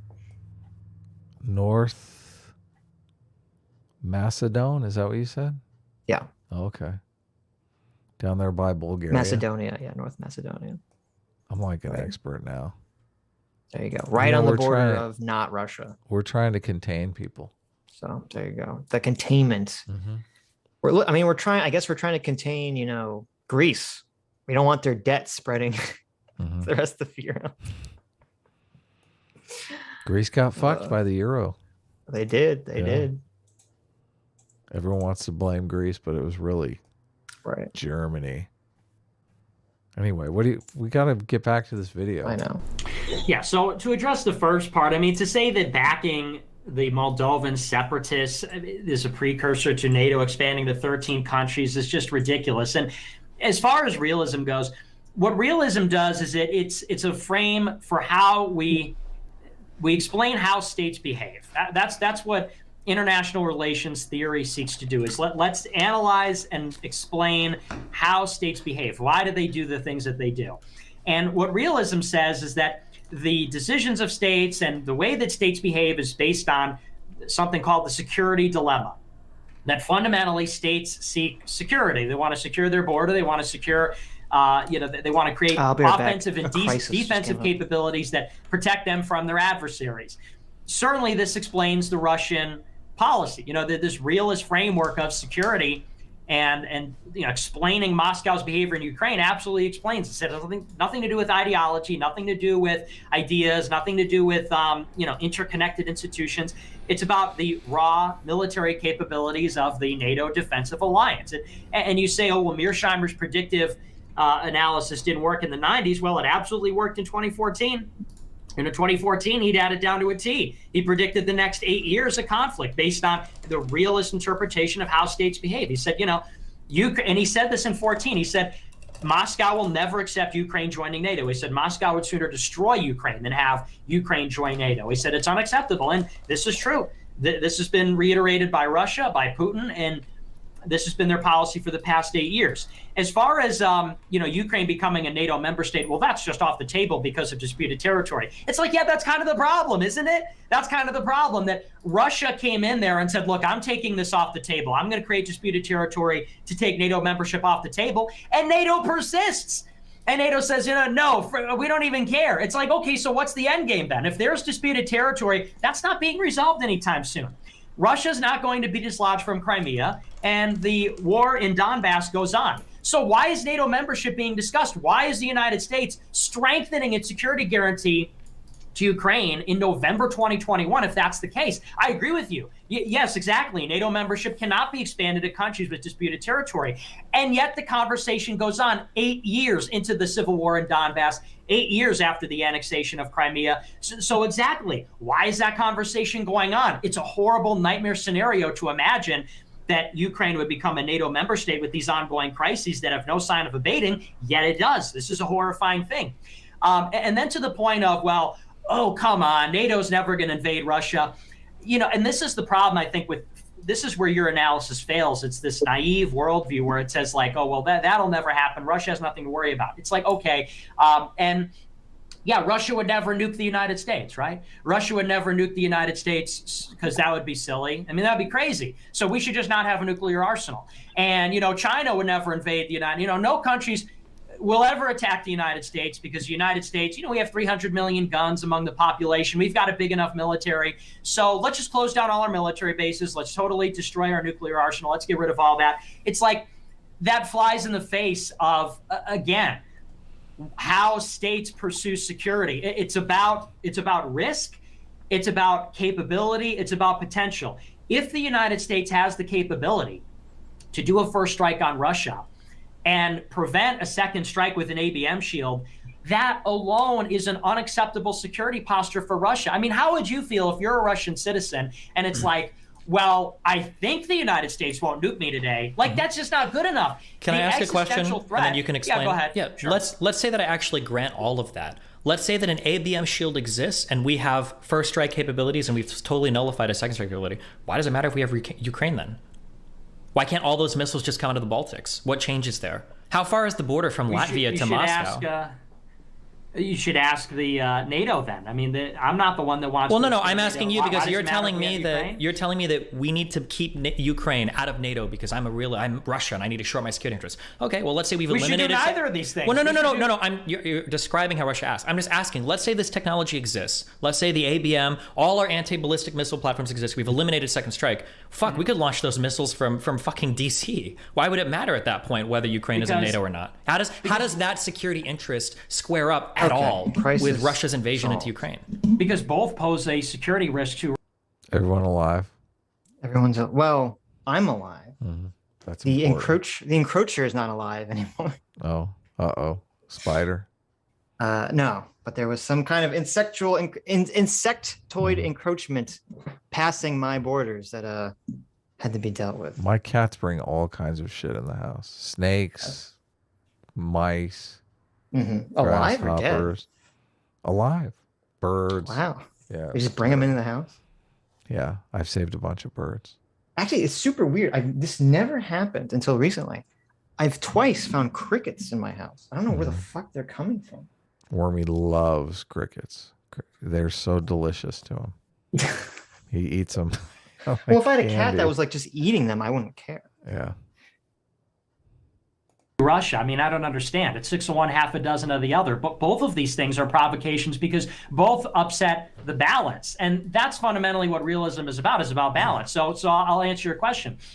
You know, creating an ABM shield, even though, and you don't even need to grant me that. It's that we're even working on it. You're right, because it's nowhere near completion. It's not effective, but it's that 20 years ago, we said, forget it. You know, we're going to start to build this thing that Russia cannot build. It's a provocation. It upsets the balance. It upsets the confidence that Russia has, because that's really what it's about. Is if you have two adversaries, which are both powerful and distrustful of one another, is about confidence in each other. And when the United States pulls out of this treaty, it disrupts the confidence that Russia can have in mutually assured destruction. Their confidence that the United States will never do a first strike because it would get annihilated. Because of North Korea and Iran, right? Pursuing this tech. Okay, but that does nothing for Russia. They could say that. I mean, they could say that, but the ABM shield works equally against Russian missiles as it does against Iranian North Korea. So, I mean, they could say that all day long. But the effective capability works equally against Russia. Why do we have to blow smoke up Russia's ass for fucking their confidence I know. sake? It's like, Well, get on your knees. You gotta understand. Russia needs you need you to service them. This is so weird. Also, yeah, it is total, and it's also bullshit because that argument basically is saying that America has to abide by, like, you know, a liberal international political framework. Well, Russia gets to abide by the realism international political framework, because under the realism framework, there's no fucking way in hell that Russia could expect America to keep, you know, the agreement and not make a ballistic missile shield just because it would, you know, yeah, right. Especially when it's not even designed to be used against Russia. It's designed to literally be used against Iran, North Korea, Iron Dome, yeah. You know, when we want to have an Iron Dome system, like under the realist perspective, Russia would have no fucking justification or should have no assumption or expectation that we would accept that, just to make them feel a little better. But you're shitting on mutually assured destruction doctrine, Sitch. Okay. Don't you understand? You're going to make Russia feel bad. Right. These are, is it Nick Fuentes and his crowd, the guy who calls all the conservatives cuck-servatives all the time? The cuck-servatives? This is a pretty cuck argument. I know. I kept like, what argument, the fuck? Yeah. Well, and I don't know why. I don't know why he's focusing on this either, because I mean, I didn't even, like, when I was looking at like agreements that Russia and NATO were kind of feuding over. I mean, from what I saw, this seemed to not be one of the primary topics anyway. So I don't know why he's kind of hyper fixating on this, but right. What was the primary one? Do you know? It was the recent one I told you about. With, right. I mean, he brought it up. Was the, you know, the Intercontinental Ballistic Missile Treaty thing that Trump pulled us out of. Okay.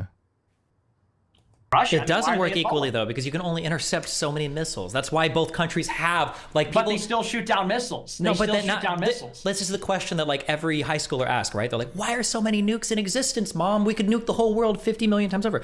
Well, it's because you want to get through any of those hypothetical shields, right? A single ICBM can have a MIRV that has, like, what, like fucking 20, 30, 40 dummy warheads on it now? There's no possible way that you're intercepting thousands of these missiles, right? It's not like shooting down Palestinian bombs being lobbed into fucking Israel, right? These are pretty sophisticated weapons launching from all over the world, some from the Pacific, some from the Atlantic, in places we don't even know they exist. Yeah, oceans. But this is fundamentally misdirection because, and again, you know, that is what the United States said. They said, well, we're building this ABM shield for Iran and North Korea. Okay, but ABM agreement was signed between Russia and the United States. And that was the foundation of mutually assured destruction between Russia and the United States for 30 years. Signed before North Korea and Iran had ICBMs. Hang on. Yeah. Let's not interrupt each other. We had a good back and forth here. That it still disrupts Russia's confidence in the mutually assured destruction framework. Because I will grant you all of that. I agree with you. ABM is inadequate because it doesn't include China. ABM is inadequate because you do have rogue states seeking a nuclear arsenal. All of that being said, this does nothing to reassure. I mean, again, this was from 2001. So that's quite some time ago. I mean, I don't know why he's so hyper fixated on this. Like, 21 years ago. yeah, that's 21 years ago. I don't think that's dictating Russia's actions now in regards to Ukraine. It was like, well, in 2001, after 9/11, the U.S. pulled out of the ABM treaty. Like, I'm like, I'm skeptical. Fuentes was like 10 years old. Well, no, he's only like 20 something now. Oh my God, he was like 5 years old. He wasn't even, I don't even know if he was born. Like, he was just a glimmer in his father's eye. This is crazy. Sure, Russia. I mean, because just as Russia says that, NATO promised Gorbachev that NATO wouldn't expand, it doesn't mean shit if it's not on paper. So the United States could say we're doing this for Iran and China and North Korea, but effectively they're still building an ABM shield, and it still does disrupt the confidence that Russia has. And so it upsets the confidence and the balance as far as the nuclear question is concerned. And the it's same America's is true fault? of Ukraine. Okay. You're right. Do I America's think that NATO's fault. going to I invade got you. Russia anytime soon? I mean, probably not. I don't think that would make much sense. But it disrupts the balance, and it destroys Russia's confidence that something like that could not happen again. It relies on NATO's good faith, and good faith is not enough because regimes change, circumstances change, crises flare up. Regimes Things happen change. in the world. I And thought, so what Russia had the underlies a same nation's regime security for- is its capability, its confidence. Right. And those things come from offensive and defensive capability. They come from buffer states. They come from treaties and agreements. Buffer states. And so it's not enough to say, well, NATO's That's like never the invaded us condom. before. They The probably country won't, condom. launch those missiles at us from Ukraine and forever into the future. It's not an adequate guarantee. Ukraine, and that's you're the supposed argument to be our from the Russian condom. side is if it's just not good enough for Russian security. If And no one's listening to that. If we go through the realist perspective, I'm curious. If NATO membership was never floated directly on the table to Ukraine, would not Ukraine fall victim to Russia's sphere of influence anyway? Isn't that what realism would tell us? That irrespective of NATO expansion, we would expect a country to exercise authority, if it can, onto weaker powers surrounding their borders, meaning that none of this NATO shit even really matters anyway to Russia? Well, that's really the crux of it, isn't it? Yes. It kind of is, right? Yeah. Yes. Wait. Let me go back a second. I was kind of reading Russian something. security. If And I no take- one's listening to that. If we go through the realist perspective, I'm curious. If NATO membership was never floated directly on the table to Ukraine, would not Ukraine fall victim to Russia's sphere of influence anyway? Isn't that what realism would tell us? That irrespective of NATO expansion, we would expect a country to exercise authority, if it can, onto weaker powers surrounding their borders, meaning that none of this NATO shit even really matters anyway to Russia? Well, that's really the crux of it, isn't it? Yes. It kind of is, right? Yeah. Yes. Well, but here. Yeah, KO'd. Oh man. Well, the important thing though is if you don't have NATO involved, how are you going to say America bad? Come on, Destiny. Jeez. Yeah, exactly. How's it America's fault if NATO's not involved? Come on. What are we talking about? There's a causal chain here, Destiny. Please, America bad. Shut up. That was the KO punch, I think, in this situation. But Yeah. Here. Yes, Russia would exert influence over Ukraine, and there's nothing wrong with that. Oh. You- So then why well, talk about listen- all the NATO bullshit, right? Obviously, they're Well, going to no, do it but- anyway. And even security in the Black Sea, does it really No, but matter if they have that's access just to the it. Black Sea? They're not getting to the Mediterranean through fucking Turkey anyway, right? Where there are also like nuclear missiles as well. Like, it seems like all of the NATO shit is just like a smokescreen anyway, right? No, but it's not then. It's not. That's exactly the point. Is you're saying like, oh well, Ukraine would just be a buffer state. It's like, yeah, exactly. Ukraine should. NATO Should they be a membership buffer makes state? it a pro-Western country. Yes, it should because at the well, but he kind of unfortunately let himself get pulled off that point because he conceded it wouldn't be a buffer state. It would just be a Russian vassal state, regardless of whether NATO was involved or not. According to realism, anyway, that's what realism would say. Larger world powers, force smaller countries to do their bidding, basically. All of these places were buffer states. That's a whole concept behind the Iron Curtain. Right. The worst case scenario of Ukraine being a buffer state is that Russia will influence it. Did I say buffer state? I meant vassal state. I meant There you go. pawns Right. of Russia. Right. Yeah. Not buffer states. They were basically all run by Moscow. Right. Well, and know, he's also downplaying it because he says the worst thing that'll happen to Ukraine is that they're influenced by Russia. It's like, oh, but what does that mean, though? Does that mean that Ukraine is doomed to have, a floundering economy that's mired in corruption? Is that what that means? Yeah, that's what just ticks me off. Because you're dooming the entire population of Ukraine to this fucking nihilistic, corrupt future for basically not even pinned to their own dictatorship, but pinned to the dictatorship next door. It's like, how fucked is that? We get pissed off that our elites steal from us. Imagine if the elites next door, the fucking Mexican elites, were stealing from us, not our Oh my elites. God. Yeah, I know. People be losing their fucking minds, rightfully so. Yeah. Insane. But we're just supposed to sit here and, that's another thing that bugs me, because even it seems like people are saying to us, even empathizing with the Ukrainian people is just wrong. Why? Yeah, well, it depends on who you're talking to, but yeah, sure. Why? We have no right to empathize with them because America bad, and America is to blame. You caused all of this. How dare you empathize with them? This is your fault. Right. I guess it's like saying, you're the one that caused the car accident. What are you talking about? It's like, wait a second here. Right. I was walking down the street minding my own business. I wasn't even in a car. I know. No, here's NATO. You were in the NATO car. Who cares? Yes. People of Ukraine care, obviously. Okay, powerful states influence weaker states. This is how states behave. And that is this is not how all states behave. That's not true. That is how great powers behave. Why don't we invade Mexico? You think the United States doesn't do this? No, because the United States don't need to. But we absolutely could. Are you seriously arguing that the United States doesn't influence Western Hemisphere countries? See, this is where the difference in ideology becomes perfectly clear, because everyone on the Russian side of the argument is basically just believing that America is doing the same exact things, the same corrupt system, is basically the same corrupt system as Russia. Well, they intrinsically believe that. Right. And it's a conflation of soft power with hard power situation. Totally. And this line becomes kind of the escape hatch for Nick for the entire rest of the debate. It's him saying, Destiny said America doesn't influence other countries. It's like, that's not what he said. He said America doesn't just strong arm other countries with their military force. They just say, you have to do what we're saying now because, you were going to have some favorable trade deal with some country we didn't like. Yeah. And even when, and I will admit that America has done things like that in the past. And I'm completely against any of that shit. Yeah. Even though it's 100% whataboutism. I think it is. I mean, obviously, it's never as simple as the communists make it. Like America, when the CIA was, just going around toppling Soviet countries. It's like, well, no, I mean, it's the same thing with Cuba. The problem wasn't just that, Cuba is going to become a Soviet country. The problem is that basically Cuba steals all of America's assets in the country that were there prior after the revolution. And that's the big issue there. But putting that aside, I would completely agree that like if Mexico decides it wants to become a communist country or something, that doesn't give us the right to invade Mexico. And I would be completely against that on that grounds, just because they want to try some new economic system, even if it's at odds with our system. Yeah, they should be able to.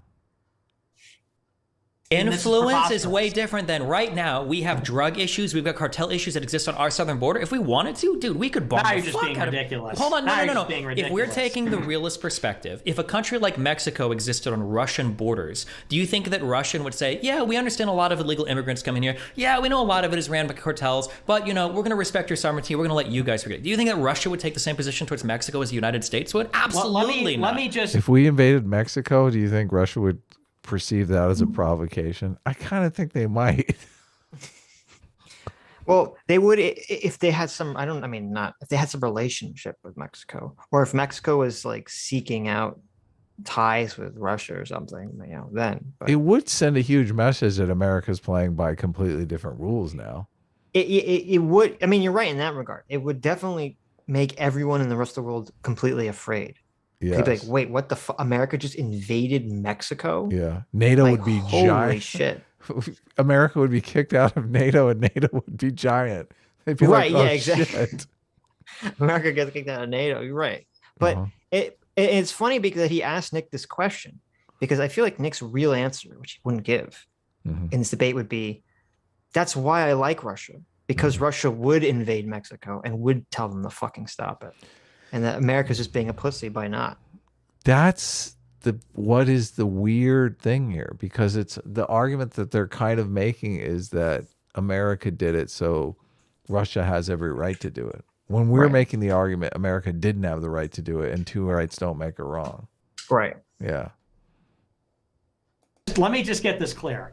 Your position is that in an analogous way, you know, in the sense that Russia influences Belarus and Ukraine, you're saying that the United States in that same way does not influence Canada and Mexico? in the Western Hemisphere. Absolutely Countries in the not. Western Hemisphere. Well, I mean, like in South America, especially through the Cold War, yeah, you could probably make arguments for that. I'm talking about today. Absolutely not. Absolutely not. Will we recognize and support? Well, here, I'm curious. Like, what? Educate me. I don't know much about South American history. What are like breakaway states that the United States has recognized and sent paramilitary groups to in order to defend these states? Where we shipped off tons of U.S. passports, where we've shipped off U.S. citizens in order to Americanize these places. Like, where has this happened in South America since the year 1991? That's comparable to what Russia has done in Georgia, in Transnistria, in Ukraine. Like, where are these things happening? Did you read about that? The Russians sending like thousands of passports to so that they could vote in the Russian election. Yep.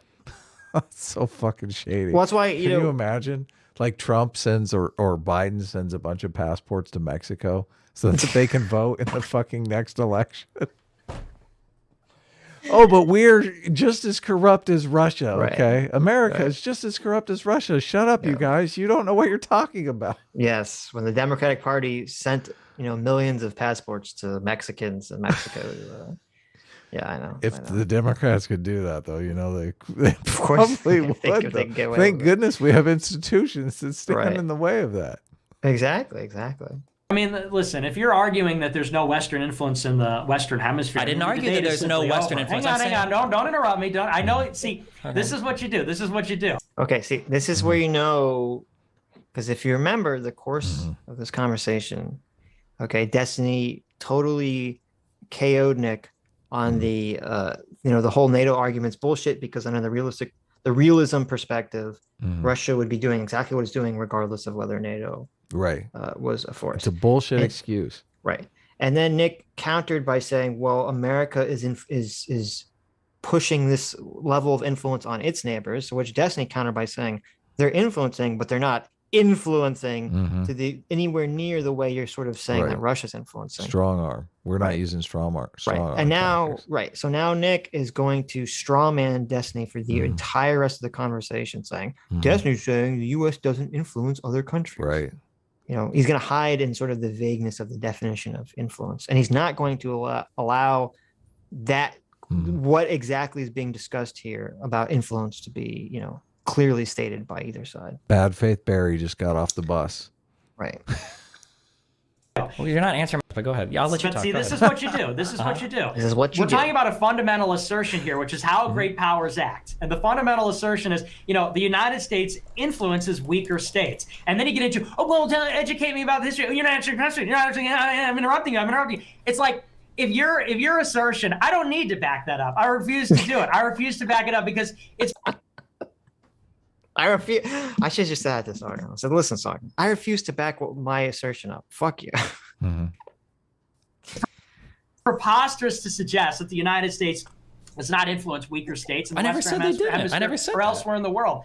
Absolutely, they do. Of course they do. Yeah.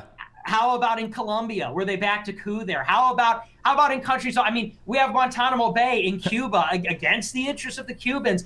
The idea that the United States does not influence states, that we bully them into the TPP, we bully them into all kinds We abandon the TPP because of our own citizens. Like, what do you mean?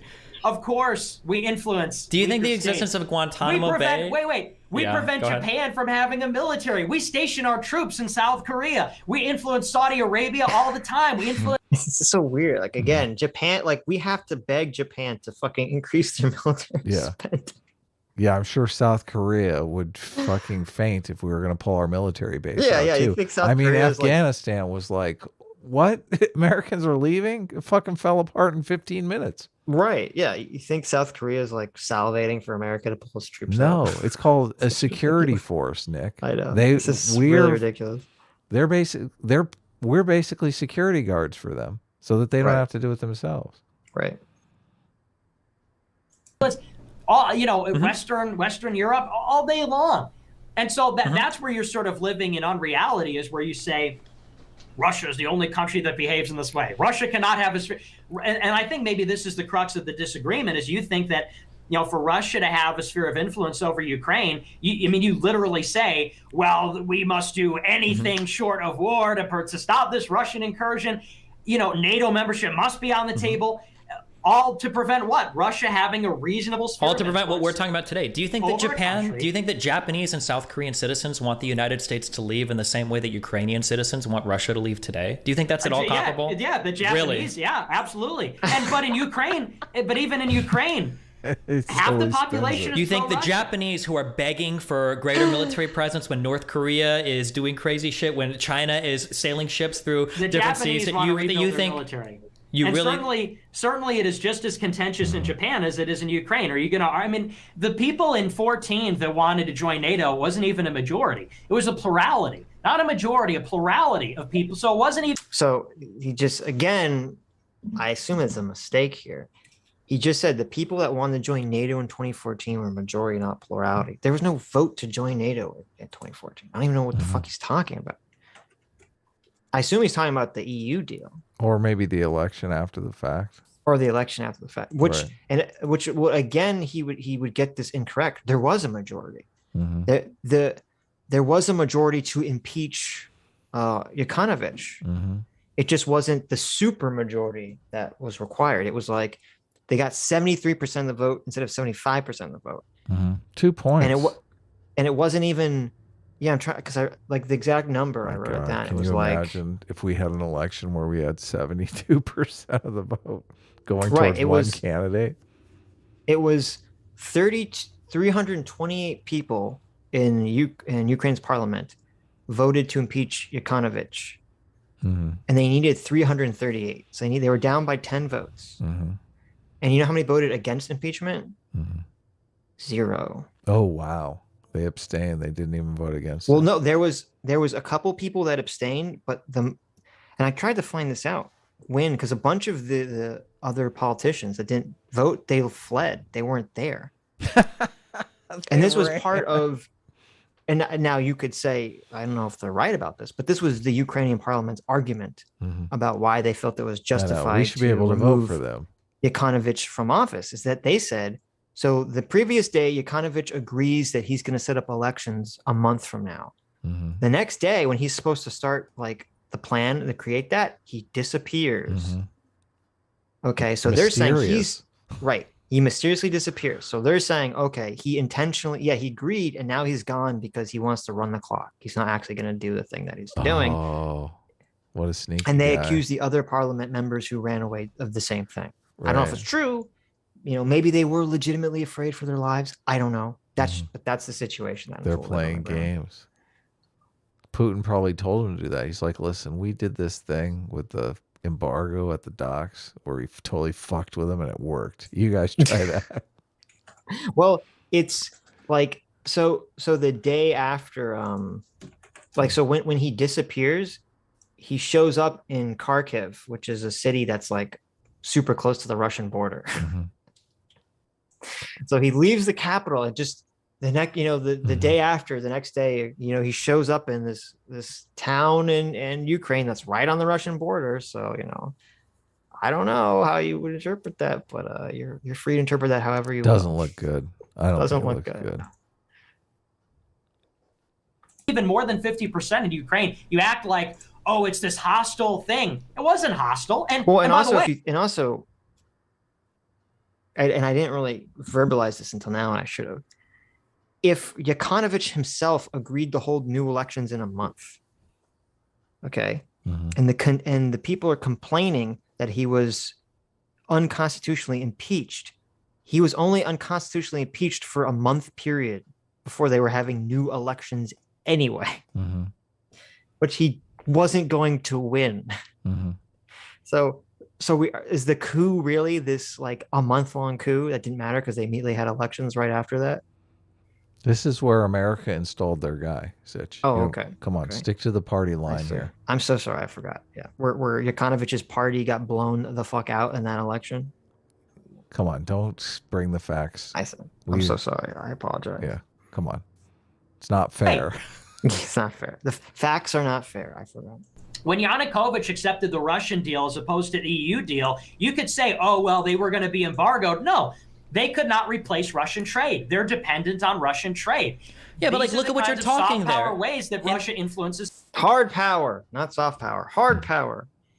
The state. But look, and by the way, half the Ukrainian population supports Russia. Yanukovych was the most trusted politician in 2010, and he was democratically elected. And international monitors said, you know, this was a model for a democratic in election. one election. So, not earlier, in but 2010. Yeah. In 2010, he was, yes. And so, well, you laugh at that, but the point is to say you're creating this false, you're creating this completely distorted reality where, oh, well, Ukraine doesn't want Russian influence and Japan wants American influence. It's like, well, the picture's more complicated than this. It's about how states behave. And, you know, Ukraine, some people in Ukraine want Russia, some people in Ukraine want the West. Russia influences Ukraine, as is how states behave. You could disagree, you know, well, that's not normative, that's not right. But Ukraine was a part of Russia for hundreds of years. Ukraine was governed by Russia for the past 100 years, even when it was administratively autonomous. And, you know, for Russia to have a sphere of influence, this is what the United States must tolerate for peace and détente with Russia. In the same way that nobody challenges America's influence. Sounds like a pretty cuck response. I know. A pretty cuck-servative response. Yeah. You gotta appease Russia. Okay. Okay, cuck. Yeah.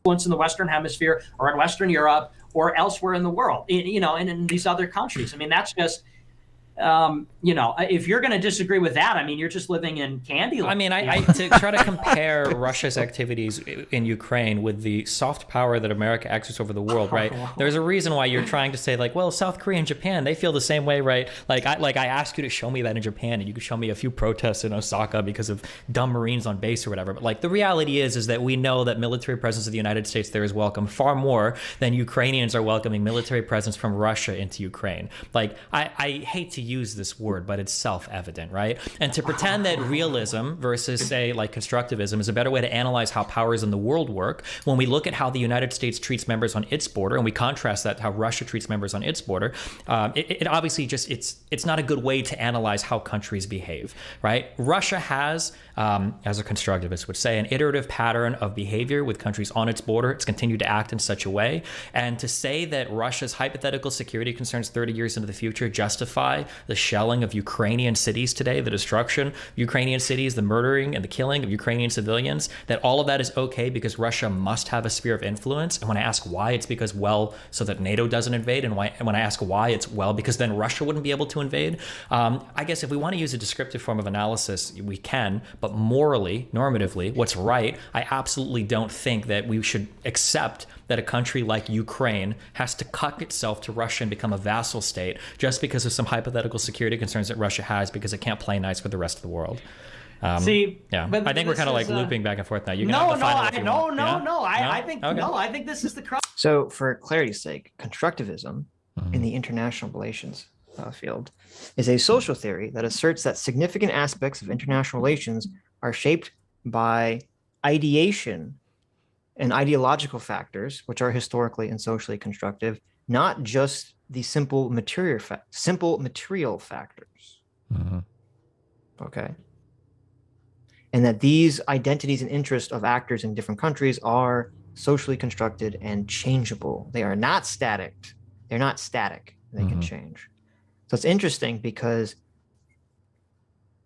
I mean, so I guess when we were talking to Sargon, he was arguing against that approach. He was saying that Russia is kind of just static and it's going to be what it's going to be and you just have to deal with it. Which is kind of interesting because he was taking the strict material approach, I guess, which in previous conversations with us, he's been vehemently against that. And he's been taking more of a ideological approach to human behavior. So I don't know. Interesting.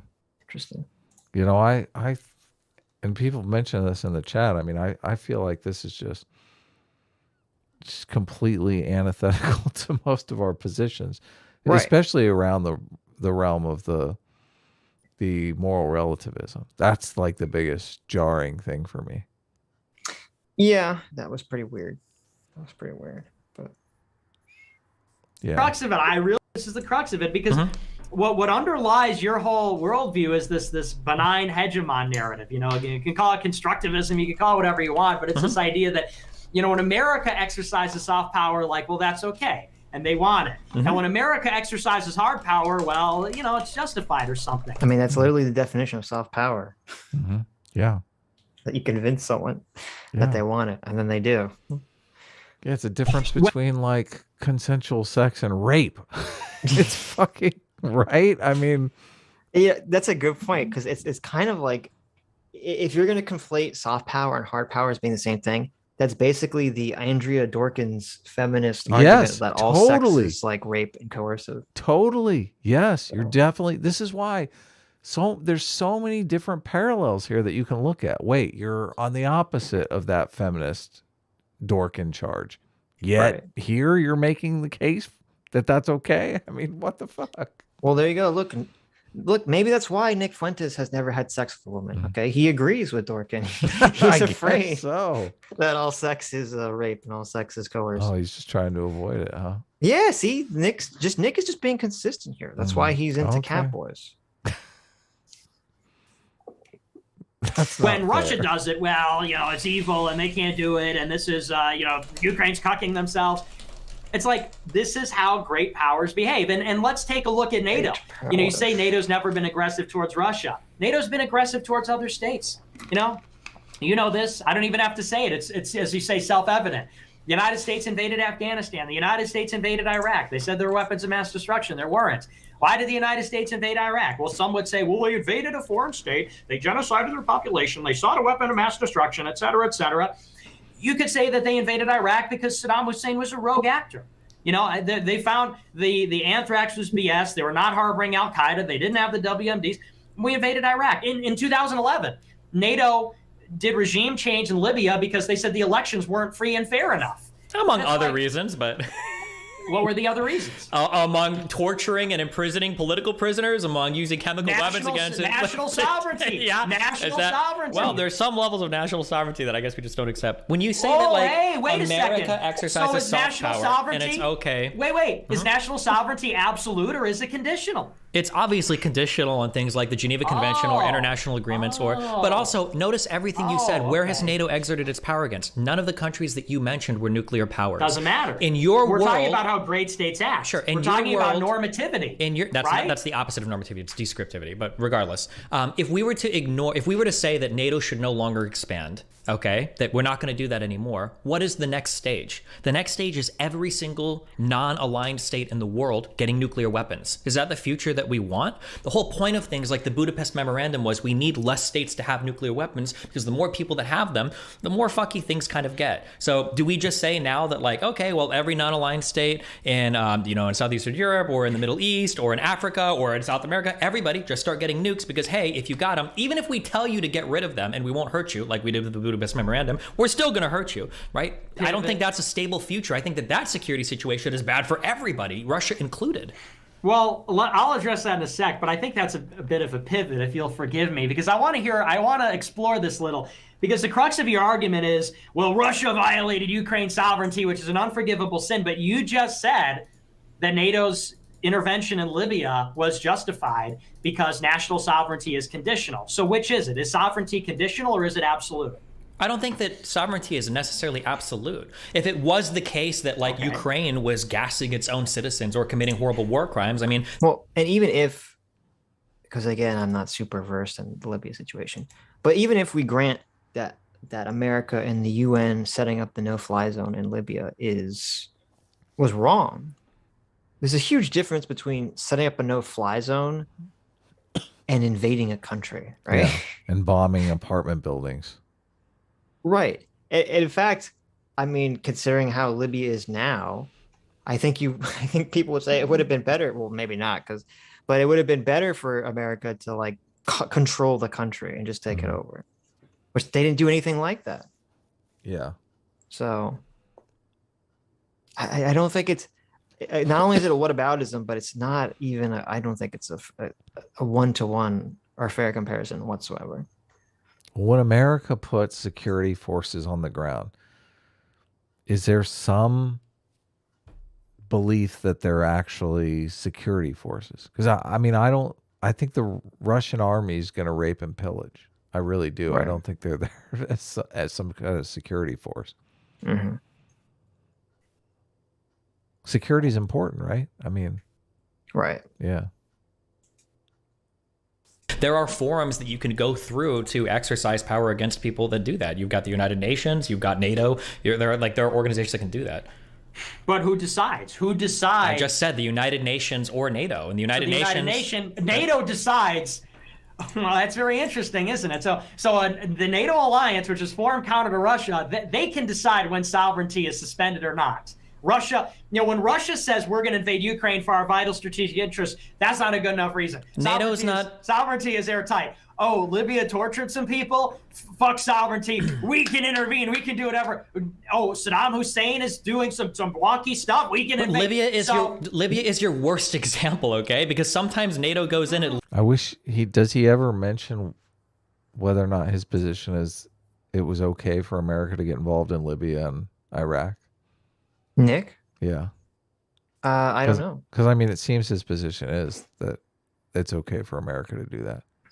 Yeah, I don't know the answer to that question. least without sometimes NATO would go in without UN resolution. Libya was so fucked that Russia and China abstained from the vote. They're part of the Security Council. They got a UN resolution to go into Libya. That's how fucked Gaddafi was. If you want to use an example, no, that is exactly the point. It was so fucked that even they wouldn't defend you there. The point. So it's kind of funny because Nick says, "Well, that's besides the point," which it isn't. This totally counters Nick's point, because Destiny's saying, "Oh, even Russia was okay with the UN going into Libya." Mm-hmm. And the U.S. going to Libya or creating the no-fly zone or whatever they did. However, if Nick knew a key piece of information, he could actually counter this argument, which is to say that was actually the key divide that started the split between Medvedev and Putin, was that Putin was virulently against Russia allowing UN to set up the no-fly zone in Libya. Uh-huh. And if Putin was president at the time, he would have vetoed that. He would not have allowed that to happen. Uh-huh. So, you say that there might sovereignty is conditional. If it's conditional, of course it's conditional. But what is the condition? Then it's about the terms. But sure, it is about the terms. But the terms can't be that Russia is worried about a future hypothetical war. That's why I'm not just screaming at you over and over again. I'll get to that. I'm not screaming at you over and over and over again that Ukraine has sovereignty, and that's the only reason why they shouldn't be invaded, right? Russia doesn't have justification for invading Ukraine. The future hypothetical threats to Russian sovereignty can't be used as an invasion to another sovereign country that's not in violation of any UN resolution. Why not? That's not because it just doesn't, because that could be used to justify the invasion of almost any state in the world by any great power. No, why not? Because Russia wouldn't say Mexico is going to deploy surface-to-surface missiles that can hit us in 5 minutes, and a NATO base in the Black Sea displaces our Russian base. So no. Sure, the United States could invade places in Venezuela or Brazil or Colombia. Countries. No, it could apply to. The argument that Russia's making applies to exactly. Well, no, that's not even really true. It would apply to Poland. It would apply to Lithuania, Estonia, Latvia. It apply to all these countries that are NATO members already. Two countries. The United States could invade Cuba right now if they wanted to, using that argument. Yeah. Yes, and they would. But we don't. So your realist perspective fails. Did. The Bay of Pigs. The Bay of Pigs. They legitimately didn't. That's why the Bay of Pigs failed. So excited. Right? The United States did not successfully invade. Do you think because they were incompetent, but they tried? Oh, because they were incompetent. The United States failed an invasion in Cuba because they were incompetent. Fails, it's because they lacked. Say, they didn't invade. Compare again, as we said earlier, comparing the Bay of Pigs to this, to Russia going to Ukraine is so horribly dishonest. Yeah. No comparison. How many people are involved in the Bay of Pigs? Because there's 140,000 Russian troops in Ukraine right now. It's a good question. I mean, they talk about wasn't it like 20 guys or something? They did like a amphibious landing or something. Units involved.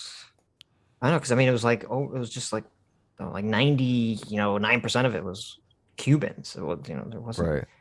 The American military, like in Ukraine, the Russian military rolls up and invades. The United States military did not roll up and invade Cuba and then just fail and then give up. That is not even remotely close to what happened. 1,400 Cuban exiles launched what became a botched invasion at the Bay of Pigs on the south coast of Cuba. So they were Cuban exiles. Right. So 14,000 Cuban exiles. Mm-hmm. So that's comparable to Russia invading with its military in Ukraine. Yeah, 100 times the size. It's all right. Convenient. Okay. If Russia fails in this Ukraine war, are you going to say, "Oh, well, that just didn't happen because if the United States played by Russia's rules, we would invade Cuba right now. We already have, I think, Guantanamo Bay isn't. No, because there's no Russian defensive alliance in Cuba, and there's no surface. Wait, hold on. That doesn't matter from your realistic. Cuba's not talking about nuclear rearmament. That doesn't. And if they were, we would invade because we did in Bay of Pigs, and we almost went to nuclear war over the Cuban Missile Crisis. That doesn't fit your realist perspective, Nick. Whether or not Cuba has those arms, I would just repeat back to you that strong nations seek to exert their influence over weak nations. Cuba is a weak nation next to the United States. Why don't we just invade them and take them over? That's what Russia would do. Because they're not putting surface-to-surface missiles there. There's not a defensive alliance there. Cuba is pacified because Cuba is completely pacified. No, you already admitted to me. Cuba poses no. You already admitted to me that even if NATO was off the table, Russia would still seek to exert influence over Ukraine. It might even still take over Sevastopol. It might still... Which might be taking Crimea, right? In the same way that we influence Cuba. That's not the same way. We don't send militaries down there to take over ports in Cuba. We don't send. But now you're just trying to confuse here. Which is it? I mean, we're talking about Russia influencing Ukraine absent the military alliance. And now, I'm saying, well, they influence Cuba, and you're saying, well, they're not invading. It's like, okay, well, Russia didn't invade until the defensive alliance was on the table, and Crimea. The defensive alliance was on the table until Crimea was taken over. Because NATO membership was on the table after the Maidan. Hello? And 13 countries. This isn't true. I wish none of this is true. Yeah. After 2014, there was no talk all of a sudden that Ukraine was going to be fast tracked into NATO. That did not occur. 2008.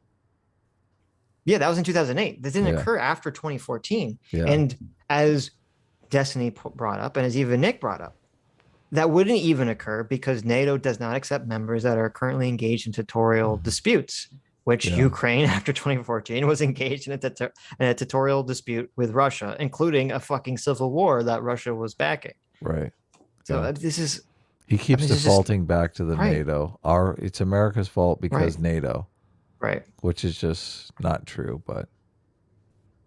He's joined NATO in 10 years. So, once again, this argument falls apart because it rests on all these, just convoluted assumptions, like a security guarantee, like Russia can count on our good faith. The United States doesn't influence weaker states. The Western Hemisphere isn't secured by the Monroe Doctrine. Like, if Cuba became part of a Russian defense alliance, we wouldn't do anything.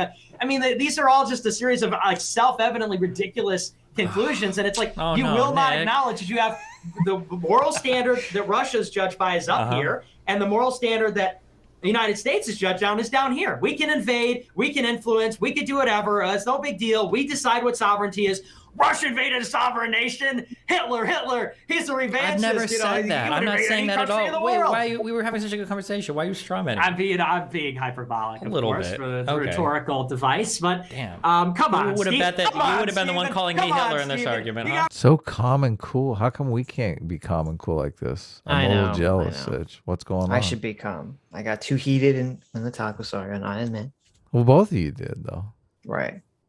These guys are like fucking. They got their shit together. I mean, now I don't know. His previous debate ended with Destiny continually calling Nick Booger Nick.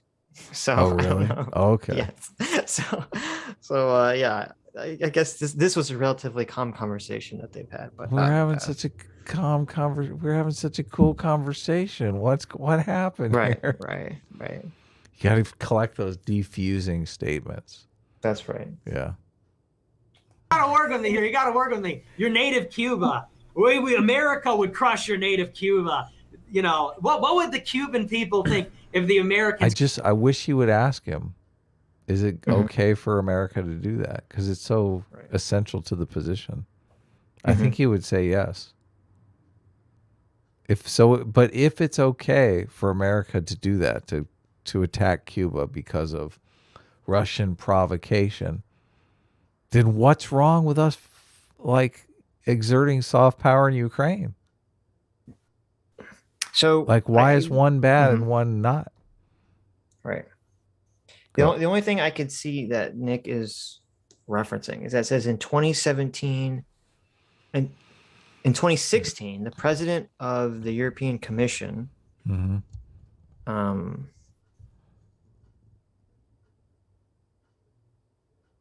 okay. Well, that's something different. He's done with the EU. Who? He said it would take at least 20 to 25 years for the Ukraine to join the EU. Oh, shit. Okay. Holy shit. But yeah, I don't know why you're talking about NATO. But it said in 2017, Ukraine's parliament passed a law that said they wanted to make integrating with NATO a foreign policy priority, and they would seek opening negotiations for joining the MAP, the Member Action Plan, with NATO. In 2018, NATO added Ukraine in the list of NATO aspiring members, but not part of MAP. They had been an aspiring member. I think they'd been an aspiring member for some time, even if they hadn't been listed. 2018 Ukraine Parliament again approved the amendment to the Constitution that they would consider joining NATO to be a foreign policy objective. And in 2019, the Ukrainian Parliament voted to change the Ukrainian Constitution in order to help Ukraine join NATO and the EU. Again, this is all after Russia has invaded their country in 2014.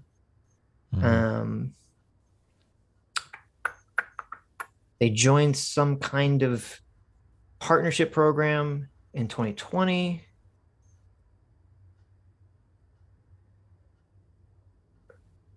But they still weren't MAP members. Still were never put on the map whatsoever. Oh, this says that actually it says Russia's buildup on the troops in the Ukrainian border started in April 7th of 2021. So it was even way earlier than I thought.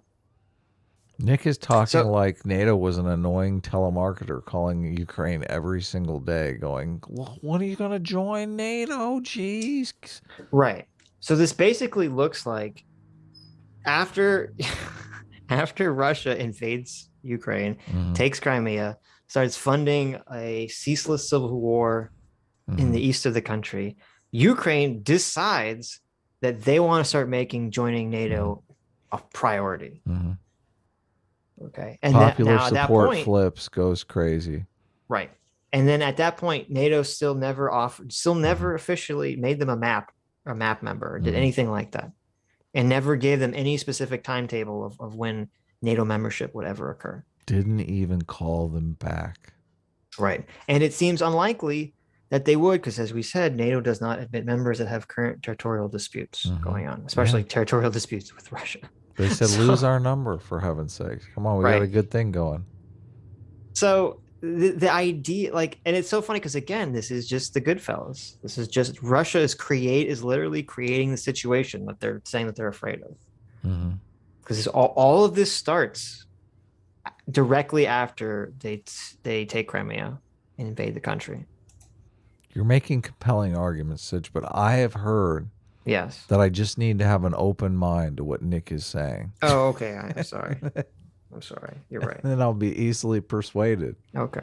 Let's have an open mind. I don't understand I'm losing my mind over the argument. Well, my mind is open, but that's not working. So maybe I need to just put America bad in my mind. Oh, yeah, that's it. Meditate on that. America bad.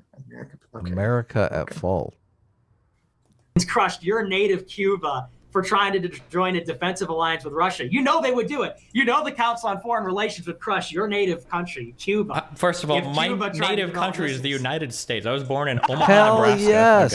Okay, cute. Hell yeah. So regardless, I guess just to center closing. So your position is that the current Russian invasion of Ukraine is justified, and Russia has carte blanche to do whatever they need to bring that nation to heel, because of hypothetical security threats in the future that may exist if Ukraine joins NATO. Well, no, we're not talking about carte blanche. We're talking so would you condemn them for what's going on in Mariupol today, or in any of the?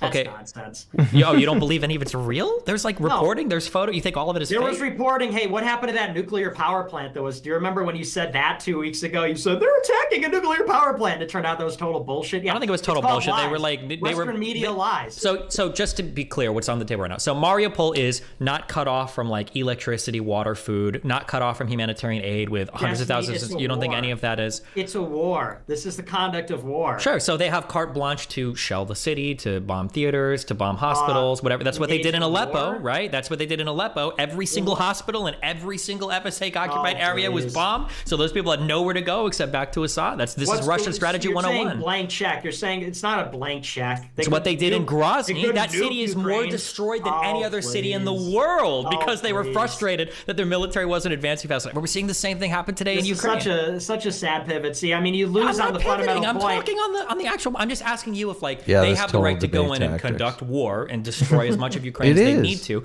to bring them to heel because of potential hypothetical security threats. If they wanted to destroy as much of Ukraine as they needed to, the war would look very different than it does right now. And you know that. But it's They're taken a conducting- different turn, a darker Hang on, turn no. over. Well, but that's exactly what's going on. Is that initially Russia thought they could just march in, and that's why they weren't just destroying everything. And now that appears not to be the case, Russia appears to just be fucking destroying everything. Yeah, they have to. So that does seem to be what's going on right now. Yeah. And I mean, I the reason Russia's not gonna, I don't think they will. God forbid. I don't think they're gonna just start fucking nuking Ukraine, because that would completely change the world's response to this. Like if Russia nukes Ukraine, first of all, if Russia nukes Ukraine for simply defending itself from Russia, they kind of lose literally any justification they ever have for being afraid of the US, NATO, or any other country on the face of the earth. They just nuked a country, they invade a country, and their invasion's not going good enough, so they nuke it. They literally lose every argument they Yeah. could possibly All have. credibility from Right. here going forward. Yes. Yeah. So But we saved more lives by bringing the war to a snappy conclusion, Sitch. right. They are talking about there being Russian conscripts. Is that verified? That's basically drafted. Like these are people who had jobs and were drafted. Yeah, no, they do have conscripts in Russia. That's so crazy. I guess we had drafted people in Vietnam too, which was kind of a weird elective. All war as male well. citizens age 18 to 27 are drafted for at least 12 months in Russia. Okay. Okay, that's so how they they have a got mandatory draft in 140,000. Russia for all males. Right. This is what you wanted, Sitch. Remember, for America, and I said this is a bad idea. No, I said join the military for 2 years or join a sort of jobs corps, The Peace Corps government type program. thing. Yeah. Okay. Okay. Look, I still stand by that. I still think it's a bad idea, but Okay, Pass see, away but now? not it's Okay, it's go a ahead, go ahead. it's a limited military engagement, and as far as Limited to it one-fifth is, their it is military, limited. They're not attacking Poland. They're not attacking the Baltics. They're not. Wait, and limited they're not- military engagement hang on, means they're hang not on. attacking See why every you country need on to their interrupt. border? You need to interrupt because I tell the Okay, truth here. okay. They're conducting a war. It's a war. Uh-huh. Destiny, you know this. And yeah, how dare Nick call it a war? He would be thrown war. in jail in Russia for calling it a war. There you go. It's just a war. You're right. This You is know a what? You're so military correct. action. It's not a war. It's not. You're Right. not. It's illegal to call it a war in Russia. Yes, that's true. Why is he saying it's a war? He's gonna get arrested. This is liberation. Be careful. We Nick. got a lot of Nazis we have to deal with. yes, I support the war. Absolutely, I support the president, the new czar Vladimir Putin. I support Russia. Dude, he's saluting Vladimir Putin. Yep.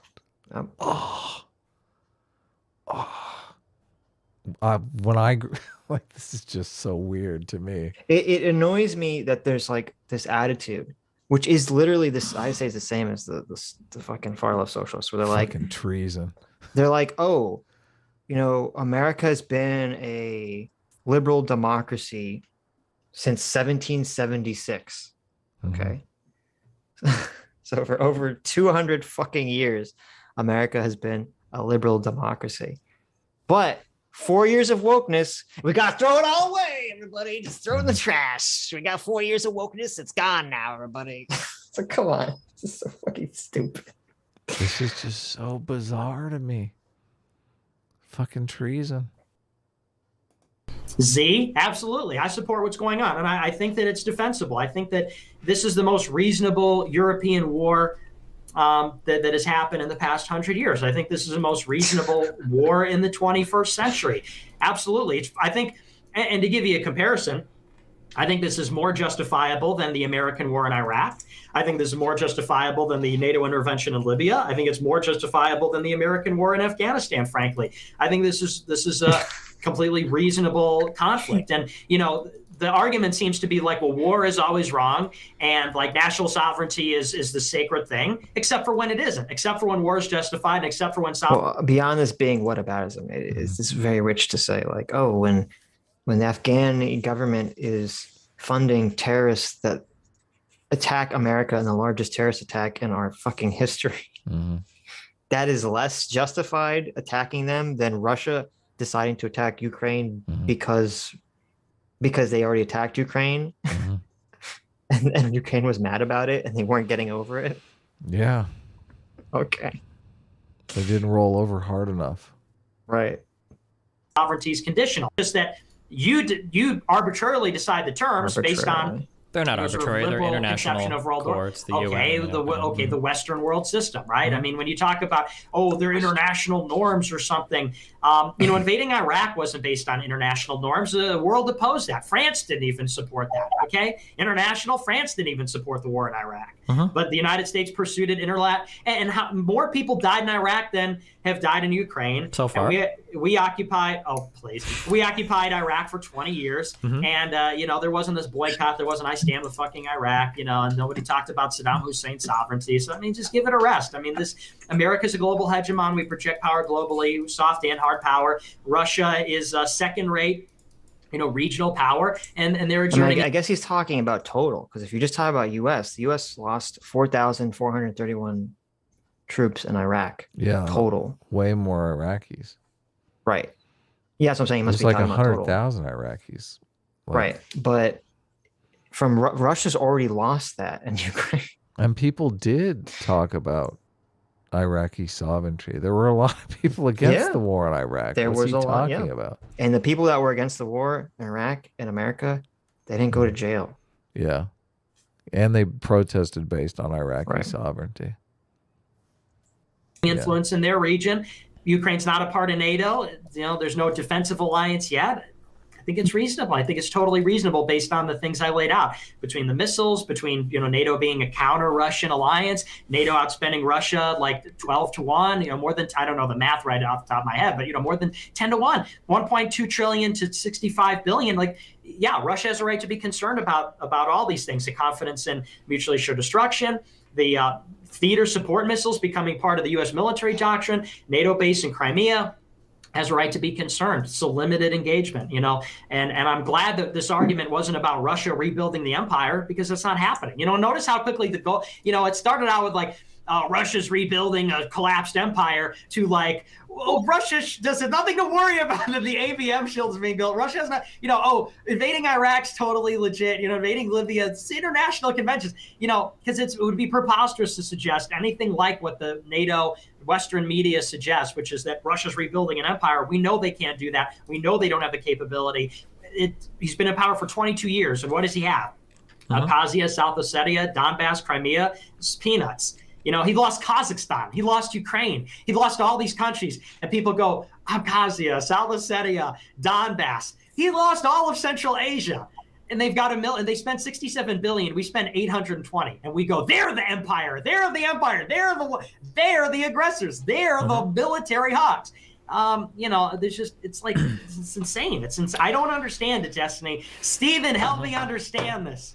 Why is he acting like NATO countries are satellites of the United States? I mean, Germany, France, they're satellites of the United States. Because that's the only way his argument makes sense. It's ridiculous. It's completely ridiculous. Yeah. Yeah, I mean, I don't know who half your points are even addressing at this point. You haven't really demonstrated that there is a legitimate security concern by Russia with Ukraine. You've admitted yourself that even if Ukraine didn't join NATO, they still might have the, from the realist perspective, good enough reason to invade Ukraine, take over Crimea, take over as much of Ukraine as they want, because that's just what big nations do. And if that is going to be the argument that you use, then by God, just like we've done with every other former Warsaw Pact state, or a lot of them, and just like we've done with other Eastern European countries, you know what? We should just draft Ukraine into NATO then, just for, if no other reason, to ensure Ukraine's sovereignty. This idea that NATO is an empire just like Russia, that the United States is hegemonic just like Russia, I mean, the difference is, and we've seen this clearly, is that at least people want to join the United States hegemony, as opposed to Russia, that has to force itself with shelling civilian cities and invading places and cutting off oil if you don't agree with them, and trying to poison your elected officials with uranium and whatever other crazy shit Russia has to do to countries around it. I don't think that the pressure that NATO exerts on other countries to join them, when that pressure is, we'll protect you from Russia that will actually invade you and destroy you, I don't think that's legitimately at all comparable to the type of pressure that Russia exerts on other nations around it. And I certainly don't think that the realist analysis of Russia just wants to control countries is a good enough reason to allow Russia to invade any country they want. But well, yeah, I mean, I think that's really the debate, is like, they want freedom. The Iraqis want freedom. America, the world wants. No one is saying that. No one has dominance. used that argument. The world wants the Iraqi American people didn't hegemony. vote for the United it. States to come to that country. Why would you? Wait, do you think? Hold on, wait. I'm curious. Do you think I would defend the war? Do you think I would defend the war in Iraq? Or are you arguing against a straw man now because you know you kind of run out of steam? The difference is that the world wants American hegemony. I'm saying that Ukraine and states that joined NATO were begging to get into NATO. Initially, we didn't even know. Absolutely, they were. And look at what's happening now. In Ukraine? In Ukraine, not until they took over Crimea. That's when public opinion shifted, when it was on the table for them to seriously consider joining. And you know what? When you've got a superpower that decides to take over a huge peninsula in your country and then decide to start funding separatist civil wars in the eastern part of your country, would you agree both these things have happened? Yes, that's not only did opinion shift, but also you have to keep in mind, Nick, logically, right? Most of the opposition to NATO came from Crimea. So of course, when you capture that part and then you recognize breakaway states in the east that are all like majority, like come from Russians, Eastern Ukraine, Russians, from Crimea. Yeah, no shit, they're going to be massively pro-NATO when Russia starts invading the places that are the most opposed to it, and then now starts you just have to distort the facts. I mean, I'm not distorting any fact. Wait, hold on. Are you saying that Eastern Ukraine was more pro-NATO than Western Ukraine? Are you saying? But you say, well, the difference is that the world beckons for, because you said America's not a hegemon like Russia. I never. The difference I said that joining NATO. I said literally joining NATO is not the same as Russia invading you. Hang on, let me explain. Earlier you said, well, America's not a hegemon like Russia, and the difference is that this is like an exact quote. You said they're not a hegemon like Russia because the difference is that these states want America. You said that they're begging for NATO, but they weren't begging for NATO since 2008. In 2008, that's when the conversation starts. And Germany and France oppose it. That's why they were only given the membership path to membership. Yes, they weren't actually given. Yeah, of course. Yes. Exactly. They weren't even given the path to membership. That's actually completely not true. But Germany and France, they agree with me. Germany and France in 2008 say this is too aggressive. For the same reason, they said this is going to provoke Russia. This is going to cause a crisis on the continent. And so all they can say, as you say, at Bucharest. But if NATO is just the puppet of America, then how did that come to be? Why didn't Ukraine become part of NATO in 2008? I don't know. Best is, well, we recognize their aspirations.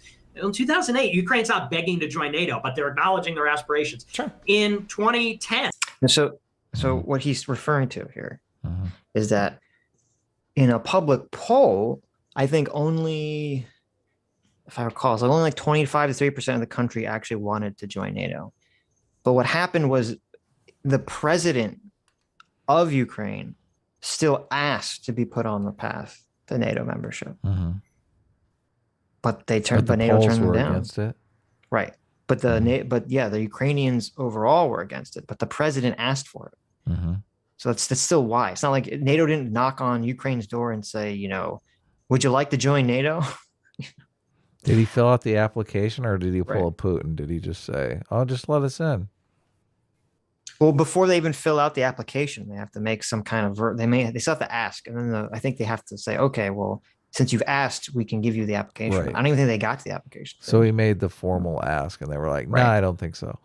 Yeah, they made the formal ask, and they said, "Not now." Okay. They said, "Not now." Not now. We're busy. Yeah, basically, that's what they said. Yannick elected. It moves forward in spite of this. In 2014, it's not an election, it's a coup.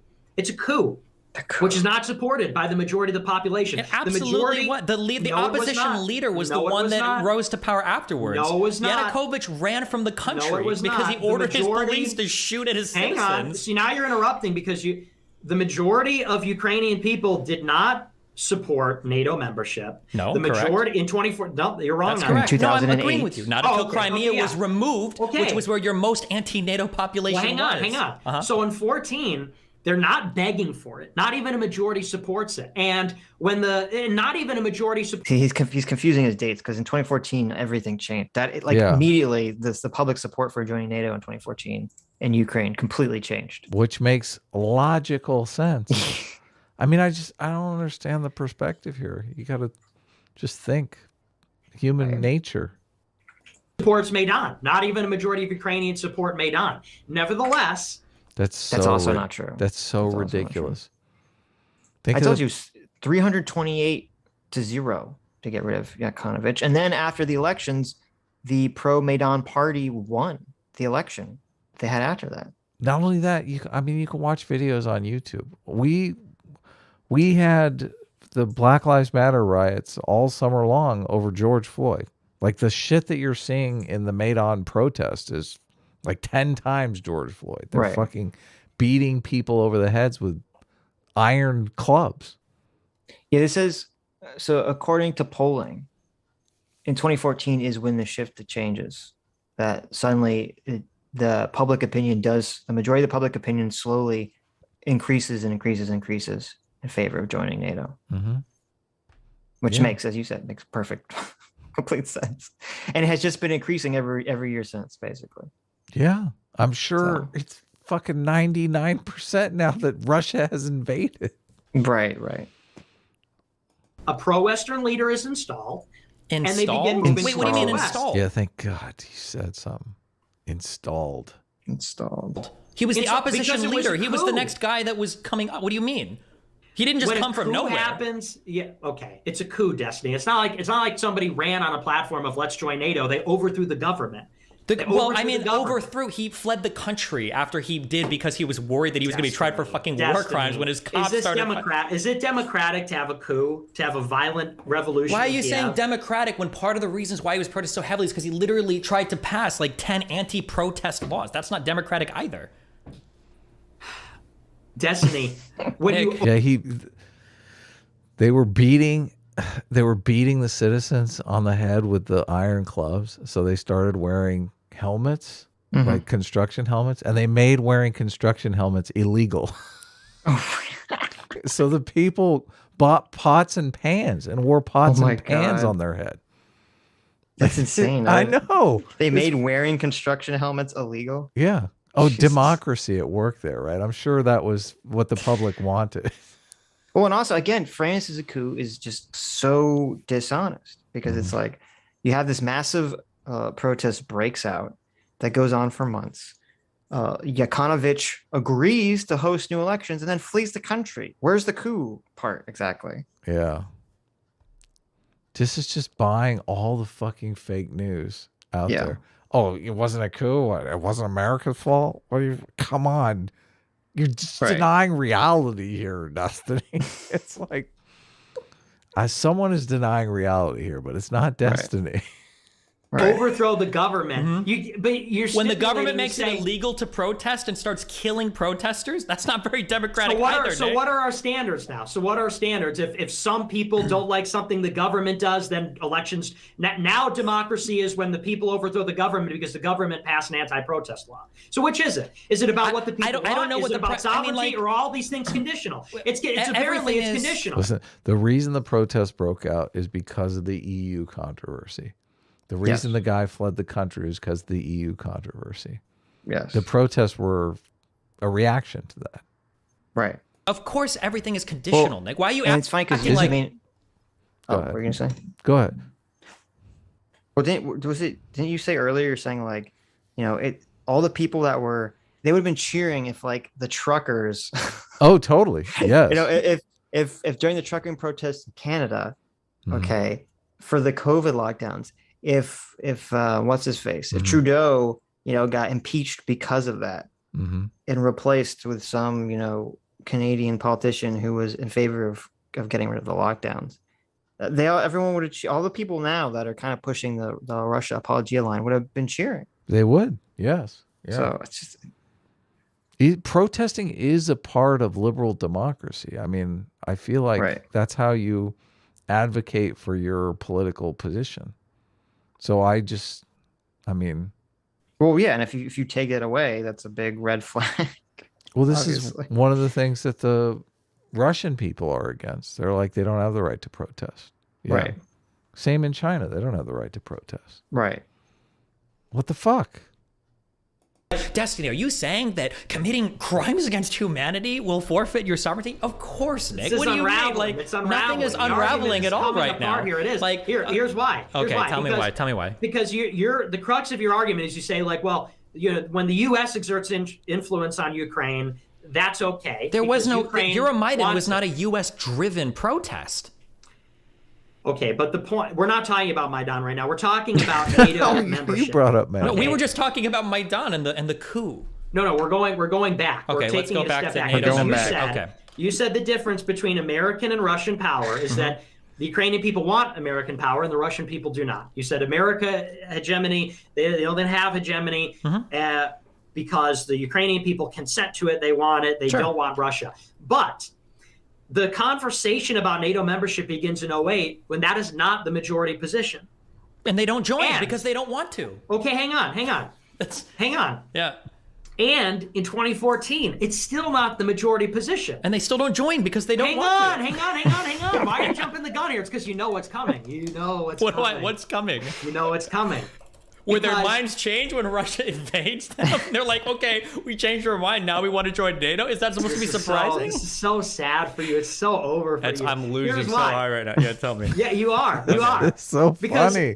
You said they're begging for it. They're not begging for it. NATO is moving across Eastern Europe, and they're not begging for it. The majority doesn't support it. They're talking about it in 2008. In 2008, they're saying they're going to make Ukraine a NATO member state, and the majority don't support it. In 2014, they're talking about, hang on, why do you keep interrupting me? Wait, can you acknowledge, you can't just make somebody. I can't even complete it. You can't just make them a NATO state, right? They have to consent to join, right? Guys have been good the whole time. When they say they acknowledge the aspirations of Ukraine, I mean, they're saying they have designs on Ukraine. What does that mean? Ukraine has to consent to join, right? Okay, so in 2008, if the majority don't support, why is the United States, against the wishes of Germany and France, talking about Ukraine being a NATO member? I'm saying in Ukraine. No, in 2008. In 2008, why is the United States saying we recognize their aspirations if the majority don't support it? But because they can recognize their aspirations. Asked for it. Bush, That's yeah. why. Oh, the president of Ukraine did? The president of Ukraine asked for it, yes. Okay. And Bush was like, of course. Right. Bush is like, let's do it. Right. Ultimately, it still has to be approved by every NATO member. Come on, why? Obviously. No, I'm asking you. But why would they say that? They're not begging for it in 2008, so why is the United States... What? Bush is like, can you give us some troops for Iraq? That'd be great. He's like, remember 2008? Like, he's trying to get every single member to sign on. Oh, I guess that's a UN. He was trying to get UN member states to, get involved in Iraq. They were like, nah, fuck that. How is that relevant? It doesn't change the fact, Nick, will Ukraine join NATO against Ukraine's will? No. Okay, will Ukraine be taken over by Russia against Ukraine's will? No. That's the difference. Yes, of course, Nick. What do you mean no? Then why is the... He just doesn't want to answer. That's hilarious. No. He pulled a total bender. Or something? I don't even know what that means. He total bender. He's like, no, you're wrong. You're wrong, Destiny. How dare you? Right. We're at war right now. What are we fighting over? What you're arguing is that there's a principal moral difference, a normative difference in how the United States exercises influence as compared to Russia. Yeah. But this is not the case. Because in 2000, Israel, and by the way, and you yourself said, the United States was pushing more strongly about Ukrainian NATO membership. They watered down what they said at Bucharest in 2008 at the behest of the Germans and the French. They watered it down for NATO to say, We recognize their aspirations. They weren't begging for it in 2008, but yet this was the conversation. Which, again, Russia was happy with that response. That was a diluted proposition, was we recognize the aspirations. And then in 2014, the government is overthrown by a coup that is not. And in 2014, the majority does not support NATO membership. And in 2014, the majority does not support the Maidan. So your argument rests on this idea on two things: that Russia violated sovereignty and Ukraine has a right to self-determination. But both of these things are in doubt now, because now you're saying, well, the coup, it doesn't matter that the coup wasn't a democratic election because, well, Yanukovych did an anti-democratic thing. And even though the coup that wasn't popularly supported. It was a democratic election, though. That's wrong. Yanukovych agreed to have new elections. Right. And then left before the new elections took place. So what the fuck is he talking about? I don't know. Supported by half the population. It wasn't an election. Overthrew him and installed the pro-Western leader. Oh, well, it doesn't matter at all. It's like, okay, so which is it then? I don't think he knows the facts. He's just winging it here. Right. All of the elections, self-determination and national sovereignty both appear to be completely conditional. I don't know because it's a coup-backed government that creates the crisis in Crimea, and it is national sovereignty, which you say is conditional and apparently determined by NATO. So that's where the argument falls apart here. Okay, so to put it simply, you keep saying that it's a coup-backed government. The government had popular support post-revolution, or do you? Was it elected? Was this? Yes. They held elections afterwards, and who kept winning? That is incorrect. Yeah. Pro-Western But that's leaders. not the constitutional process, is it? So now, the constitutional process. I mean, wasn't it voted on by every member of parliament afterwards? Didn't they take a vote in parliament after Yanukovych left? Did they not? Was that not the constitutional process? No. So neither one of them know the specifics, but we've gone through it a number of times. Yeah. There's no constitutional provision for a revolution, obviously. I mean, would you say that if on January 6th, if the Republicans overthrew the government and then the Congress voted for Trump, would you say, oh, yeah, that checks out? Yeah, that's legitimate. There is a constitutional process for impeachment, though. They actually did it twice to Trump. So fuck. What are we talking about here? There's a constitutional process in Ukraine as well, as we've said. They fudged the numbers a bit because they didn't have the full support because several of the Congress members left. Right. Imagine if that happened what would happen if the Republicans ran or if the Democrats ran? They would fudge it. Yeah, I mean, of course. That's again. I mean, this is all post hoc. Mm-hmm. It's all just what side do you want to support here? What are we going to do? There's nobody here to vote him out of office. I guess he's still president. He's living in Russia now, but okay, democratically elected president. Yeah, I mean, is that what the Ukrainian parliament is supposed to do? They're saying, well, he agreed to have new elections, but he ran away to Russia now, so he can't actually set them up. So I guess we're just out of luck. Yeah. We can't have the elections. We're stuck in limbo land. Our president is living in Russia. What do we do? GG. I don't know. It's so nuts. Of course not. If it seemed like the majority of the United States supported it, if Trump held an election afterwards and he won the election, then yeah, I mean, probably it seems it's still a form of coup or revolution, but to pretend that it would be like a more apt comparison is you're trying to make it sound like Trump at the very least, like him or hate him, had massive popularity in the United States, right? It's not like Trump was like an installed leader. Let's say that Trump did win that after a quote unquote coup. Would you call Trump an installed leader after a coup? Probably not. You would probably be here making the argument, well, Trump enjoys wide support from the majority of the United States. Yeah, but your realist analysis sucks. Nobody uses realism. Nobody cares about realism. Nobody uses these arguments. It doesn't matter. But you believe, no, it does matter. See, but that sort of exactly shows what I talked about earlier, where Nick is basically saying Russia gets to abide by a completely different set of standards that support it, while the U.S. and NATO and Ukraine has to be handcuffed to, having principles. Yeah. Which is like an insane argument to make. Absolutely, it doesn't. I would say advantage is good. Whatever is good for America is good. You would say, as the liberal, well, it wasn't. Hold on, wait, I haven't even finished responding. You cannot call it a coup, okay? When they formed a temporary government, when they had elections later that year, and they allowed all the elections to play out. That's exactly what happened, and they had it with the support of the parliament and the support of the people the entire time. You can try to cry and say it was installed or CIA led or whatever, but the reality is that Ukraine had like democratic processes working throughout the entire time. Does it suck that Yanukovych left after like having police assassinate people in the street? Yeah, I guess that does suck. So maybe there was some. It was a coup. So your argument goes something. Let me just paraphrase your argument so far. America does not influence weaker states. Maidan was not a coup. That. Oh man, dude, why and you have to no security threat to Russia posed by surface-to-surface missiles in Ukraine. Oh, okay, yeah, it sounds legit to me. Yeah, it checks out. All right, Maidan Ralph, do we go to the? Because now we're in the like hegemon. Make up what other people say phase. So I think we've hit rock bottom on this argument now. People can discern for themselves. Sure. People can discern. I mean, that seems to be the argument. You know, Russia has no legitimate security threat by the shield and the surface. You even admitted that even sans NATO, they would still invade Ukraine. So it seems like you agree with that as well. Yeah. Okay, sure. All right, now it's just ridiculous. You know, we could. I'm gonna look through here and see if we have some questions from Super Chat and stuff like that.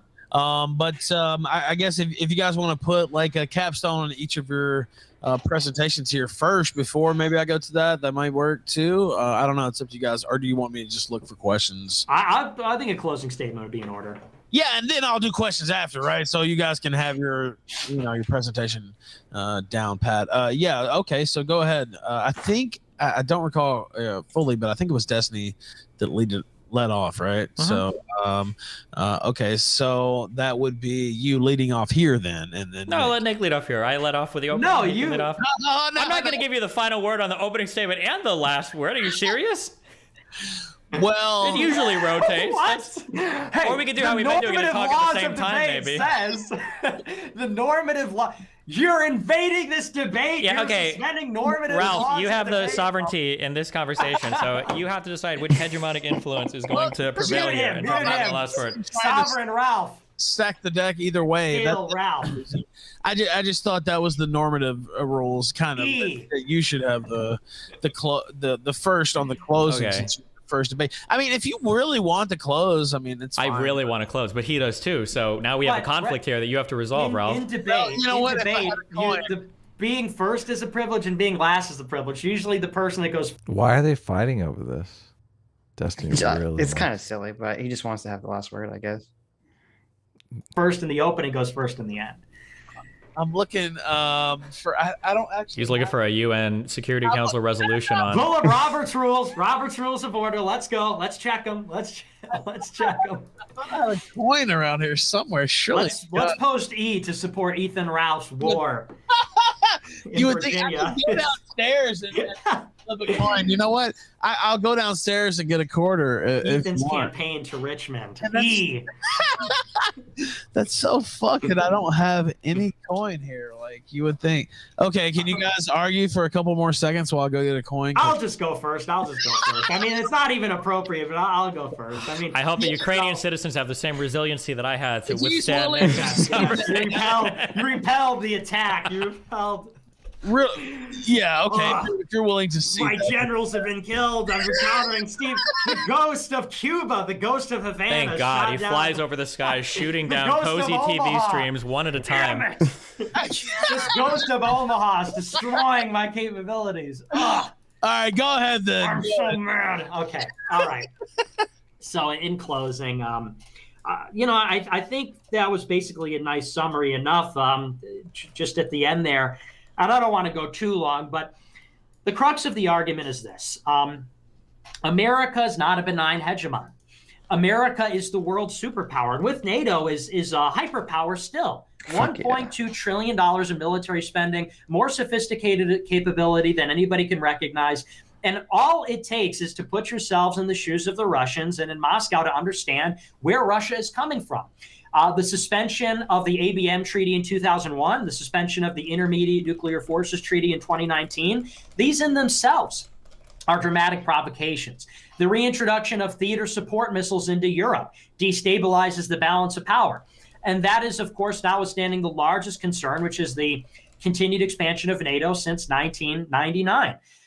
NATO is an explicitly anti-Russian alliance. It's formed to contain Russia and principally to contain Russian influence and power. After the Soviet Union dissolved and Russia became weaker, NATO remained and expanded. And now it's expanding on Russia's borders, compromising its vital strategic interests, its naval base in Crimea, its Black Sea Fleet, and the territory of Ukraine. You know, what NATO membership for Ukraine entails is surface-to-surface missiles, which can strike Russia in 5 minutes. It entails a tripwire in Ukraine that is right on Russia's border. It entails NATO domination of the Black Sea. And ultimately, this is about NATO and American domination of its adversaries and no concession given to its adversaries that they might have legitimate security interests. They might have legitimate interests as powerful states and all, and recognizing that and negotiating with them and working with them towards an equitable security arrangement. That's what we're talking about here, is an equitable and fair security arrangement. Destiny has talked about sovereignty, which, of course, we know the United States considers conditional. When Russia invades Ukraine, it's a gross violation of sovereignty. But when we invade Libya, Iraq, and bomb other countries, of course, these exceptions are valid. It's called right to protect. We can fabricate this out of thin air. We say that Ukraine has a right to self-determination, but it is true that the United States backed the Maidan Revolution. That could be disputed, but nevertheless, we support that government. We've given billions of dollars in assistance to that coup government, and we've supported that coup government's aspirations to join NATO. So once again, self-determination appears to be somewhat conditional. And then what's more fundamentally about all of this, this is a bad outcome. This is a bad outcome that nobody wanted. How did we arrive here? What were the root causes and the precipitating causes? Let's even just be fair and say, at the minimum, we have to recognize that the United States has played a role in this. To say that it is all Russian revanchism belies the military imbalance, which is very real. It belies Russia's capabilities and the fact that in 22 years of rule, Vladimir Putin has not taken over any countries, invaded any sovereign countries. It was in response to the 2014 crisis and in response to the suggestion that Ukraine might go nuclear and join NATO that Russia invaded Ukraine. How did we arrive here? We have to look at our own role. We have to look at our own role in disrupting the mutually... Didn't he invade Georgia? Yeah, they invaded. Yeah, of course. But he's saying Putin didn't invade any other country. I know. I just figured we've said this a million times. Okay, gotcha. Sure, destruction, confidence. We're like, wrap it up. Yeah. With the ABM and the Intermediate Nuclear Forces Treaty withdrawal, we have to recognize our role destabilizing other countries around the world with NATO aggression. We have to recognize our role in expanding NATO in a way that Russia's repeatedly said makes them uncomfortable, and even where they've drawn red lines. And so, if my victory condition in the debate is merely for people to say NATO played a part and Russia has some valid interest here, I think we cover that. I think I won on those grounds. The other side has to say that America is a benign hegemon. The world wants American power. The world invites American power. American power is innocuous. Russia has nothing to fear. Russia has no valid concerns. It's just run by a corrupt despot who's only using security concerns as a pretext for territorial ambitions. I think throughout the debate that was made, I think from the outset, that was conceded not to be true. So that's my closing statement. America is not a benign hegemon. This is a limited, reasonable military engagement, certainly more reasonable than the things NATO has done in this century. And I support Russia. Go Russia! We salute the brave soldiers, the Moscow's finest, the Tsar's finest, as they liberate Ukraine from the Western dogs. So that's my closing statement. Z. I will concede the entire debate to Nick of whether or not America is a benign hegemon. Unfortunately, that is not at all what we came here to talk about today. I understand that when Russia is in the process of invading another country, they very much want to center the conversation about Russian-American relationships or about the sovereignty of the United States or the sovereignty of Russia or the way that these two superpowers act, but that is not what the discussion is about today. It's whether or not Russia's invasion into Ukraine can be justified. We can bring up as many defeated talking points as we want. I'm used to people doing it over and over and over again. We can talk about how the suspension of some ABM ABM treaty magically destroys second strike capabilities, even though when Nick was pushed, he admitted that an ABM silo cannot become an ICBM silo. He admitted that Putin was allowed access to these silos by Biden if he wanted to investigate. He admitted that this technology that Putin is so worried about doesn't even exist yet. It might not be here for 10, 20, or 30 years. And he admitted that if this technology was so threatening, who cares? We could install it just as easily in Poland, Romania, Lithuania, Latvia, Estonia, down in Turkey. If we wanted to nuke Russia from anywhere, if we wanted to encircle Russia from anywhere, if we wanted to have ABM silos around the world that could intercept an infinite amount of MIRVs, an infinite amount of ICBMs, we could already do it. We don't need Ukraine to do that. Just like Nick already admitted that even if Ukraine never even had an accession plan to NATO, Russia, in the realist perspective, would just invade them anyway. They have a right to it. Why? Because of strategic interest in the Black Sea that Turkey is constantly threatening anyway. Controlling Sevastopol doesn't get them through Istanbul, doesn't get them into the Mediterranean. There isn't even a good strategic reason around the world why Russia would have access to these ports, how it would help them. And the idea that capturing Ukraine, the idea that Russia invading Ukraine is representing the same threat to their sovereignty as Ukraine democratically choosing to join the NATO alliance, the idea that America is this benign hegemony and they've never done anything and blah, blah, blah, that's absolutely not true. I've never said it. But there is the fact that there is an old Eastern European saying that if you call for America, America will come. If you call for Russia, Russia will come. And if you call for no one, Russia will come. There is something to be said for the fact that these countries, whether we're talking the Baltics, whether we're talking Poland, Romania, any Southeastern Europe, there is the fact that these countries are looking towards NATO and they want to join NATO. Their citizens are voting to join NATO. We can't even accept just one or two at a time. It always have to be in batches of 3, 4, or 5 because we don't want to accept only one because it'll cause conflict in the countries because people are so desperate to get into our military alliance. And the only thing that Russia has done with their continued aggression into Ukraine has proven today more than ever a good reason why that alliance still exists. And that's to ensure the security of your country if you are not willing to pursue a nuclear arms program of your own. So I would prefer a world where NATO expands to include more countries than the world that Nick advocates for, where Russia has justification to invade anybody they want. And the only successful path forward if you are a smaller country is to acquire nuclear weapons of your own. All right, now there are several questions here. Thank you both gentlemen here for participating. I didn't have to do much.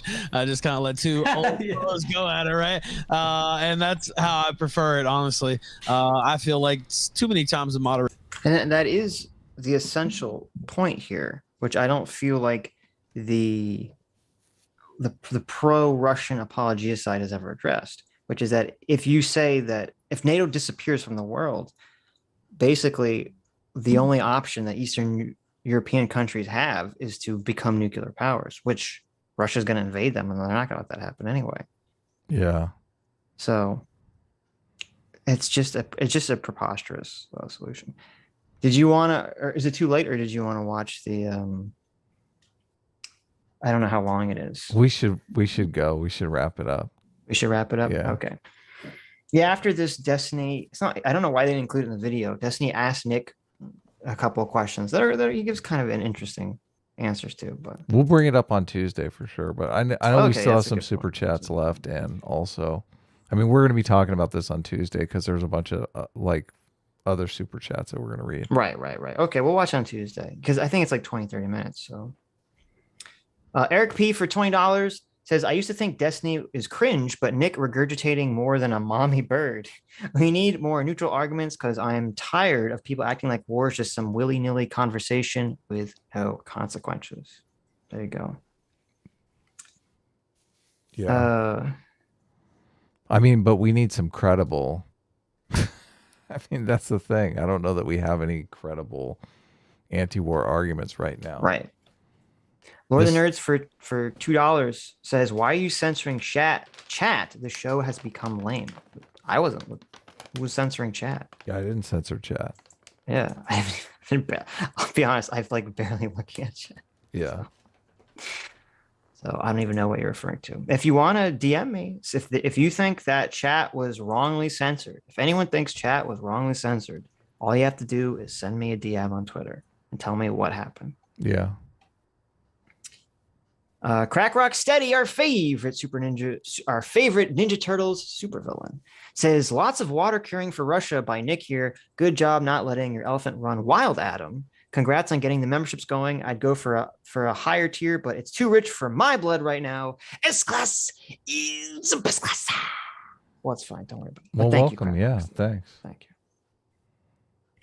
Michael for $20 says, so is Nick trying to escape the view of his camera, or is this just some light graphic design? Anyway, even though no one asked my opinion on this, and especially after all his research on this topic, S-class is best class. Well, thank you, Michael. Was Nick like, what was going on? Was Nick like coming out of frame or something? A little bit, yeah. Okay. I made them both bigger, so. Okay. Yeah, because on Destiny's stream, it's like Nick's in this tiny little box. Yeah. And the only version on YouTube I saw that was the kill stream, because kill stream is not, I don't believe kill stream is on YouTube. The only version on YouTube I could find, the quality was like 360p. I don't know. It was like terrible quality. So, William Matchuk, thank you so much for becoming a new member and being a free will seeker. Anyways, that's it. That's it.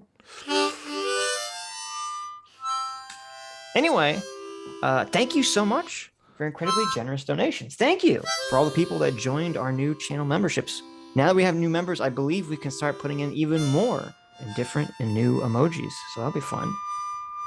Thank you for those that stuck with us through this very long conversation. I hope you enjoyed it, even if it was frustrating to listen to at some points. Thank you, Sargon, for coming on, even though it got heated in the beginning. No, seriously, even though it got heated in the beginning, I'm really glad we had the conversation. I thought it was very interesting, and I hope it was informative to everyone. We don't want to just be, the echo chamber here. So it's good to have opposing views and people that disagree with us on. Anyway, hope you all have a fantastic Monday, and we'll see you on Tuesday. Bye-bye. Bye-bye.